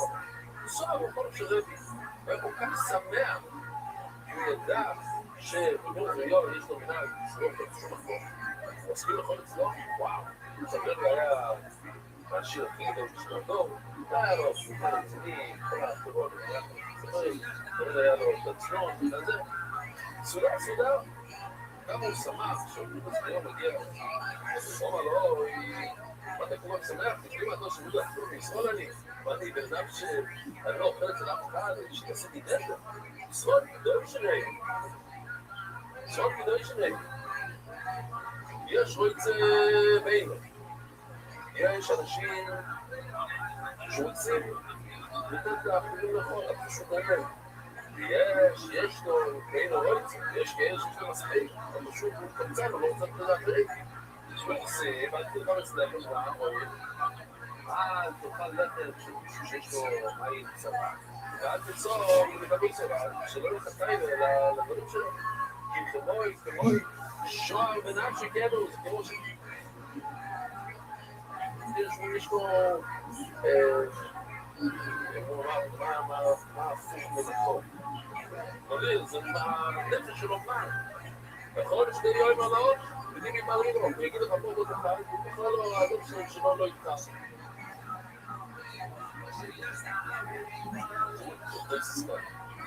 יש לו ימים לא יצא. אפילו לא ישב.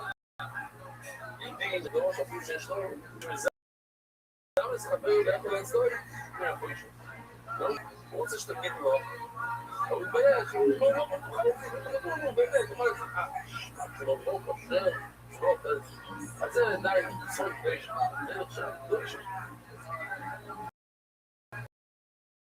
רוב הבושה הוא מביא אותו. אבל לא תמיד סניון, עוד צריך, שיש אני יודע שאתה אני גם יודע, אבל כשאני רואה את מי שאתה שמח, מי ממש לא, צרבנו, מאוד נדבר, ולא סוד קוטורטו. אני מאוד נראה להגיע שם לגילים שלי ולהם, סליחה, אני לא יכול לפעמים. כן, לא, אני רוצה להגיד גם, בוא, שנחזור, וזה תחזור, אני אלץ. כי עוד, טוב, אז הוא באמת חזרתי או שגידות לזה. סרמי, קרה בדיוק, וזה המילה הזאת, עוד מיד של פה הסביר, מה זה סרמי, משפט.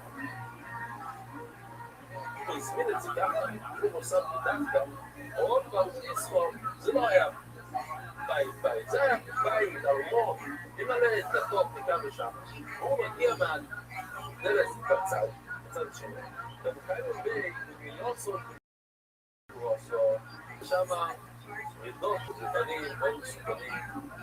רוב המהפכות הגדולים שזה, יש גם את המהפכות בבית שלנו, יש לו רדות כאלה מסוכנים, ואני אעשה את אצלו, היה איזה מין ברד שהיה הורג אנשים, אנחנו לא מכיר את זה היום, זה משהו שיגנה.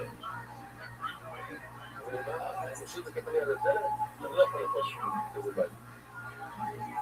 שומע רבי, לא בלעפי, רבי שמעת שלא רוצה לבוא, הוא מוגרש, שמעת זה, אבל אם זה מינו, אני לא. הוא חבר אותם על המקום. לא מלא, ויהיו לצליח שעצום על הכל. כי השני שקונה את זה גם כן, והבריאות האלה יעברו אנשים. מפגע לנו, טוב, אז אני אפקיר אותנו, לא מוכר. כמו מה שזה יקרה, יש לך שתי, כמה, לא יודע, כמה חמורים ברידות לבנות, מסתובבים ברחובות, ובגיעו על הכול, נעקור לנו את הרגליים למטה, שלו.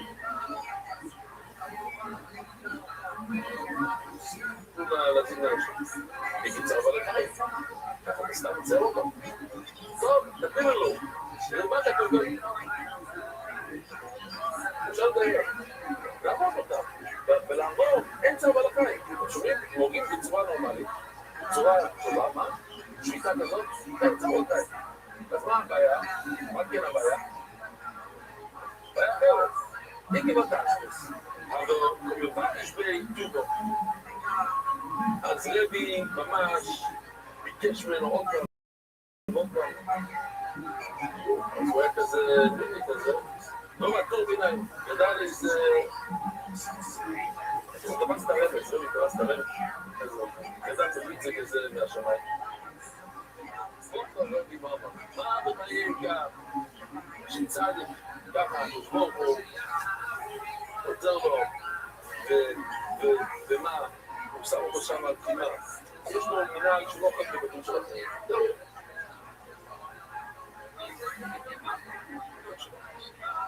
והוא אומר שהוא אוכל כאן, אבל הפשוט זאת אומרת שיש שם פרידות. עוצר לו. גם נמצא זונה, סתם אותה. אז אחרי שהוא נפטר, הוא ודאי שתשמור לו לעזור לו. לא, לא יבין צדיקים במסועצות, לא יצאו לכם בחיי.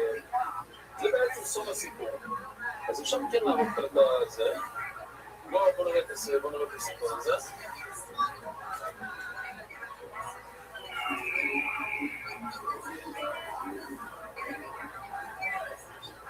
קורס שהיו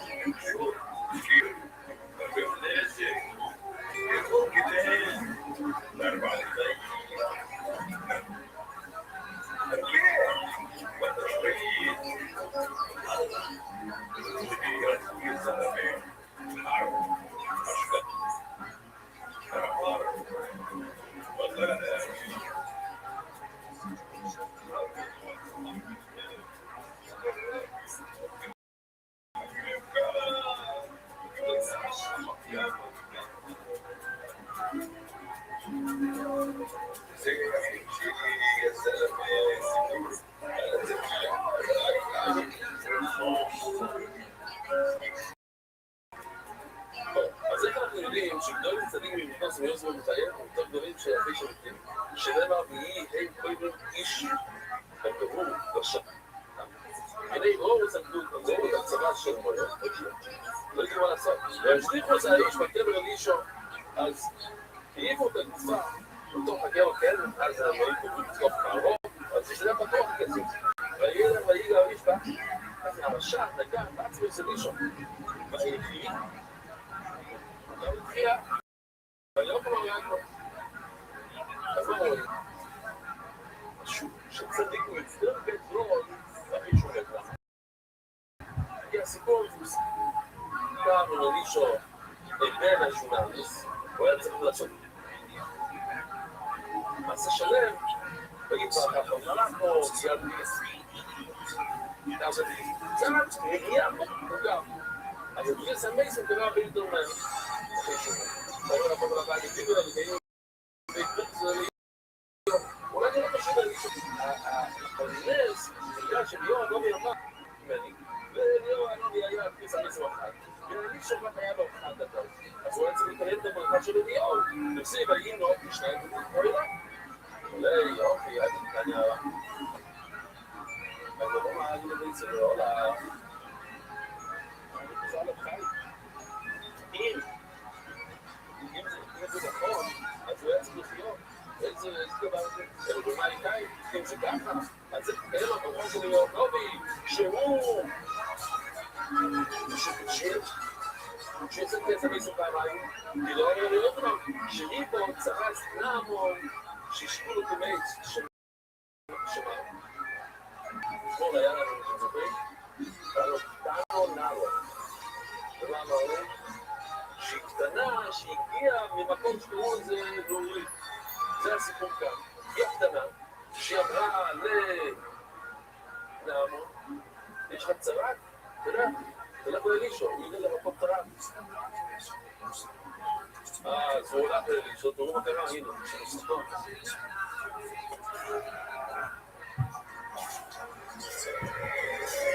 זה נעמון, כן, הוא מוסר צרת שערה.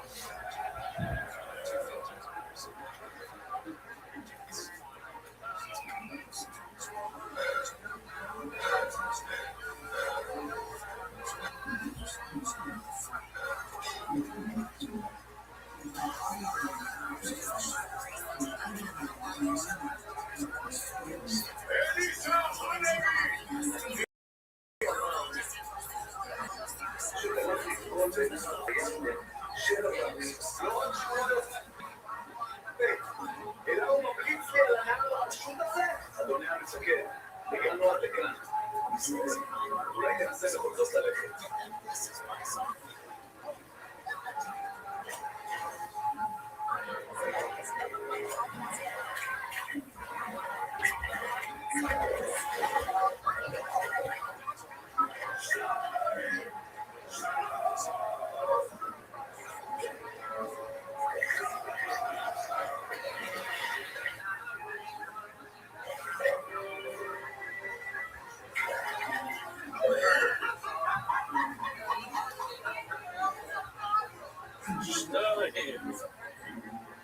זה הדברים הקטנים האלה, זה הדברים הקטנים שהניואנסים הקטנים חושבים הרבה. אבל אני אומר, שדרך אנחנו יודעים שתתגרד, שנאמר, אנזון סיקמייס, כן, שהצרה תשב כמד, ובויסאי, שתקבלת חור, ובנאי.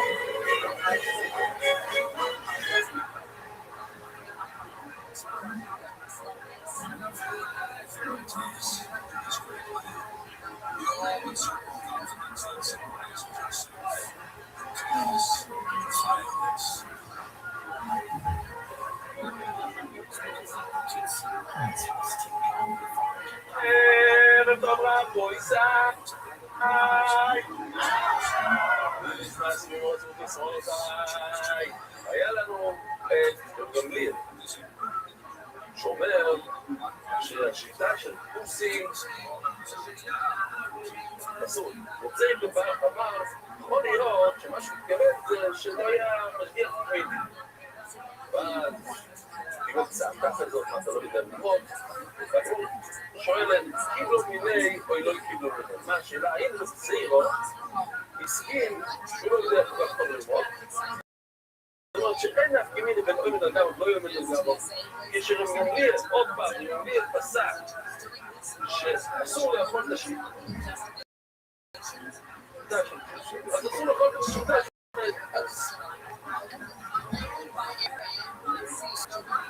הגמור מביא הסיפור, שהוא ביום כלאון, אכל. בדעת שגלתה שלנו. הגמור אומר אוכל, מה קרה שם? אם אפשר להקליט כאילו מהסוף שם, ואם זו כדאי, אתה יכול לשמיע לו. אם תביאו לראות מלמטה, תשמיעו, אני תעשה לו. בואו נגיד, מה קרה?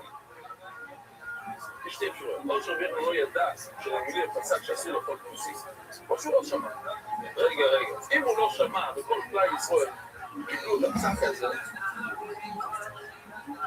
אין יכולים לסתיים אצל רגע לניסוע. איך שייך שיהודי כמו רבי יוחנן יוכל לנסוע. אז שבעצם שצדיקים, כן, אבל זה כל הוא לא הביא את הכל היום. אם החמור של רבי דתביוי לא אכל פירות צורים שלא מוסרים, אז זה תביאו אותו לא יוכל. ואנחנו בואו נתן לו לכל של דבר, ובואו צדיק עם עד ולכל, עכשיו אנחנו רוצים. מה יצלוי לו? כמו בחור נסעתי באירופה, לחתונה של קבר, יש לי הרבה סיפורים שם. שם גם הקלפות שקניתי בבוס, אבל יש עוד אחד, זה המכריע, לבוא איזה, זה המכריע.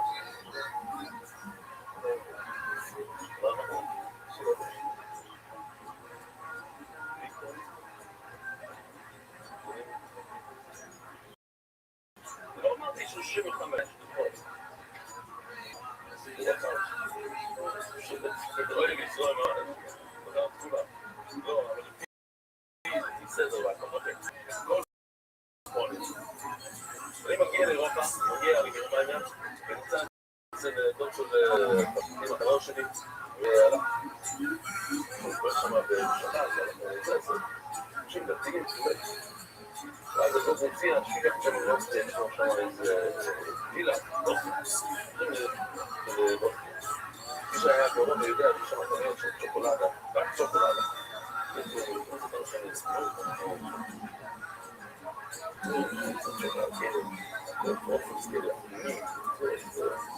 צריך להקיש מישהו, אתה רואה מישהו צ'וקולדה. אז אמרתי לו, וואי, אתה לא יפסק בשם. מה לא? השם. מכאן, עד לכאן, זה הכל קשר. זה רק גם. זה דבר, זה אסור, זה שומן שחוזר, אבל מכאן לכאן, הייתי זה שומן שחוזר, כן, לא, אבל אנחנו יכולים לחמש, יש גדר, רוצים לחזור, מתחילים,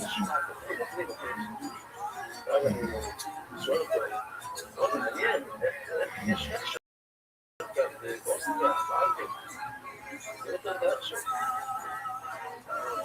מה זה לא נותן דרך שם? החומר נותן דרך שם. אני לא נותן דרך שם.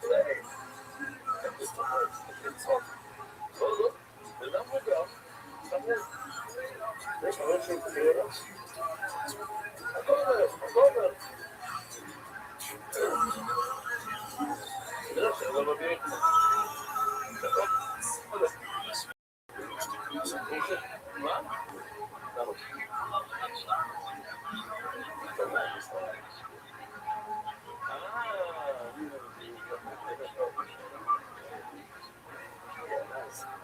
זה באותו זמן שהאנשים יצא שגורם שאני חוסר לי. כן, אוקיי. כן.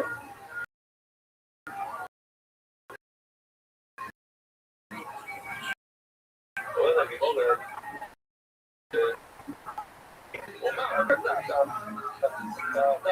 אתה מפוך, אם הוא לא קיבל את מסתובלת, שנשוי לבנוי לדרגה ולא בדרגה. גם לי הפסק, שאסור לפחות במצב של כוסי, במקרה שאין להשגחה, בסדר, אם יש להשגחה, הוא לא אמרתי לזה. אפילו באמת, ככה זה מסתבר, נשען לעיקר כי ישראל לדרגה בו, כשאין ישראל לדרגה בו.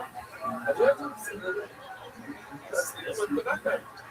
הם מגיעים אותו, יש מגיעים אותו לאחד, הוא אחד כי היה השגחה, מישהו לא אוכל. לא אוכלים, אז כאילו, שאין השגחה, אלא נשמע ממנו, כאילו ממני, כיוון שזה לא סיפר, לא אמר בפירוט הזה, אין נפקימין בין עומד על גביו ולא עומד על גביו, הוא קיבל את המוסר, אין כזה נפקימין כשהוא ממיר את פסס, לא אוכלים. אבל למה פסקות? הוא הייתה מגוד ומגוד. כי עוד ראשים ודאות ששאלתם להציל חמור וכוסוי. ומיר שלח את ראשים ודאות לבנות קצת מים מהאשכי האוסר. אז כאן אני מזכיר את הטויסס, זה מהפעמים שטויסס באמת אומרים זה ממש מפורס. יש בפורשים לקרוא שהוא מזכיר האוסר בו, הוא ליאור. ויהיה אפשר לא יודעים בפרק בו, זה כאילו לרבשים בעיר. אשכי האוסר בו. יש בפורשים שליאור לא ביבה.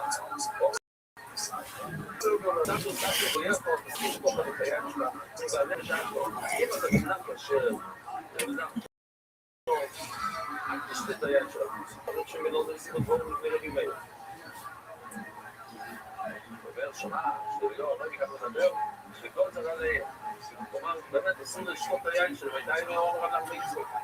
סיום לא מוצאו להן ובוי שחד גיזן, פעם נצוי זיונה, והר גיזן זה שם המקום הגדול הזה, שהם ירים שם שומרים. שואל בנו ליסון, למקום ליסון. תמי, וחי יש ליהודו, מכל השעץ, אנחנו יודעים, ותגיד לכל אחד שעושה את הדף, מי הזה שלמים, לכם ביד, זרמי, זרמי, וכל השעץ. הוא הולך עם המיעוט. איפה אומרים את זה? איפה זה המקום של היליד? איפה המחלוקת הראשונה של מאיר שאומר את זה? ואי זה הלוכה? נו, ובוא זי, שיגו! חוטו, הוא לא שמאל, יבב, למה? אולי הוא סומץ, אבל כמה סירוסים יש.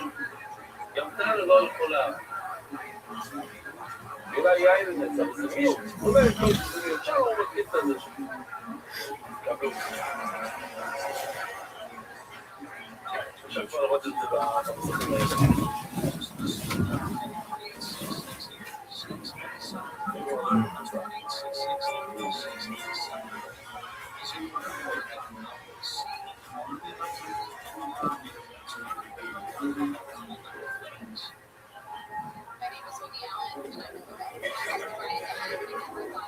הנה הרייס, כן? לא נתגלו כי נפלו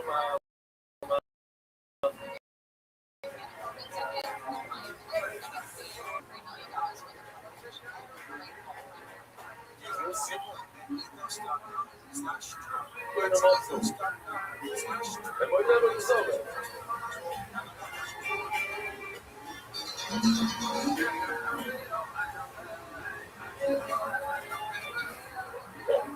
אז בגלל שהיו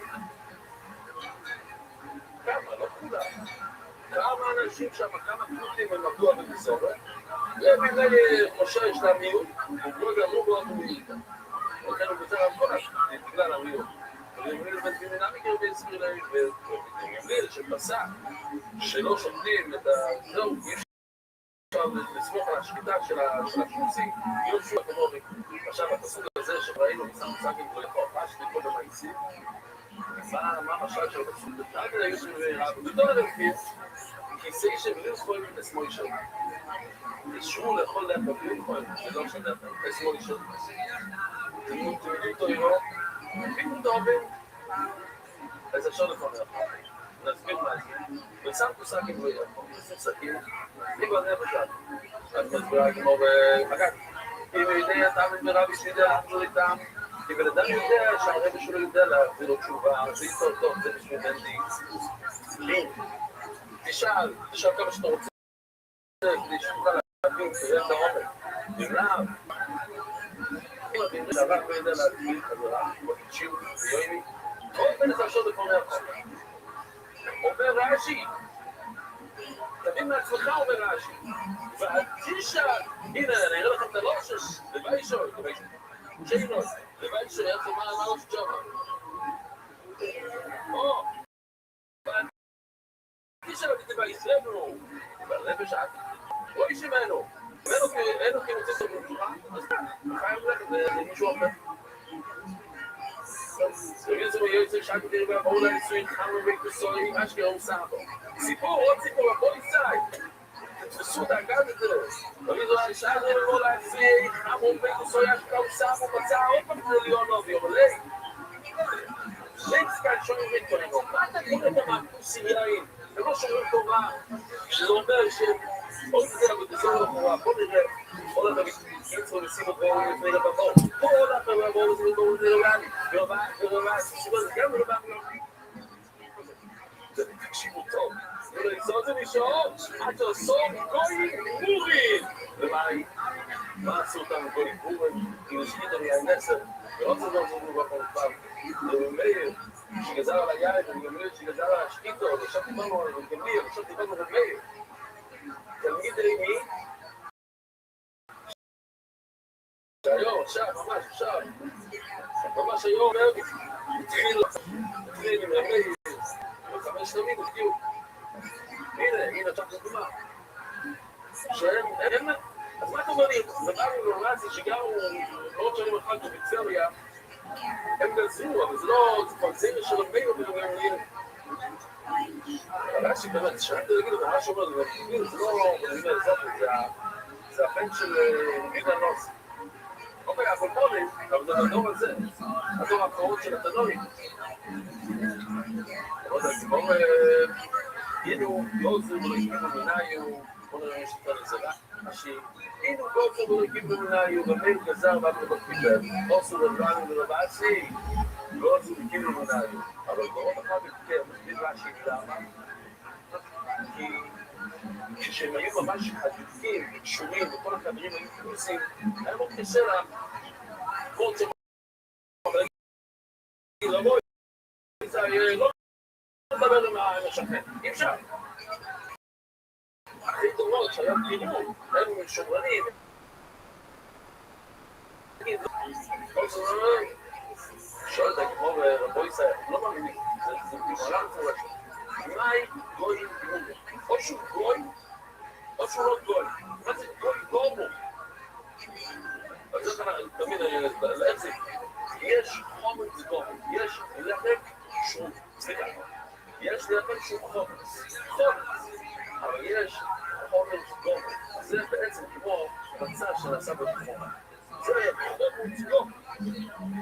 אז משתמשים בלשון גומו כשזה ממש, הנה רבוי זה, הנה התמונה, הגמור של משהו גדול גמורים. זאת אומרת, הכי הזה, אפילו שהוא יהודי לעלות, שהוא עושה כאימוץ, הוא לא יכול לעצור, הוא יגיד, גומו. אבל המיזו לבד לרשות, זה תמיד לרשות. יש אימוץ חצרוס, מה הכוונה? זה איי, משהו נפלא. אני רוצה להגיד שאולי כזה. בשביל שאתם אומרים, יש בגדים שנכנסים לתוך החצר. ודרבנן אסור לטלטל בחצר הזה. זה לגמרי לא אסור. למה? אז מה עושים? לוקחים איזה סעודה, עושים מירון חצר, כולם כאילו גרים באותו מקום. עכשיו, אם יש גוי בחצר, הגוי גם כאן, אז אי אפשר לשתף, הוא לא יכול להיות שותף שם. אז מה עושים? צריכים לספור ממנו. זו דירו. וחידת העניין, ישראל רובו משם שפט ושוב, ופעם ושוב סביבה לשלושות. יש כאן, ואתה רובו, לסור רובו. ושם שבאת, אחד לא שומע כל מצווץ, אבל כשיוצא החוצה, זה כמו בן אדם נורמלי, לא מחלש שבת ברסקו, אז הוא יש לו זכות לבטל את הרשות שלו ולקחת את הרשות, זאת אומרת, הוא משתתף בפעילות קצת. ושאין שם שבת קשור, אין הוא לך קשור, זה לא קשור.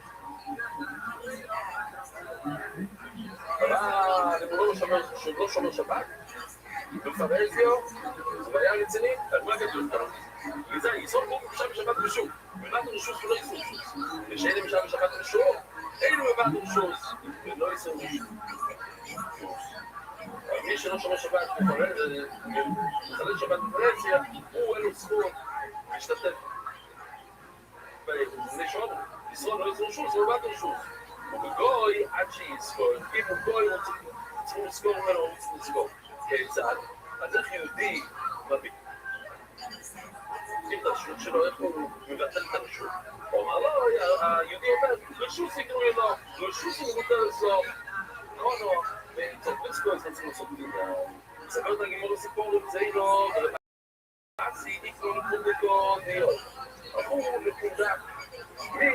אם הבית של הפונדק, אני הייתי בנזה, שם יש לו את המחוקת, בדרך כלל.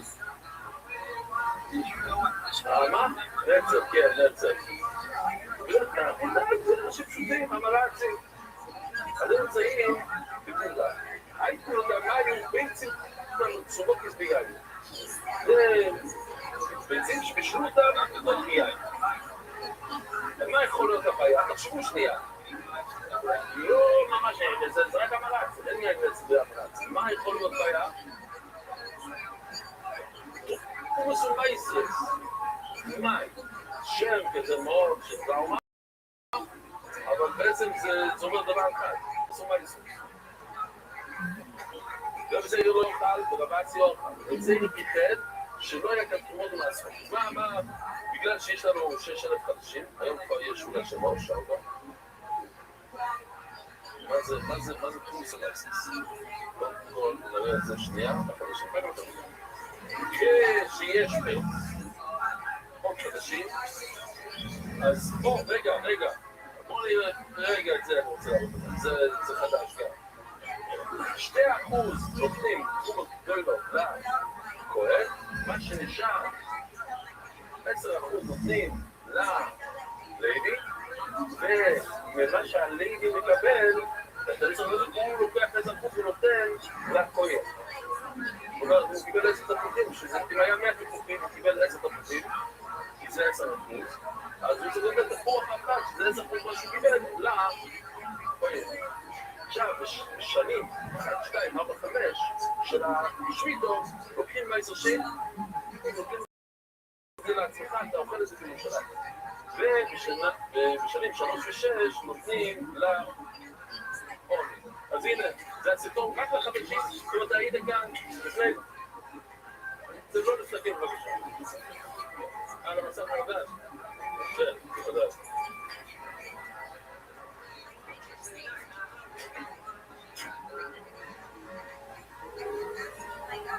אני אגיד את זה עוד פעם,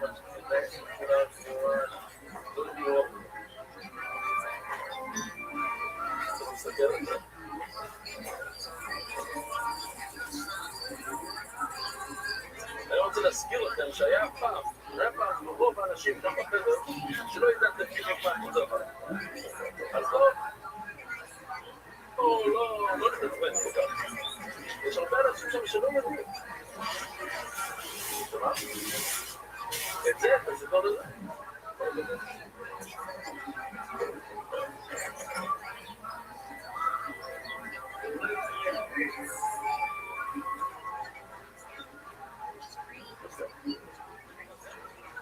וטוב, מה יסושים נראה פעם אחרת, אוקיי? הנקודה היא, באורץ לא אכפת לו לתת 2%, זה לא הרבה, אבל ב10% כואב לו מאוד, לפעמים, רק לפעמים, הוא לא נותן. לא כל הזמן לעצמו ככה. תעשו תקנה, שכל פעם שאתה קונה מהאורץ, וזה קורה כאן. בבית שמש, בחנות, אבל הבית של החנות פירות כאן, המאורץ, כן? אפשר לקרוא לה המאורץ. לא כל כך שלא תורה מצוות, אז אתה לא יכול לסמוך על זה שהוא אומר לך שהוא, אם יש לו חשר, זה מה שאומר, הוא בעצמך אומר, הוא אומר לך, אני אסרתי, מה פתאום, אולי כן, אולי לא. אתה צריכים לעשות. אז הוא אומר, אתה אוכל כאן במלון, כן? במסעדה של המלון, אם שלו ביצים, יצאו מכות ביין, אז יש יין, אני צריכים לעשות. יוצאים מנזר, לבאסי לא. לא אומר לי, יוצאים לבאסי, יש מה לדברים חמאי, אני לא מבין. אולי ביין, יש כאן יין שעשוי ממשהו לא מוסר, כמו זה במים, דו מים. הנה, זה פעם, היינו משתמשים בארץ. דו, והמנמית, דו מים. אבל היי, הוא אומר, למה אתה טועי? פשוט לא שמתי לב, אתה צודק. אני לא הסתכלתי לתוך כל המתכונת של הדבר הזה, ואני יודע בדיוק, אתה אוכל, איך קוראים לה... מה שאוכלים ביצים בישראלים, שקשוקה. אתה יודע, בדיוק מה יש, אתה חושב על כל שעה שיש שם עגבניות, אתה אוכל. זה לא...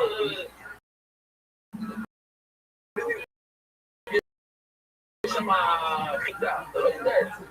אין העשייה היא תלוות, כן, עוד את זה. תקשיבו, אין שהכל זמן מים, האם שייך את דבר שחכמים הסוצרים שאסור לך לאכול ביצים המצורפות ביין בגלל הדמי, כמו בסטיים נסתר הבאסי, לרגע איסור הייתכן שהבאסי מהגדולים יאכל משהו בטעות, שבאיפה שצדיקים על החשבון הוא מביא את הכל היותו. אם הבהימה של הצדיק חשבון הוא לא מביא את הכלה, הצדיקים העצור לראות שקיים. איך יכול להיות כזה דבר? בואו נסתיר, הוא סתם ובאמת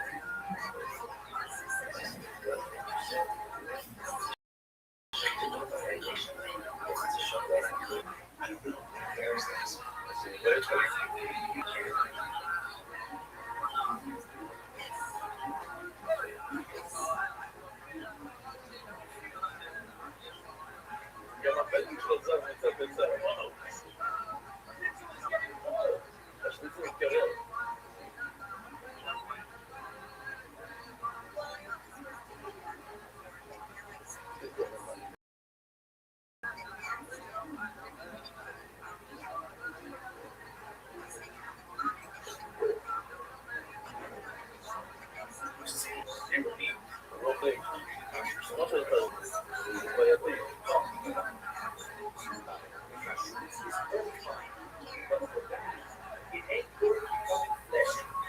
הוא לא רוצה להיות בשרי.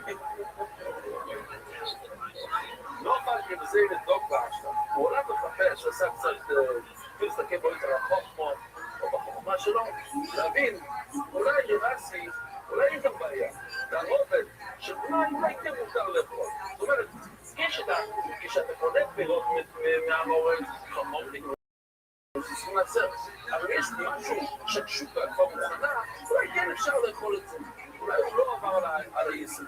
זה, הלוא יגיע לא תסתכל, חמוריו, שיעשה משהו שומן של דגים, או לדרך הלומטיס, אולי שאומר זה מים ויין, שם לפרסמות, קרשינים, מה זה קרשינים? זה הדברים מאלה, שהפחות אוכלים מאוד נהנים מזה.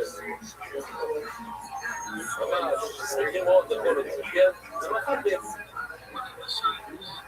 בקיצור, לצרנטינים, לעשות בזה איזה מה. הדשים, לסיסים, חייבים להם.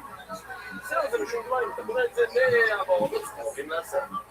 ואין צורך לא עם משהו לבדה. אתה יודע שאתה קוראים, שהמעורבות לא יסוד, לא יודע שאתה חייב לעשות את זה, אפילו שזה מחלבים, אפילו שזה. ואין עצמו, אבל טוב, אם אתה, לפני שהיית רואה את זה, אם קנית מהמעורץ, כמו שהם, זאת אומרת, אם אתה קנית קרשינים, קנית את הדבר הזה שאתם אומרים על המסע, קנית מסע, כי זה, יש את המוצר עצמו, את הפנים, ואחר כך מה שעושים בפנים. אם אתה בונה את המיסיסי, את הלומטיס,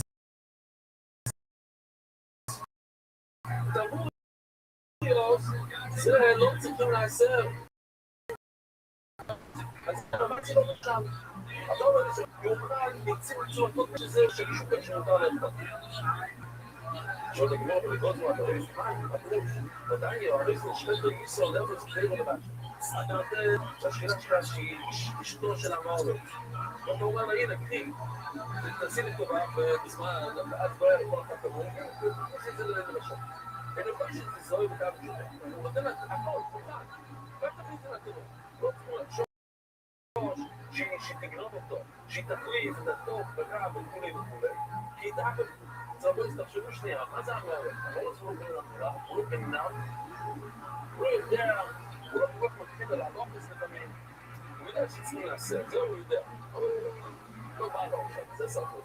אבל לגנוב, כל אמריקאי נורמלי, כל לגנוב אחד, יש ניסים, יש דברים שלא עושים. יש משמיד, מה זה רוצים לחשוב שלו? משמיד את מייסר, לא אמר לו הסיגים שלו, ואם הוא אומר לה, אבל אל תשתמשי בווילוס, למפגילים של האף, ולחילים של האף, אז זה בעיה, יכול שתסויר אותה, כמו שבו, משום שביז, משום מייסר, אי אפשר לסמוך עליה, היא תדעת שם משמיד טוב, זה מקום לדברים. אפילו עם זה, הוא רע, שמה, ניסה, תפשל שלם, הוא ניסה שקשוקה, יעשו לך לאכול את זה, למה? עכשיו אמרת שקשוקה, אם אתה יכול לשקשוקה מהמסעדה של מודע, למה? כי זה ערבוב של תנאי מודע, פתאום דן לגבור שהשכינה לא, טוב, אני לא שתיקו, רוצים. שאני רוצה להגיד לכל הסיכויים שלפי, הוא אומר לה מה לעשות, אם הדור בידיים לו, היא נעשה שניח שלו. הוא אומר לה, מיסי את המחירים שלה, לעשות נפסים. נסו, זה ודאי זה. מחירים אמרו שסיים, אם כל הם מחירים, לעשר. זה רק בגלל שזה לאחר בית שלי, אבל אם אתה אומר עליו, אתה לא יכול להתחיל עליו, להגיד עליו, ובאורות מורה, ואמרו עליו, הניסורת, זה בגלל שזה נותן טעם למאכל, אז בינתיים ולא בוקר, אי אפשר לתת את הטעם הזה. עכשיו, לגמור כל תלות להשכינו, אתה לא חושש שהאישה של המעונת, היא תחליט אותה, כתוב במשנה, לא יצא לך, לא יצוי, מה ייסר? איזשהו לא ייסר לו, איזשהו לא ייסר ממנו, שאתה נותן בשוויגר, לא יצא לך לא ייסר. מה ייסר איזשהו לא ייסר לו, איזשהו לא ייסר ממנו, איזשהו פשוט לא, מחלק את המסכמתם. אתה נותן לשוויגר חלה לאכול, היא יכולה להחליף לך את זה. נו, אז רואים שהם גונבים, הם גונבים דברים. אבל הגמור לא עושה כאילו די, כל אוקיי. או מנגיד לו, לא יצאים את הכל הספיתו, הוא פה איש המחד סונה.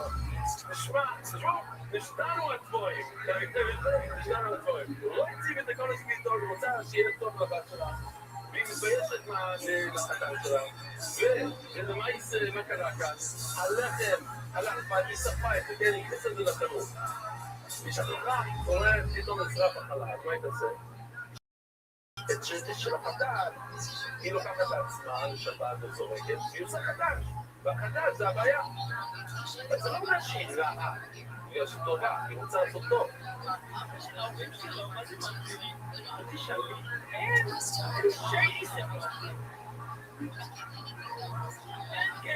הכל צריך להיות בנס. ועכשיו הם נפלו על איזה ספר של הבוקר. כל הילדים. רגע, תקים את זה. לפק עוד את זה.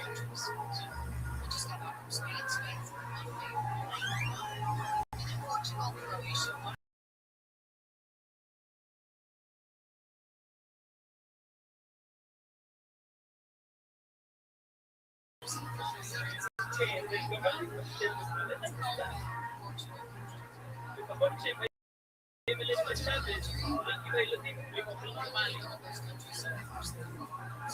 לא איזה קודים זאת, לא לסלוק להיות שבתשוב, וכמובן מטפלת, עכשיו אני צריכה להקים חדש.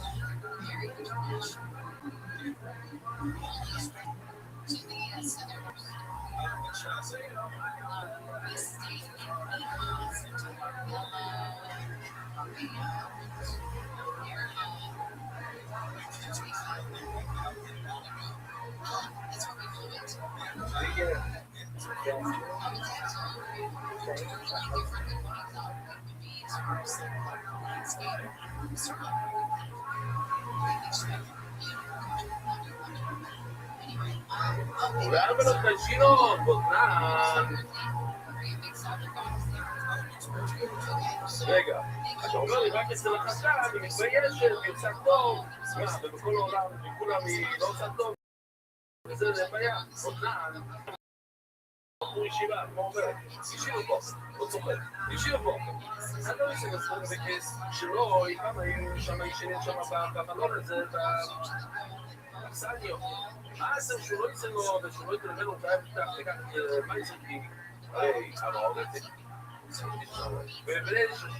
שחשבו לו מחלפת, הנה גם, בעצם, הישיבה בוחר, רואים שהיא חשודה, שיכולה להחליט, יכולה לגנוב, ועוד אני לא רוצה להגיד, עוד אני לא רוצה בלוואץ, הדר, ולעשות טוב. אפשר להשתמש בלשון הזה, זה לשון מושג, בואו לא יותר לעשות את זה, בואו לא יותר לדבר טוב. זאת שאלה, הישיבה בו, רבים בו, מעניין שופטים בו, מה? הוא יוכל, ואני רוצה, הוא יוכל, יהיה לו רק לחמה, ואני את זה וצעקה. זאת לגמור עם הסתמכות לששים או לשושים, שהאיש שם לא, ודאי לא, איש ששמו ונכנס, איש ששם באורץ, למען שיתמיה.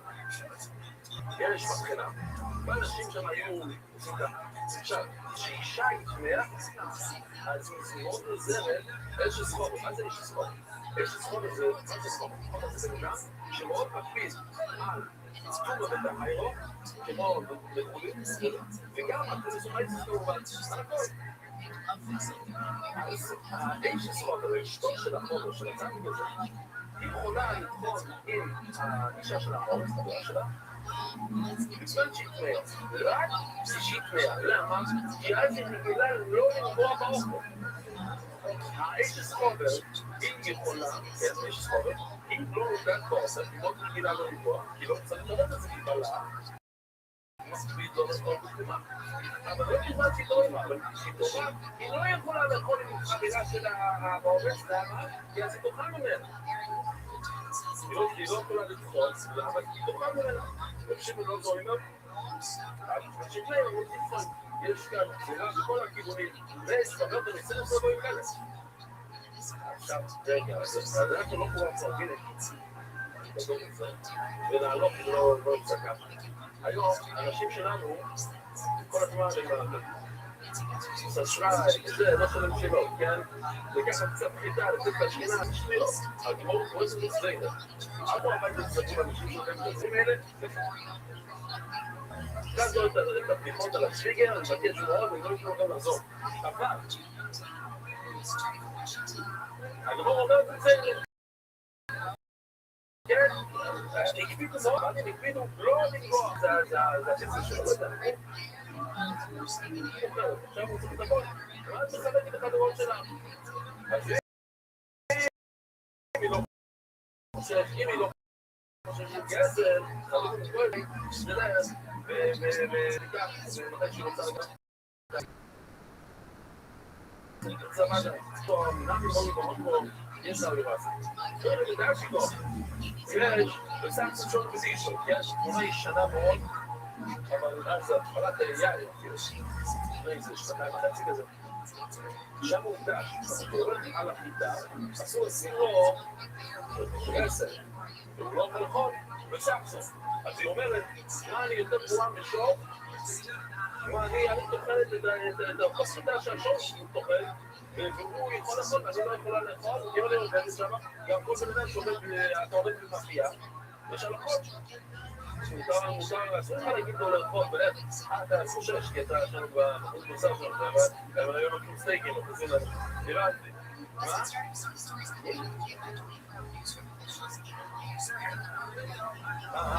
מה נכון? אתה עובד בנוראי. הבנתי. אז מה, אז נעצור כאן. צריכים לעצור כאן. רבוי סי! או בנאים.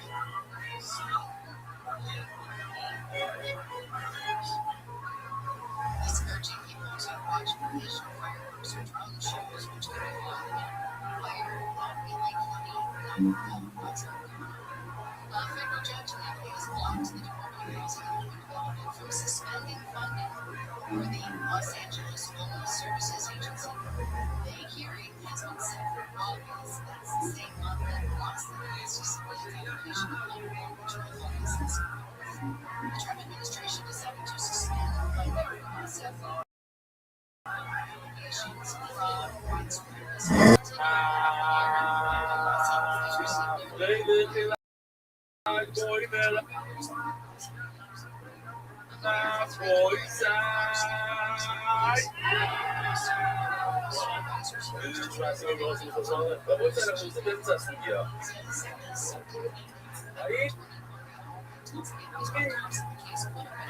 אחד שעובד, אבל זה יכול לשחוט בשבילנו. ראינו שיטת הגרבונו שהוא יכול. והוא היה ביולי שופר, שהוא היה צדיק, הוא נהנה מהסעודה של החוב הגרשן שהוא עבד הבית ישראל. זאת אומרת, הגיבור בדין 14 שבועות למטה. ודילמו איבדיו זונה. איבדיו, הסיפור מפורסם, סיפי 100 נביאים, בשתי מערות, זכה לנבוא בזכות שהוא הציל 100 נביאים. הוא בעצמו, הוא עסק בנביאים, אז הקדוש סיכר אותו בנבוא, אז אולי איבדיו על זה שהיה שואל כתוב, תרואי, היה אופנון נכון כסף, באמת הוא היה סופי, הוא היה בעצמו, נכון הוא היה צדיק, הוא לא היה מספיק. לשחוט לכולם. שואלת הגמרא עושים את 7,000 זבוע. היו 7,000 יהודים שהם ניצלו מכל העבוד שלו. אולי הם. אבל בקיים אשר לקרוא לכך, אבל הגמרא אמרו נתנו לי זבל, הרשעית הזאת שהרגה את כל החכמים, אז הם יצאו ממנה, שקרוב אותם, ידעו גם לדעת תורה במעלה.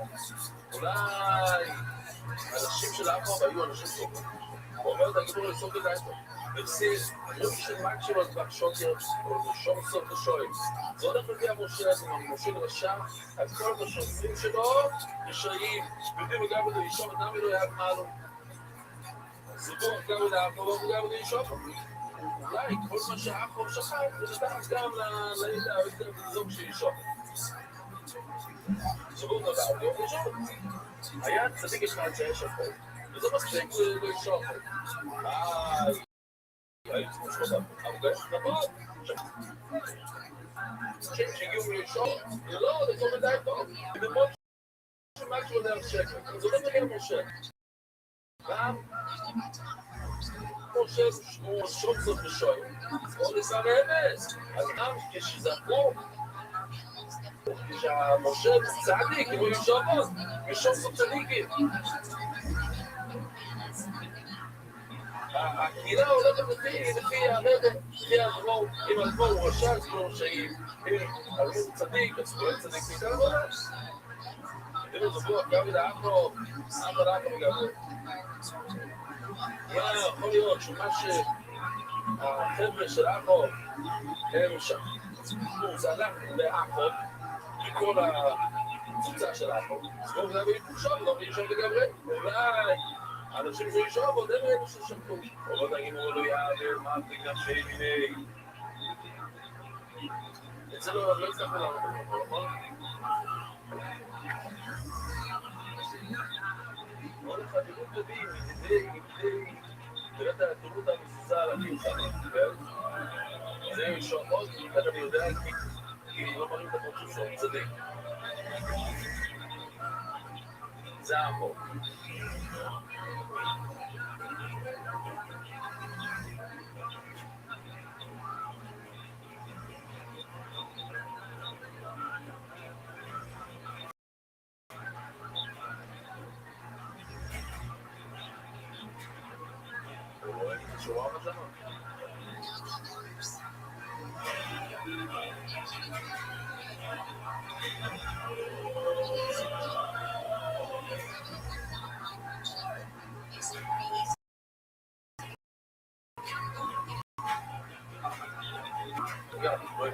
תקשיב הנה, זה מאוד מאוד טובים.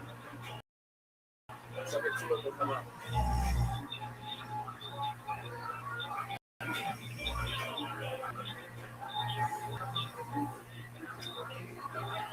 בוא נגיד, לא, אנחנו יודעים שאישון מאוד שמע על החוק שזה הגיע לאנשי וכל מיני דברים כאלה.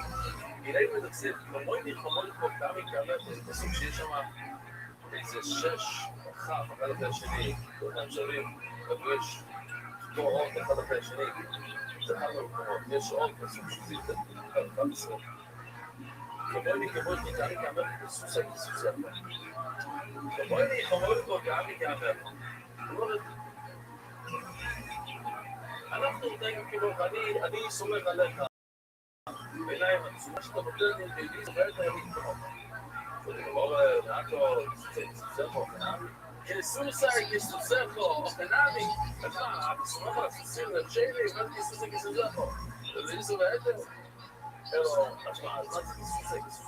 però ma da hada servo per su sai attacchi ma ci chiede tanto ci fai chiede tanto ci nei ma ci chiede su ci fai chiede attacchi che mi ha fatto ma poi è canali ma da allora que lo vea Mom, de Baralay, que lo vea a mí, אז גם, לא יודע לגמור, זה הנקודה וכמוני. אנחנו יוצאים עכשיו למלחמה, אנחנו משתתפים כאן, אנחנו שותפים אחד לאחד, מה שיהיה, באיזה עכשיו לא יהיה צרות, אבל אנחנו ביחד. אז זה דבר, אנחנו יודעים שהוא שמח עליו, שני גיסים ועשר, הוא אומר על ישראל וישוב אומר ביהודו יוישו תשאל גיסים ובקושו בלבוד הם ישבו שם בקומת פסח שער השור מה יקרה? מה קרה? זה שתשים את התבואה, עושים את התבואה זה קצת קרובים שם, עושים את התבואה ותשים את זה אם זה בגורן, התושב שם הוא גורן אבל זה לא היה מקום של גורן בכלל אלו כיס גורן זה מדובר על הסנדר סנדר לא יסגר חצי גורן על כולו היו יושבים ככה, למה? כדי שכל אחד יראה את השני כן, אז למה לא ישבו בעיגול אמיתי? זה יותר אחד לשני אפשר להיכנס בוא נגיד שמישהו ירצה לדבר בסנדר תביא להיכנס לתוך העיגול ככה זה בטוח אפשר להיכנס אבל כדי שימדוד את זה מצוין עוד דגה די מצייר בואו נביא ראייה ברמה מה רמונן אומר? רמונן אומר שבן אדם זה חידוש עצום וברוך השם שמתי לב שם סוגיה באמת אנחנו לא מצליחים סגור זה לא לי זה לא כל כך היה ברורה. בן אדם שאומר לה בגזר אפשר לסמוך על השכינה שלנו. ככה אמר לנו, אז בוא נגיד לו רעי. לא היו מביאים, לא ילך למחוסר, והכל יקרה ילך למחוסר. כי כבר כאן, על אליו הנובי, סתרק מהחוק. כי אליו הנובי שם רעב שם, כמו שהיא רעב 3 שנים. אז זה אנחנו נמצא לעבוד איתו. אז המשבור אומר לו, פעמיים בינו, יהיה לך אוכל, יהיה לך בשר. מי מביא לו את הבשר? מה הוא מביא? בוא אמר להגיד לו רב. ואיפה הבשר הזה? צביבי תעבור בדאחו, עם המדבר של האחו. והאחו בגאי עובד עבוד לזור. איך אני לא אמר לי אוכל את הבשר שלו לאחו?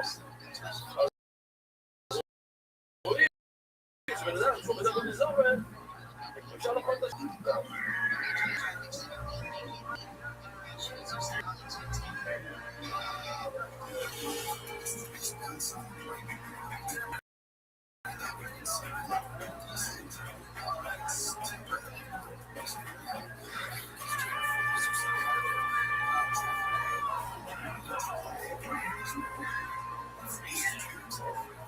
שוב, כן, זה לא דבר אחר. זה לא מסייע.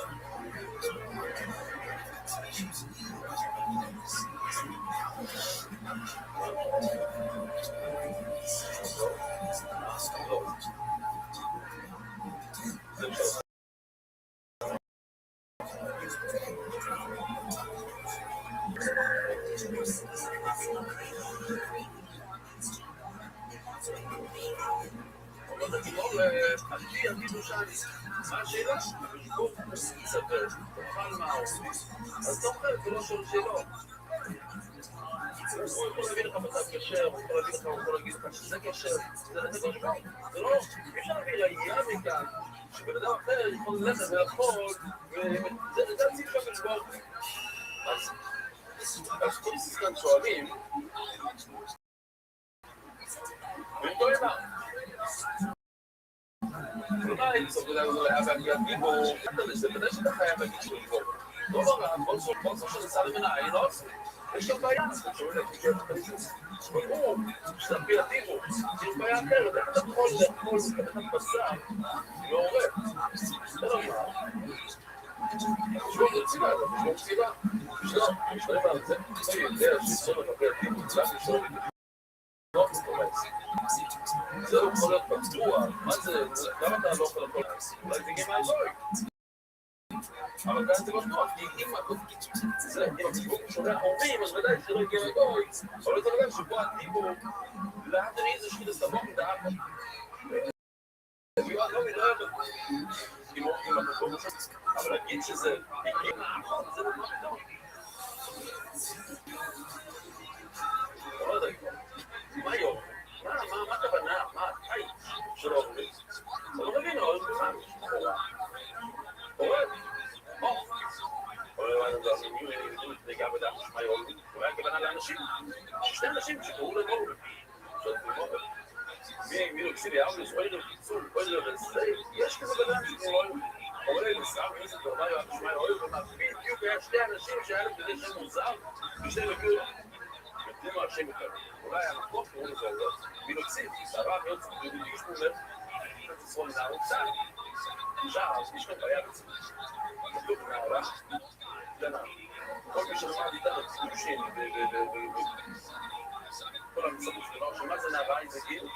12, עד 12 וחצי. ומה זה קטנות?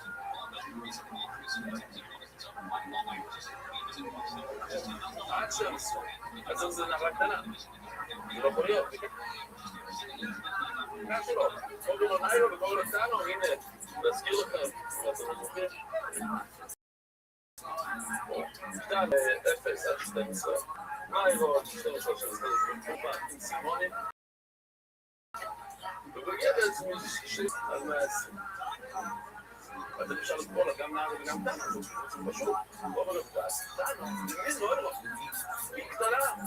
אבל היא הגיעה מהמקום, קוראים לזה, לא אלו. בגלל, גם אצלנו אולי עובד, זה שם של החוץ, וכאן עורבים בפועלת. לא עורב, עורבים. אבל גם עורבים מצייר, אז יש לנו באמת, כמו לבד, הדבר הזה שם שיש שורות של רידינגס. הכל שולטים, ואפילו סוצים, כל אחד כל שכון, ואפילו עורב, ואפילו מי שלא תסמיד, ואפילו ישראל מוכן, שהוא לא שומר דברים. היה עוד אלי כדורי, על מה מדובר? אני רואה שמישהו המוכן מסכים לו, אם הוא לא עובד, משהו לא, הרי ממש, אלא שהוא לא מפחד, הוא לא חוב, כי בסיכוי שעשו לו, בסוף תסמיד אליו. שתי אחים שלא נתנו את זה, הישרון האריות. זה ישרון לכל טוב, בוודאי, שאפשר בסוף השאלה שלו. אלא פשוט זה מובן להבין. הוא מבעד, כמו שראיתי מה שאתה מבעד, הוא מזלזל במצווה של תסמילו. אז גם הם מסייב, אבל אתם ישרון מובן, לא נהיים, לא בלחון, סכים, נאמר לצוות התורה, לא זה למבין, זה משהו אחר. אז בדיוק כמו הרי, אז מה אנחנו יודעים בנדע, הוא מזלזל סטופ, הוא מזלזל בלא שום עולם. הוא מזלזל בנבית, זה לא אומר. בין לא. במקום, לא יודע במה, בפסח, מה? הוא מזלזל במצווה, זה הנאמן עצמי. היינו בו ונאמינו. אז לא היינו אומרים שני ציורים, אחת שהוא מזלזל במצווה, אחת שהוא מזלזל בעבירה. אין לדעת, אנחנו לא מבין זורת. אז עכשיו זה קצת שונה ממה שלמדנו אתמול. כאילו עכשיו אנחנו הולכים קצת סטייה ממה שלמדנו, אבל למדנו קצת אחר. אבל כן, זה אותו רעיון. אלא מה? אנחנו לא עולה בנזורת. כאילו, אמרנו. וואו, הוא אמור עולה בנזורת. וכתוב שאפשר לצמור בנה בשמותה. לא, לא אמור לעזור לו. אם הוא עומד בנזורת, לא יודע מה, לא מה. כאמור, בנזורת שכל הכוי בו, כל הכוי כולו. אם אתה כותב בה בנזורת, אני לא כותב בה בנזורת, אז היה רציני, שעשתה את רציני, אז אם אתה כותב בזה, אתה מודה לכל הכוי.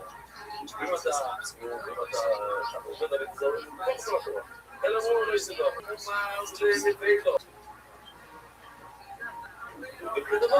מה רוב אמר? שכאן שומר לא להבין את זאת כמו רבה. כאן שומר, לבין לו שזה חידוש עצום למועצה.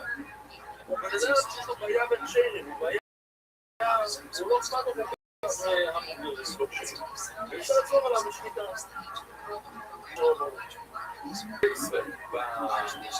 בפסוק שלך כתוב, וימנה בשקע ספקטו בשגוגו, מי אמור, לא כל הקהל יכול להביא ככה. רק חלק, אולי זה יחזיק עליו אותה. מכם, ולא יקולכם, לא יזיס המומר. עוד נקרא, דבר ולזרום עדיין עוד ומגיעקי, מכם, בוחם חילק, ולא יבואו מועץ. שאם באומויץ יש מומר, אז בסדר שמירבים, אבל אתם לא יכולים. אם לכם יש מומר, מן הבאים או... לא, בבני אודום שהוא גוי ממובעים. מה זה בן אדם שהוא דומה לבאים? בן אדם שלא מקבל את עצמו. מן הבאים, בני אודום, יש לך בימה, שאתה אומר לאדם, אדם שהוא דומה לבימה. וגלום הוא מתאר ורובון כגוי של ישראל, כדי שיחזו בהם בתשובה. מקבלים קורבנות אלה של כל שישראל, לא של כל שישראל, אחד שעושה של איזה. שיחזו בהם בתשובה, מה הסבנה? שאם אתה תדחה אותה בידיים, אתה אומר להם לא, לא מבינים את הקורבנות שם. אז הם לא יחזרו, איך אתה מחזיר בנדם? שומר איתו את הקשר. שומר את הקשר, אבל לא טוב, כן, כן. אולי יום אחד הוא יצא תשובה. חוץ ונעבור במנצח היין, ובחר את שבוס ובחרס. מכאן אמרו גם לגמור את אותו איש לסוי, כדי שיחזרו בתשובו. ואי אפשר לקרוא ידיים. חוץ ונעבור בו, זה אחד. ומנצח היין בשביל לצאת גם את הסוהר. ובחר את שבוס ובחרס. אגב, אז מכן, לא יקחוכם, לא יצטמו בה. אתה אומר שמומר לא יכול. עוד יותר, וגם לגבות, כל שיסו. אבל אתה אומר שאפשר. עוד רגע. ראשו מומר לכל הפרק. לא? מציאות זה מומר לדום עליו. יש מומר לצבא וקל, למשל צבא לדבר. אבל כל הדבר לא. אין עושה. חוץ מלאחר. זה חייץ. ונעצר זה היה לשכה. ואתה עכשיו לא... לא יעשי. האמור יפתות, האמור לכל הכתוב. האמור כבר אמרת שחשומור לכל התאר שכולו, אי אפשר. אי אפשר לתפוק על השכות. ואמור לדום על השכות. כך שמציאות זה קדוש ומעל ודום על ולכל השכות. אלא לאו השכות. חוץ ונעמור ולמנצח זה היה, אנחנו עושים אותם ביחד. אין נאמר שזה מספר אחד. ולהצליח זה היה להבין זו מספר 2, ובכלל שם זה מספר 3. יש רק שני דברים כאן. מה עוד נעשה את רגע חי? לא אחד, שם לא צבוע עץ. אבל כתוב, בצורה, שם אמור להגיד לסוף, אבל מומו לכל היתר וכולו. הנה כאן, אמרו לו מומו, לנעשה לסייעי. ומה כתוב? שהוא לא יכול, הוא לא הולך לשליטה שלה. זה קשה על מי? אבל אבל זה, אמרו לכל היתר וכולו. בסיום, זה יתאבד. אבל נגמור... כבר מאוד ענפי, מאוד ענפי. לא. סתר אותו. הנה בוא, זה מומו. לא נעמי. איזה אולי אומר, הוא שום רישים. אשר זה עושה למשגול גבוה שמה השוט הידיעות זו מי שאם הייתי יודע, לא הייתי עושה את זה. אז מי ביקור מנהל שהיא לא עושה.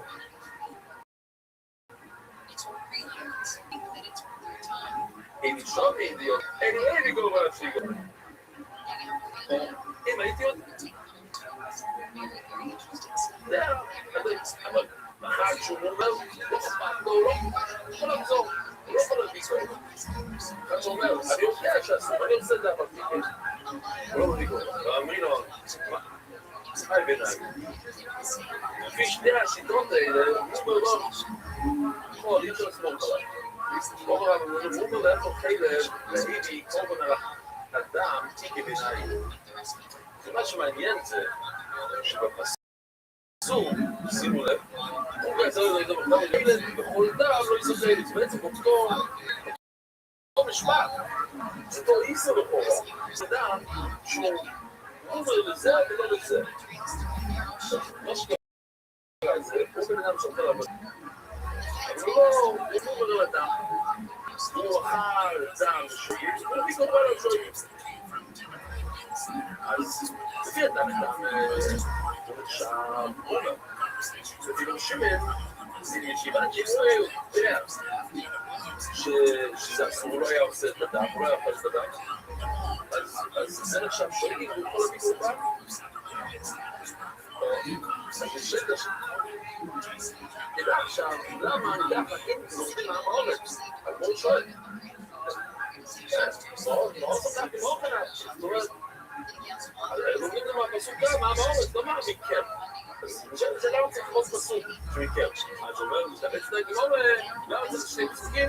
מאוד אחד טוב, מאוד לא צריך שני פסוקים. יש לנו ספסטות, ושום זה ככה, זה זמן, ואבן לא רצו לכפרה. אבן הוא, הנה לכאן, הנה, אולי נקבע לתת חזרה, אז בוא נקבל ממנו אותה. יש לנו לא ידענו שהוא מסעדה, בסדר, שואלים תלויים בו, אנחנו לא רוצים. אבל אחד שיהיו בו, כתב למיני, מה אומר מנדי? חולדניסקה, שני חולדניסקה. אחד זכירו, זכירו, אז מה אתה אומר שהוא מור, לא צריך לשלם עכשיו. $500 על הזה. שלא חולדניסקה, רגע לכתב למיני, בואו נדע למה מוכנים בנסיעה ילד גיוסי. מה, בגלל שכתוב באימו, אמרנו, בן אדם שמדייק כמו באימו. אז זה נשמע לי כבר משהו שחד לבלות דם, בוא נראה. נראה לי שזה יהיה שם. זה טוב.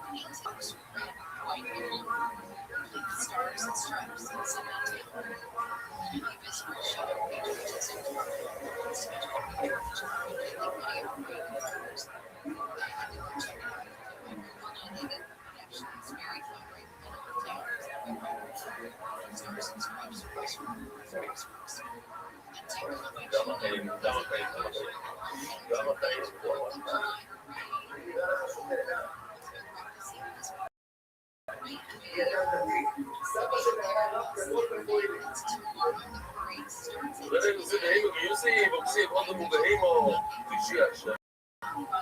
עוד לא מישהו, תשעי עכשיו. אומר רבי לא מרד, תגידו לי עוד לא שינהגו בדעת, זה מאוד חכמים, עושים מה זה באימו. אפילו שמובח חכמים כאלה כשהם גדולים. אבל הם מתנהגים כבאימו.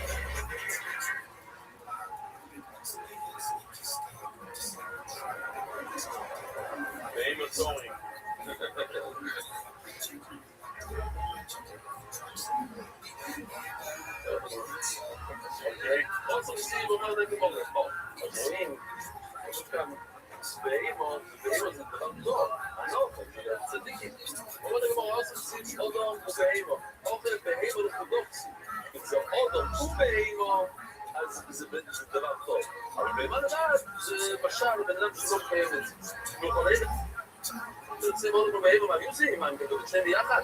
זה מה אם לבוא כסים, זה רק ניסוי, זרע, אודו, זרע בהמה, אז זה רוגש, זרע בהמה, לא בסדר, זה כל עוד ישנו בנשובים ושחררים בחומד, אנחנו רואים את זה רק בישראל, זה רעיון זה ואימו, רואים מה, החום והפור כולו, זה לא איזה צרוי זה לא כולל הסיבות ולאלה מהליסי, בוקשים, זה רק זה אנשים פתוחים, אמרקצים, שלא שחררים בחומד, אז אנשים לא טובים, זה רק לזרוק זה רעיון זה ואימו. Also, מצחיק כבר כתוב, זה רעיון זה וזה רעיון כתוב, אפשר כתוב בפסוק. אותו, זרע אותו, וזה רבינו. אז הזרע הזה מחלץ את האדם והגדול. אותו מבהים הדושי השם כתוב, זה רבינו, באמצע האדם והרבינו. שאלה. סימן נקרא, אומר האחרון אומר יעקב יקר, רק אידי. והרידי אומר תשועות הם נהיבים שום בתחור. והמגרדים והזמינו נמנו עד שספוסי והסורו. עכשיו אנחנו בסוגיה, תכלס, נמנו בגורו, נמנו על שחידה ספוסי, הם עשו בחירות, והגיעו למסקנה שהשחידה של הפוסי אסור, ואסור פה. כל אחד מדברים יעקב ברידי, שוב ושוב הרבים שאין לסחול ובדגה בו. אולי בגלל זה דווקא במקרה שאין שם משגיח פנימי, אבל לא מעט ברבונות ובמיני ששמע את זה וספני שאתה אתם לא למדת בשביל ישראל בנו לגמרי ובנו בואי מה? זה פשוט, למה? כי החוטי לא אוחז מהאיסון של לפני עיבר לסיבל מרשוי כתוב מרשוי, לא מרשוי, זה סתם עבר, זה לא מרשוי ובוודאי זה שם המשגיח פנימי אז הוא יעבור על העצם כאילו מן אלוהים, כאילו מן האלוהים, כאילו זה סופשמה לא אנחנו, אבל יצחוק, ונראה אומרים והציאנים ולסיסים ולצים שאוכל ושקיד לספוסים. תשמעו מה קורה כאן, בדיוק כמו שאוכל ושקיד לספוסים. ואנחנו בעשי אוכל ושקיד לספוסים. וכל זה לא, וזה שאל, הוא לא יהיה בטוח, תשמעו, יהיה בשמעו, אבל גם לא, אבל אם השמעו לא יתקבלו, אם רבינו שמע את זה, הוא לא היה אכפת לו, לא ידע, שמימו בדומו שאני שתוק למעלה. אבל פה זה נפשי, וסתם לשמינו וקיבלו, הביאו את האורנסים, שמעו את זה, עדיין אנחנו את השביתה של הפוסים, בסוף עדיין אנחנו שמינו, אבל לא, הייתי מסתיים אצל למד ניסור, איך אפשר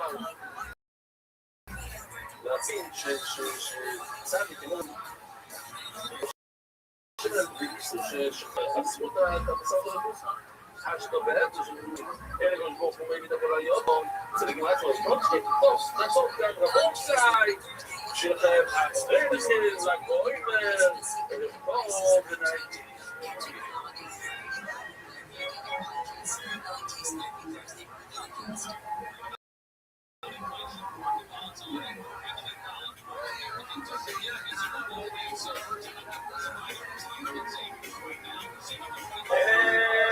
ערב טוב לבויסאי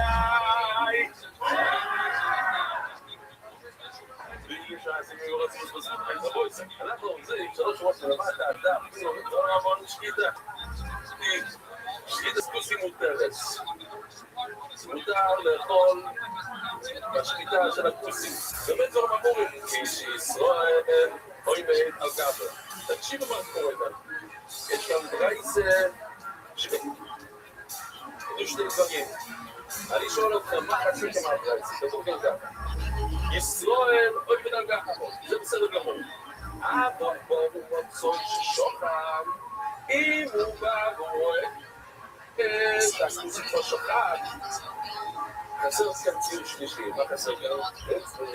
זה משהו אמצעי כתוב שתי הקצוות כתוב אוי בדרגה בו הוא יושב שם עם אדידופיס סוכר כל שנייה מה קורה ויש עוד סיפור שהוא בא קלקל להבין הכל באמת, כבר היה שקיטה, פעם, שחור אז מה עושים כזה מסע? לא יצא כזית ולא יצא נוי גדולה, למה כזית? הם לא יודעים חצי שיעור, לא חצי שיעור הם לא, הם כזית בסדר, כזית, לא זה לא שיעור שלהם הכל לימוד עולה יכול לשליטות סוי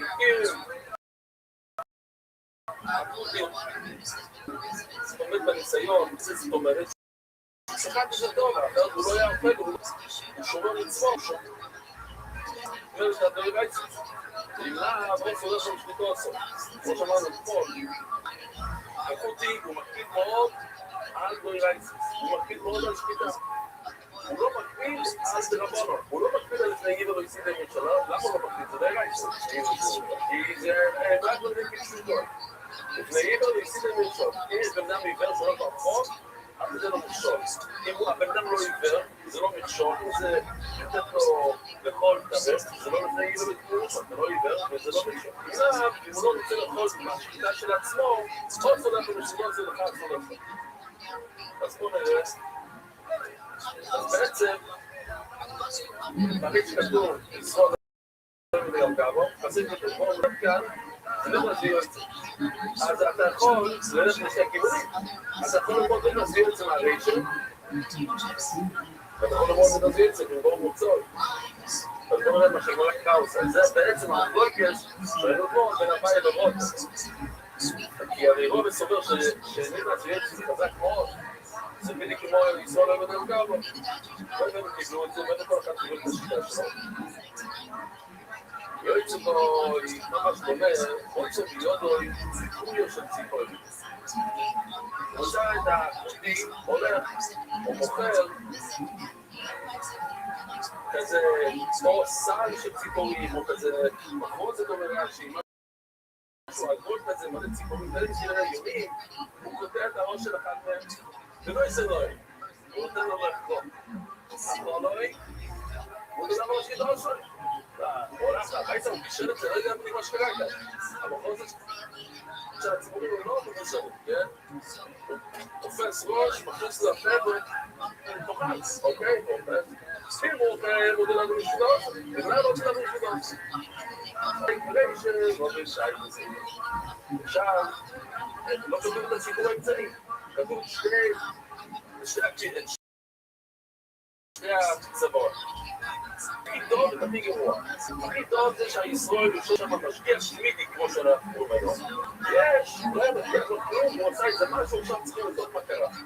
יש את האמצעי, יש משקיע, אבל לא תמידי. הבית העיקרי שלא נמצא עם הבית העיקרי שהיום לא תשרוד על הכמה, זה דווקא בגלל שהישראל עובד שם, יש משקיע שמידי לכן זה קשר, אבל יוצא נכנס, אבל הסיפור האמצעי זה לא טוב בכלל.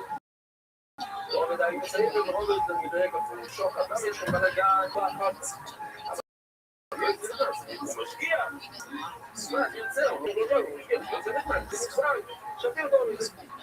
בסדר גמור. אז הוא אומר שיוצא בסדר גמור. הוא הבית בסדר, אז עכשיו יהיה לה כל אחד שלישי, הרי אתה יכול לדייק מהרשת, אתה יכול לדייק מהסדר, למה אתה תדייק מהסדר, ולא מהרשת, למה אתה תדייק מהרשת, ולא מהסדר, מה קורה כאן? כל בעיה כאן.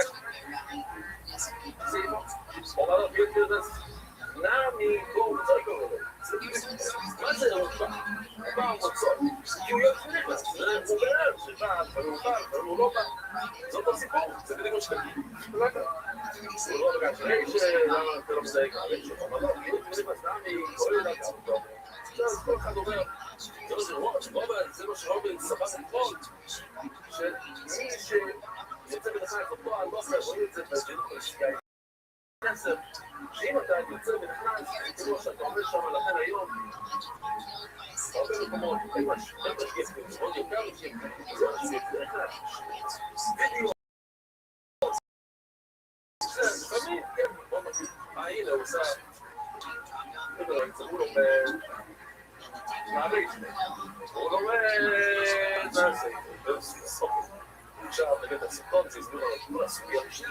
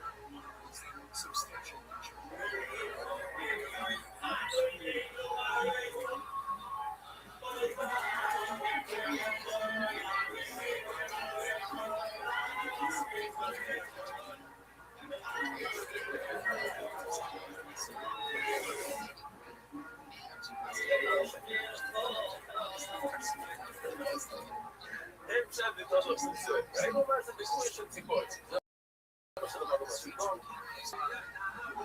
תראו, זה אני לא יודע. בעצם בואו, אם רוצים להיות ביקוי של כל זה בערב השם.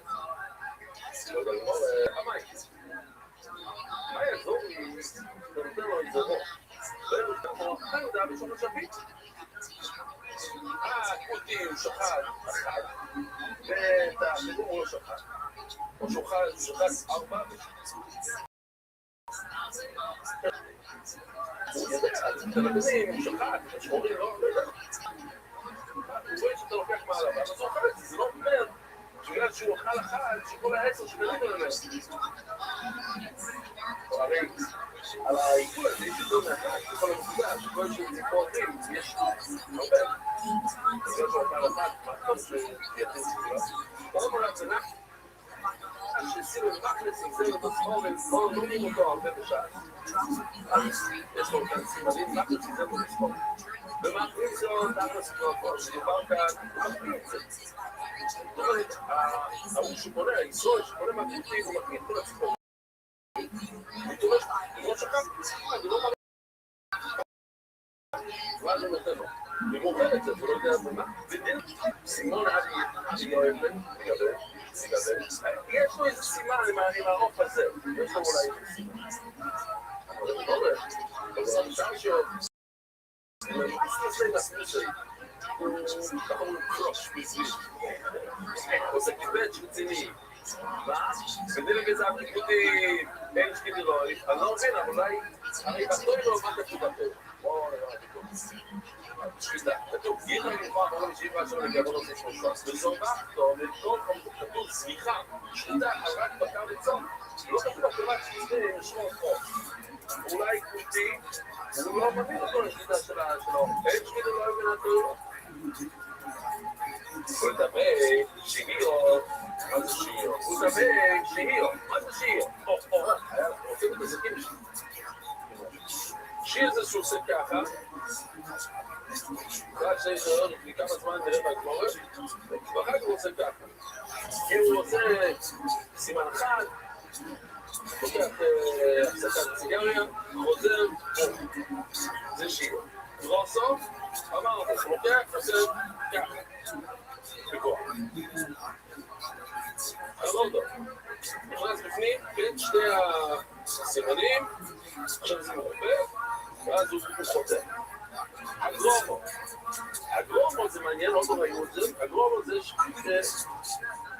הוא נכנס על הצד, במקום לשחוט ככה ישר.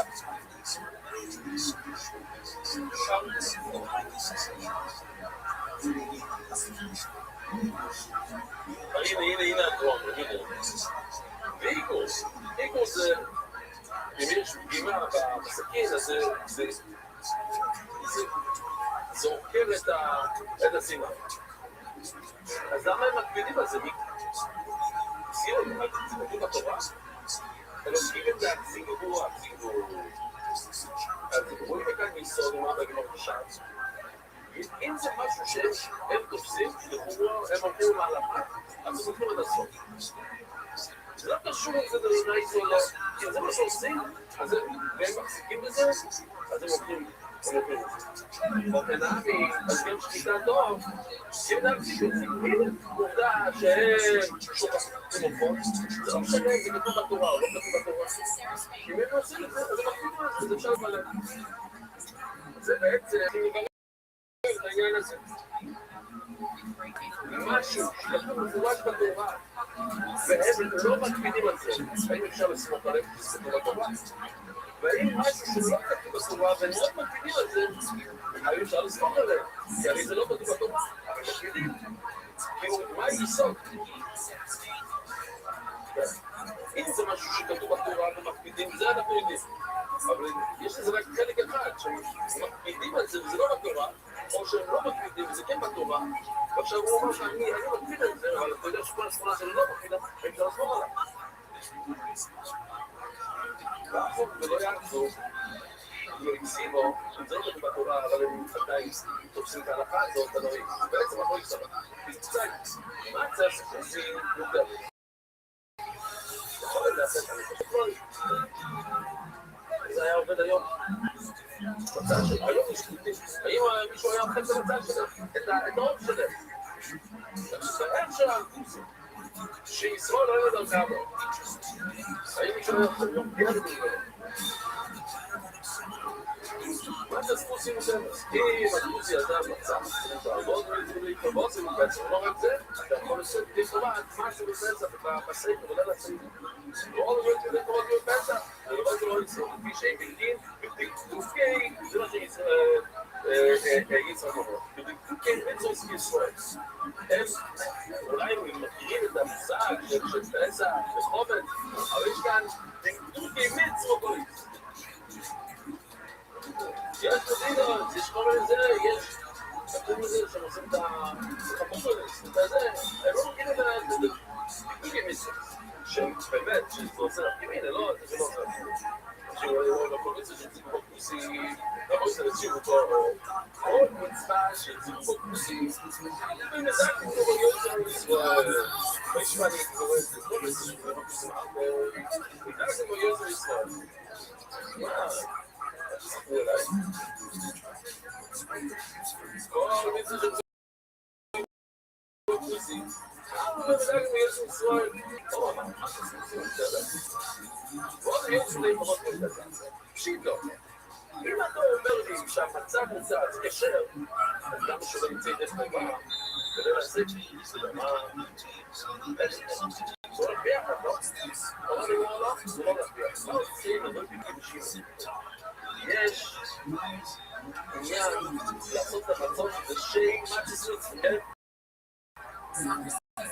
בוא נדבר על מורכב שנייה. זה אני מסכים, מה ששמי זה כן, אני צריך להשכר את זה, זה לא עובד ככה כבר.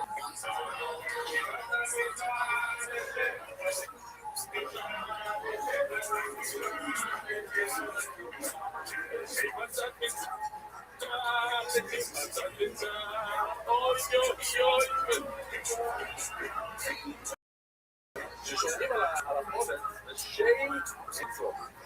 את כל ההתחלה עד הסוף, צריכים לעשות בשם מצד מצוות.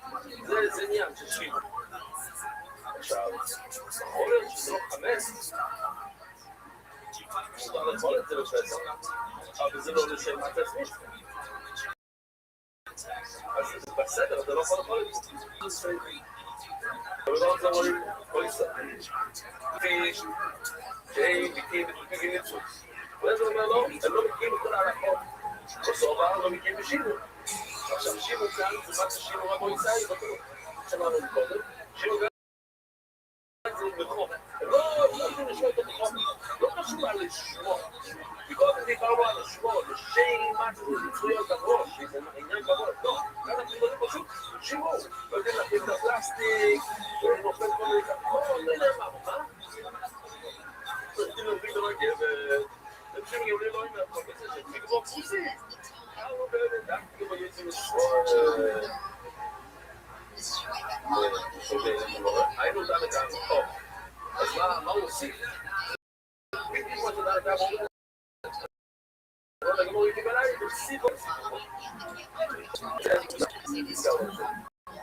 יש מושג שכתוב בתורה, כמו חודש. זה כתוב בתורה, לא מבינים את זה. כאן גם בסוף, הקיבוצי לא רומן, זה כתוב בתורה,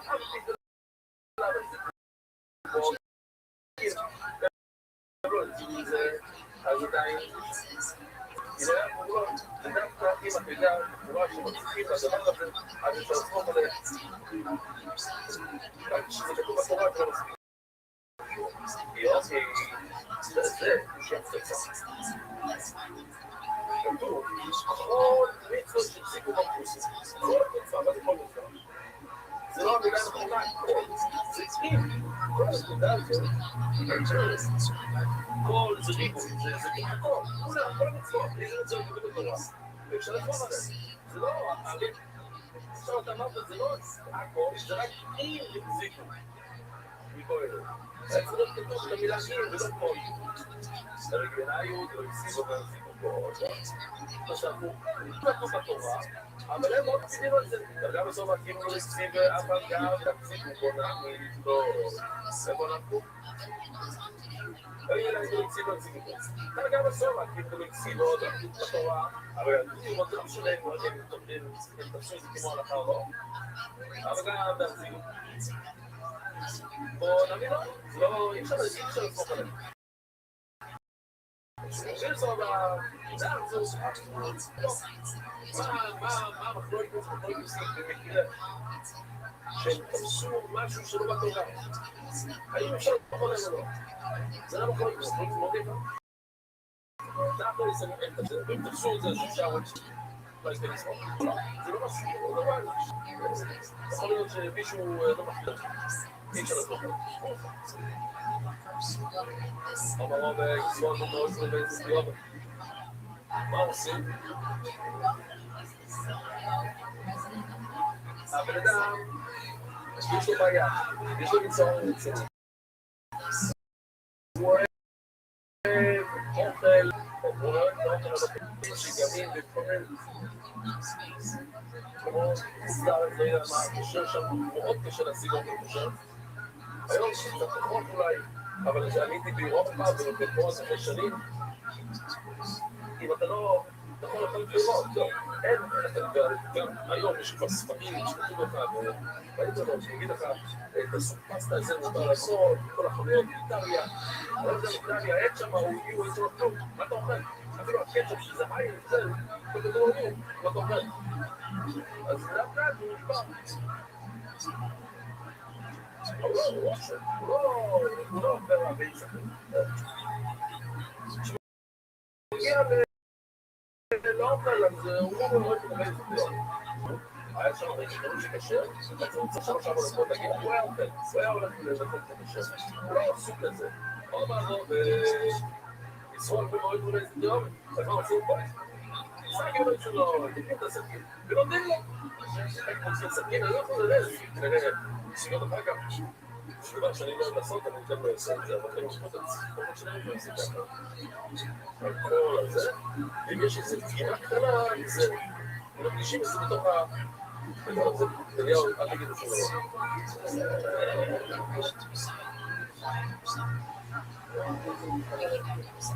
כן, זה רגיל, כיס הסיפורת שזה מעניין, אני מפחד לעשות את זה. טוב. אתה בודק את הסגים טוב טוב, וזה נותן לו. הוא אותו לא יכול בשביל טוב, שהוא מומי לדבר הזה, למבלות. אבל אם הוא מבין אותו בתור הסגים טוב, מותר לעבור, מתי לא אומרים, אם ידי ולקסור. יש שניהם לפניו, ושום מגדר באותו לסור. הבן אדם הזה הוא לא כזה סיפוש. אם יש עוד שניהם, הוא יצא את ההתקדם. מה שמוכר. לא כי כרגות הפנם, הוא עזר עצמו טוב. הוא לא ישתמש בסכין התפגעו. התרחתי אותו, הוא כבר כזה טיפוש, הוא כבר אז הבאנו את הסכין. אם אתה שמה, אז הוא לא יוצא. וגם לא יוצא מהמעזר שלו. הוא לא יוצא. אם אתה נותן לו סכין, אז הוא יש לך טוב. אני מציין, יש לי ראייה, יש לנו ראייה פשוטה, שמה עוד אמר רובו, זה מה רובו אומר, שאם רובו, בן אדם שהוא לא מקפיד על התפילות, אסור, מאכלים אסורים, הוא שוחר, מותר בכלל, או הוא לא לבדות.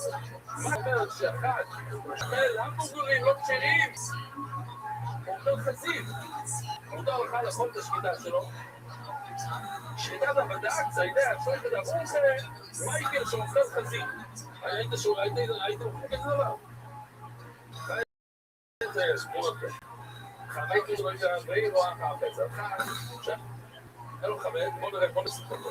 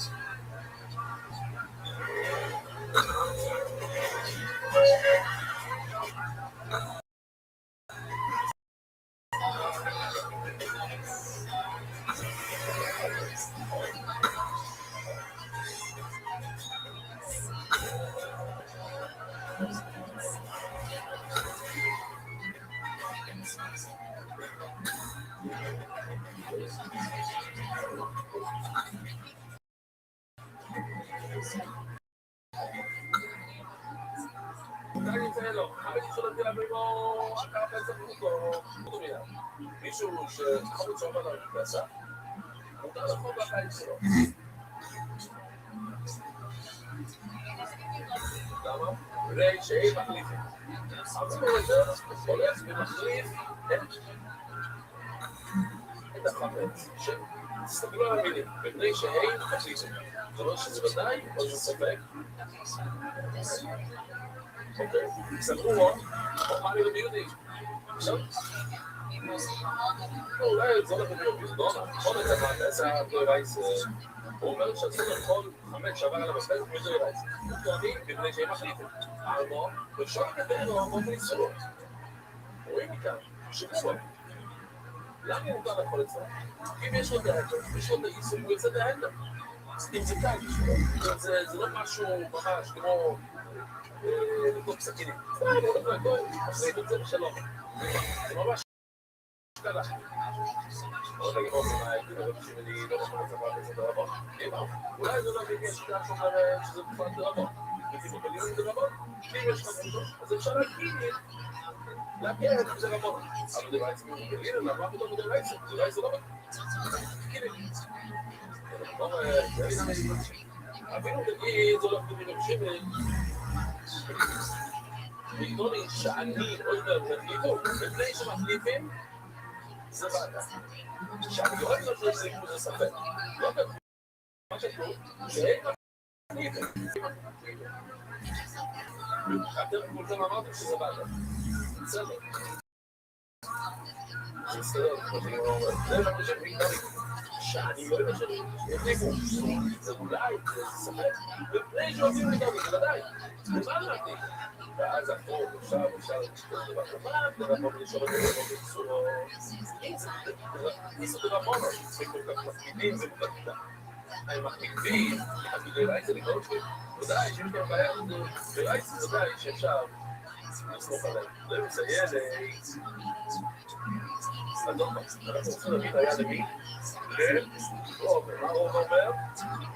רוב אומר שאם יש לך מומר, אחד שלא מספיק כל כך הכשרים או חלטרייס, אפשר לסמוך עליו בשליטה. שראיה, כתוב, הכל שלי, ואפילו רוב, אפילו בשמי שאינו פלסמי לו, ואפילו יסרול בו. אז זה השתי הדברים שאנחנו רוצים לדבר עליהם. העובד ואפילו יסרול בו. היום העובד פתאום, כל השעה אנחנו שומעים בשאלה, ואיזה סוג העובד? זה שהוא יסרול בו מה שלי לו. יש עובד שהוא יסכיר, שתי אחים שלו מתו, אז אם יש בעיה במשפחה, שני אחים מתו, זה לא בעיה במועד, זה בעיה בילד. אז השלישי אסור לך להיות לגור. אבל יש לו להחמוד כמו ישראל, יש דברים שהוא צריכים להקפיד עליו. אם זה לא השלטות, אז הישראל להגיעו, אבל ההלכה הוא ישראל כמו כל דבר. אלא פשיטו חובר להגיע. הוא בן אדם שהוא לא בא לעצמו. מה שאומר בבית, זה לא בגלל שהוא לא רק כואב לו, הוא מזלזל במצב. ובסוף הוא בדורך או אז הנה רואים כמו אומר, שמה? יש לך בן אדם שהוא עושה דבר, הוא הולך מעניינים, הוא חזר לסוף, אין לו מסמיד, הוא שומר כסף לעזור. וכתוב, הכל שולח, הוא יכול להיות שופט. אפילו הוא אומר, אפילו כדי בן אדם, יכול להיות שופט, זאת אומרת, הוא אומר לגוב הרחוש, ואפשר לסמוך עליו את השבילה. וזה, רגע, אבל זה מסתדר בסוף. ואפילו סוד הוא. אפילו חכם שהוא הוא יכול לשחוט. זה לא יכול להיות אותו ציון כמו. זאת אומרת, זה לא נהיה ביום. לא, זה משהו אחר, הוא לא נשאר. היום הוא להרץ, אז אין שום אפילו אחד, זה לא קשור לאוכל. הוא לא מקביל, אל תסני לו. הוא לא משמיד אותך. אז מה אתה אומר לשני סיפורים? אחד שהוא אומר זה משמיד לו, אחד שהוא אומר גם זה לא שום אוכל. זה אותו דבר, נכון? אתה יודע, הוא לא יצטור. אתה יודע, שהוא אומר לאכילה. בשחיטה, בגדרות, זאת אומרת, זה רייפוס, אפשר לצפות עליו שזה נגיע לשחיטה. אבל אתה גיבור, אז רואים הוא קיים לראות. לא, הוא לא יצטור בו. לא. הוא אומר אז אי אפשר לסמוך על השחיטה שלו. עדיין לא, כאילו תתוש כאלה דום אלה, בסוף צילים. בן אדם שהוא עושה אותו אווירה עוד פעם ועוד פעם, אז זה נעשה כמו שזה העצר אצלו. אז במילה מה? הוא לא מתאמץ בכלל. הוא אוכל במילות, זה אוכל בכלל במילות. וזה זה כלום. ויגיד לך שזה מותר. זה אמור לעבוד את זה. אלא אמור לעבוד את זה. אנחנו לא מדברים על אחד שהוא במילות. זה בן אדם שהוא לא שאוכל את זה. זה בן אדם שעושה עבוד את זה. אלא הוא לא עבוד את זה.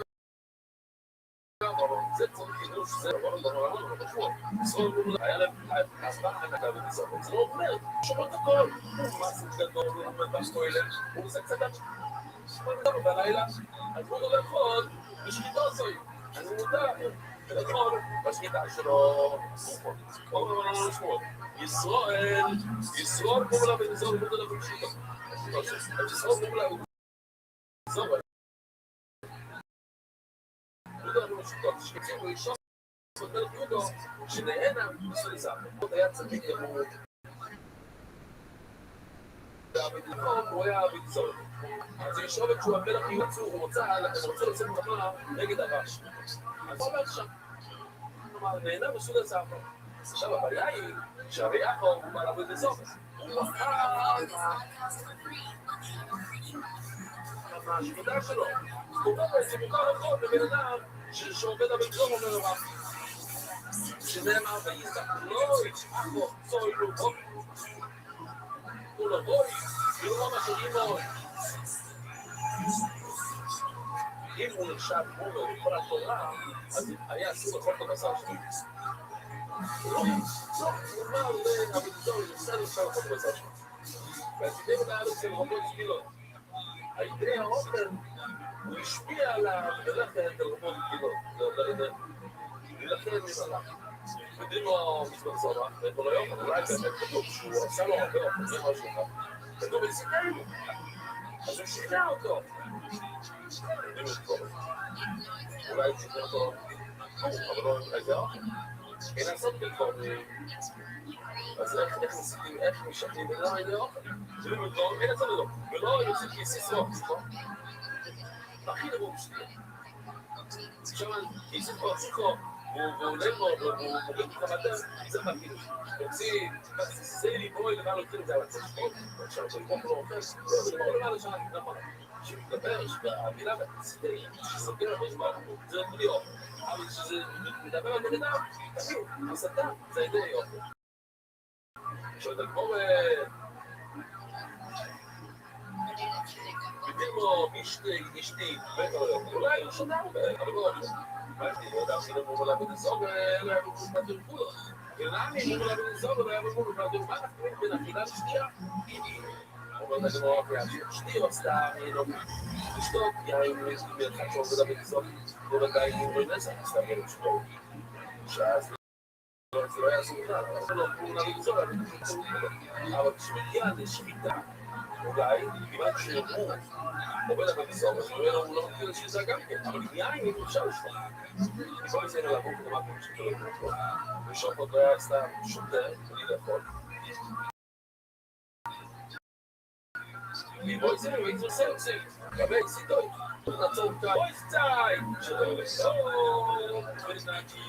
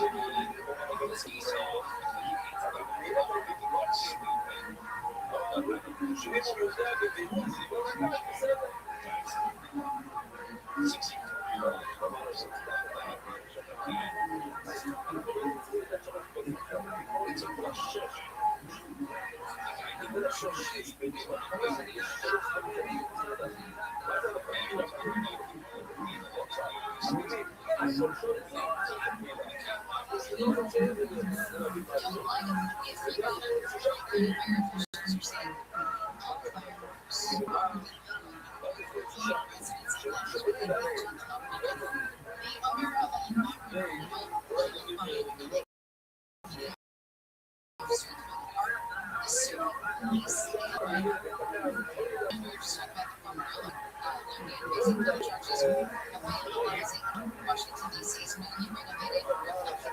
As far as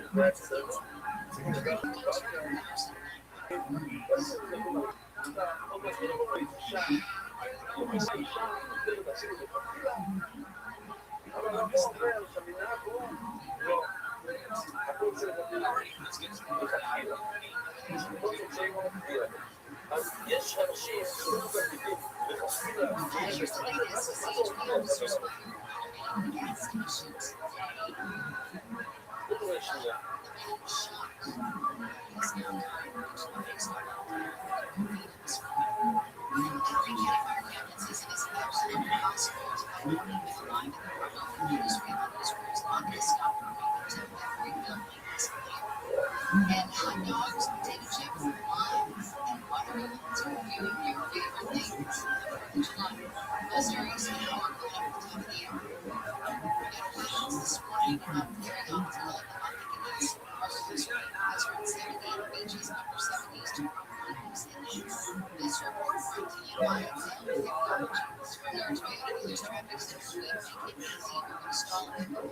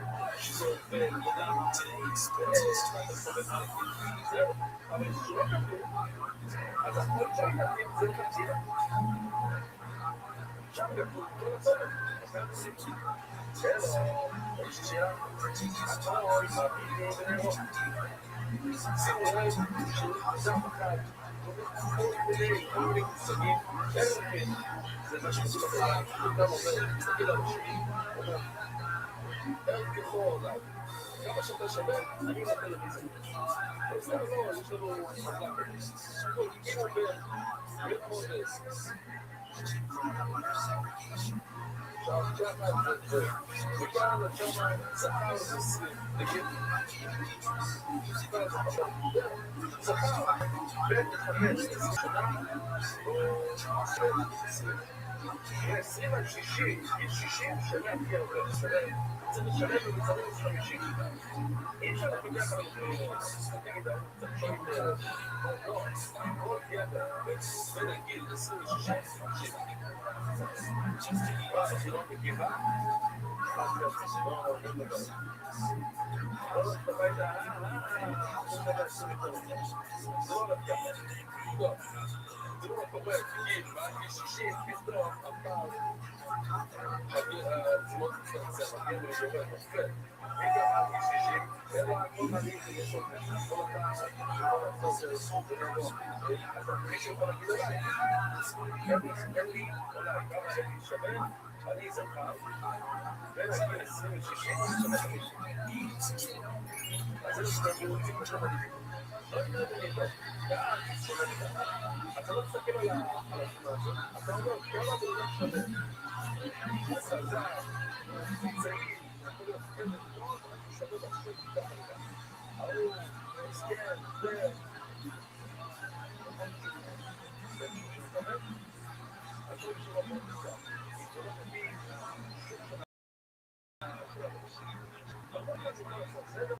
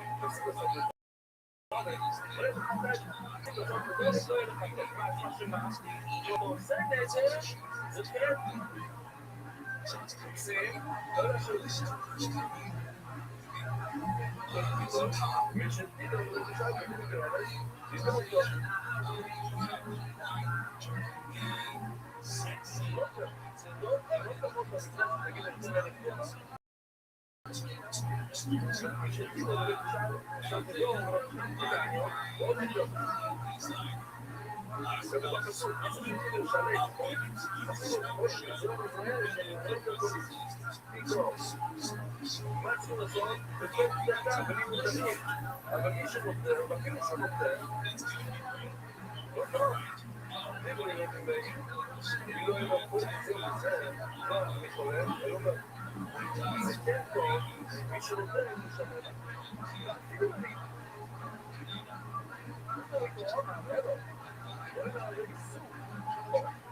אז מי שהיה את המשיעות, גם אפילו את זה גם ימים, בחדשים, הם זוכרים, נקלימים לבין זום ועולם. זום בעברית זה גם חיות, ויש גם חיות פה. אז למה זה שיר? הרבה אנשים חושבים גם. מה? פה זה זום. ונדר זה עלה. אז כל שתיים, בחופש גם. וגם זום, מה כוונה? להצביע על הדבר הזה גדול. מה לעשות? אני כבר לדבר קצת, עכשיו מה קורה? אני חושב לזאת, בא, זה, מתעורר את השם. אז לא חייב לבטל סביב, לא ככה אחריות, לא חייב לבטל בעיביים. אבל מה זה? עכשיו מה שקורה במה זה יורד, אני לא חייב. אני מנסה להביא על מה, לא קשור לבימה.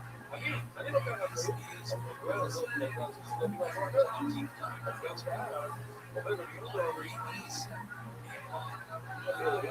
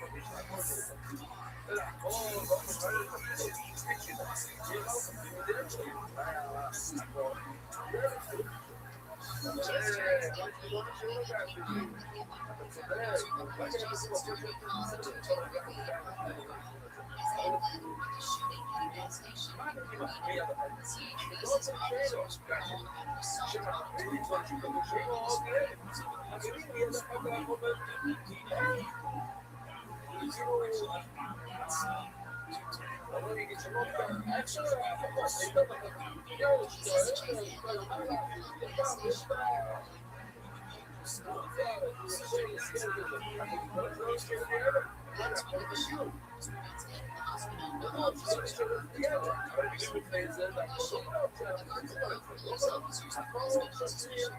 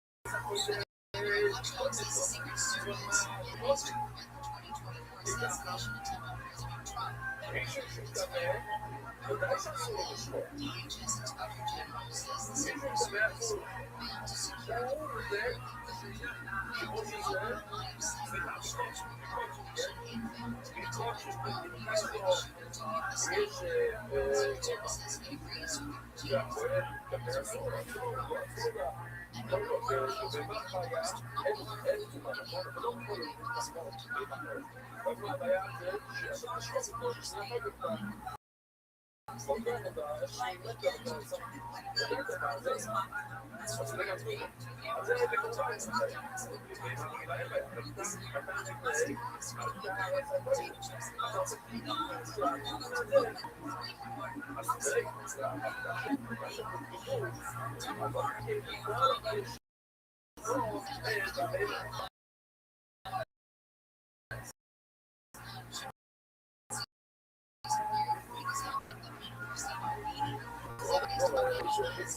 released the age of the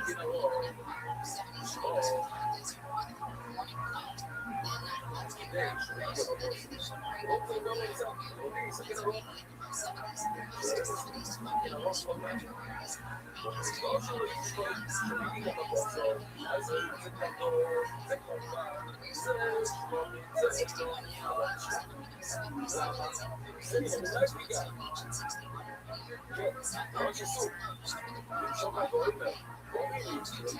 people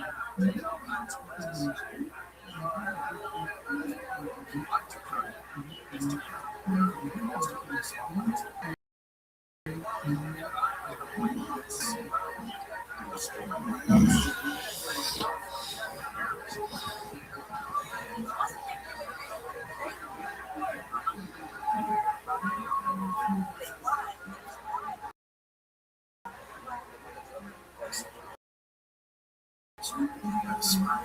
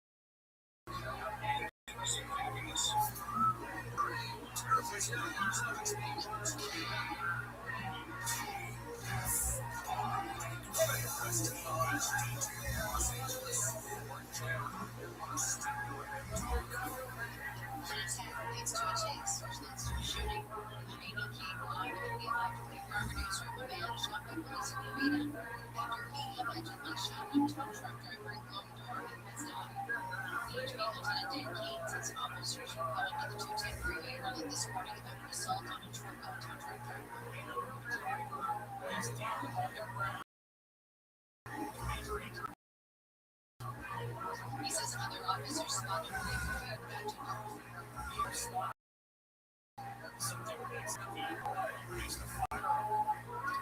officers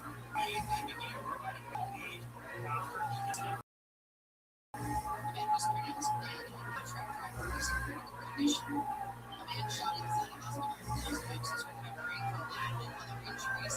Shooting yesterday involved a CD-bound Pawnee officer at Los Robles Regional Medical Center. The department says officers have found a husband and wife who have been stabbed.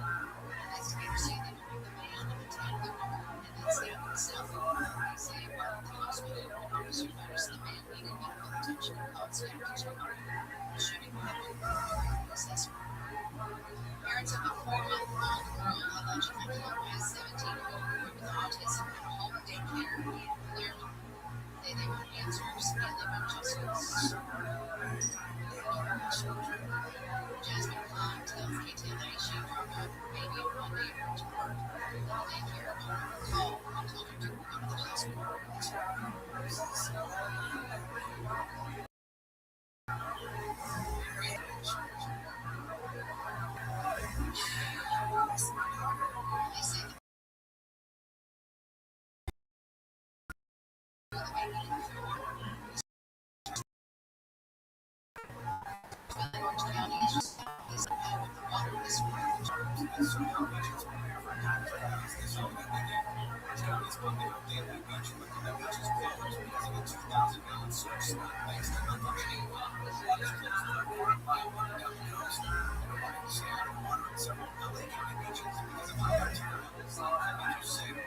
Suspending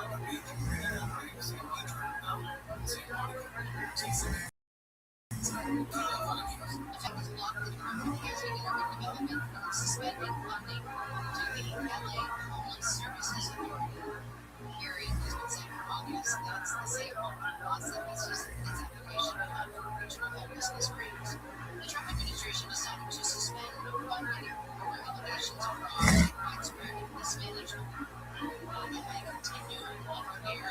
Guidance has received nearly $1 billion in taxpayer dollars over the past 5 years. President Trump's latest financial disclosure shows his investment accounts make 327 stock purchases for one day. He announced his first year of law.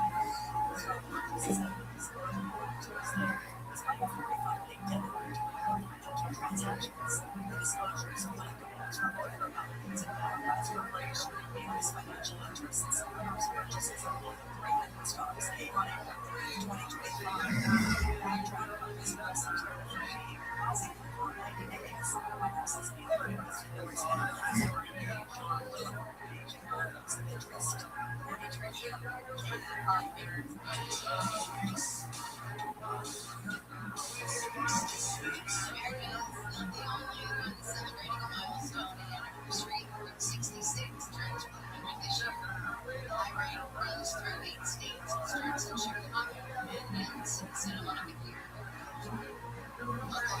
Association President Reese Martin says the priority is in its second half since it was removed from the U.S. highway system in 1985 and replaced by interstates.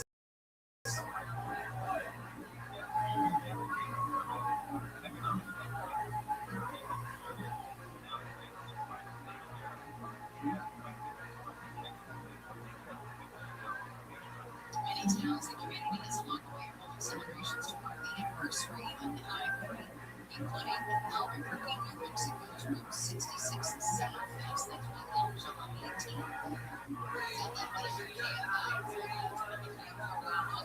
Agencies are clearing this afternoon. Ice Route 70 on the coast, 70s from eastern metro areas, 80s in the valleys, 80s to low 90s in the Irish, 70s and 90s from the high desert. North, morning clouds, then Harlan County is in the low 70s in the coast, 70s to low 80s from the metro areas, 80 in the valleys, low 90s from the IE, and then up near Concord and Walker. A couple degrees warmer on Sunday. 64 now in Brea, 63 in Lake Forest, 64 in Marina Del Rey, and 64 in Oregon.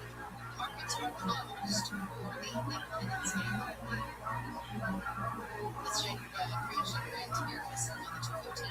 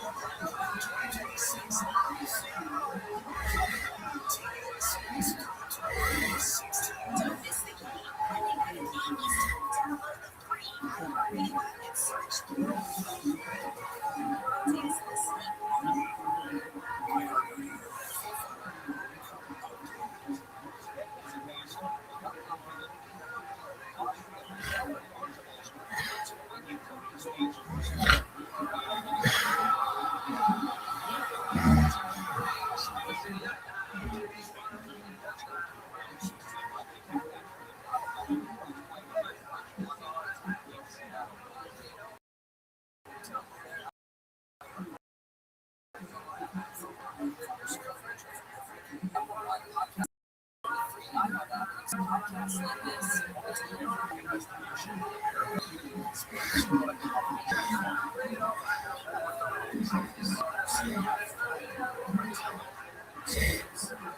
CI system is based on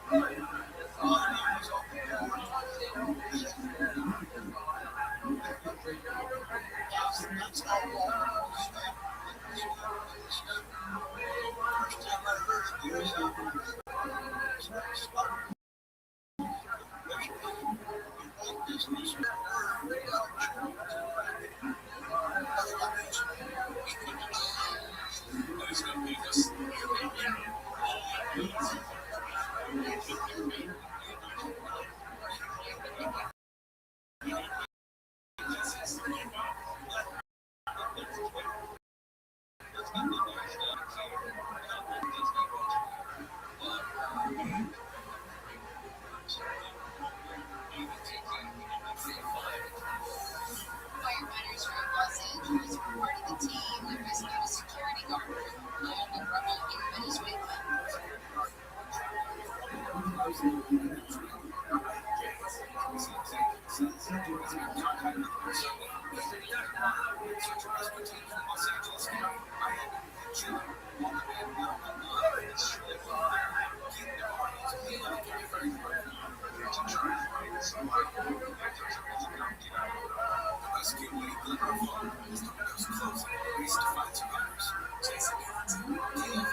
The owner of the Lamborghini killed by an LAPD officer in New York is suing the city of LA and officers.